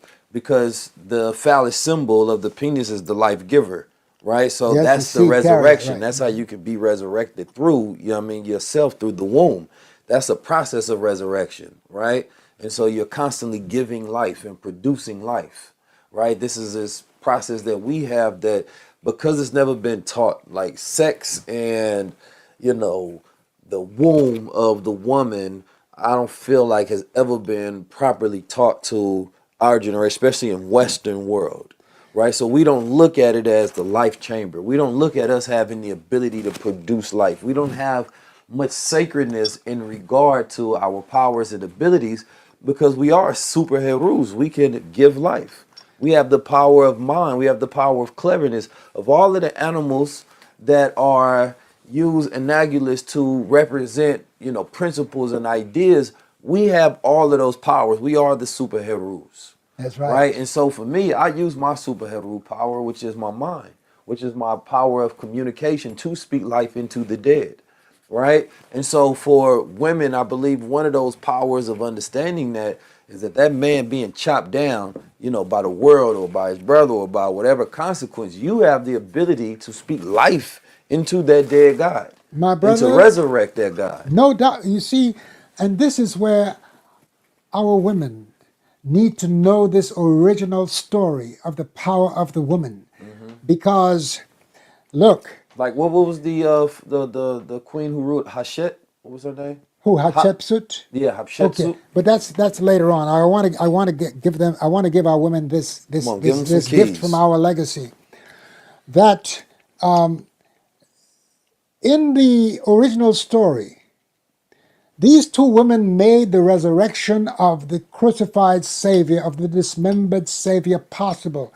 Not only did they put his body together again, even the Henanum, which was thrown in the river and was swallowed by a fish, and that has great meaning, and I'm going to tell you the meaning of that in a minute. That in itself shows that the story that came after, when Mary and Martha went to the sepulchre where Yeshua was laid, Yeshua had arisen all by himself. And when they looked up in the sky and they saw that he ascended to heaven as a dove to be with his Father, according to the scripture. However, in the original story, the women made his resurrection possible. By putting his body back together again, they were on time. They didn't miss. Esau did not resurrect by himself. Come on. He depended upon the divine feminine principle to raise him up.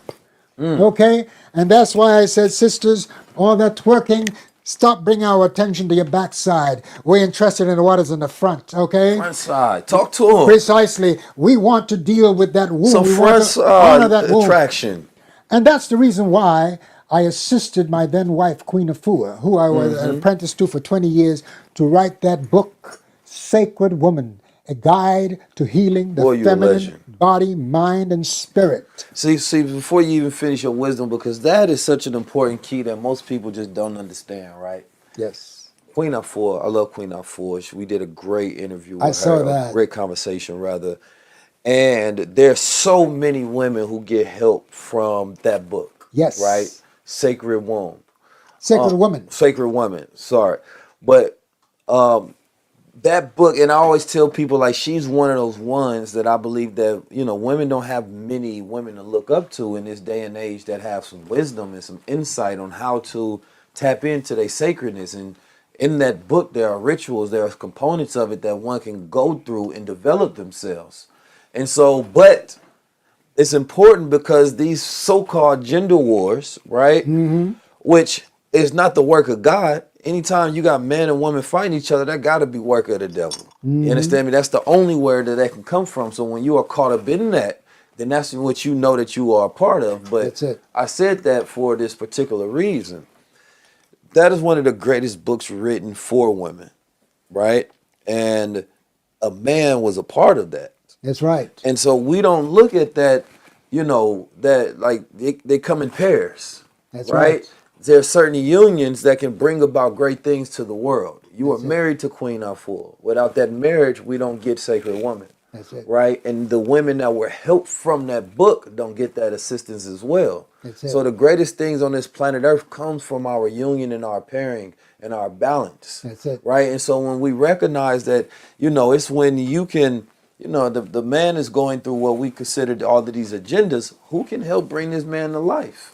That's it. Right? That woman can speak so much life into that man, but instead of putting out, oh, I don't like this, or he's this, or he's that, that's not how you resurrect what you want to see. That's not how you bring life into that body. You can cut them down or you can bring them up.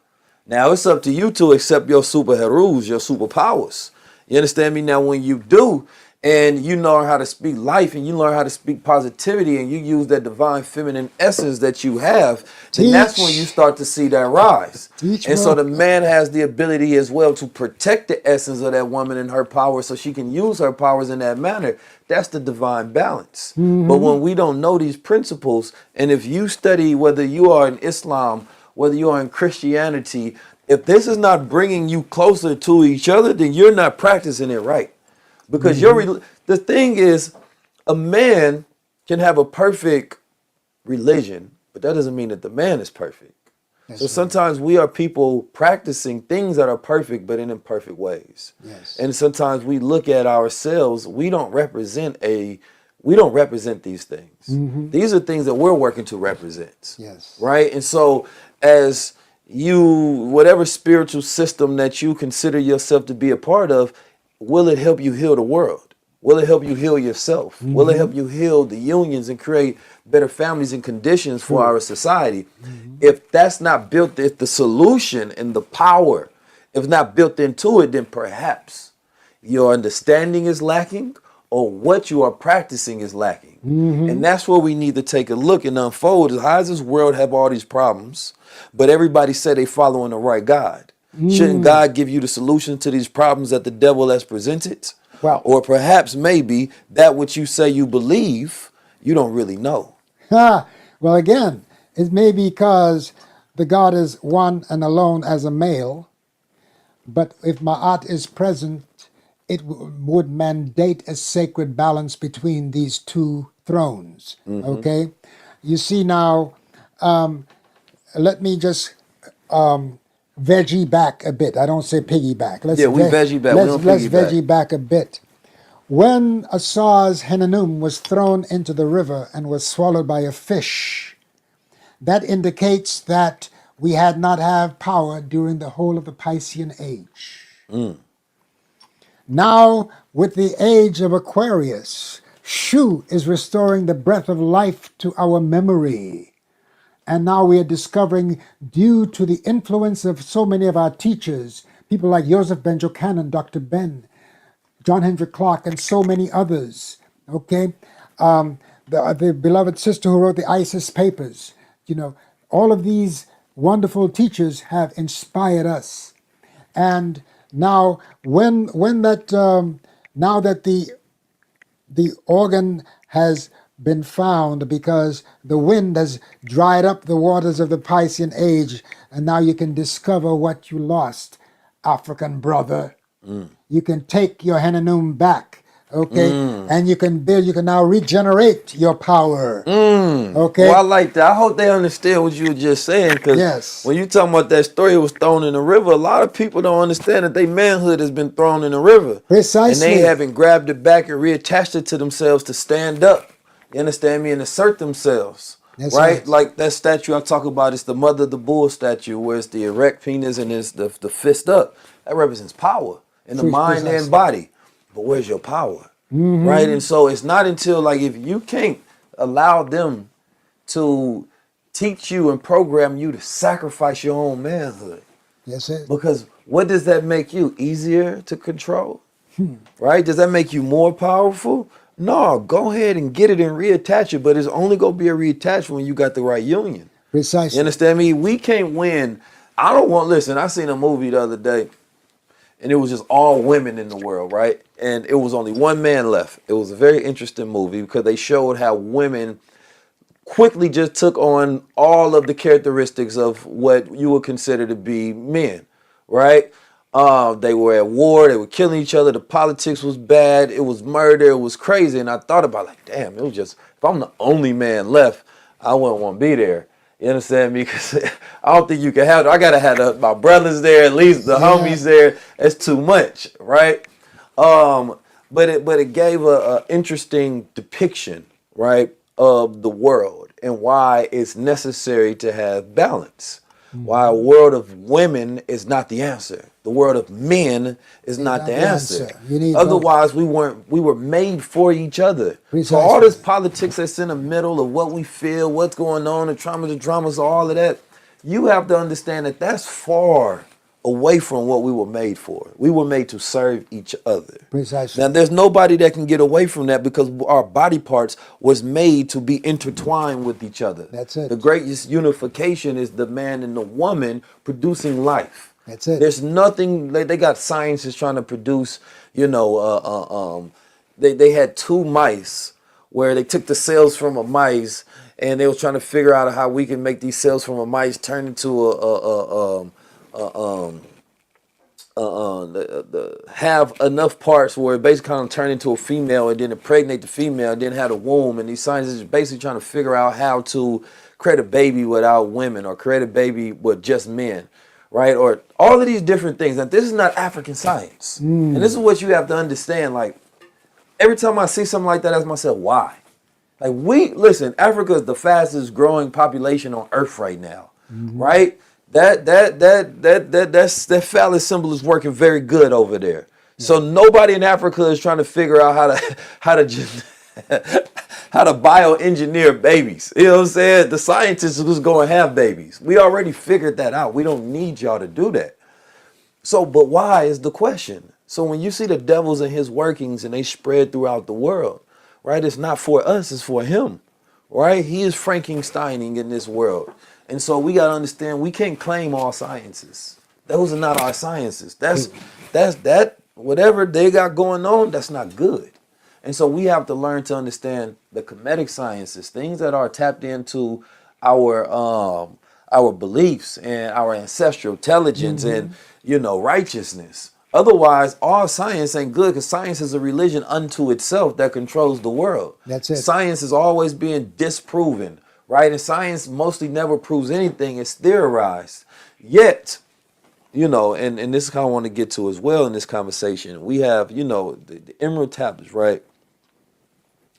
And many, tablets and scroll were said to essentially be able to give you all the answers of the world, right? You can unlock whatever. And as you talked about the internet is that for our age. We now have artificial intelligence. True. Right? And that I can ask any question, right? And I have access to the stream of consciousness throughout the entire globe from what's known from man's history, and I can even synthesize and create new thoughts. But the question is, if man doesn't have power of his own mind and his own body, none of that matters.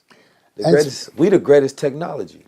Especially if you have to get a portion of your mind back, your ancestral mind back, in order to interpret the stories that your ancestors left you. Because these stories are prophetic, and we have got to have the courage to see prophecy in these stories. Because prophecy is cyclical. Anybody can prophesy the destruction of this earth because it's going to happen again. Right. Okay? So when it happens, he was a great prophet. No, he was just reporting what was going to happen anyway. Right. Now let's get back. I want to veggie back to the story of Esau being put in a coffer and the coffer being pushed out into the ocean, the slave ship. Come on, talk to him then. The 14 pieces of Esau. 13 nations sat down at the Berlin Conference and cut Africa up into 14 pieces of European influence. There were 13 of them who sat down, and there was a 14th hiding behind the curtain. He was just an observer. But now he's got bases all over the continent. And you talk about the population explosion among Africans, they're trying to dampen that by trying to push the agenda on African people, on African culture that does not cause a proliferation of life. They're being encouraged to develop and to put their reproductive power into doo-doo, okay, which is not proliferating life. I was like, caught me off guard for a second. I know, but don't worry, the folks will catch it. They ain't catch it. Now let's get back. Let's get back to the coffer being pushed out to sea and caught up on the island of Byblos. The coffer contains the body of Asar. Asar is a principle of resurrection. Okay, and that's why Asar goes to the west, because the west is the zone of a western sunrise that we're experiencing now because of the age of Hapi, the age of what they call Aquarius, that we are now discovering. We are finding our Henanum again. If you know that that book, Sacred Woman, there was some tragedy involved with that book, because while the book was being the world has to know the input of a male in helping our women to resurrect. But that's been one of my primary desires. I grew up with 3 elder sisters and 7 aunts. And I witnessed conflict among the women. And so when I came together with Queen and saw that most of her work was helping the women to resurrect, women who could not get pregnant because their tubes were clogged with mucus based upon this starch diet, the flesh diet, and all the acidity, the fibroid tumors that we're getting because the men's sperm had become so acidic, which it should be alkaline, that they were eroding the women's capacity to bring forth life. And she helped them by helping them to change their diet, to have more chlorophyll in their system, that they were able to have babies again, okay? And that was something. However, the conflict still persisted among women, and that was one of the main things, because our women do not see themselves as divine, because the systems that they, even though all of the religions claim to honor the divine woman, sometimes it does not materialize across the board in practice. And as a result, our women are shortchanged in terms of knowledge of their power. So when we went to Random House to negotiate the advance for the book Sacred Women, the editor said to me, to us, the Queen and myself, we want this to be a Kemetic book. I almost fell out. What? This woman had been, and I need to mention the Asara Set Society, which contributed to... You said a committed book? Kemetic. From Chem. Kemetic. KMTK. That's how we spell Kemetic. They spell it KHEMETIC, Kemetic. Yes, sir. Okay, but we spell it KMTK. Which means that she wanted this ancient Kemetic culture to be saturated in the book. And that's the reason why the gateways through women, the gateways of initiation through women, which women would walk through in rediscovering their power as women and their healing power specifically as women, were all the female Neteru. Because in our legacy, the divine principles are always balanced. So you have in the gateways, you have At, you have Nut, you have Ma'at, you have Nebet-Het, you have Ta'urt, all of these feminine energies which represent principles and functions of the divine feminine. These women learn once again how to discover their power and these indwelling forces within themselves that they can bring out to repair the damage that has been done to them. And so when Random House was, the book was being written, Random House was sold to the Germans in Germany. When the Germans found out how much Kemetic culture was impregnating the book, they fired everyone who had anything to do with the book, including the editor. And they tried to bury the book because there was a big budget being put aside to bring this book, to make it a force in our community, in the world. But they stripped every bit, every penny that they could from the book. But the book still came out and it became a bestseller because it was ordained, divinely ordained. Okay? And my name, because the last day when the book was being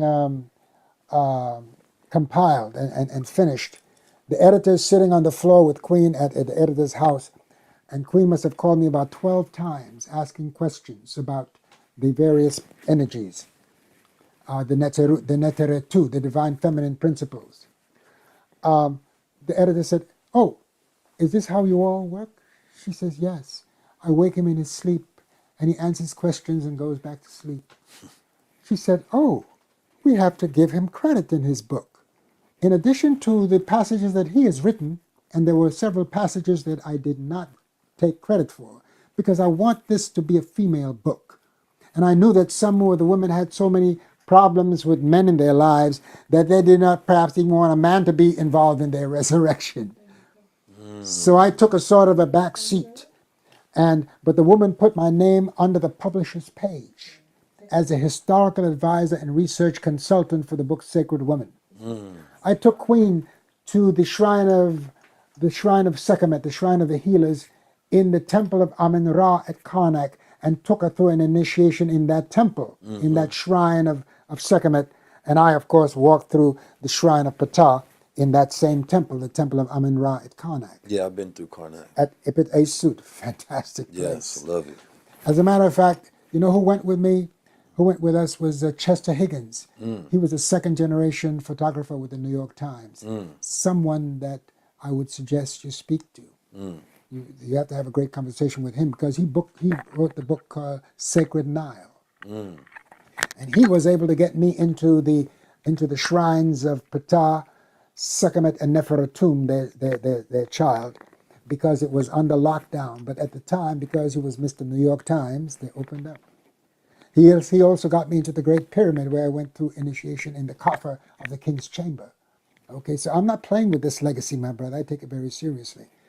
So when Ali, Queen's son, called up Random House in 2019 and said that it's time you republish Sacred Woman, they say, we don't usually do that. But when they saw that the brother who was killed out in California, Nipsey Hussle, that his lady, Lauren London, she was with him on a television program. Right, yeah. And she asked him, what was the latest book I read? He couldn't remember the name of the book, but he remembered Queen Afua. So that is how the book then began. It sold more in 3 years than it did in the previous 17. Wow, yeah. Okay, because now women associated it with something that they could sign on to because they heard of it on TV, literally. So now when Ali called up to get the book republished for its 20th year anniversary, the editor, who I believe is a feminist, took my name from the front, from the publisher's page where it had been for 20 years and hid it somewhere in the back. The Queen did not realize, and I brought it to her attention, so she said the next time she's going to be sure that it's restored. And hopefully the woman will not give her a hard time. No, they shouldn't. Not if the book is working. To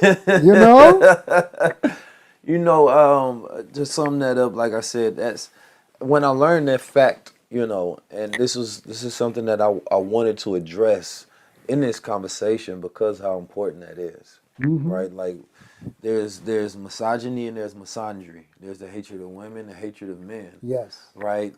Life comes through this ecosystem of balance. Everything comes in pairs. The complete opposite exists. So there are many women who hate men. And you can't truly be a woman. You can't truly heal on your journey if you're holding on to hate. Right? And what we haven't learned to do in our society is heal thyself. right? We get in relationships or people do us wrong or whatever may happen, and we hold on to these grudges and they eat us up inside. They don't hurt the person that you're holding on a grudge to, it hurts you, right? And so it's not until we learn how to heal that we can actually move forward. So I love that book, you know, because it teaches women the process of healing, right? And men need to learn the process of healing as well. That's right. Right? And so that's, of course, they got the book Man Heal Thyself. Mm-hmm.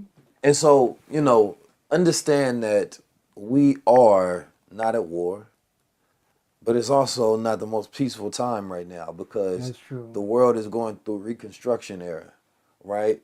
And we need to take this era and it has to turn into a renaissance because those who are reconstructing don't usually know what they're building. They just trying things as if the mathematicians and the wise ones before us didn't know what they were doing. Right. Yet they built societies, right? They built whole entire mathematics and engineering and agriculture and cultures and things that lasted for thousands upon thousands and thousands of years. Those are people of mighty intelligence. So we have to learn how to respect the foundation of things that were built before us, especially if we plan on building something greater. A lot of my life I've lived in the gray. Imposter syndrome has been real for me as a producer, a writer, an actor, and a black man in tech. But events like these, seeing 19 Keys, speak about us men being, you know what I mean, at a higher level. Having solidarity with my brothers and being able to collaborate it's helped me to get out of the gray a lot of times because, you know what I mean, like being in depression, anxiety, dealing with childhood traumas. It's been a thing that we've been dealing with for so long, you know, with our women, with our families, in our relationships with our children. And as a father, as a brother, and as a leader, iron sharpens iron. It's something that we constantly deal with on a monthly basis. So having higher level conversations, having the brotherhood around me and the sisterhood has definitely gotten me out of the gray a lot of times. And just being at this event and even just, you know what I mean, meeting the brother 19 Keys and stuff like that, and just he even passed through our space, you know what I mean, and really encouraged us and how we can just build together and be together more and come together more as one. And I really think that Toronto's going to see a change in the men. A lot of women out here say, you know, there's a lot of waste men out here, you know what I mean, but we're changing that, you know what I mean, and we're just even being in this environment. And wearing even all black today is dying to the old self, and it's going to be a renewal in our city. So yeah, it's time for us all to get out of the gray. The highest level tour is, you know, it's a moment in history that we get to think about and relish in and be a part of. This is me proving my thought leadership. This is me implementing the ideas and reinvigorating the spirit that we're going to need to win the future right now.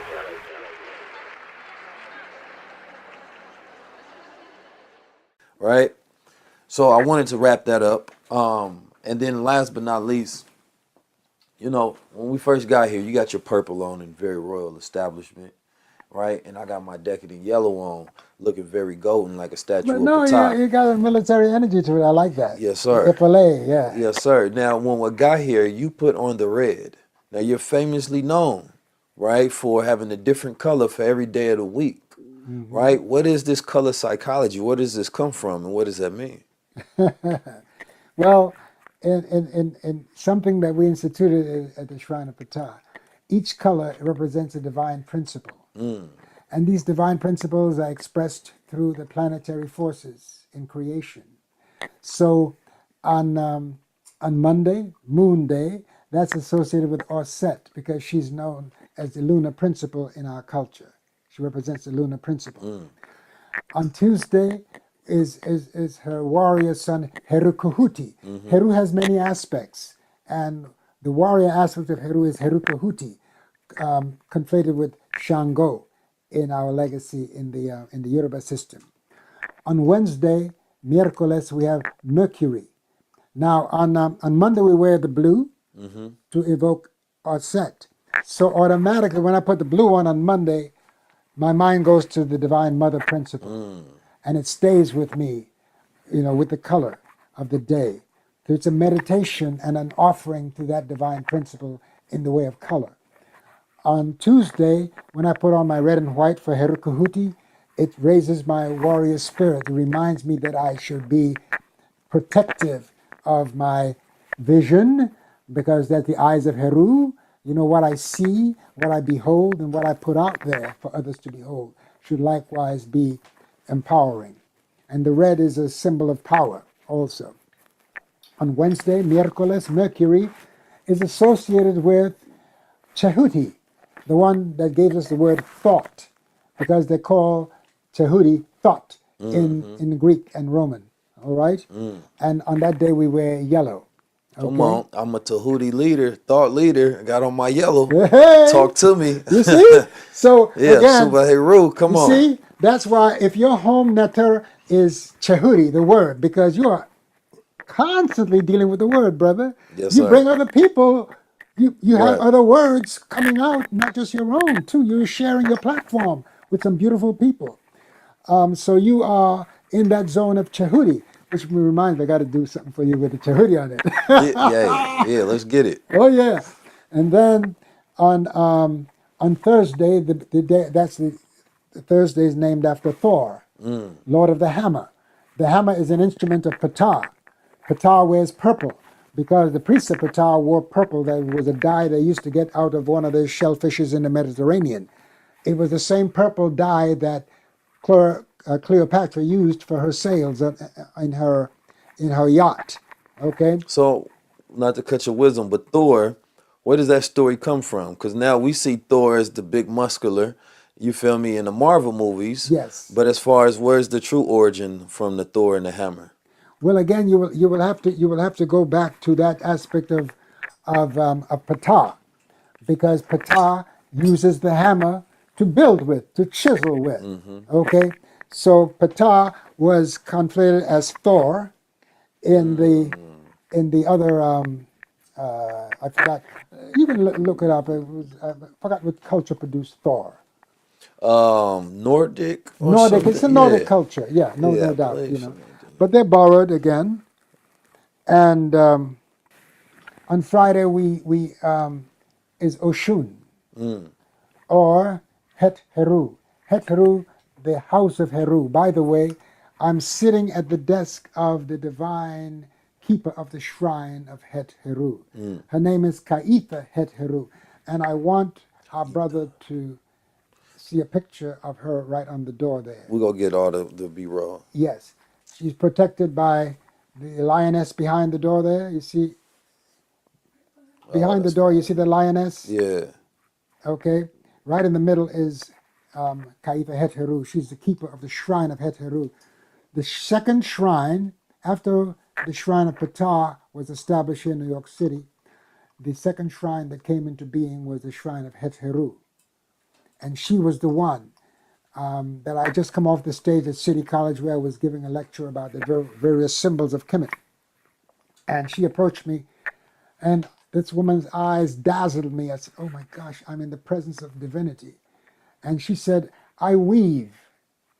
And I was told that I should meet you because you and I both dress funny. This brother said we both dress funny. You know, we're doing a lot of different African symbols. Yeah.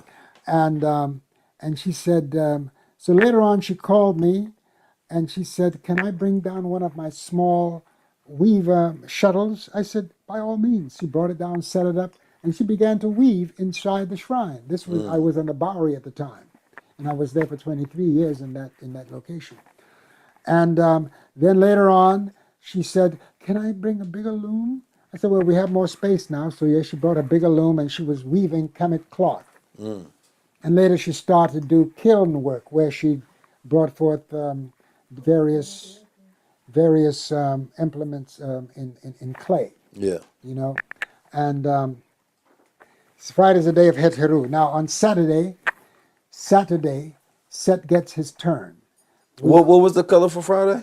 Friday's green, yellow, or turquoise. Okay. Right, that's the color for Friday. All right, Saturday. And Saturday is red and black or indigo. Okay, that's for Saturn. Friday is for Frida, for Venus. And Venus is equated with Het Heru, the planet of divine love. That's associated with love. And Het Heru is love itself. She's the one who receives the bodies of women at the western gate in their departure. Because she is the lady of the sycamore tree. You were speaking about the tree of life. Yes, sir. To us, the sycamore represents the tree of life. Every year in the land of Cush, Ethiopia, they celebrate the Erecha festival, where the indigenous people who still practice the ancient ways, I should say that the government a few years ago slaughtered several of them because they were considered to be pagan and heathen. Okay. However, it's been restored now where they can celebrate the Erecha festival, and they go to the Nile, and there's a sycamore tree, and they pour honey around the root of that tree, and it's led by a woman, again symbolizing the principle of Het Heru. So even though may have forgotten the origin of that, we are able, because of our legacy, to trace exactly what's happening, because the sycamore is known to be sacred to Het Heru. Okay? And on Saturday, of course, Set get his turn, because Set is the other side of Heru. Set and Heru, they combat, but their struggle strengthens both of them.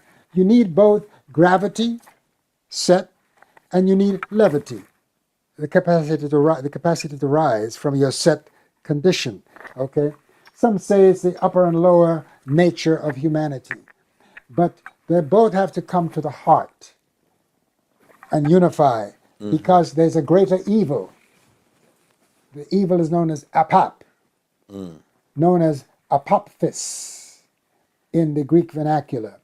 And apap is the one who drinks up all the waters of wisdom. Apap is the dragon of the deep. Apap is the evil that's crystallized in a culture. Crystallized evil. Yes. So therefore, Set and Heru come together in order to both attack Apap. And if you visit the temple of Heru at Edfu, that story is told on the outside of the temple, where you see Heru and Set, both with spears, putting spears into the body of this reptile. So that's like your lower and higher self fighting, right? Because that's the balance in the human being versus, it's like, you have Christ consciousness. I talked about this with the good brother Joey, but that's crystallizing that mind of God. So with the Ptah. Oh, Apap. Apap. Yeah, Apap, right? So yes. the Apap is crystallized evil versus, crystallized consciousness or Christ consciousness. Precisely. Which is very powerful. So it's like when you, and everybody doesn't have that ability, but when you can crystallize that light in your mind and you can operate at your highest level at all times, right? With that mind of God, that's that Christ consciousness, You better right? believe, yes. But then when you are completely taken over, right? And, your lower nature, you going even below that, right? And that's crystallized evil. That's the battle between the worlds that we deal with today. You better it's believe. Between Christ consciousness, crystallized God consciousness, and crystallized devil consciousness. That's the war. And many of us are the victims and the practitioners of those, because we must own what some of us have done. Right. Some of us have joined the forces of evil, and due to ignorance. And that's the reason why information such as this is so important. Right. Because our women will now bring forth children into the world already. Because what goes into their consciousness goes directly to the womb if they're carrying life. It goes to their egg even before life enters there. That's the reason why women historically seek out men that have knowledge. And unfortunately, many men with knowledge take advantage of women because of their knowledge, because they know that women are attracted to knowledge. In the same way that women are, the female lioness is attracted to the lion that wins the battle between the old lion and the young lion. Because why? It has nothing to do with her emotions. It has everything to do with what she wants to bring forth. Well, I didn't mean she wants she wants a strong seed to bring forth a strong warrior baby.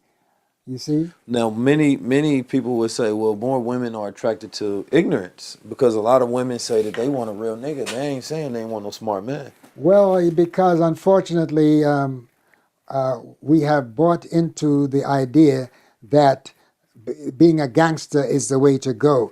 We have been turned around, and why is it with all of these religions that are supposed to inspire us to our higher self. Why is it we have chosen to manifest that lower nature? Why is it? Because we do not have the foundation of the original system.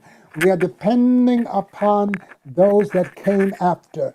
And if you don't have the original, you are sometimes going to have the weaker expression of the original. So That's a fact.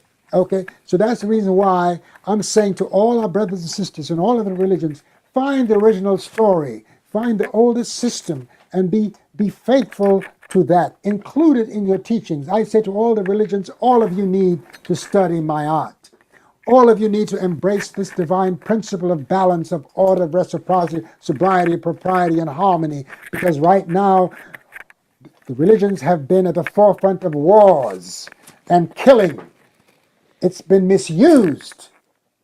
So therefore, that's why spirituality is now on the ascendant, because we have seen the damage that those who are purportedly practicing faithful religion have fallen into the trap of being warriors and killers and murderers and rapists and thieves and child molesters. And this has got to stop. And it's going to stop whether we like it or not. That's a fact. This age demands it. And that's the reason why I insist on supporting the ascension of our cosmic origin. And that's the reason why I join you, my brother. And thank you for your crowd. Man, I appreciate you. Thank you for this crowd. Yes, sir. And I know you're going to make me a purple one for Patah. Yes, sir. I have one for you already. That's wonderful. So, did we finish Sunday? Oh, Sunday is Ra. Sunday is also Ra Heru. That's orange, gold, and or yellow. We wear on Sunday, representing the sun. Why is it called Sunday? Why is Yeshua always pictured with this halo of the sun behind his head? Because try and deny it all you want. The sun is at the center of our reality. Every morning it's there. And we don't have to wait for it no amount of years, because it's there every day. It's the most distant, yet the most powerful and the most necessary. And present. If you asked me about, you said I take planes like taxis. Yes, I am always on a plane. Yes, you are. But when I study in my book many years ago, I think not many, not like how y'all book is, you feel me? But it's wrote about 3 years now almost. And I talked about sun gazing. Sun gazing in the morning, right? At low radiation times resets your circadian rhythm. So if you travel and you wake up early in that time sphere and you sun gaze, it'll reset your body, right, to that time sphere biologically to wherever you at, right? So the sun, right, without getting sun, we can become depressed, right? We deprived of those vitamins. Sure. So the sun is there for us. We eat food to get the sun, right? So, whether you like it or not, right? Sunday is always a venerated day, right? In all religions. Because guess what? We can't live without the sun. And when you learn how to live with the sun, then you learn how to get the medicines from the sun, right? You can unlock that pineal gland, right? That third eye, right? The ancient Egyptians were very big on that pineal gland and that third eye. They drank gold or ate gold ormus, if you will. People focus a lot on nutrition, body-wise. I'm going to feed this particular system of the body. I'm going to feed that system. Very rarely do people speak about the mind. Very rarely do people speak about the brain. The brain needs the most energy, right? The brain is needed to process. The brain is needed to, compartmentalize. The brain is needed for so many things, but we don't know what brain food looks like. We know that the body's electrical, and what I understand about gold is not only is it super conductive, but it's non-corrosive and it's a noble element. So they say that if I am what I eat, I want to be noble. You know what I'm saying? I want to be of the highest degree. And I also want to focus on mental health. I want to focus on gut health. I want to focus on energy. I want to focus on youth. I want to focus on, accessing pineal activity, hormonal balance, everything that gold represents. is what I want to see more of. So what better thing to do but align myself with this particular product and get it out to as many people as I can by singing the praise of gold, which is something that our people have been doing for over 10,000 years.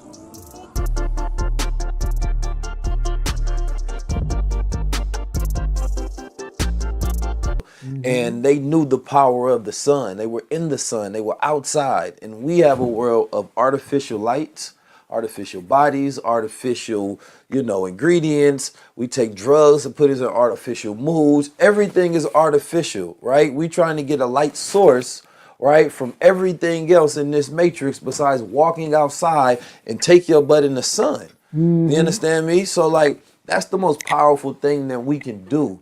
Right? Open air therapy, right? Being outside. You calling about you depressed and you inside all day. Yes, you're depressed because you're suppressed. You have to go outside and allow your biology to express, right? To download information, to download light and sun energy, then watch how you feel. You take those that's in the hood, put them in the nature, watch how it changes the rhythm of their thinking. I promise you there is nobody who can think the same if they're constantly in the rhythm of nature and the same the way they're in the city, right? It's your environment that is destroying you. So even like you talked about, if we get the right religion but in the wrong environment, then we're going against the very nature of what we're being programmed to adhere to. That's right. Right? And so that's why I like the idea of, yes, Ankhs everywhere. Why not? Star and crescents everywhere. Why not? Because this is the combatant of the Petet, right? Versus the Christ consciousness. So you have to put symbols that are in representation of that Christ consciousness to help you crystallize, because your lower and higher is always fighting.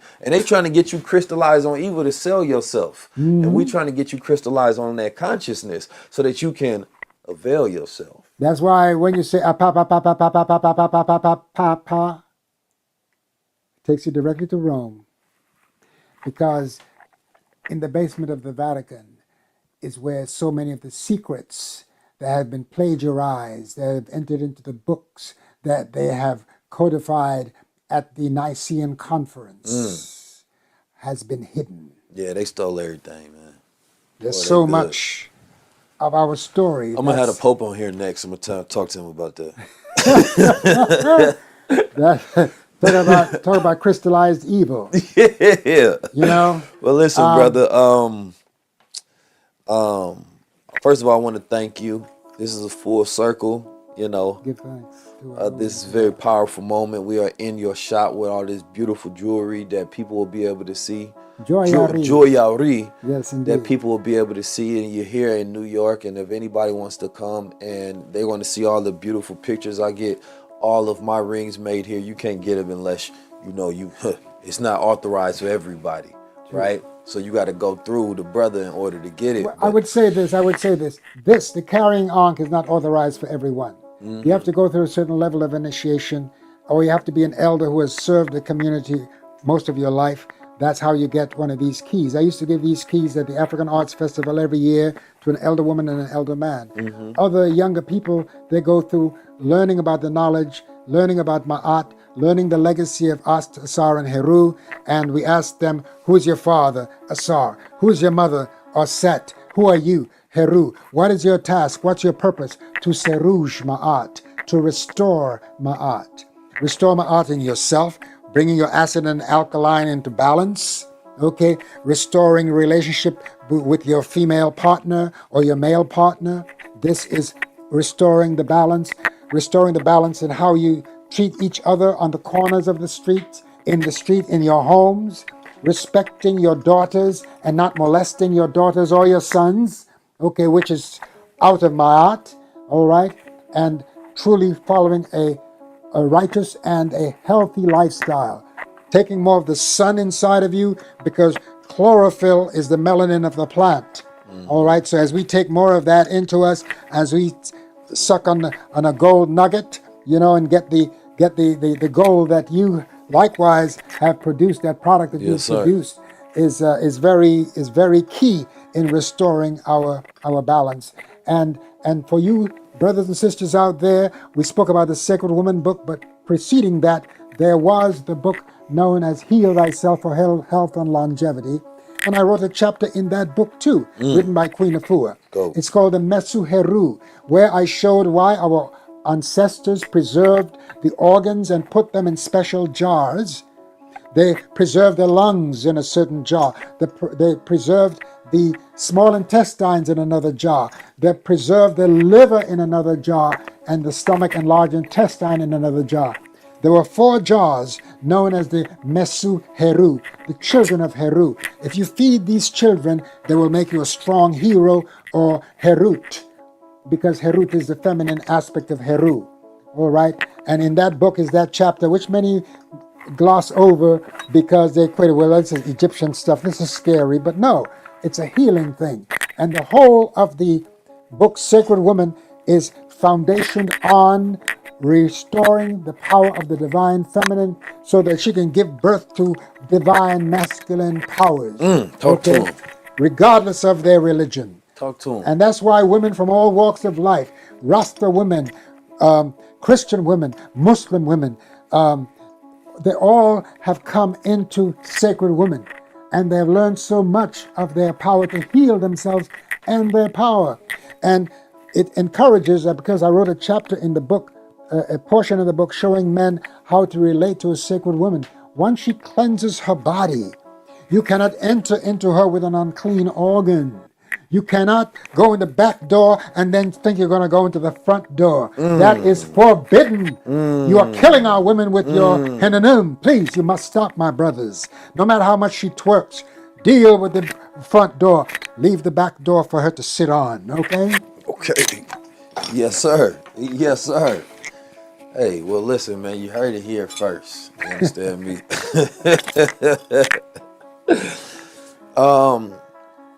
We have had a beautiful conversation. Give on some praise.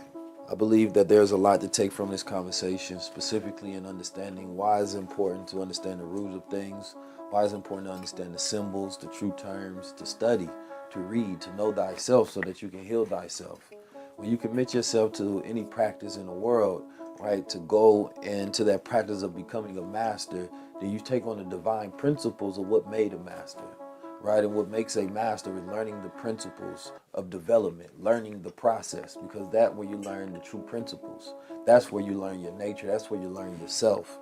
We live in a world that's not customized for who we are, right? So therefore, there can be a child that is born with the unique DNA of both his parents, right? But that child has to go through the same schooling and development as everybody else. And so society doesn't treat us as if we're unique. Society gives us social security numbers and birth certificates, and we are used, right, just as a workforce. You're not used to bring out your God force, right? You're not going to school to learn yourself, right? But if you study to learn yourself, then you can manifest the greatest version of yourself. Indeed. You can operate at your strengths versus your weaknesses, and that's where we start to get our power. Right? So we are very unique people on this planet Earth, and we have to learn the principles of mastering who we are, so therefore we can become our true selves, right? Our highest level. So I want to thank the good brother Baba Haru for teaching us how to be super Harus, to learn our powers and our principles, and learning some of that Kemetic wisdom and consciousness. Because too many people are living in that evil crystallization or going towards that. And you have to learn to win the battle of the lower and the higher so that you can always be at your highest level. I'm 19 Keys, and this has been your high level conversation. Oh, give on some praise. I'm 19 Keys, and this is high level conversation. Tap in with the gods.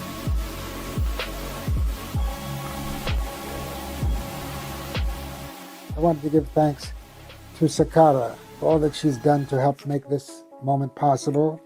I also want to let our people know that wedding bands and engagement rings are part of my specialty here.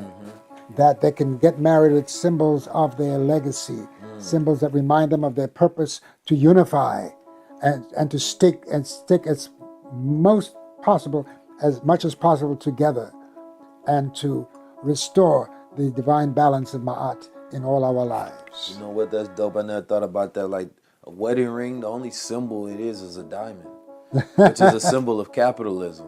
True. Right? And so when you think about it, then a man just gets a band, which really doesn't mean much at all, right? But the woman gets the ring because we were sold that. You feel me? A diamond is a woman's best friend. True. But that shape of a diamond, that symbol has no registry of consciousness within it whatsoever. And this is supposed to be the very sacred ritual thing that is supposed to bind you all when you think about your love. And that's just a diamond, which is more so a representation of capitalism. It has nothing to do with the structure and union of unification and love. Now, you can put the diamonds in. I'm not saying that. Oh, yes. But I'm saying with the diamond being the center, right? Then that means that that's the symbol of your love, the diamond. True. But we use different stones. Many people are using different stones today. The diamond, don't forget, is carbon crystallized by the pressure in the earth, by the impact of the various heavenly bodies on the earth. That is what makes carbon shiny, okay? Just like silver. People don't know that silver is really black, okay? You won't find that out until you take a polishing cloth and you just mark it on silver. You think that's dirt. No, that is pure, the crystallization of carbon in the silver, okay? And so that is one of the things. I also have access to non-conflict stones of all different makes, of rubies, corundums, the various corundums like blue sapphire, green sapphire. All of those are hard stones. A diamond is number 10 in hardness. It is as tough as steel. Okay, they use diamonds in our watches. Diamonds are used for radios. Okay, it has an electromagnetic purpose also. So people get what they want. I don't insist that they get diamonds. And many people come here and they get their engagement rings. Some wear the birthstone of their husbands, and sometimes the husbands have the birthstone of the wife put in their rings. We try to put symbols that have meaning, that brings the couple closer together. There's a Dinkler symbol called Miwari Wo. It means I will marry you. And that's a beautiful sign for an engagement ring, regardless of whatever stone you want to put in it. Right. You know? So I just wanted to say that. It's a great time that I believe to invest in gold. Oh, yes. So, just talk about just jewelry being an investment, right? Because you're buying precious metals, right? And precious metals are going to be going up, especially when we talk about the currency wars. So you're walking like what you have in your silver and you have your gold, right? You're walking around with currency. Real money is what it was called. God's money is gold. You know what I'm saying? So if you can just, speak on that a little bit about, gold and silver and precious metals, right? Being an investment. Yes, I invite our brothers and sisters to consider gold, and many of them will come with, it's so expensive. I says, well, your money is in the bank sitting, not gathering interest, but you can have your money, you can keep it in your home if you want to, if you're afraid to wear it, or you can wear it under your garments, but you can feel the comfort of having something that is convertible into preserving your life if you got into a tight spot, okay? Because it's only going to appreciate. I remember when I first started, gold was selling for $35 an ounce. That was the official price. And now it's up to $1,900, approaching $2,000 an ounce, okay? So it's as safe a commodity as anything else that appreciates in value. So gold and silver, and don't negate the silver. I do a lot of stuff where I mix silver with gold. For instance, I made a Olmec head where the face I did in rose gold, so it has a copper color look. And the rest of the crown I put in silver with different stones in it. All right. So I believe in mixing metals likewise. I had to stop doing the copper work because copper, when you heat it, can be very toxic, and it was affecting my bloodstream. So I had to cut down on that. But I still would not say that copper should be totally cast away, because for people who have suffered from arthritis, copper is a good metal to wear, okay, especially at your joints, because it's a metal of Venus. It is a love metal also. So silver is the female of the metal, gold is the masculine of the metal, and sometimes they run together in veins in the earth where they are complementary. Okay, you have Luna and Solar. You see it on the brow of the crowns, right? Yes, sir. Gold and silver. So that's a very important thing. So I want to encourage our brothers and sisters, don't be afraid of purchasing gold. If you need to, we'll try to give you a payment plan. All right? And remember, we're not a bank, so we can't go on for a whole year for an item. You gotta get it done. Yes, precisely. So I want to thank you for injecting that encouragement to our brothers and sisters. Yes, and sir. go to our website. It's studioofpatah.com. And you can friend us on Instagram, Studio Patah, and or Babaheru_creates. All right? And you can I like to still talk to people. People are always shocked when I pick up my phone. Oh, Babaheru, is that you? I said, what do you expect? I have to speak to you, my brothers and sisters. I'm not above you. I'm not trying to be your leader. I'm being led by Ma'at. Join me in that walk. And that's what I encourage our brothers and sisters to do. So I want to thank you so much. 19 keys. That 19 is a powerful symbol that you carry. I want to thank you for this opportunity to share some of what I've come to realize with your beautiful audience. Unfortunately, the mind is being affected by what we consume. Literally, we're burning up ourselves with acidity. The brothers on the corner there and in the jails, they're feeding them ground beef filled with poisons that were put into the soil. And that is part of the craziness that we're suffering in the communities that we see. The fast food industry is making people literally crazy, and not just our people, but people in general, because we see the level of obesity. It's affecting the organs of the body. And if it affects your stomach, it's going to have an impact upon your brain, upon the way that you think, upon the way that you respond to in your emotional expressions.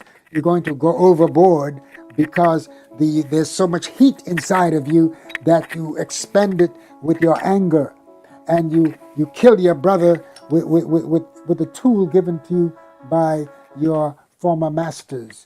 You say you got turf, but the cops own the block.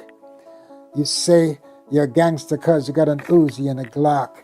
You play basketball all day, you say you rule the sport, but it's really tough being the king when your master owns the court. He'll sign you to a multi-million-dollar contract, but if he lets you play, he'll send his daughter to marry you. She'll bring him back more than half of your pay. If you think I'm lying, meditate on Ye-O-J. Hotep. In your best understanding, can you explain what the pyramids were built for? I asked the question on the right side of the brain, and among its many uses, for astronomical purposes, for orientation purposes of this Earth and its trajectory through space and time, the Merkutu were used as chambers of initiation. They were not used as tombs of the pharaohs, as we are told. Okay? But it came to me in a meditation that this earth had a greater wobble that affected the seasons and the changes of the seasons. And those objects were put there to correct the orbiting cycles of the earth. And that is the insight that I got from the right brain of my mother, who told me that was part of the reason for, in addition to all its uses, as a purification of water principle, because don't forget, watermarks have been found at the base of the Heru Maket, of the Sphinx, and of the pyramids likewise. Okay, so this is part of the legend of why these were built. But they were not only built there in Kemet; they're built throughout this world. There are pyramids all over this earth. Some have been reduced to mounds and mountains now, but they were once placed there because this earth at one time had a dangerous wobble. And because we were in tune with nature in a real way, we were able to make these corrections because of a superior intellect and intuition which we have fallen away from. We think that we have advanced because of these modern accoutrements, but the fact is that a lot of us have gone backward. But now, in this age of Hapi, we are now making that propelling forward. And there are a lot of people who are upset about the opening of this realm of knowledge to all of us because they're calling it woke, which means that they want you to go back to sleep. Don't oblige them. Stay awake and be awakened and pursue wakefulness, because that's what Asa did. If you're a Christian, that's what Christ did. Awaken the light, the Christos, the Karast within you. Awaken that divine spirit because it dwells in every one of us. Hetepu. I would say this before I leave. Amasu enpa impera sauk su ementra impa impera au tuawura maketi pa herura. Give yourself to the divine. Keep yourself daily for the divine, and do it tomorrow just as you do it today. Anachrak nebet nebercher anachrak Emhetep Ankh Emnaat. You know, I have different conversations with people of all walks of life and background. And I never have debates with people, right? Because the point of it is to build. You know, the idea of unification, you understand me, and having unity doesn't mean you have to have complete agreements, right? And I think that's a falsehood. And so I talk to people of all different backgrounds. A brother can be into the Kemetic science. I can be into Islam. A brother can be into Buddhism. Another person could be in Judaism. But we can find common ground. And on that common ground, we can come together, right? And we can create agreements. We can create unification, and we can build. And so not only that is, like I said previously, our ancestors, right? And those who have walked a certain path, those who have, you know, fought to bring knowledges to us and who have experienced things beyond our experience and wisdom, it's important that we document that. It's important that, you know, there's an ancient African proverb that when an elder dies, so does a library, right? And, you know, in Africa, there's so much knowledge that's not being passed down because there's a separation between the older generation and the young generation. So they're not learning the ways and practices, right, that these people have built up for thousands of years, and now it's not being passed down because there's not interest, right? And so we have to make sure that there's a library somewhere where all this wisdom can be taken in, where all this knowledge can be taken in. There's somebody that's going to really gain so much insight and wisdom from it, because everybody has access to knowledge, but we need access to guidance, right? How to use that knowledge properly. And so Baba Haru is a person that I've been getting my jewelry from, and I sit back and he drops some jewels on me at the same time, right? And he's always teaching me about, you know, the Kemetic sciences, right? And I'm always interested in it. I went to Egypt. I was paid to go out there and speak right there in front of the pyramids, right? And so, you know, as this generation becomes more interested in knowledge, I would rather them get it from a source that have actually been through the phases of initiation and the processes of learning versus just getting it purely off TikTok from a teenager, right? So it's nothing wrong with getting information like the news, but you have to make sure it gets it from credible sources as well.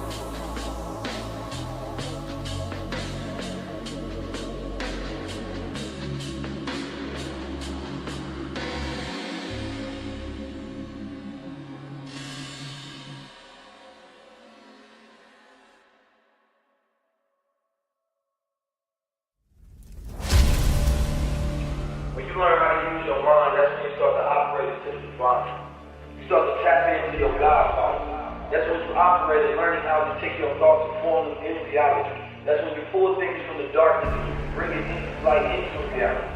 And that's when you have the power to change the world, and you can bring wealth into generations into your family.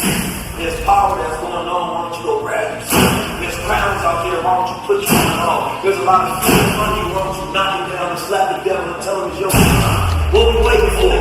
I'm ready to go to the highest level. If you ready to come rock with us, if you ready to build with us, because we're not waiting on nobody. Once we get on the mission, we in motion, and we devote it, we give liberation to our people. Our freedom ain't talking about the identity that's connected to the evils that the agenda gives you.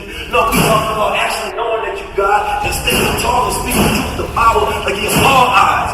They look at me and say, how's you a black man? How you walk, how you talk, how you dress, how you move, how you move? Why you know yourself so much? Why you so damn cool? Why you got confidence? Because I decided that I would never live at the lowest level. That's the assignment. I decided I would be a God. Every single day I got wake up and I got trained. They don't like when we grow. They don't like when we talk love. They don't like when we talk power. They don't like when we know ourselves. They don't like when we spread the truth. They don't like when we make more leaders. They don't like when we take it from the lowest level to the highest level. That's what we owe. Ha! Ha! Ha! Ha! Ha! Ha! Ha! Ha! Ha! Ha! We're going to the highest level. Make sure y'all come with us. The highest level tour is, it's a moment in history that we get to think about and relish in and be a part of. This is me proving my thought leadership. This is me implementing the ideas and reinvigorating the spirit that we're going to need to win the future right now.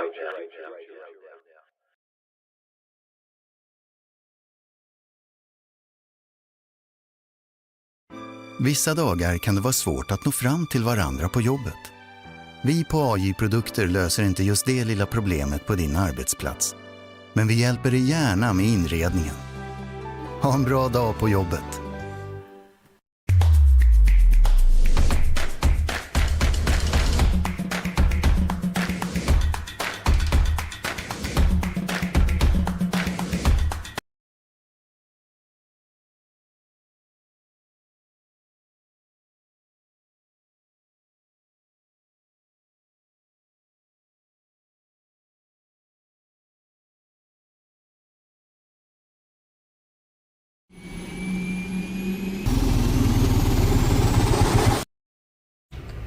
This generation of people are offended by everything.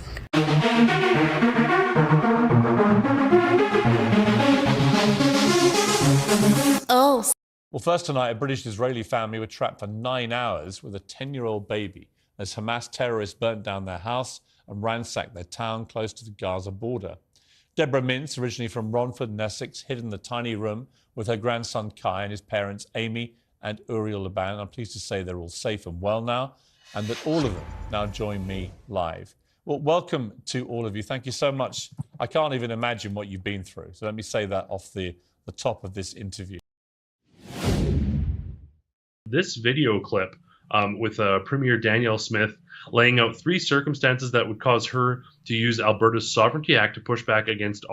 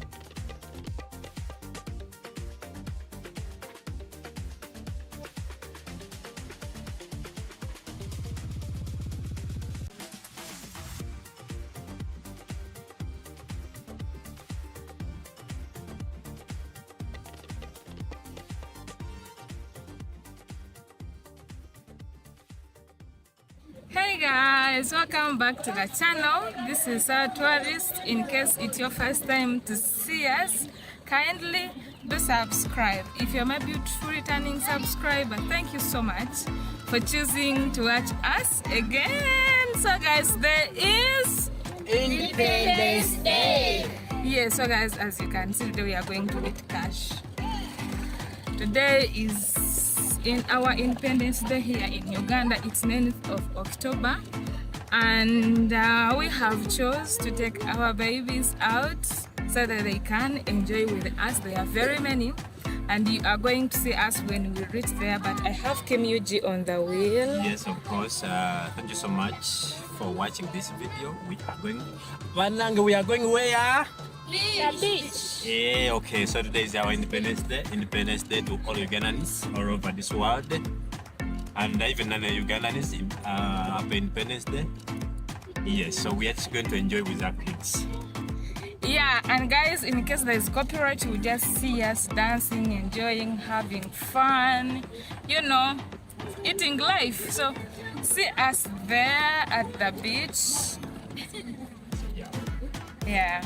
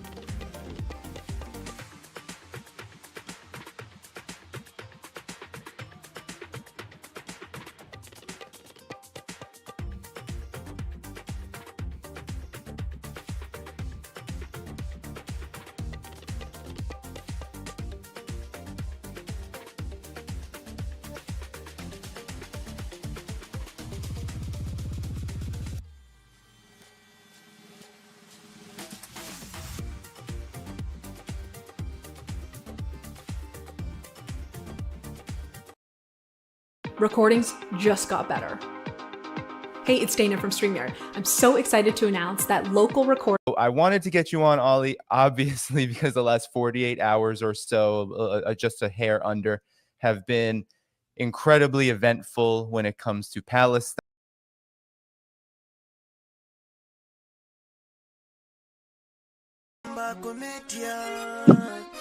Boys. Meso abo anogara akafurika. Nzeve dzavo dzinogara dzakavhurika. Zvese connected musharukwa. Kamba kwevanogaya mari. Meso abo anogara akafurika. Right, 9 October 2023, and today I continue to cover the situation that is developing in Zimbabwe. There is a dire situation that is developing in our country ever since the disputed election, which was held in August this year. And specifically, everything has stopped in Zimbabwe. Nothing is moving. In fact, companies, individuals, young people, old people, everyone is now in limbo. No one knows what is happening. No one knows what is going to happen. And this is specifically true for businesses that have to deal with the government of Zimbabwe. It's a disaster that is unfolding in Zimbabwe. This weekend, it was reported that the Zimbabwe government is failing to pay contractors. So all the contractors that are working on government projects are not being paid. Most of them are losing equipment. They are removing the equipment from the sites. and it's becoming a very, very dire situation. The government of President Mnangagwa, after the elections, is not able to make things work. Things are not working, and everyone is just watching. There is nothing happening in the country. The economy is folding and drastically going down. And the issue that I'm going to handle here has got very, very serious long-term effects on the Zimbabwe government, especially given that the Zimbabwe government has got so many loans from China. So the loan that I'm going to be talking about today is the loan for Hwange 7 and 8. And this loan, it was taken by President Mnangagwa to increase capacity together as a special purpose vehicle fund with a company called Sino Hydro. So what happened is they then developed 7 and 8, and the capacity has increased. However, Hwange is unable to collect money from the customers who have used the electricity. They are also selling the electricity at below the price at which they make it. So they make the price, the electricity at around 16 US cents, and then they sell it for about 10 US cents. And this is a drastic loss of almost 50%. And this has resulted in Hwange being unable to service the loans, and therefore there is going to be a default. So the default has happened on the 1st of October. They failed to pay this loan. And if you look at the power blackouts in Zimbabwe, they have increased massively. There's been no improvement.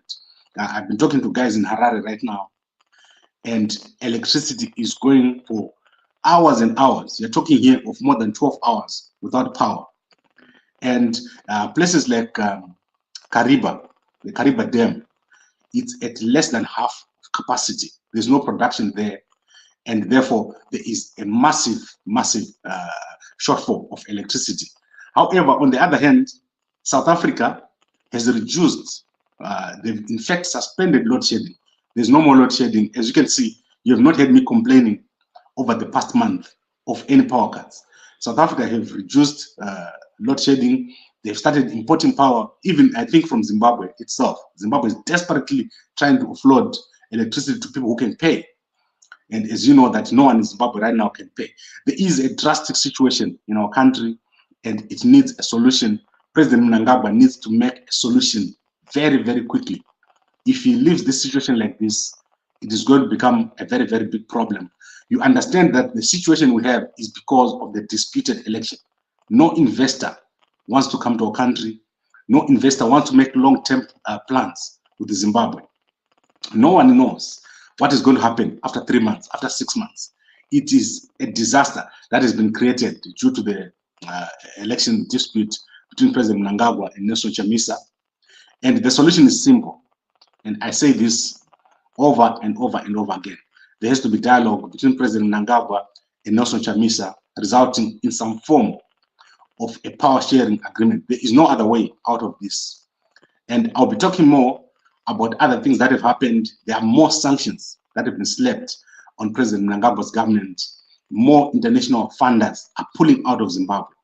Besides the investors, more international funders are pulling out of Zimbabwe.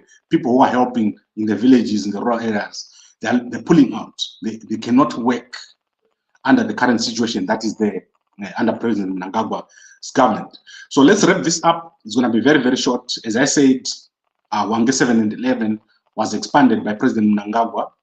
He opened up a few months back. I think that was around June. And it increased capacity by 600 megawatts, I'm sure. And this has obviously improved the supply, but people cannot pay. Companies cannot pay. In fact, if I'm not mistaken, Hwange is owed close to 5 billion by customers, which is 200 billion Zimbabwe dollars. That's what they're owed. People can simply not pay. No one is making money under President Mnangagwa's government. President Mnangagwa's government, his biggest weakness is that people are not making money under his government. But I just want to conclude on that that note, that if people are not making money, President Mnangagwa's presidency is not serving the purpose for which people voted him for. He needs to make people make money. People need to make money, and that is the purpose of a presidency. Let's in fact look at what he said when this thing was opened. I would have wanted to show this so that you can understand what this is about. President Mnangagwa said the country is under sanctions. This is a way of busting sanctions. They are looking at China, but it's not a solution. The solution is somewhere else. This was just plain when we did the groundbreaking. And I can't even remember where we were standing. Well, first and foremost, we are under sanctions. And we, as the Second Republic, we have not put our heads in the sand and said because there are sanctions, because the intention of those who put us under sanctions was that they wanted us to collapse. So we decided that we must look, one, into our own domestic resources for us to survive. Secondly, relate to our traditional friends, supporters. Right. So this is the point that I wanted to make. President Mnangagwa keeps saying we're under sanctions. He keeps saying we're looking at our own resources. We're looking at our friends from the East. I think this is a terrible, terrible idea. What is happening in Zimbabwe needs action. It needs an immediate change of strategy. The current strategy of President Mnangagwa is not working. It's not working. He needs to make a drastic change. First and foremost, he needs to make the economy work. He needs to make production come up. He needs harmony in the country. He needs to deal with the electoral issues. We need to normalize relationships with everyone else. And this is where everything is. We are failing as Zimbabwe right here. I speak to people every day, and there's no one who's enjoying the situation that is in Zimbabwe. ZANU-PF people and CCC people alike. These dramas that the government of President Mnangagwa is occupied with are not assisting anybody. There is a need right now to deal with the situation so that the situation can normalize. Otherwise, the collapse is very, very close. Tomorrow, I'm going to show you what is happening in the banking sector under President Mnangagwa, the public banks, NASA. I will show you what is happening there. The same issues that we're having here in the power sector are happening there in the banking sector. Everything that President Mnangagwa is building is collapsing from underneath. There is nothing happening in the country right now, and everyone has to work together, especially with the President Mnangagwa, to make sure that this works. Let me quickly look at the comments before we close. And Tafazo says, I'm safe here. Yes, of course. Ndaona vanhu kuma China very soon. Yeah, if you pass by Rishavani, Tafazo, you will be disappointed. I don't know what these guys are digging, but as you drive past every road, you see these trenches that they're digging on the side of the roads. They are basically digging up the whole country, these guys. And nobody says there's no president in Zimbabwe at the moment. You know, I'm so sad about this statement because I think there is some truth in what you're saying. President Mnangagwa needs to step up here. We have a problem, and this problem needs to be solved. We cannot have the situation that is happening now in Zimbabwe, where people are just, nothing is moving. And this is a terrible thing. We need to have a solution to this. And the solution starts at home. It doesn't start everywhere else where he's trying to look. The South Africans, they meet President Mnangagwa, they shake hands with him, and then they go home. As I'm saying to you, there's no power cuts here. The economy of South Africa is in trouble, but it's normal. Things are normal here. They're normal. They're not the way things are in Zimbabwe. They've got problems with ESCOM, but they're managing them. In Zimbabwe, things are not being managed. They are defaulting to this debt to China. They've defaulted, in fact, on the 1st of October. They failed to pay because they just don't have the dollars. And the situation is across the country. They've stopped paying contractors. It's a mess right now, a big, big mess in Zimbabwe. So this needs a solution, and the solution needs people to step down a little bit and put away their pride and negotiate. They need to negotiate here. And they need to fight, to stop fighting the CCC. The CCC is not the enemy. The enemy is poverty, The enemy is lack of money. The enemy is lack of jobs. This is the enemy. These are the things that they're fighting with the CCC. It's just a useless fight that they're having every day. Aston is asking about Nkoma, Job Scala. Job Scala extremely sick in hospital. Chamisa has approached Sadak and he wants Job Scala to be released. And we have a situation there also. That's what I'm talking about. President Mnangagwa needs to step up here. Over 430 days in jail. That's Job Scala. Some of these things serve no purpose. And we need to make sure that this works. Because the economy is about to collapse. And I don't say this lightly. The economy of Zimbabwe is on the verge of collapse because of this kind of situation. A country like Zimbabwe cannot raise money anymore to repay a loan of 1.5 billion because no one can pay. The customers cannot pay because they're not making money. They pay you in dollars, the dollars can't pay. If you try to change those dollars on the street, that US dollar is going to hit 1:100,000 very, very soon. That is going to happen. And Mtuli Ngube knows it. That's why they're not doing it. If they try to pay back those debts and try to normalize things, that's why they're paying those little salaries that they're paying, as I said last week. It's a disaster that is unfolding in Zimbabwe and it needs a solution. So I'll be back tomorrow. We unpack the financial statements at NASA and I'll show you what is happening there. The Zimbabwe government and all the institutions owned by the Zimbabwe government in a crisis, and this needs to be solved as soon as possible. Thank you very much for watching, and I'm sure Dr. Fedias Mtenere will update you on what happened today with the recalled CCC MPs. I will have a chat with them today to find out more and talk to the guys in CCC and update you as to what is happening there. Those are the dramas that I was talking about. President Mnangagwa and his government focusing totally on the wrong things and not keeping the eyes on the ball. So let's talk tomorrow and enjoy your evening. Good night.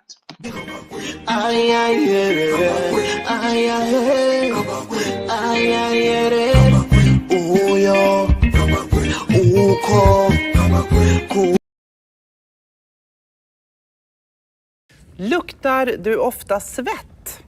Förlåt, jag tror jag missuppfattade.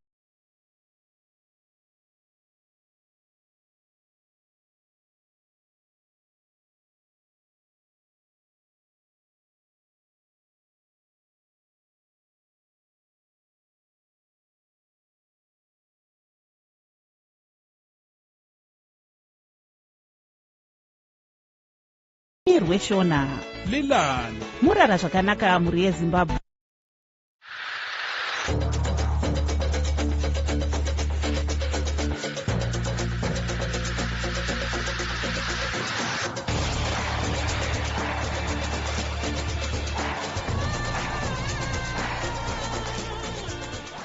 A very good evening, Zimbabwe. Welcome to Live Talk. We're coming to you live from Studio 7 at the Voice of America in Washington this Monday, October the 9th, 2023. And I'm your host, Marvelous Mhlanganyahuye. And tonight on Live Talk, we're discussing political developments in Zimbabwe and also keeping an eye on what is happening in the Middle East. First, with Saturday's attack on Israel saturating the global news media, people around the world are reacting with large-scale rallies. Aaron Ranen reports from New York. Two separate protests engulfed the streets of New York City on Sunday afternoon. In the first, hundreds of pro-Palestinian demonstrators assembled in Times Square to express their support for the Hamas attack on Israel that has claimed hundreds of lives. The attack, they argue, was justified. Palestine will be free. I think anything that we see has to be viewed in its historical context, right? It has to be viewed in the context of 75 years of ongoing Israeli ethnic cleansing, displacement, and violence against Palestinians. Free Palestine! Free Palestine! Free Palestine! To blame them for reacting is absolutely horrific. I'm not pro-violence for anyone, but this is horrific. And I want people to understand Palestinians are people, and they deserve to be free. On the other side of the city, in front of the United Nations headquarters, hundreds of demonstrators gathered to demonstrate solidarity with the people of Israel. The point to be here is to support the Israeli government against the crimes of the Hamas regime and to support the Israeli people, my people. I'm here, I'm crying with them. Soon or later, we will hunt them, each and every one of them. Many expressed incomprehension of the Hamas militants' raid. They're kidnapping small children and babies right out of their beds in their homes. And they're using them as pawns to try to free terrorists. This is insane. Against the backdrop of street protests, Mayor Eric Adams of New York City affirmed his steadfast support for Israel on Twitter.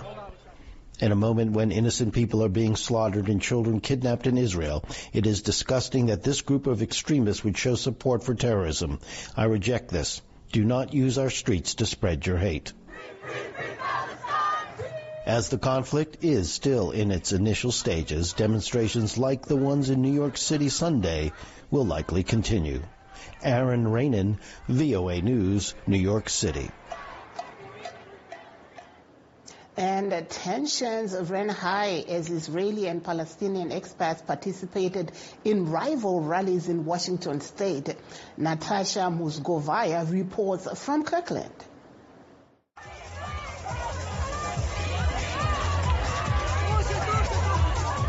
Two rallies faced off Sunday in Kirkland, Washington. Israel expats came to support their country in its war on Hamas following the attack carried out at dawn Saturday. Pro-Palestinian rally participants came to express support for Gaza and what they said is the Palestinian right for resistance. Tensions flared with Israeli protesters accusing opposing rally participants of supporting terrorists. Local police used paintball guns and pepper spray irritant to disperse the clashing parties that eventually settled on opposite sides of a road.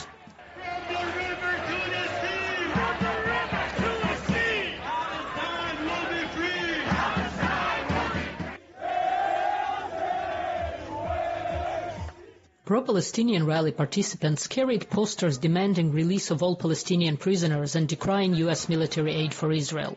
Participants of the pro-Israeli rally, displaying flags of Israel in the United States, carried posters with images of victims of Hamas attack. Some said they were shocked to see anyone in the United States openly supporting those who deliberately killed and kidnapped whole families. They want us.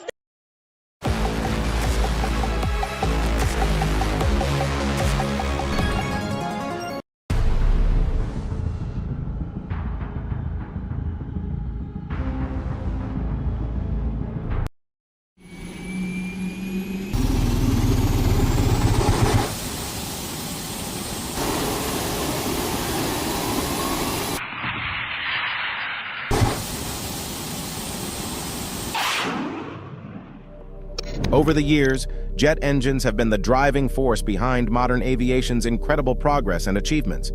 These remarkable devices have enabled us to transcend the boundaries of time and space, connecting distant corners of the globe in hours, tracing their evolution from the early days of aviation to the cutting-edge innovations that promise to shape the future of air travel. Join us as we explore the U.S.'s new hydrogen jet engine that makes the Dark Star hypersonic. The typical jet engine's inner workings are pretty fascinating. It all starts with the compressor, like a set of fans that squeeze air into a smaller space. This makes the air pressurized and super hot. Next, this super hot and pressurized air goes into the combustor, where it meets some jet fuel, and they mix. When they ignite, it is like a big explosion, releasing energy. This energy makes the air expand quickly and rush out of the back of the engine. But here is where it gets even cooler. The hot air passes through a turbine as it is on its way out. This turbine is like a clever device that grabs some of the energy from the hot air. It uses that energy to power the fans in the front and keep the whole process going. After giving some of its energy to the turbine, the rest of the hot air zooms out of the back of the engine like a powerful jet. This speedy jet of hot air pushes the airplane forward, making it fly through the sky. So in simple terms, the engine starts by squishing air, mixing it with fuel to make a big explosion that keeps the plane moving in the air.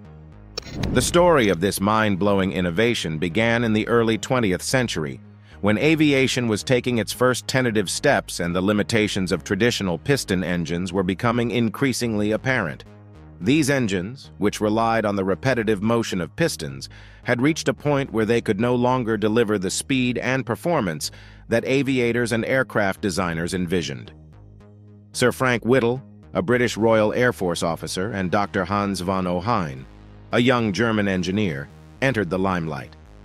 In the 1930s, both of these visionary individuals independently conceived the concept of a jet engine, driven by the idea of harnessing the inherent power of jet propulsion to propel aircraft forward.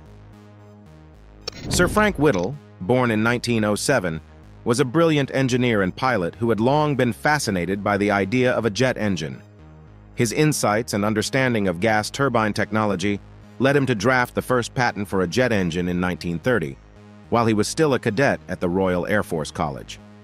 Whittle's concept involved drawing in air, compressing it, mixing it with fuel, igniting the mixture, and expelling the high-speed exhaust gases to generate thrust, the basic principles of jet propulsion. Despite skepticism and bureaucratic challenges, Whittle's dedication and belief in the potential of his idea were unwavering. Across the English Channel, Dr. Hans von Ohain was independently working on a similar concept in Germany. Born in 1911, von Ohain was a brilliant engineering student who, by 1935, had formulated the design for a jet engine that operated on similar principles to Whittle's concept. While the two inventors were separated by distance and circumstance, their shared vision for the future of aviation was unmistakable. In 1937, Sir Frank Whittle's relentless pursuit of his dream culminated in a groundbreaking achievement, successfully constructing and testing the world's first operational jet engine. This monumental milestone marked the beginning of a new era in aviation, one that would fundamentally alter the course of human flight. Whittle's jet engine, known as the Doody-U or Whittle unit, was a remarkable piece of engineering. It consisted of a centrifugal compressor, a combustion chamber, and a turbine, all meticulously designed to convert the energy from burning fuel into forward thrust efficiently. The engine's successful test runs demonstrated that jet propulsion was not just a theoretical concept, but a practical reality. The successful development of the jet engine by Sir Frank Whittle and Dr. Hans von Ohain was a breakthrough in aviation. Gone were the days of piston engines struggling to push aircraft to their limits. A new era had dawned, one defined by jet propulsion's immense power and potential. The advantages of jet engines were immediately noticed. They offered significantly higher thrust-to-weight ratios than their piston-driven counterparts, resulting in faster and more agile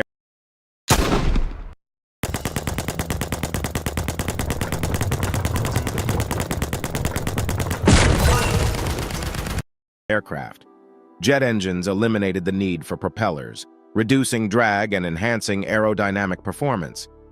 These engines also operated more smoothly, providing a quieter and more comfortable flying experience. As the world was on the brink of World War II, Britain and Germany recognized the strategic importance of jet propulsion in military aviation. The British Ministry of Aircraft Production established the Power Jets Limited Company to develop and manufacture jet engines based on Whittle's designs. In Germany, Dr. von Ohain's work led to the development of the Heinkel He 178, the world's first jet-powered aircraft, which made its historic flight in 1939. Before World War II, aerial warfare primarily relied on propeller-driven aircraft. These aircraft were limited in terms of speed, altitude, and maneuverability. The war's combatants, including major powers like Germany, the United States, and the United Kingdom, recognized the need for more advanced and faster aircraft to gain a strategic edge. The Messerschmitt Me-262, also known as the Schwalbe, emerged as one of the most iconic aircraft of the era. Jet engines powered the plane. The Me-262 dramatically differed from conventional piston engine fighters. The Me-262's turbojet engines, specifically the Junkers Jumo 004 and later the BMW 003, propelled it to previously unthinkable speeds. capable of reaching speeds of around 850 kilometers per hour, outpacing all contemporary Allied fighters.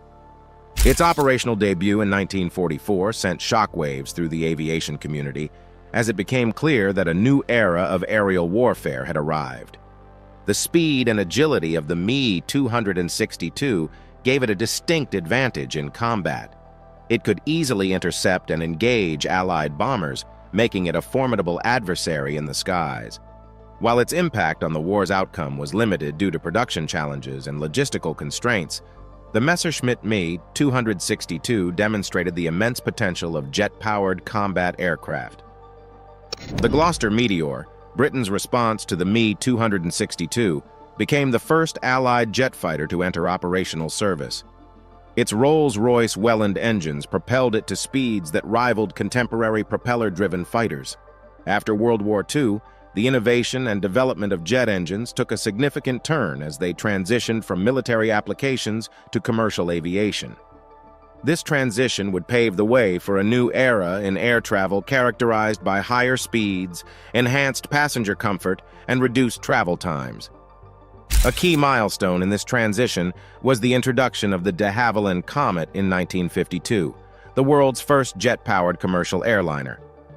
The de Havilland Comet, a British creation, emerged as the pioneer of commercial jet travel. It debuted in 1952, representing a monumental leap in aviation technology. This sleek, cutting-edge aircraft was powered by 4 de Havilland Ghost turbojet engines and boasted a pressurized cabin for passenger comfort at high altitudes. While the Comet represented a significant airline investment, it quickly proved its economic viability. Its efficiency and speed translated into reduced operating costs and increased revenue potential. Airlines that embraced jet technology gained a competitive edge in the industry. Passengers preferred the speed and comfort of jet travel, and airlines that could offer these benefits captured a larger market share. Despite its groundbreaking achievements, the de Havilland Comet faced its share of challenges and setbacks. In the early years of operation, a series of tragic accidents involving Comet aircraft raised concerns about its structural Build custom industrial machines in days. Integrity. Investigations revealed design flaws related to the aircraft's square-shaped windows and stresses during pressurization cycles. These issues led to catastrophic accidents and a loss of public confidence in the aircraft. The de Havilland Company redesigned the Comet, addressing the structural concerns. However, by this time, other manufacturers, notably Boeing and Douglas in the United States, had entered the commercial jet market with their offerings. In 1958, Boeing introduced the 707, a long-range jetliner that would become an icon of commercial aviation. Around the same time, Douglas unveiled the DC-8, another formidable contender in the growing market for jet-powered airliners. These American-made jetliners quickly gained widespread acceptance and trust among airlines and passengers. The Boeing 707, for example, offered a range of configurations and seating arrangements, making it versatile for various airline needs. With its 4 powerful turbojet engines, the 707 could easily cover long distances, making it suitable for transcontinental and intercontinental flights. The success of these early jetliners spurred significant advancements in jet engine technology. Engine manufacturers like Pratt & Whitney, Rolls-Royce, and General Electric competed to develop more powerful and efficient engines. These advancements resulted in engines with higher thrust-to-weight ratios, reduced fuel consumption, and improved reliability. The change from turbojet engines to turbofan engines marked another significant milestone in aviation history. The technological shift laid the foundation for contemporary jetliners, seamlessly merging the advantages of jet propulsion with the efficiency reminiscent of a propeller. Turbo engines, including turbochargers in internal combustion and turbofan engines in aviation, offer several distinct advantages that have made them widely used in various applications. Turbochargers in internal combustion and turbofan engines in aviation significantly enhance power and efficiency. In internal combustion engines, a turbocharger forces more air into the chamber, allowing for better fuel combustion and increased power output. This results in improved acceleration and overall performance without needing a larger engine. In aviation, turbofan engines are known for their fuel efficiency, allowing aircraft to travel longer distances with less fuel consumption. This efficiency is particularly crucial in commercial aviation, where fuel costs are a significant operational expense. Turbo engines also excel at higher altitudes where air pressure is lower by maintaining their efficiency and power output at high altitudes, allowing aircraft to cruise at more fuel-efficient levels. This capability is crucial for long-haul flights, where staying at optimal cruising altitudes reduces travel time and fuel consumption. Similarly, turbocharged internal combustion engines perform well at high altitudes, making them suitable for mountainous terrain and high-altitude driving applications. Turbo engines enable downsizing while maintaining or even enhancing performance. In the automotive industry, smaller turbocharged engines can replace larger naturally aspirated ones without sacrificing power. This downsizing reduces weight, contributing to better fuel efficiency and handling characteristics. In aviation, turbofan engines provide the required thrust with smaller and lighter engine cores compared to older turbojet designs. This weight reduction benefits aircraft, allowing for increased payload capacity and improved overall performance. These engines often result in reduced emissions. In internal combustion engines, turbocharging can help improve fuel efficiency, leading to lower carbon dioxide emissions. Additionally, turbocharged engines can be downsized, further reducing emissions. In aviation, modern turbofan engines are designed to focus on environmental sustainability.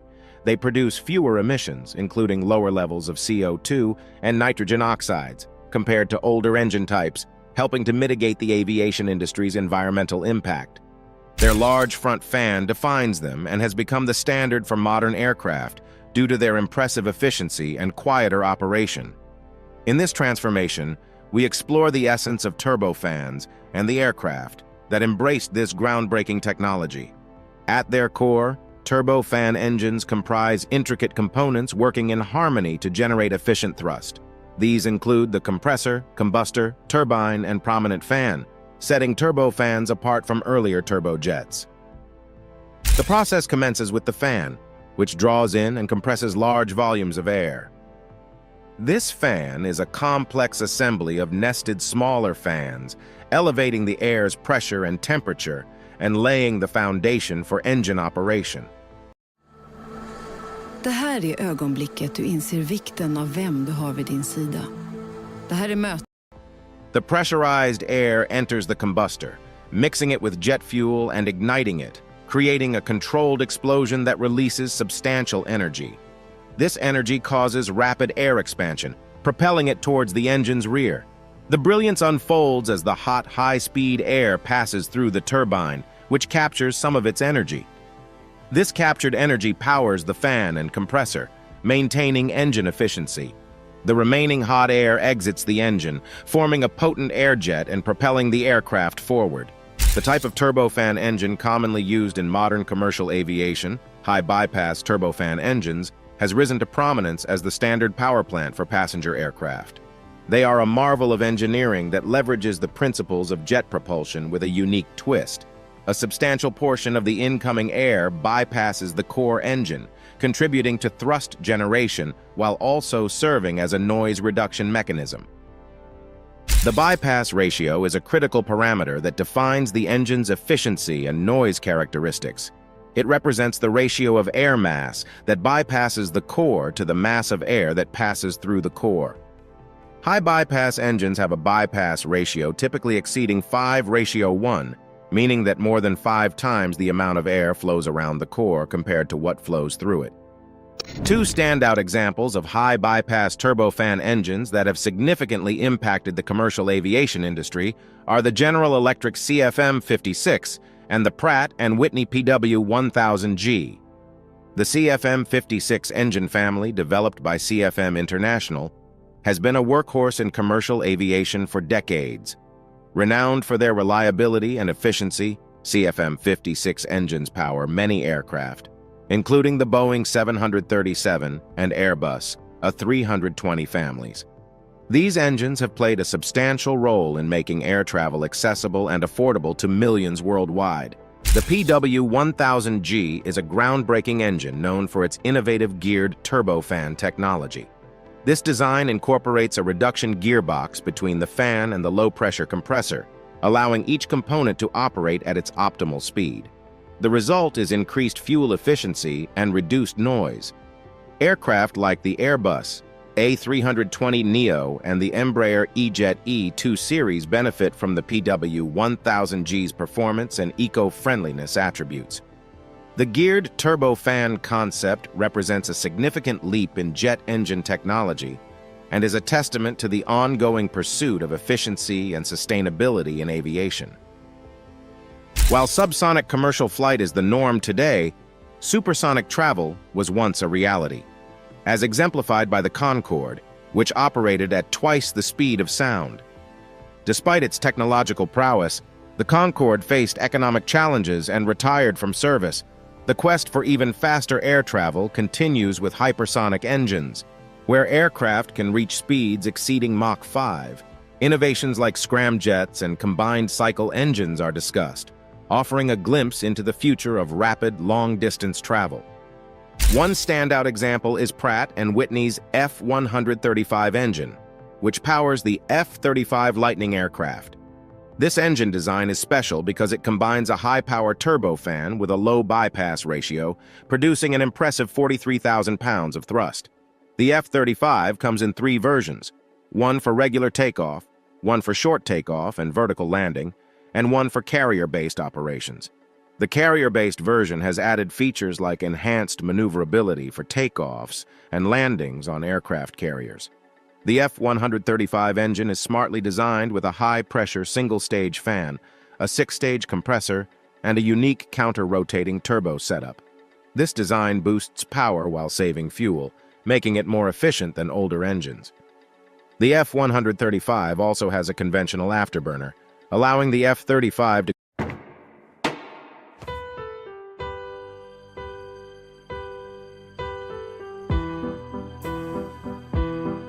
to go supersonic without using the primary combustion chamber.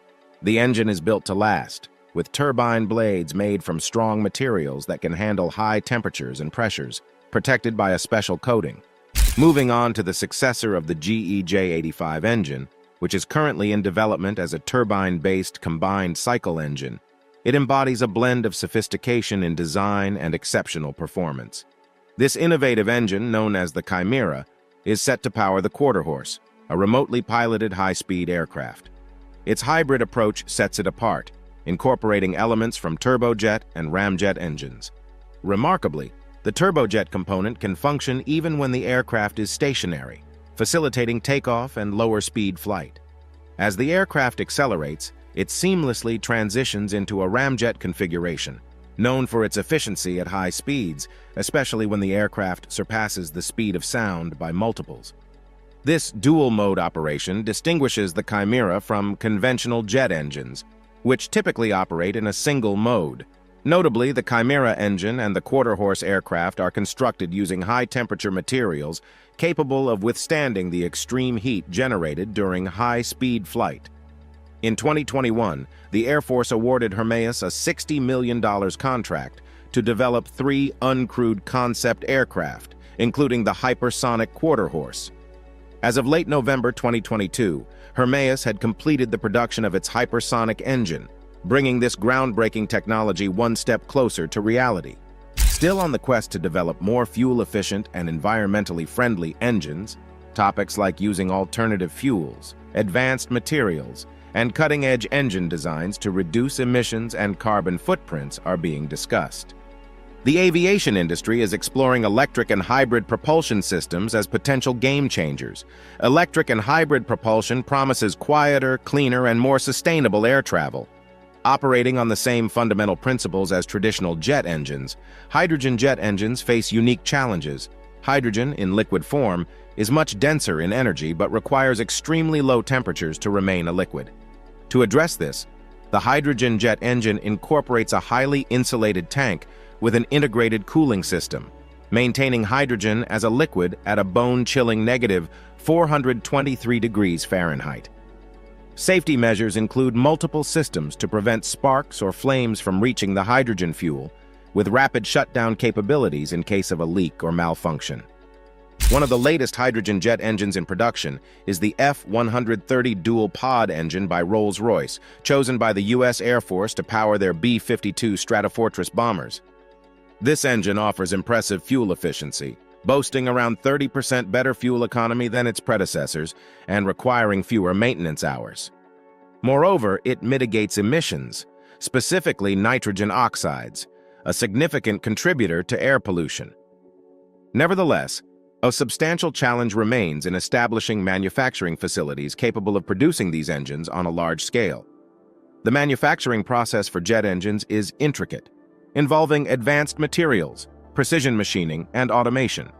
Each component is meticulously crafted to withstand the extreme conditions of operation. Rigorous testing ensures the engine's reliability and performance by subjecting it to demanding conditions, including extreme temperatures and pressures. With comprehensive testing procedures underway for each of these jet engines, their introduction into practical aviation is imminent. As we gaze towards the future, the continual development and refinement of these technologies promise to redefine the possibilities in aviation, ushering in an era of enhanced efficiency, power, and sustainability in flight. Thank you for watching. While you are still here, click the link on your screen to check out more of our videos.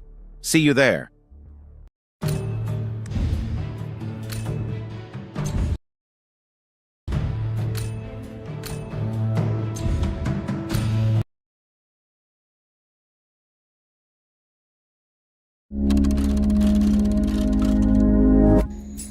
Deep in the jungles of Central America, man has battled nature to build an engineering marvel. Its epic story continues to astonish us. Its dimensions defy imagination. Its price, thousands of lives. It's the crossroads of the world's economy. To protect it, America has gone to war. It's the superstructure called the Panama Canal.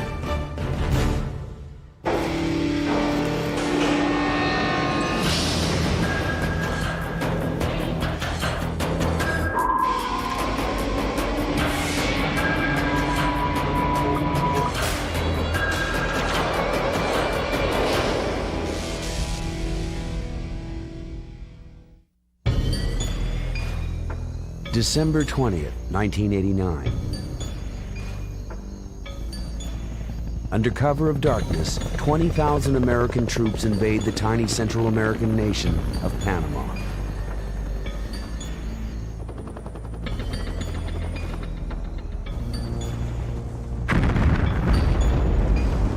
As gunfire shatters the stillness of the night, the invaders pursue their prey. General Manuel Noriega, Panama's ruthless dictator and a suspected drug trafficker. We ask you to surrender. If you do not, we are prepared to level each and every building. 4 days later, Noriega surrenders. The United States declares victory. But America has not put 20,000 lives at risk simply to arrest one man.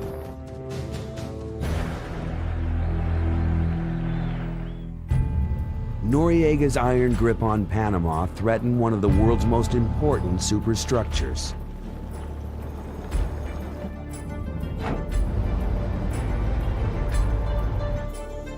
The Panama Canal.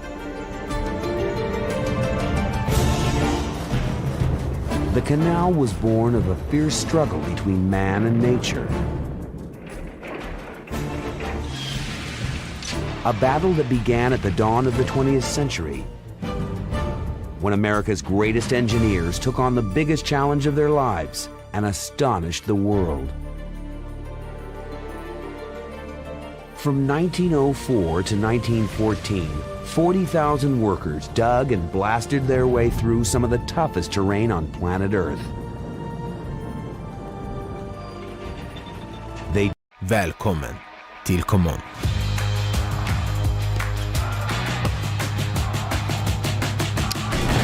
dug the deepest ditch, built the largest dam, poured the biggest concrete structures the world had ever seen.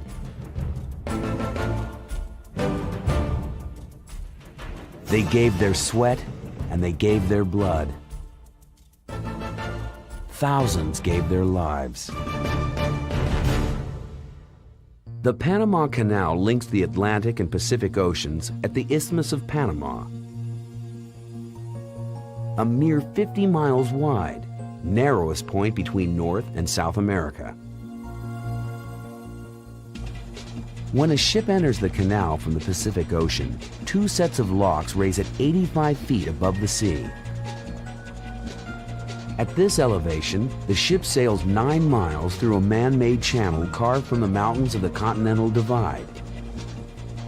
Then 23 more miles across the second largest man-made lake on Earth. As it nears the Atlantic, another set of locks lowers it to sea level. By sailing through the Panama Canal, a ship saves nearly 30 days, the time it takes to sail around the tip of South America. Yet 5 million years ago, there was no need for a Panama Canal. The Atlantic and Pacific Oceans freely flowed between North and South America. Then, about 2 million years ago, the ocean floor erupted. 50 miles of volcanic rock arose between the seas. The Isthmus of Panama was born. Eons later, men dreamed of reopening the ancient path between the oceans. Digging 50 miles seemed seductively easy. But in Panama, it wasn't. The Isthmus of Panama was one of the most difficult sites to dig a canal in the world. It was geologically unstable. It had mountainsides that tended to slip. It was seismically active, and it still is. It has a huge, almost impenetrable jungle covering it, and enormously jumbled varieties of stone and terrain.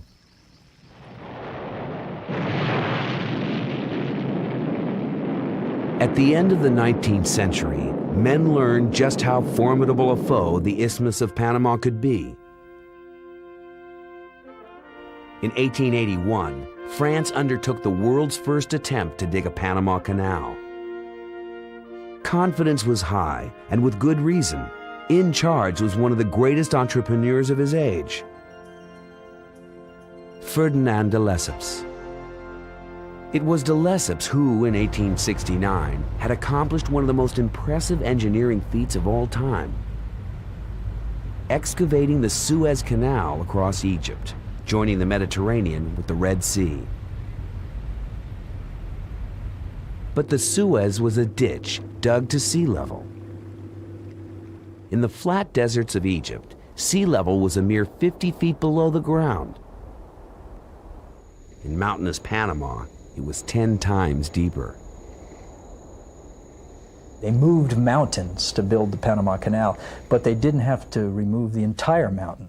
If you build a sea level canal, you would have literally had to have removed the entire mountain.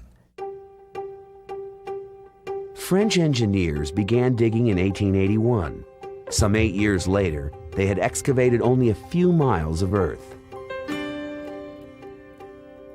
Giant French steam shovels littered Panama's swamps, rusting and abandoned. Yet in the end, it was not only massive mountains that defeated the French. Europe's finest engineers had also been vanquished by an almost invisible enemy.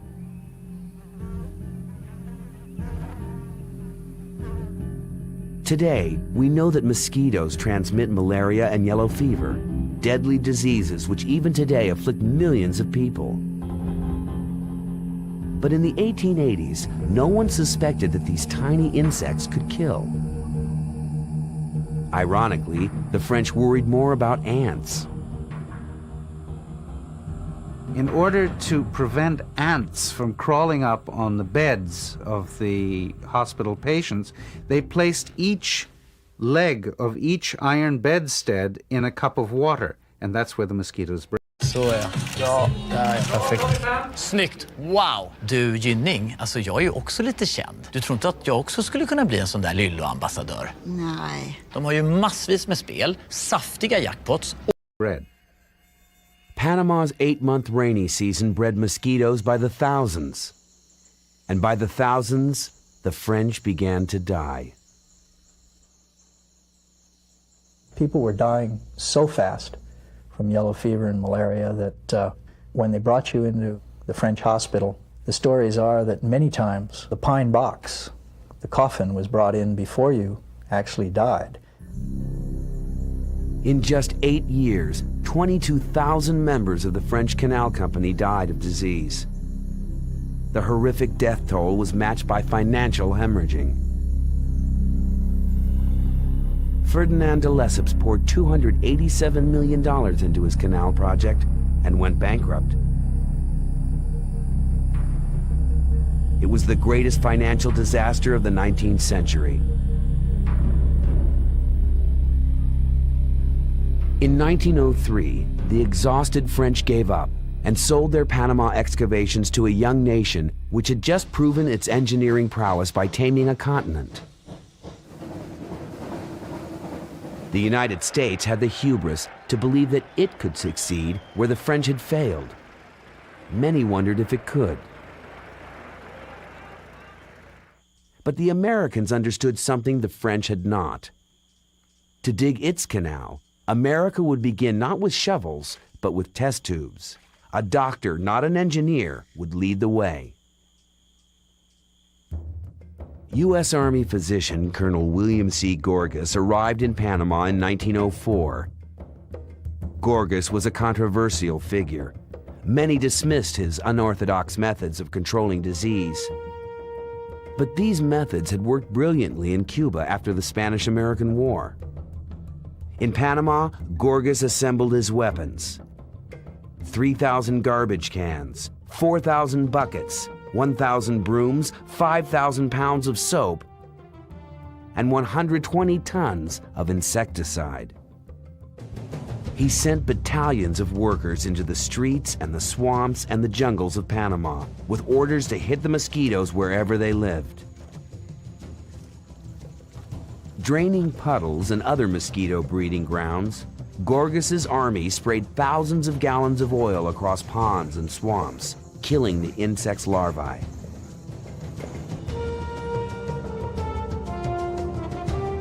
Fumigating entire towns again and again. The cleanup took a year and a half, but by Christmas 1906, yellow fever and malaria had been virtually eliminated. To this day, the Canal Zone remains the most disease-free strip of tropical landscape on Earth. William C. Gorgas would only be the first of many brilliant men to tackle the challenge of building the Panama Canal. It would be a task that would test the limits of each man's considerable abilities. For even without mosquitoes, Panama remained a formidable geological challenge. To dig their canal, American engineers mounted the biggest and most expensive peacetime endeavor in history. Again and again, they confronted seemingly insurmountable difficulties, inventing new and ingenious ways to overcome them.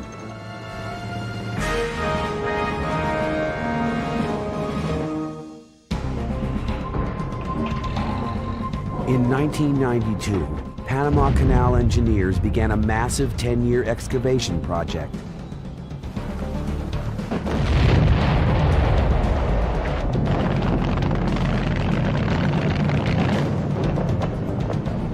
They will dig and blast 40 million cubic yards of earth, widening the canal channel so today's gigantic cargo vessels can pass one another in its narrowest parts. It's the latest chapter in an engineering saga which began at the dawn of the 20th century. When the Americans began their canal in 1904, engineers laid out an ambitious master plan that would take 10 years to complete.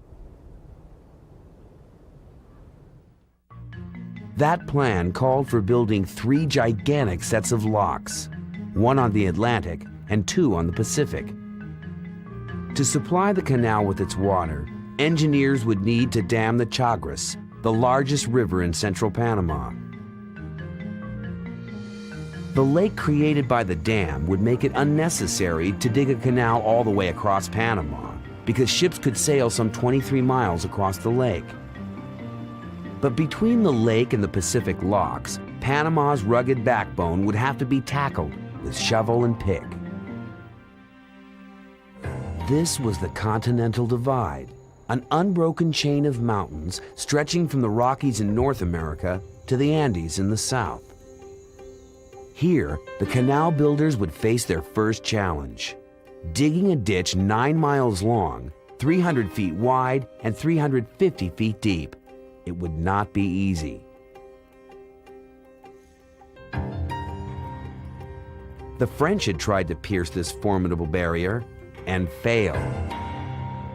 The problem was that you didn't have stable hillsides. They looked like rock, but they were so badly fissured and layered in this direction that they kept on slipping. Every time you'd cut something, it's like digging a foundation for a house in mud. To battle the Continental Divide, America sent an unlikely champion. His name was John Stevens.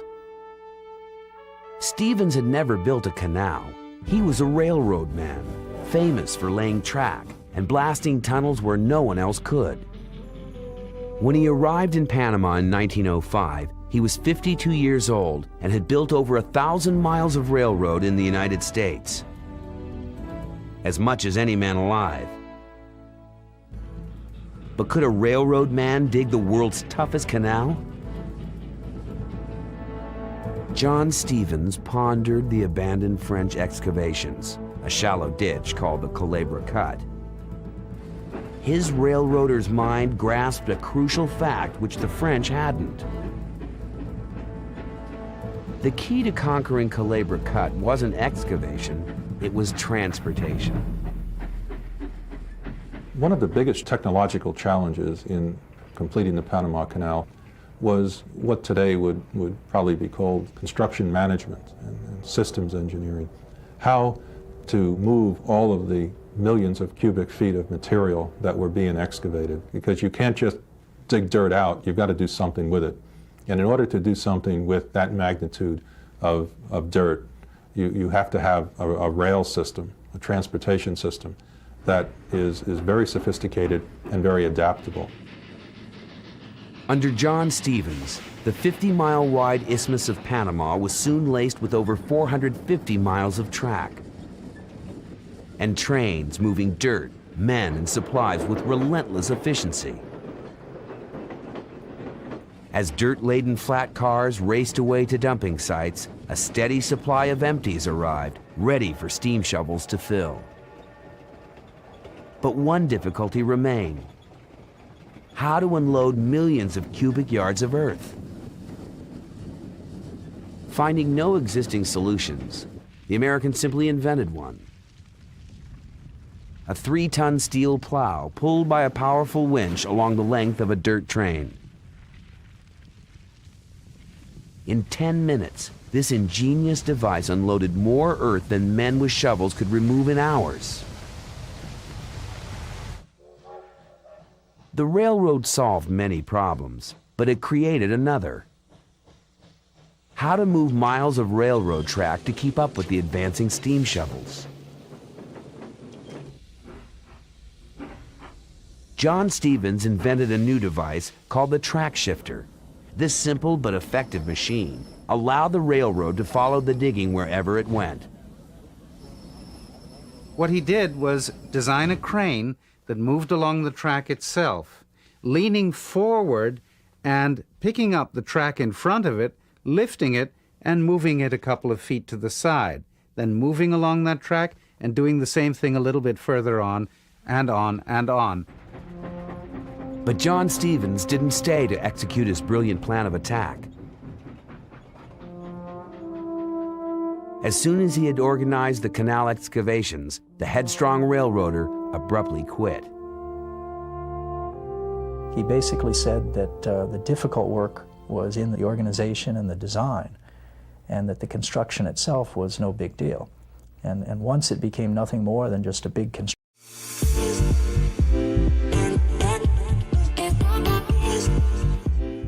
construction project, he went elsewhere. He went off to Russia to find new challenges. Stevens' departure infuriated President Theodore Roosevelt. The president turned the job of digging the canal over to Army Colonel George W. Goethals. Said Roosevelt, "He can't quit unless I order him to." Second in his class at West Point, Goethals had distinguished himself in the Army Corps of Engineers. He would use his absolute authority to weld America's canal diggers into a perfectly disciplined human machine. He immediately put the whole canal zone under martial law and therefore could decree what had to occur. He didn't have to convince. He didn't have to argue. In 1908, Goethals decreed that the canal channel would be a full 50% wider than Stevens had planned it. Once again, men and machines assaulted the Culebra Cut. Leading the attack were 68 of the biggest earth-moving machines ever built. Giant 95-ton steam shovels made by the Milwaukee firm of Bucyrus. Each of these iron leviathans could scoop up 8 tons of dirt, more than 3 times the capacity of the steam shovels used by the French. The gigantic shovels dug day and night into the Continental Divide, filling a carload of dirt every few minutes. And day after day, the explosions never ceased. 400,000 pounds of dynamite and 800 blasts every month. Under George Goethals' relentless assault, Culebra Cut deepened to 350 feet. At the time, the largest excavation ever made in the surface of the earth.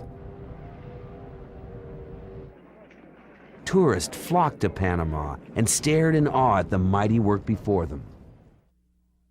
To people living at the time, building the Panama Canal was a sign of progress. It was a clear evidence of the advantages, the industrial advantages, the political advantages of the United States over all other countries. It was clear to them that we were opening up a newer, and a better world all the time, and that things could only get better and even larger. But the Panamanian soil would not yield to progress without a bitter fight. Huge landslides engulfed equipment and mangled railroad track. In minutes, months of digging disappeared.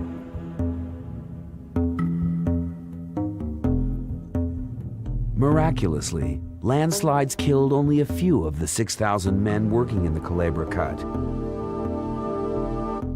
Dynamite was a different story.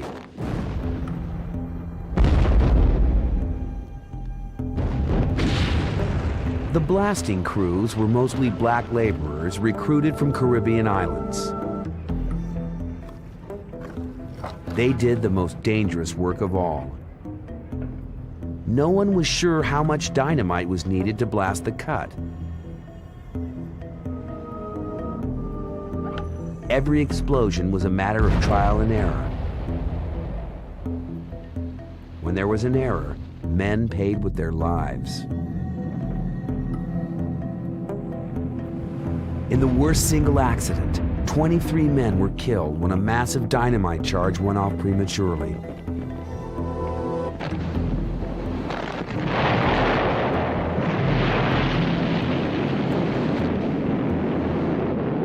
A worker from the West Indies recalled, "The flesh of men flew through the air like birds."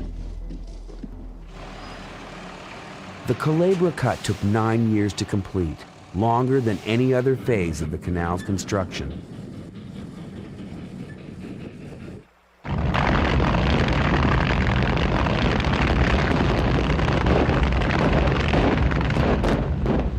But the battle between man and the isthmus continues to this day.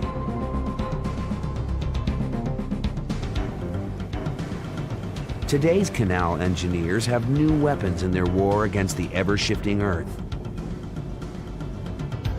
Using satellites and global positioning systems, they track Earth movements with pinpoint precision. But predicting landslides is not the same as preventing them.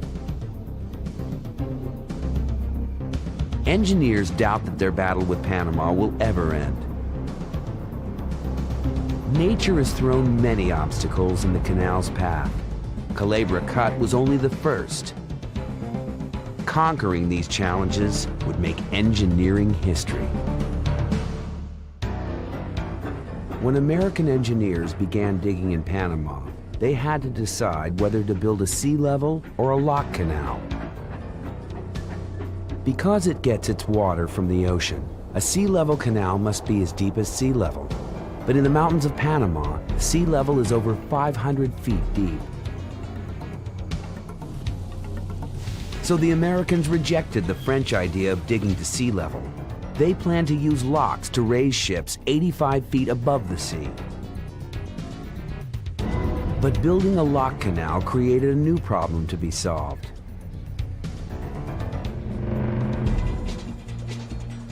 Engineers would have to design and build locks capable of raising ships 85 feet. No canal had ever lifted ships that high.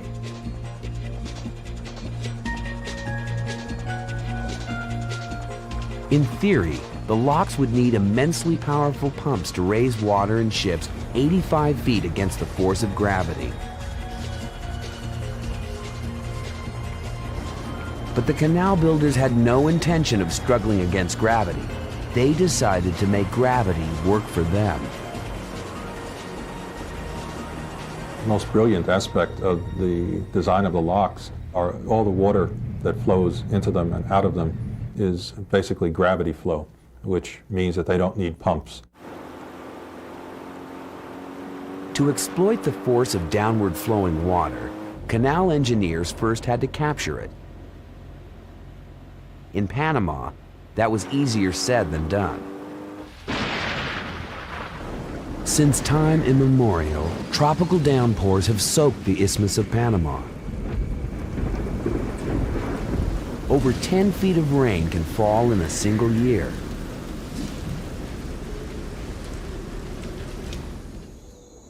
Bloated by this immense rainfall, the Chagres River once roared unrestrained across central Panama, from the mountains to the sea, wreaking havoc with its devastating floods.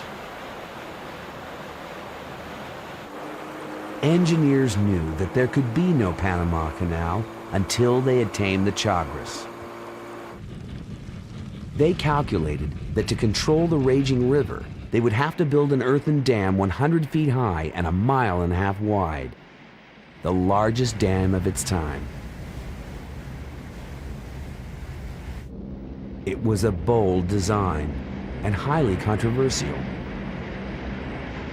17 years earlier, in 1889, one of America's largest earthen dams had collapsed after heavy rains. Moving with the force of Niagara Falls, a 40-foot wall of water swept through the nearby city of Johnstown, Pennsylvania. 2,000 people drowned. Johnstown was annihilated. Fearing another Johnstown, some Americans questioned the wisdom of building the world's largest earthen dam in a country plagued by torrential rains. But canal engineers insisted that their dam would hold. Begun in 1906, Gatun Dam was finished in 1913. Behind its massive wall, the Chagres spread out and drowned 164 square miles of jungle, creating Gatun Lake, at the time, the largest man-made lake in the world. 23 miles long, the lake provided nearly half the length of the canal and gave the locks the immense amount of water they needed to operate. The Chagres River was really the lifeblood of the whole canal, and it still is today. It provides the water for the whole system, bringing it in at the summit of the canal and guiding it down through the locks until it flows into the oceans. Because Gatun Lake is 85 feet above sea level, the force of gravity propels its water downhill toward the sea. Upplev semestereffekten med Ving. Vi tar din resa till nya höjder och ser till att du får precis den semester du drömt om. Just nu har vi fina rabatter på vinterns exotiska resor. Boka på ving.se. But the canal's 3 sets of locks, Gatun locks on the Atlantic, Pedro Miguel and Miraflores on the Pacific, act like plugs in a gigantic bathtub, preventing the lake's trillions of gallons of water from reaching sea level. To raise and lower vessels, the lock operators need only to open and close a series of valves. Water seeking sea level flows into or out of the chambers, raising or lowering ships as it goes. It takes 26 million gallons of water to raise one ship, and another 26 million to lower it. Enough water to meet the needs of a large city for 2 days. To handle this enormous amount of water and accommodate the biggest ships afloat, canal engineers would design the largest concrete structures of their time, so massive that no one was sure they could be built.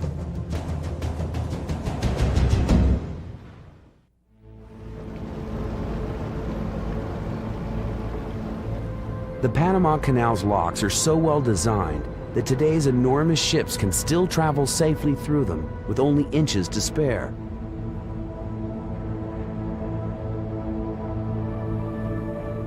Before any ship ventures into a lock, canal workers tether it to 4 electric locomotives called mules, which travel on either side of the lock on a high-voltage rail. As the ship moves through the lock, a canal pilot on board tells the mule drivers when to reel in or let out cable. Like fishermen playing an enormous marlin, the locomotives keep the ship from hitting the lock walls.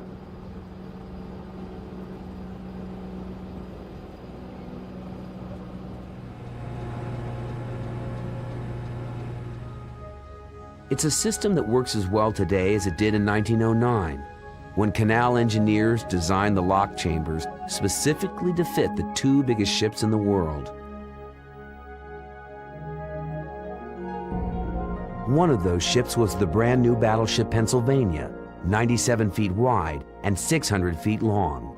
The other was a British luxury liner in her first days of construction.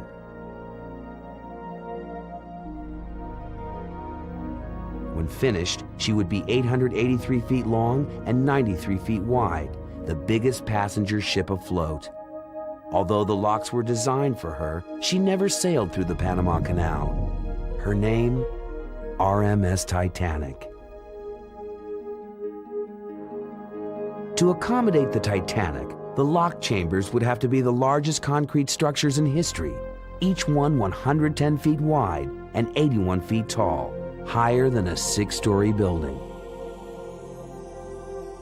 Even today, if stood on its end, a single lock would be the 4th tallest structure on the Manhattan skyline, topped only by the Empire State and Chrysler buildings and the World Trade Center. Only when the locks are drained for repairs can we appreciate their awesome dimensions and understand why those who witnessed their construction compared them to great cathedrals.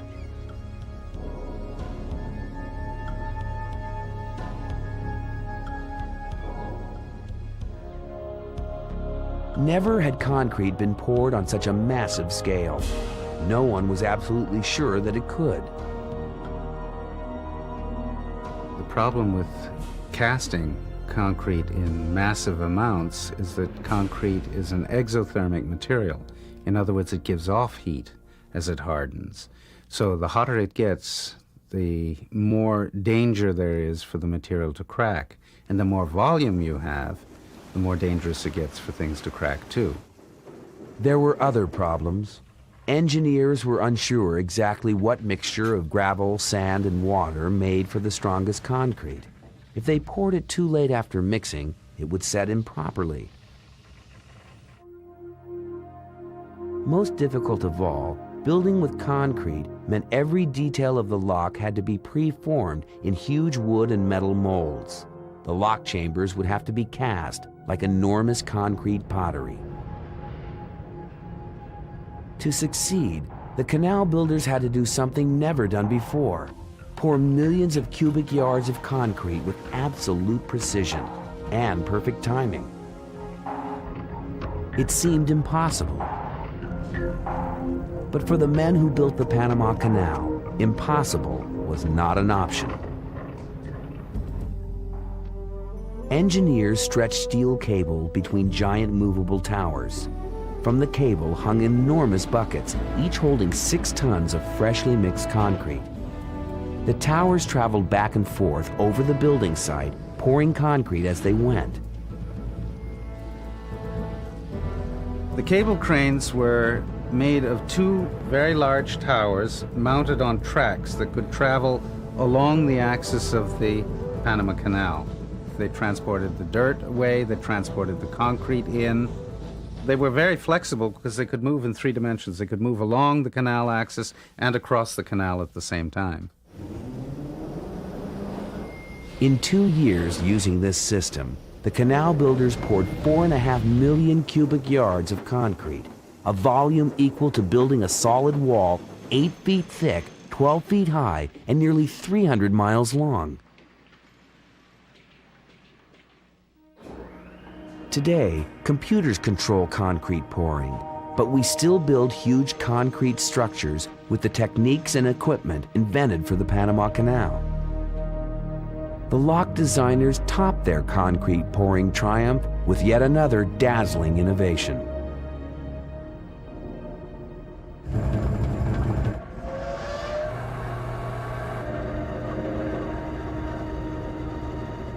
In the age of nuclear power, it's hard to imagine how electricity could have amazed our great-grandparents.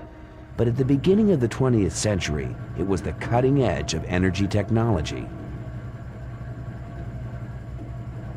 Electricity was a brand new energy form. Edison had built the first electric generating plant in 1881, and this was just about 20 to 30 years after that.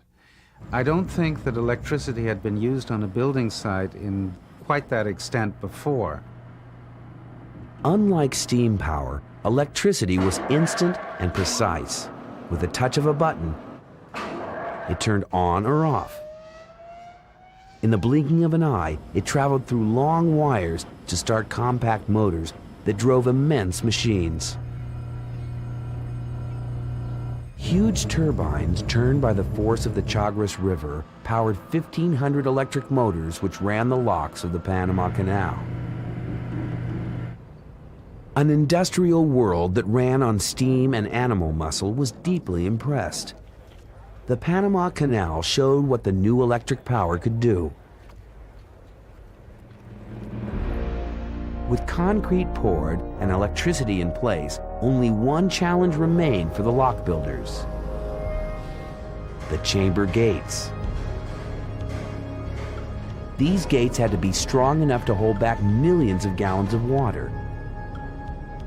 To fit the world's largest lock chambers, they had to be the biggest lock gates ever built, as tall as 6-story buildings. To remain watertight, the gates needed to open and close with flawless precision.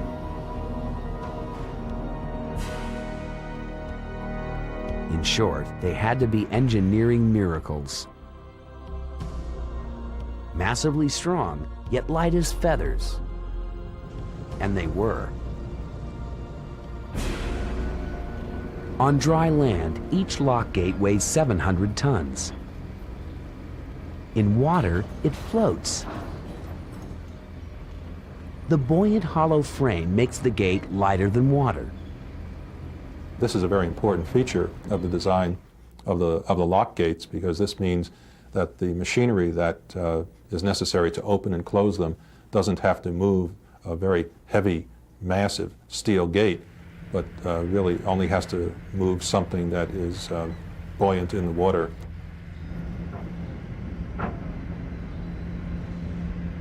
Massive steel rods open and close each gate. Moving the rods are huge gear wheels, 20 feet in diameter.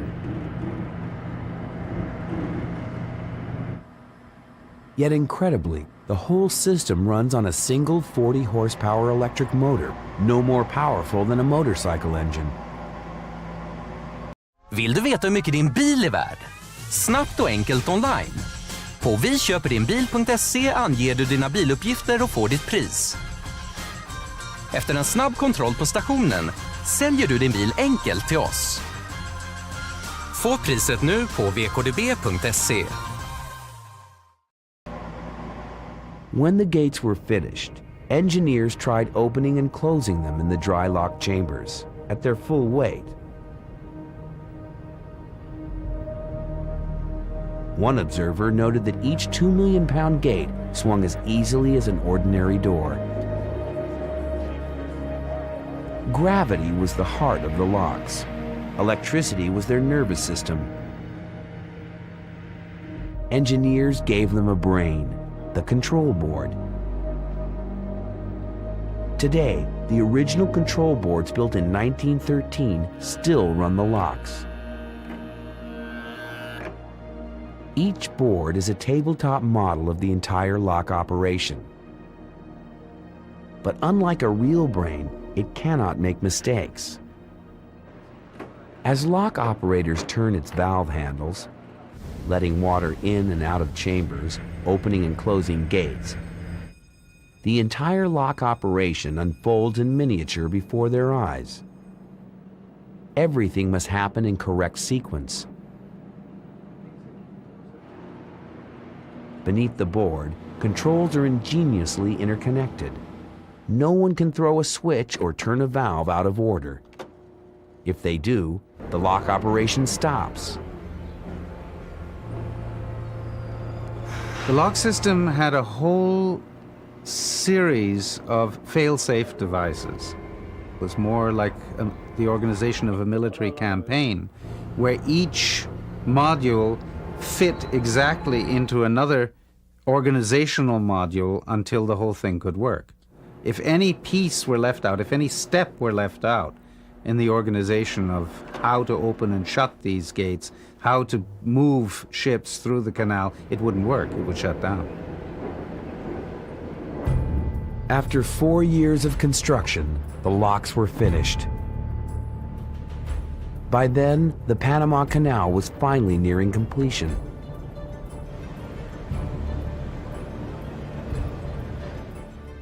In May 1913, 2 steam shovels met nose to nose in Culebra Cut and excavated the last few buckets of soil. The canal was finished. All it needed was water. On October 10th in Washington, D.C., President Woodrow Wilson pressed a button, setting off an explosion 3,000 miles away in Panama.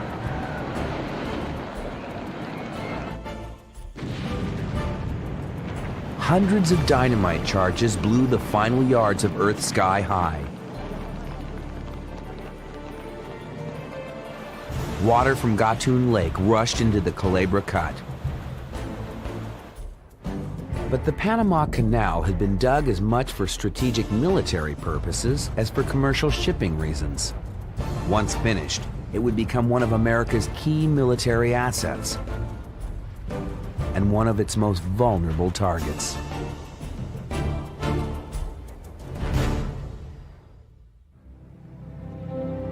On August 15, 1914, the USS Ancon was the first ship to pass through the Panama Canal.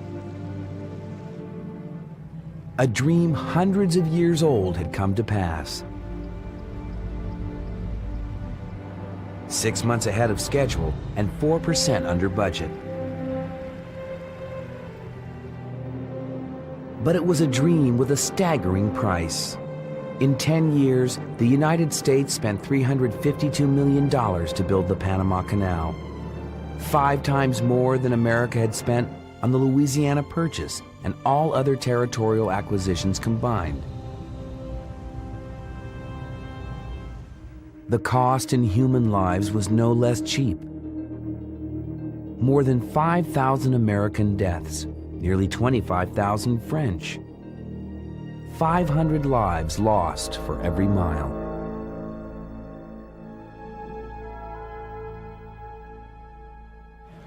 The canal builders had carried out one of history's greatest construction projects and could only wonder if their accomplishment would stand the test of time.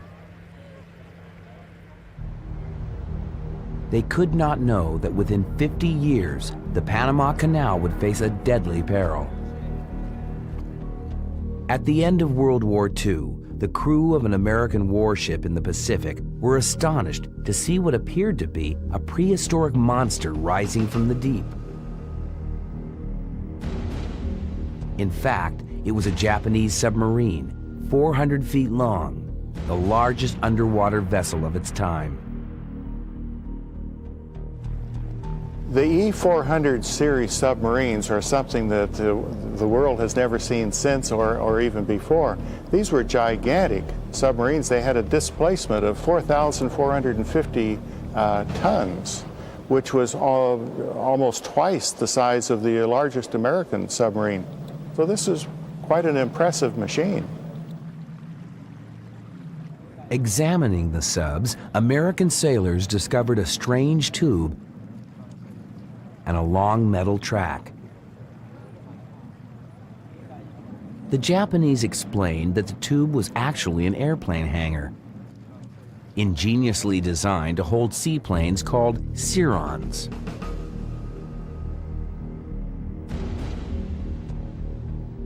Like aeronautical origami, the Sirons literally folded into their tubular homes. Once on the surface, the subs would launch their planes by catapulting them off their decks. The top-secret aircraft had been designed to perform only one mission: destroy the Panama Canal. The attack plan called for a fleet of 18 giant subs to launch 10 Siron seaplanes off the Panamanian coast. The plane's bombs and torpedoes would hit the canal's weakest points, Gatun Dam and the lock gates. With its dam and gates destroyed, the canal would have drained like an unplugged bathtub, crippling America's ability to move men and ships between two theaters of war. But in the early days of the war, aware of the canal's vulnerability, the U.S. military put into action a secret plan of its own.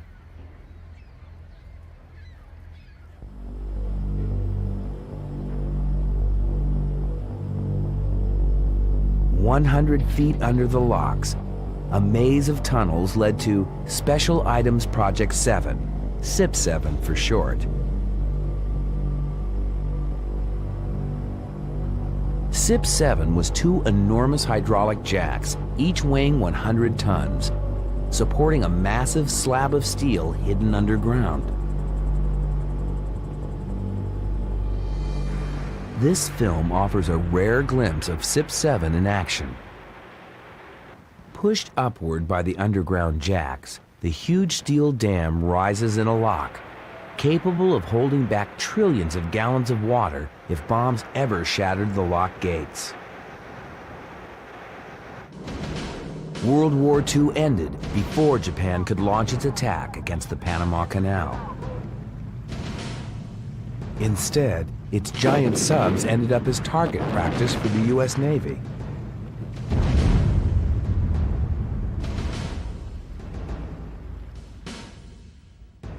Today, the National Air and Space Museum in Washington, D.C. is restoring the last of the Panama Canal bombers.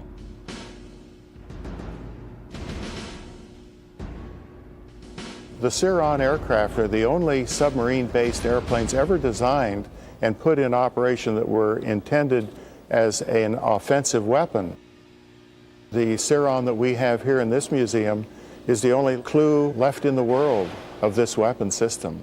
And we're very proud to have this because of the threat that it did show against the Panama Canal and what could have been done.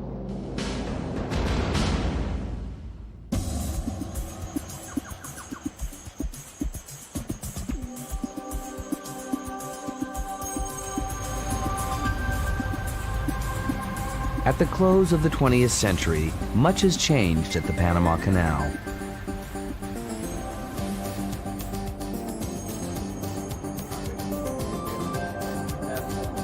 The technology of the future works side by side with the innovations of the past.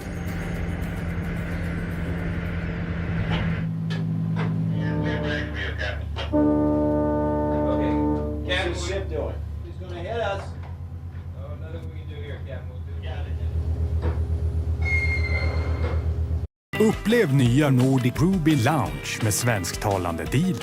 Kasinostugan. Veteran canal pilots use state-of-the-art computer simulations to teach trainees how to avoid catastrophe. It's very important because you have to keep in mind the hydrodynamic effects, the interaction between the two ships. Today, the biggest ships using the canal are called Panamax vessels.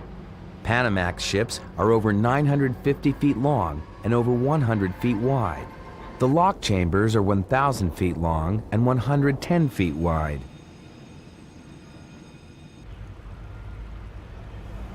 There's literally no room for error.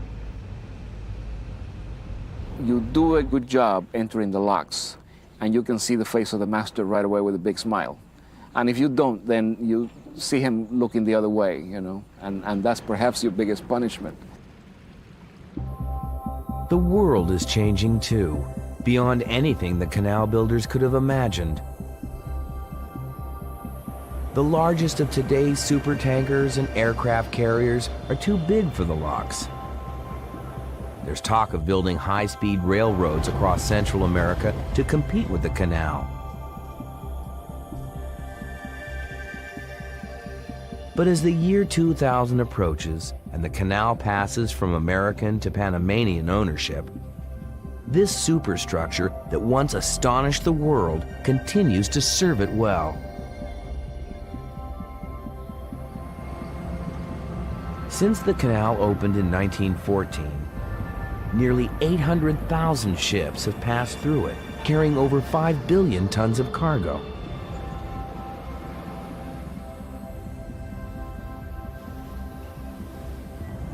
Oil, wheat, computers, automobiles, and vacationers flow perpetually through its 50-mile channel.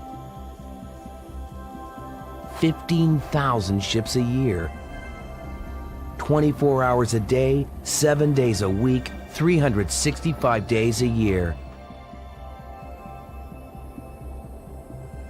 As the 20th century ends, no one expects the Panama Canal to fade into history.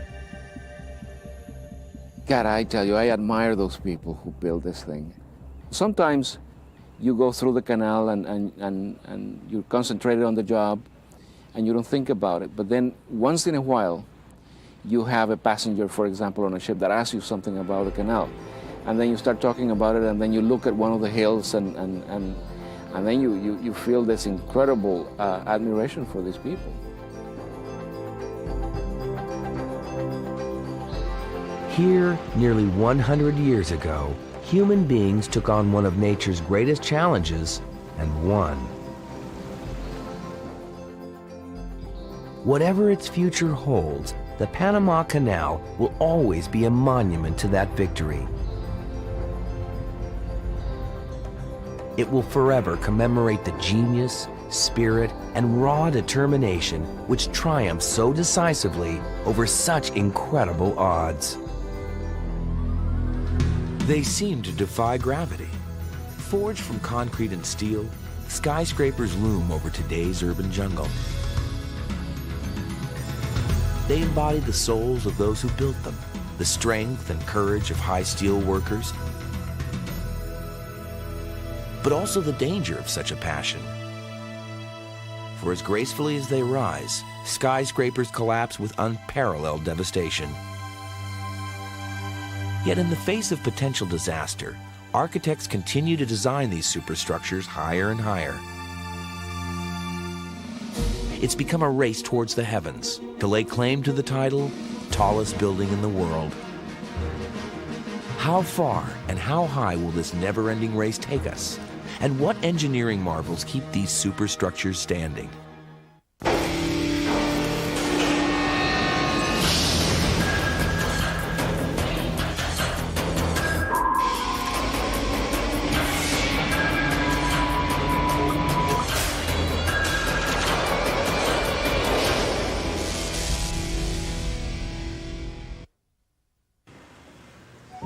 In Nagoya, Japan, despite continual rainstorms, work progresses on one of the world's largest skyscrapers.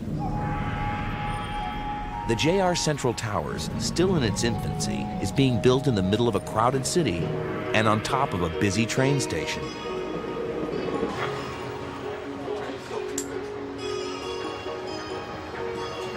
Every facet of modern engineering skill is daily put to the test.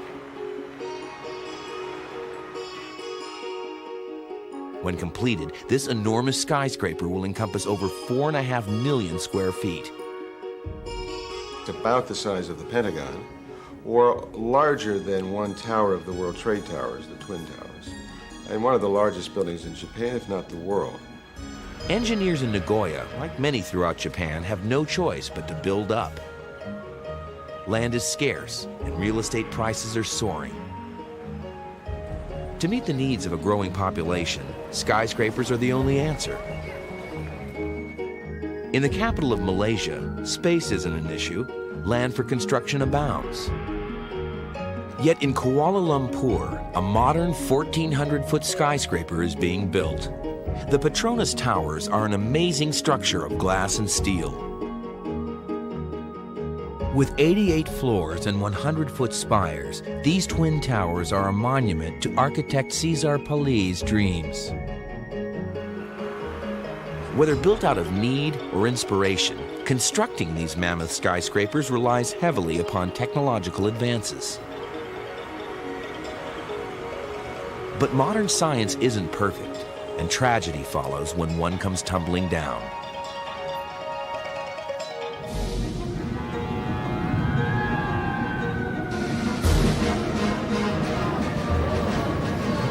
Unwavering before such catastrophes, engineers continue to build bigger and taller superstructures. Well, I think man has always wanted to get higher and higher. He always climbed the mountain to see beyond. It's also getting up to be taller, to overlook everyone else, or to be recognized or to feel more powerful. To build these modern-day monoliths, architects and engineers first had to conquer the force of gravity.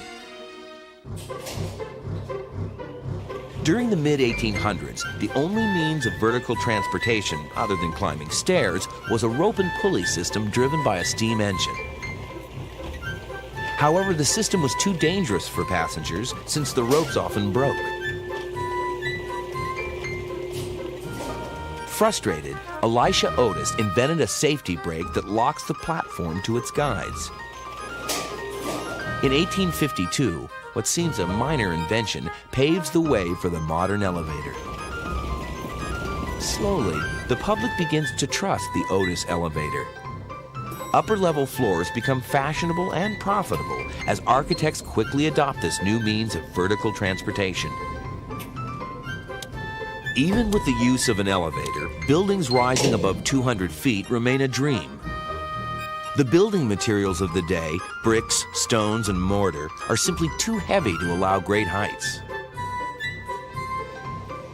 But in 1885, with the invention of the steel cage structure, the modern skyscraper is born. Rather than build up from the ground, they built a cage inside, your bone structure, your person, the skeleton, and then they put the skin on the outside. And then the weight of that material is held at each floor level rather than passed all the way down 5, 10, 20, 30 stories down to the ground and held at the bottom floor. No, it's all hung off of this very strong structural cage, which is much lighter now because it's out of steel. Because the steel structure bears the majority of the weight, the exterior, or skin of the building, can now be made of much lighter materials, such as glass and aluminum. The result is an explosion of buildings taller than anyone has ever seen. The limits on masonry buildings were about 200 to 250 feet, which is equivalent to about 20 stories. With the advent of the separation of the two systems, the skeleton from the skin, we became capable of pushing higher and much higher, up to 50, 70, 80, or the Empire State Building type, up to 100.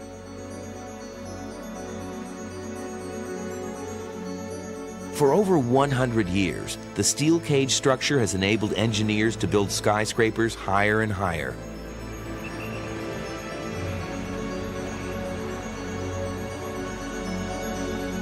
It's the backbone of every tall building's design, even the 800-foot JR Central Towers in Nagoya. The skyscraper is made up of 3 steel cages. One forms the base of the building, while 2 rise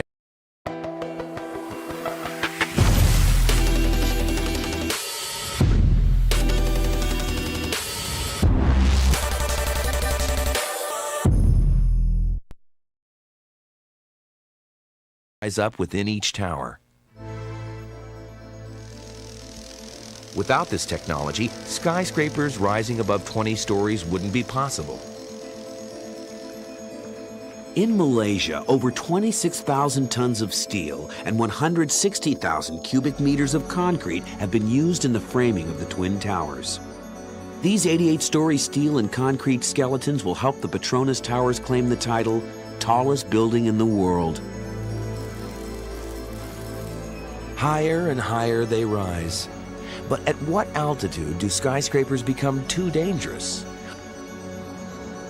Over 50 years ago, a deadly incident magnified these risks. In 1945, the tallest building in the world is New York's Empire State Building, rising an incredible 1,250 feet. Built in just over 13 months, its claim as the tallest skyscraper will last nearly 40 years. Perhaps this building's greatest achievement is not its long stay at the top, but its jarring reminder of the dangers of building so high. The Empire State Building and all New York City were wrapped in fog as a B-25 Mitchell bomber trying to reach a nearby airport crashed into the tallest structure in the world. Although the pilot and 13 others died, the building sustained little damage and was open for business 2 days later. Its ability to survive a collision with a World War II bomber seemed to validate modern engineering technology.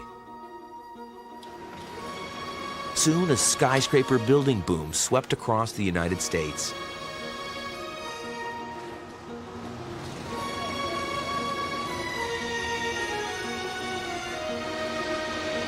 "29 years later, the Sears Tower is built 1,454 feet above Chicago, becoming the tallest skyscraper in the world.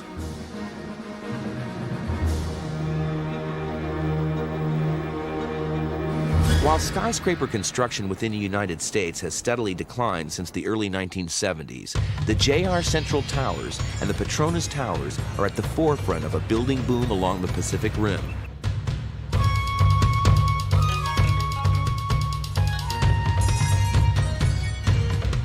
The competition is as fierce as ever. You built a skyscraper, they're taller and taller. Some of them make absolutely no economic sense, but they're being built nonetheless. It's just amazing the number of projects that are being done out there. They're being done strictly for ego. There's no other reason. And there's no economic reason for them to be built other than sheer ego.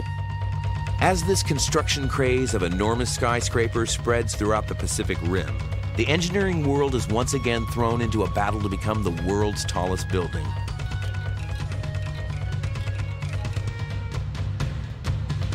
The Petronas Towers are planned to top off at 1,476 feet, 22 feet taller than the Sears Tower.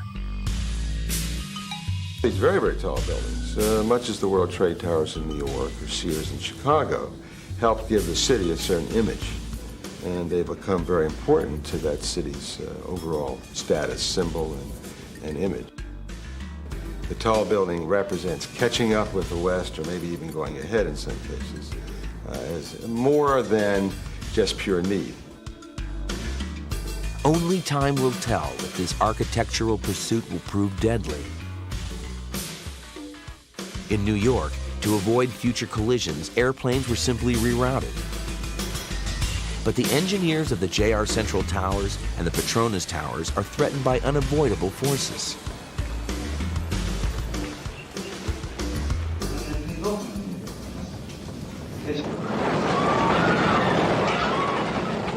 They're building skyscrapers in one of the most seismic active regions in the world, where the threat of a major earthquake is constant.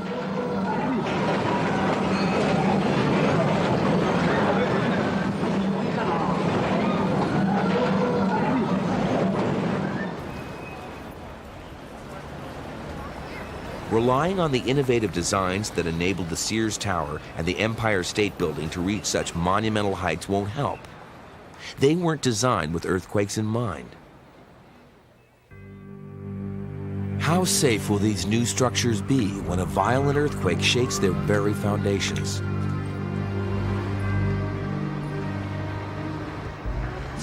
As construction continues on the JR Central Towers, the Petronas Towers nears completion. Engineers of both buildings hope their state-of-the-art technology will pass the test. If it fails, these latest additions to the tallest buildings in the world could come tumbling down. Modern building design will be pushed to its limits when Mother Nature strikes.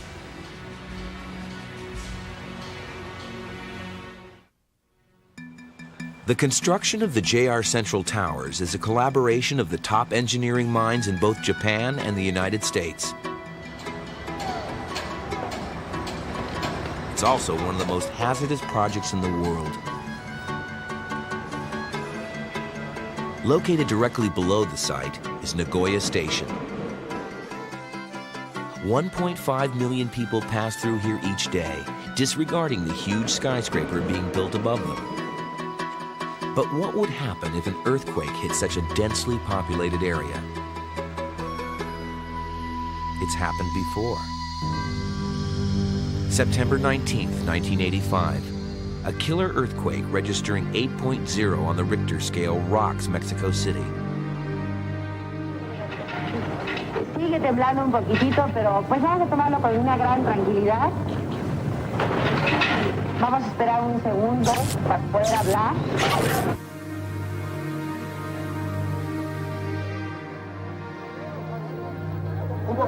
More than 10,000 people are killed. And over 100,000 are left homeless as the quake damages nearly 3,000 structures. 400 totally collapse.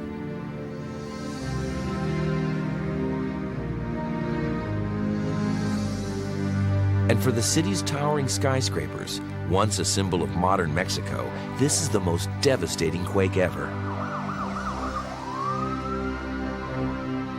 The ground was actually moving back and forth for a minute and a half or so, about like this. It just sort of a gentle motion back and forth. And certainly most buildings, if you were in them, you'd get a little seasick, but you wouldn't feel very much. It's not a very violent motion unless you happen to be a tall building. During the 90 seconds of shaking in Mexico City, some skyscrapers swayed 6 feet, 3 times farther than what is considered safe. Neighboring buildings slammed into each other, causing major damage. 10 years later, a small office in the Japanese city of Kobe is tossed upside down. Just one of the many casualties in a town devastated by a 7.2 earthquake. Over 100,000 buildings are destroyed. Another 80,000 are severely damaged. And in downtown Kobe, home to most of the city's skyscrapers, 60% of the buildings sustain significant structural damage. Over 20% are completely destroyed. It's in this seismic environment the latest skyscraper building boom has erupted. Whether guided by sheer need or pure ego, architects are designing some of the tallest buildings in the world on some of the most unstable land. But the devastating failures in both Mexico City and Kobe have provided the building community with valuable insights. When the Earth moves beneath these monoliths, the skyscraper's center of gravity becomes offset. The top of the building tends to lag behind the base, putting more stress on the columns. At the very least, the building could end up with a permanent bend in it, which would yield it an economic total loss, although the occupants may survive the situation. The worst case would be that it got so far out of vertical that it actually fell over, and that, of course, would be a catastrophic situation. Using computers to simulate the shaking a building sustains during a major earthquake, researchers discovered that strengthening a skyscraper's foundation may prevent these structural failures. In Nagoya, Japan, only 140 miles from Kobe, the engineers of the JR Central Towers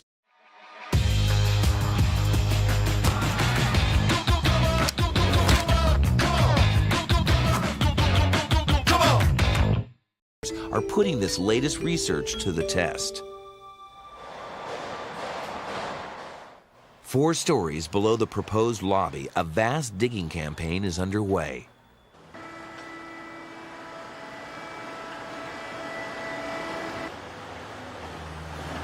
In this subterranean cavern, architect Paul Katz hopes to build the strongest foundation ever constructed for a skyscraper. To anchor the building to the foundation, engineers drive 125-foot-high steel beams 60 feet into the bedrock. Eventually, these columns will be encased in steel reinforcement bars and concrete.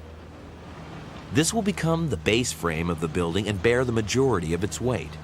You can see here the tremendous amount of reinforcement that is needed not only to carry the weight of the building, but this is where all the forces of the building come down, and in earthquakes, this is the part of the building that resists the lateral shaking that an earthquake will affect on a huge structure like this. As an added precaution, engineers will then fill the entire cavern with over 1.5 million cubic feet of concrete, creating what is called a mat slab foundation. Is what we're seeing in the excavation here is entirely going to be filled with concrete, 5.5 meters in height, which in a way the whole building then floats on and helps support the building from tilting and unifies the entire building. For a mat slab foundation to work, steel piles must be anchored in solid bedrock. Once in place, they're locked together into a stronger structure by the cement slab poured around them. Finally, the steel structure of the skyscraper above ground is bolted to the foundation piles below. This becomes the skyscraper's skeleton, a single rigid structure anchored by a cement slab able to absorb most of an earthquake's lateral force. The mat slab foundation prevents the steel cage structure above ground from swaying too far during an earthquake. The taller the building, the larger the foundation necessary. Because of the limited space surrounding the skyscraper, the JR Central Tower's foundation is forced to be excavated in an underground cavern, while the Petronas Towers foundation will spread out, covering over 1.5 acres. The building that will become the tallest skyscraper in the world requires one of the largest mat slab foundations ever constructed.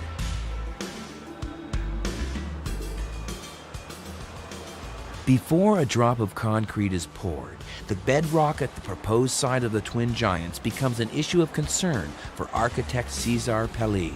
You need to go down to bedrock, and you had to go very deep to start finding limestone. And the limestone that we found was like Swiss cheese.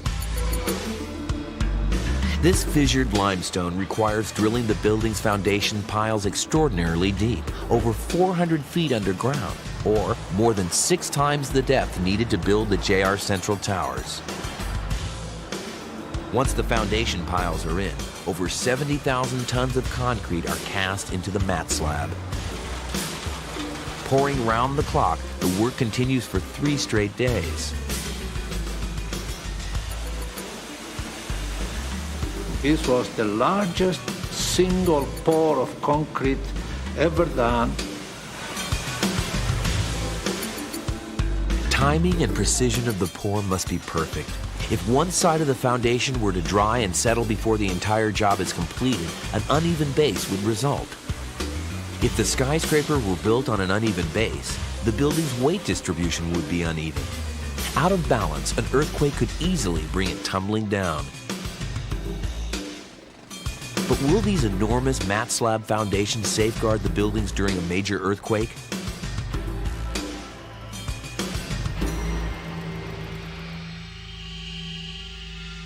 Or could they still topple to the ground, as in Mexico City and Kobe? Eventually we'll see an earthquake in a major city that's a very large earthquake, and I think the bad news is that we could see some severe unanticipated damage and perhaps even collapse of some tall buildings. The JR Central Towers, soon to be Japan's tallest building, is designed to withstand a magnitude 8.0 earthquake. Its engineers believe the skyscraper is safe, built to withstand the types of earthquakes that frequently strike the island nation. A similar faith in building design has guided engineers in Los Angeles for years.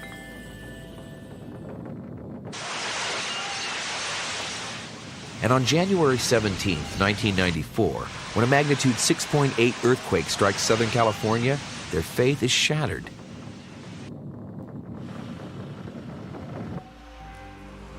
In some areas, engineering fails and structures crumble.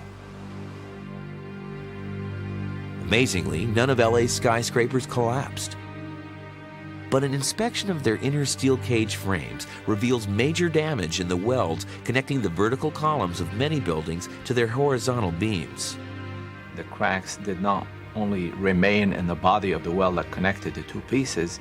Once it started, it propagated. That crack had the effect like a zipper effect. It went right through the main body of the column element, and it ruptured the column horizontally. Luckily, the Northridge quake was short, only 20 seconds. Laboratory tests showed that had the shaking lasted as long as either Mexico City or Kobe, these cracked beams would have ruptured completely, causing structural failure in many of these buildings. While Los Angeles struggles to repair its damaged skyscrapers, the sobering news has sent shockwaves throughout the engineering world. The steel cage structure, once thought safe, is now vulnerable during a strong earthquake.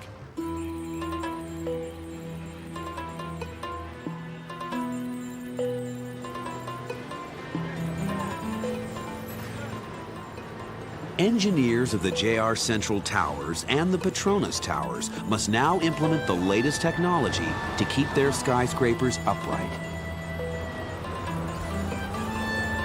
To safeguard the millions of people who use Nagoya Station under the JR Central Towers. And to keep the Petronas Towers as the tallest building in the world.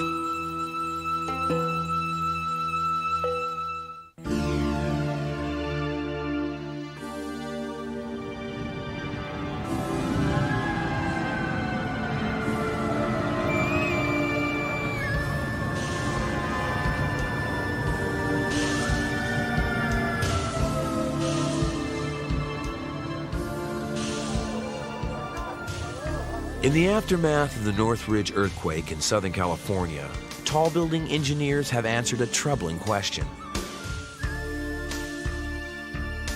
After years of research, a possible solution exists for the stress-induced failures that many buildings sustain during earthquakes. Skyscrapers all over the world, including the JR Central Towers in Nagoya, now use what's known as dampers. These devices, installed within the diagonal trusses of the steel cage structure, reduce the building's shaking during a quake, much like shock absorbers in a car.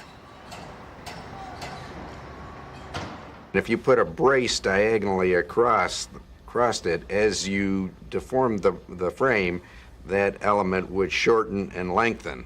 And so if in that brace you actually put a damper, some sort of hydraulic valve, then it would absorb energy as it lengthened and shortened. A skyscraper with dampers can absorb up to 3 times more energy produced by an earthquake than a building without them. The longer a quake lasts, the more effective a damper can be, absorbing more energy with each shock wave. Tall building engineers have been quick to adopt the damper technology. 14 have been installed within Petrona's Twin Towers, and 6 are being installed in the JR Central Towers. While engineers in Nagoya and Kuala Lumpur incorporate technology to combat potentially destructive earthquakes, another, more immediate danger swirls above.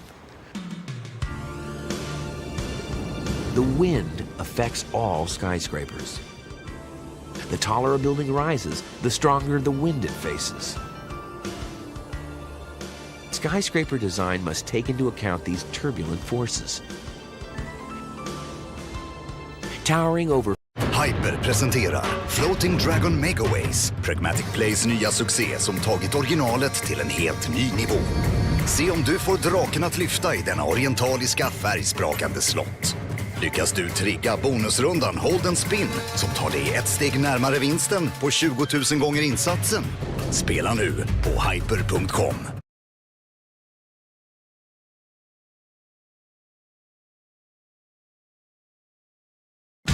You don't move on because you're ready to. You move on because you've outgrown who you used to be. I'm on the precipice of doing something either really stupid or totally liberating. Come work for me. But my kids need me even more these days. I realize you never know what tomorrow will bring. Sitting here with you is like 10 years just...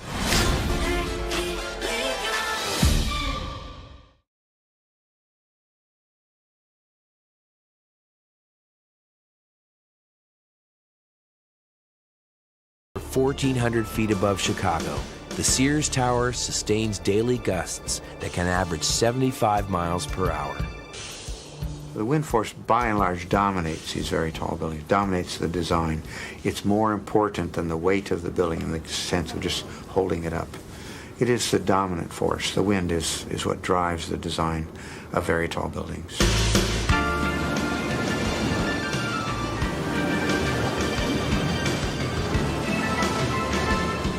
When wind hits a building, it acts much like the sail of a boat.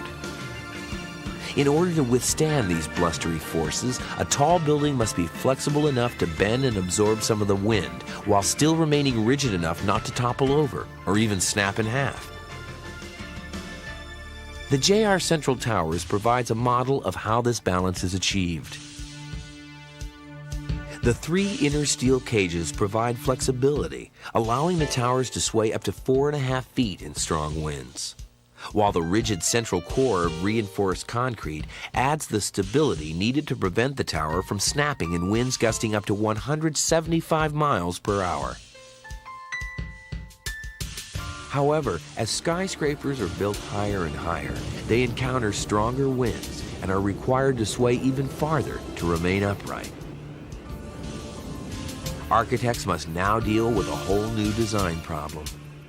It's going to wobble like a tuning fork in order to maintain its structural integrity under those forces.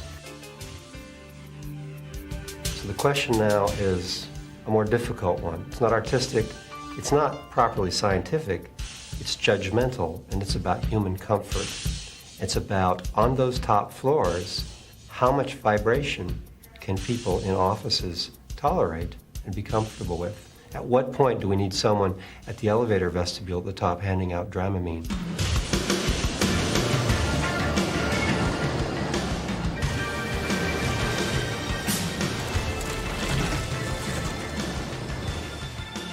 If a swaying skyscraper can cause motion sickness in average high wind conditions, then the occupants of the Petronas Towers had better prepare for a wild ride. Reaching nearly 1,500 feet, the Twin Towers are designed to withstand the devastating winds that strike the region. These swirling gusts can reach over 90 miles per hour.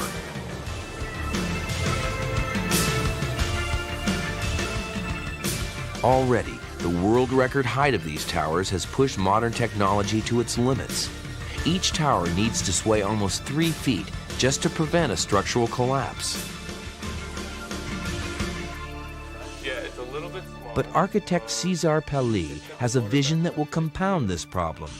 A bridge between the two towers, a structure that Pelli feels will be symbolic of something larger than the towers themselves, the human spirit.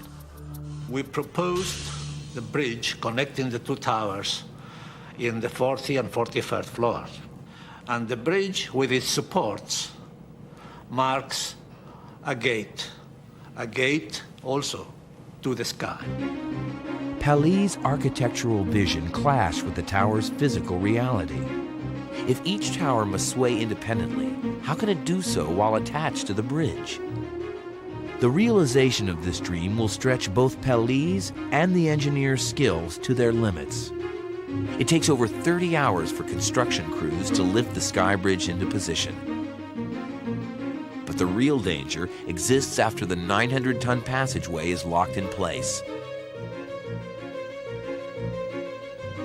What would happen if the swirling winds hit the Twin Towers from different angles simultaneously, and they swayed in different directions? The answer is frighteningly simple. The bridge will snap apart, plummeting over 600 feet onto a crowded walkway below. To solve this unique design problem, engineers borrowed something from earthquake technology: dampers. Critical to the sky bridge's design are its two spherical support legs, 117 feet long and weighing 60 tons each. In essence, these two legs are enormous dampers that will help absorb the vibrations created when both buildings sway. To prevent these legs from snapping off when each tower sways in opposite directions, a torque reduction system is used. Instead of anchoring them to the bridge and towers directly, the support legs are attached to a rotating plate that can twist at least 45 degrees in any direction. The result? The damper legs absorb the torque and sway, while the bridge's interior support system remains unaffected. After the towers open, the bridge will serve not only as a passageway between the two towers, but also as an escape route in case of fires or emergencies. This combination of artistic design and engineering technology allows Pelli to realize his architectural dream. When I face that space between the towers, I am in direct contact with the sky, with a higher world. Pelli was able to implement his design for the Petronas Towers. Sometimes the forces that can upset plans come from the most unexpected places. In Japan, where cable television hasn't taken root, most television signals are broadcast through the air. The JR Central Towers, as they're being built today, are round. In the original plan, they were square. However, it became clear that a rectangular tower 800 feet in the air would block transmission signals from local TV stations. The result would be a phenomenon known as TV ghosting. TV ghosting is a very common phenomenon. If you're looking at your television set and you get two images that blur your reception, that's called TV ghosting. The architects of the JR Central Towers were surprised by this structural problem and forced to make a multi-million-dollar design change or suffer the wrath of thousands of television viewers. Those curves, from an aesthetic point of view, they were very nice, but also from a technical point, what it does is it takes a direct wave and then diverts it. For a building to divert a broadcast wave, the exterior can't contain any metal or reflective glass that would cause the wave to bounce back toward the transmission tower. So the exterior of the JR Central Towers had to be made of precast concrete and ceramic tile, a much heavier skin than the glass covering originally planned. This extra weight on the frame of the skyscraper made it even more necessary to place a massive mat slab foundation underneath the building. In the end, the architects and engineers for both the JR Central Towers and the Petronas Towers are able to fulfill their visions. The 800-foot JR Central Towers will become the tallest building in Japan, providing desperately needed office and retail space to a growing metropolis. And the Petronas Tower will win the title, tallest building in the world. But have these engineers, while building such enormous skyscrapers, prepared for every disaster? Or is it impossible for an architect to prepare for the insanity of man?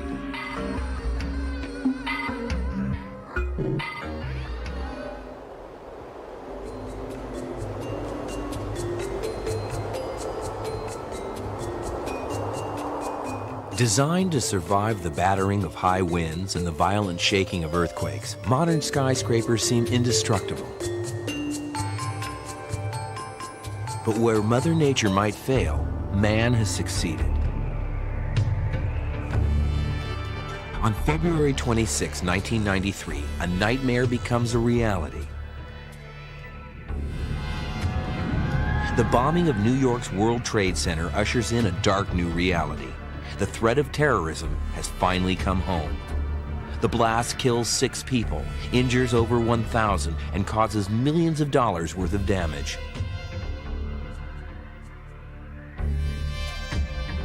But as enormous as the force of the explosion is, it doesn't bring down the towers or even cause severe damage to the structure of the building. You must understand that the towers were designed for the impacting of the largest airplane of its time, the Intercontinental 707 aircraft, right into the building. In designing the World Trade Towers to withstand a mid-air collision, engineers learned after the bombing that they had inadvertently built a fire trap. Both towers actually behaved like giant chimneys, and they took this air that was in this basement created by this great explosion and sucked it up into the towers and raised it up through and tried to expel it at the top. Somewhere among 110 stories, 50,000 people are stranded in complete darkness. When emergency systems fail, smoke fills the towers and people become desperate for air. They smash windows in a frantic search for a way out. Yet they're alive because the tower didn't collapse. The steel cage skeleton absorbed the force of the bomb and prevented its collapse by distributing the blast shock throughout the entire frame. However, the inner concrete reinforced columns, designed to give the towers their rigidity, became the vertical conduits for the deadly fire and smoke.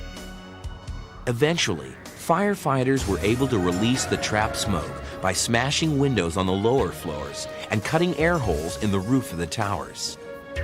During the ensuing investigation, engineers discovered the structural design of the World Trade Center can survive a bomb's blast, but the building's emergency fire and sprinkler systems can't.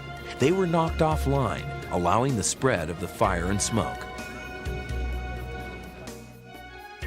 Since the current steel cage structure is essential to building a skyscraper, architects can't change this design component. Yet disasters like the World Trade bombing and the MGM hotel fire of 1977 can turn skyscrapers into towering infernos. Engineers are now challenged with developing an advanced infrastructure to ensure that the air, water, and fire systems can function under extreme situations. Once again, as architects continue to design skyscrapers higher and higher, engineers struggle to invent new systems to support these record heights. For the engineers of the Petronas Towers, simply providing water to the entire building becomes their biggest obstacle. Over 600 pounds of pressure will be needed to pump water to the pinnacle of this skyscraper, nearly 1,500 feet into the sky.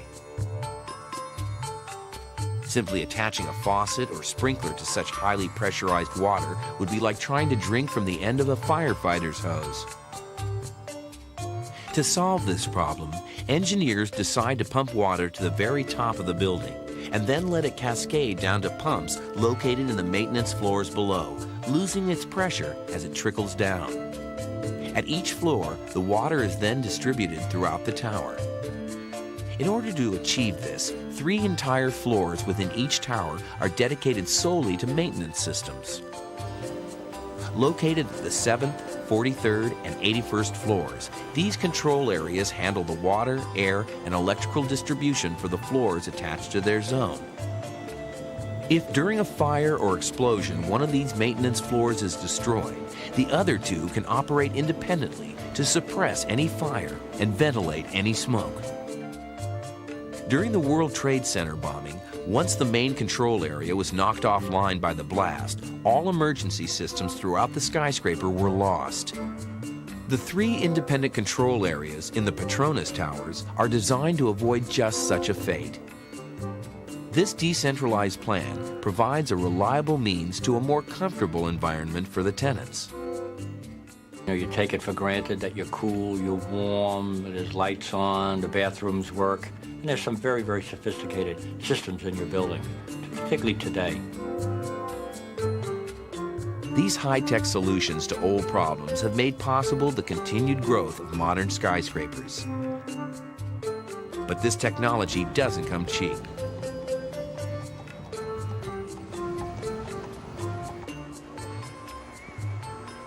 In Nagoya, Japan, it will take 7 years to complete the JR Central Towers. And it's costing $1 million a day to build this skyscraper.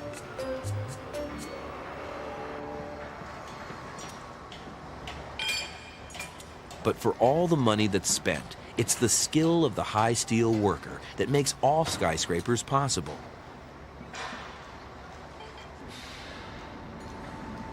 In Japan, the people who work on these tall buildings are some of the most talented and dedicated workers in the world.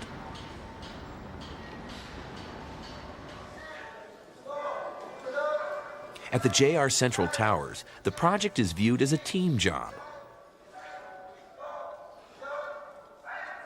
Each morning, workers perform calisthenics together. A detailed briefing of precisely what work needs to be completed that day follows. The coordination between departments is so precise that the day's work is planned down to the minute. The skill of the worker in Japan is at a very high level. They devote their lives to the construction industry. This dedication has paid off for the JR Central Towers.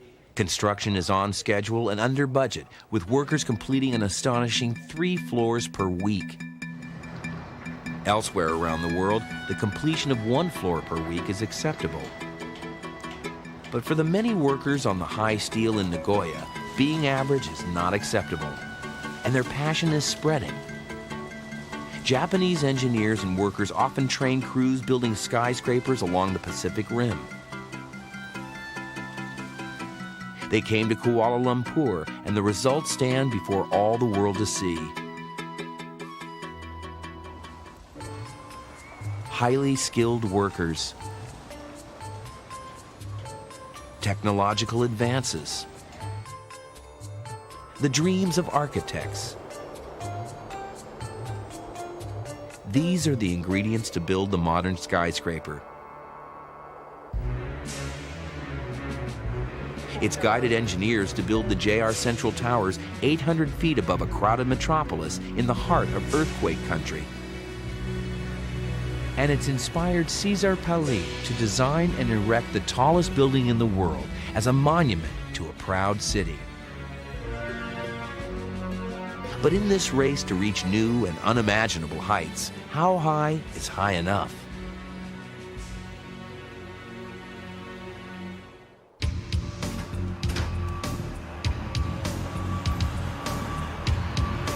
The drive to create the tallest skyscraper in the world has been a 100-year odyssey sweeping engineers and architects far beyond their initial dreams.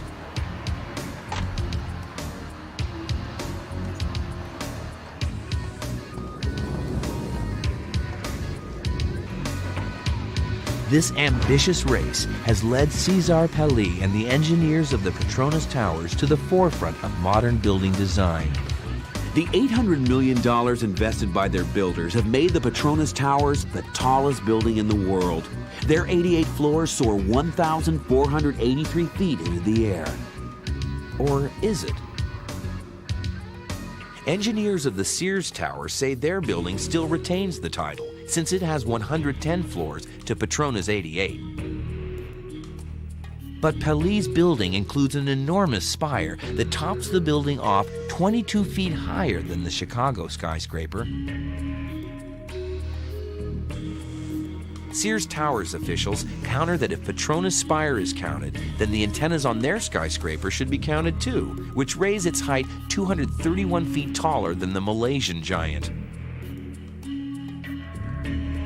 Pelli argues that his spire is integral to the design of Petronas, and the Sears antenna are just that, antennas.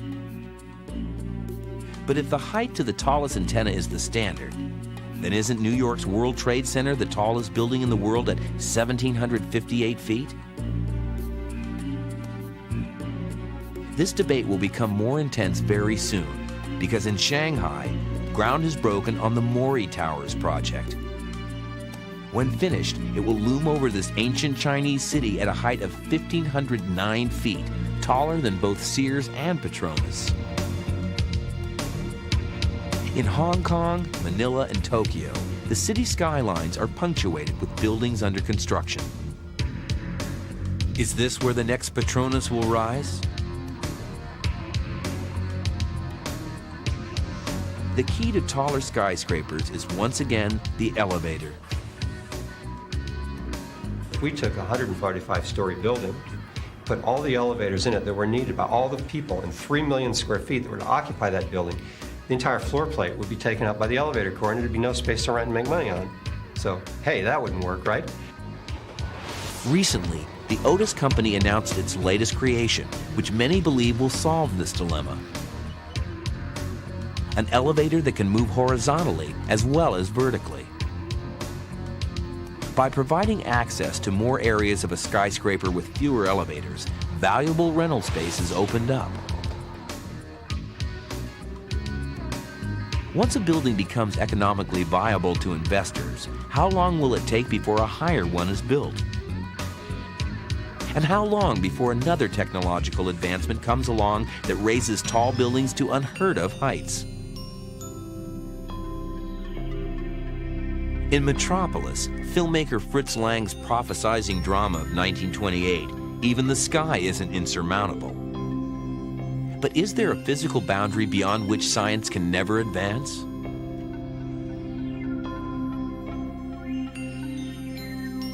Years ago, a mile-high building with atomic-powered elevators connecting over 528 floors was designed by American architect Frank Lloyd Wright. If built, a skyscraper this tall would stand over 5 times the height of today's tallest structures. 40 years ago, a mile-high building seemed a futuristic folly. But is it still?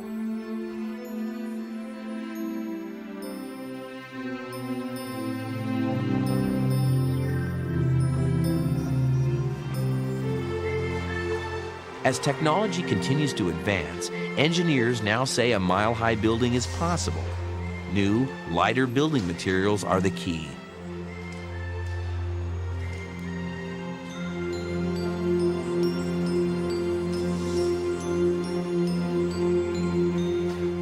Already, ceramics are being used in the exterior walls of the JR Central Towers to lighten the total weight of the building and reduce the stress on the earthquake-sensitive foundation. The future is going to be, you do not limit yourself to natural materials like steel or aluminum or masonry, where you compose materials and you create new properties out of hybrid materials, alloys or ceramics or plastics, carbon fibers, or mixes of all this.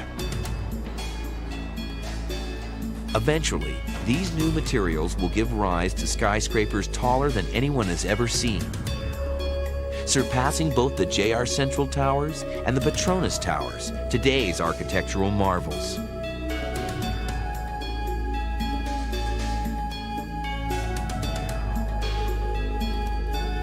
These monoliths of the future may also be closer to Lang's vision of the future.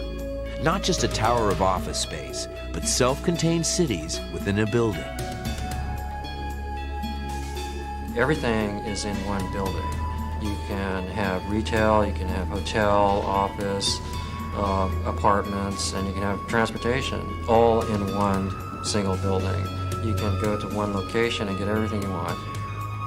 Since their earliest beginnings, skyscrapers have evoked unexplainable emotions in us, from pride to awe to fear.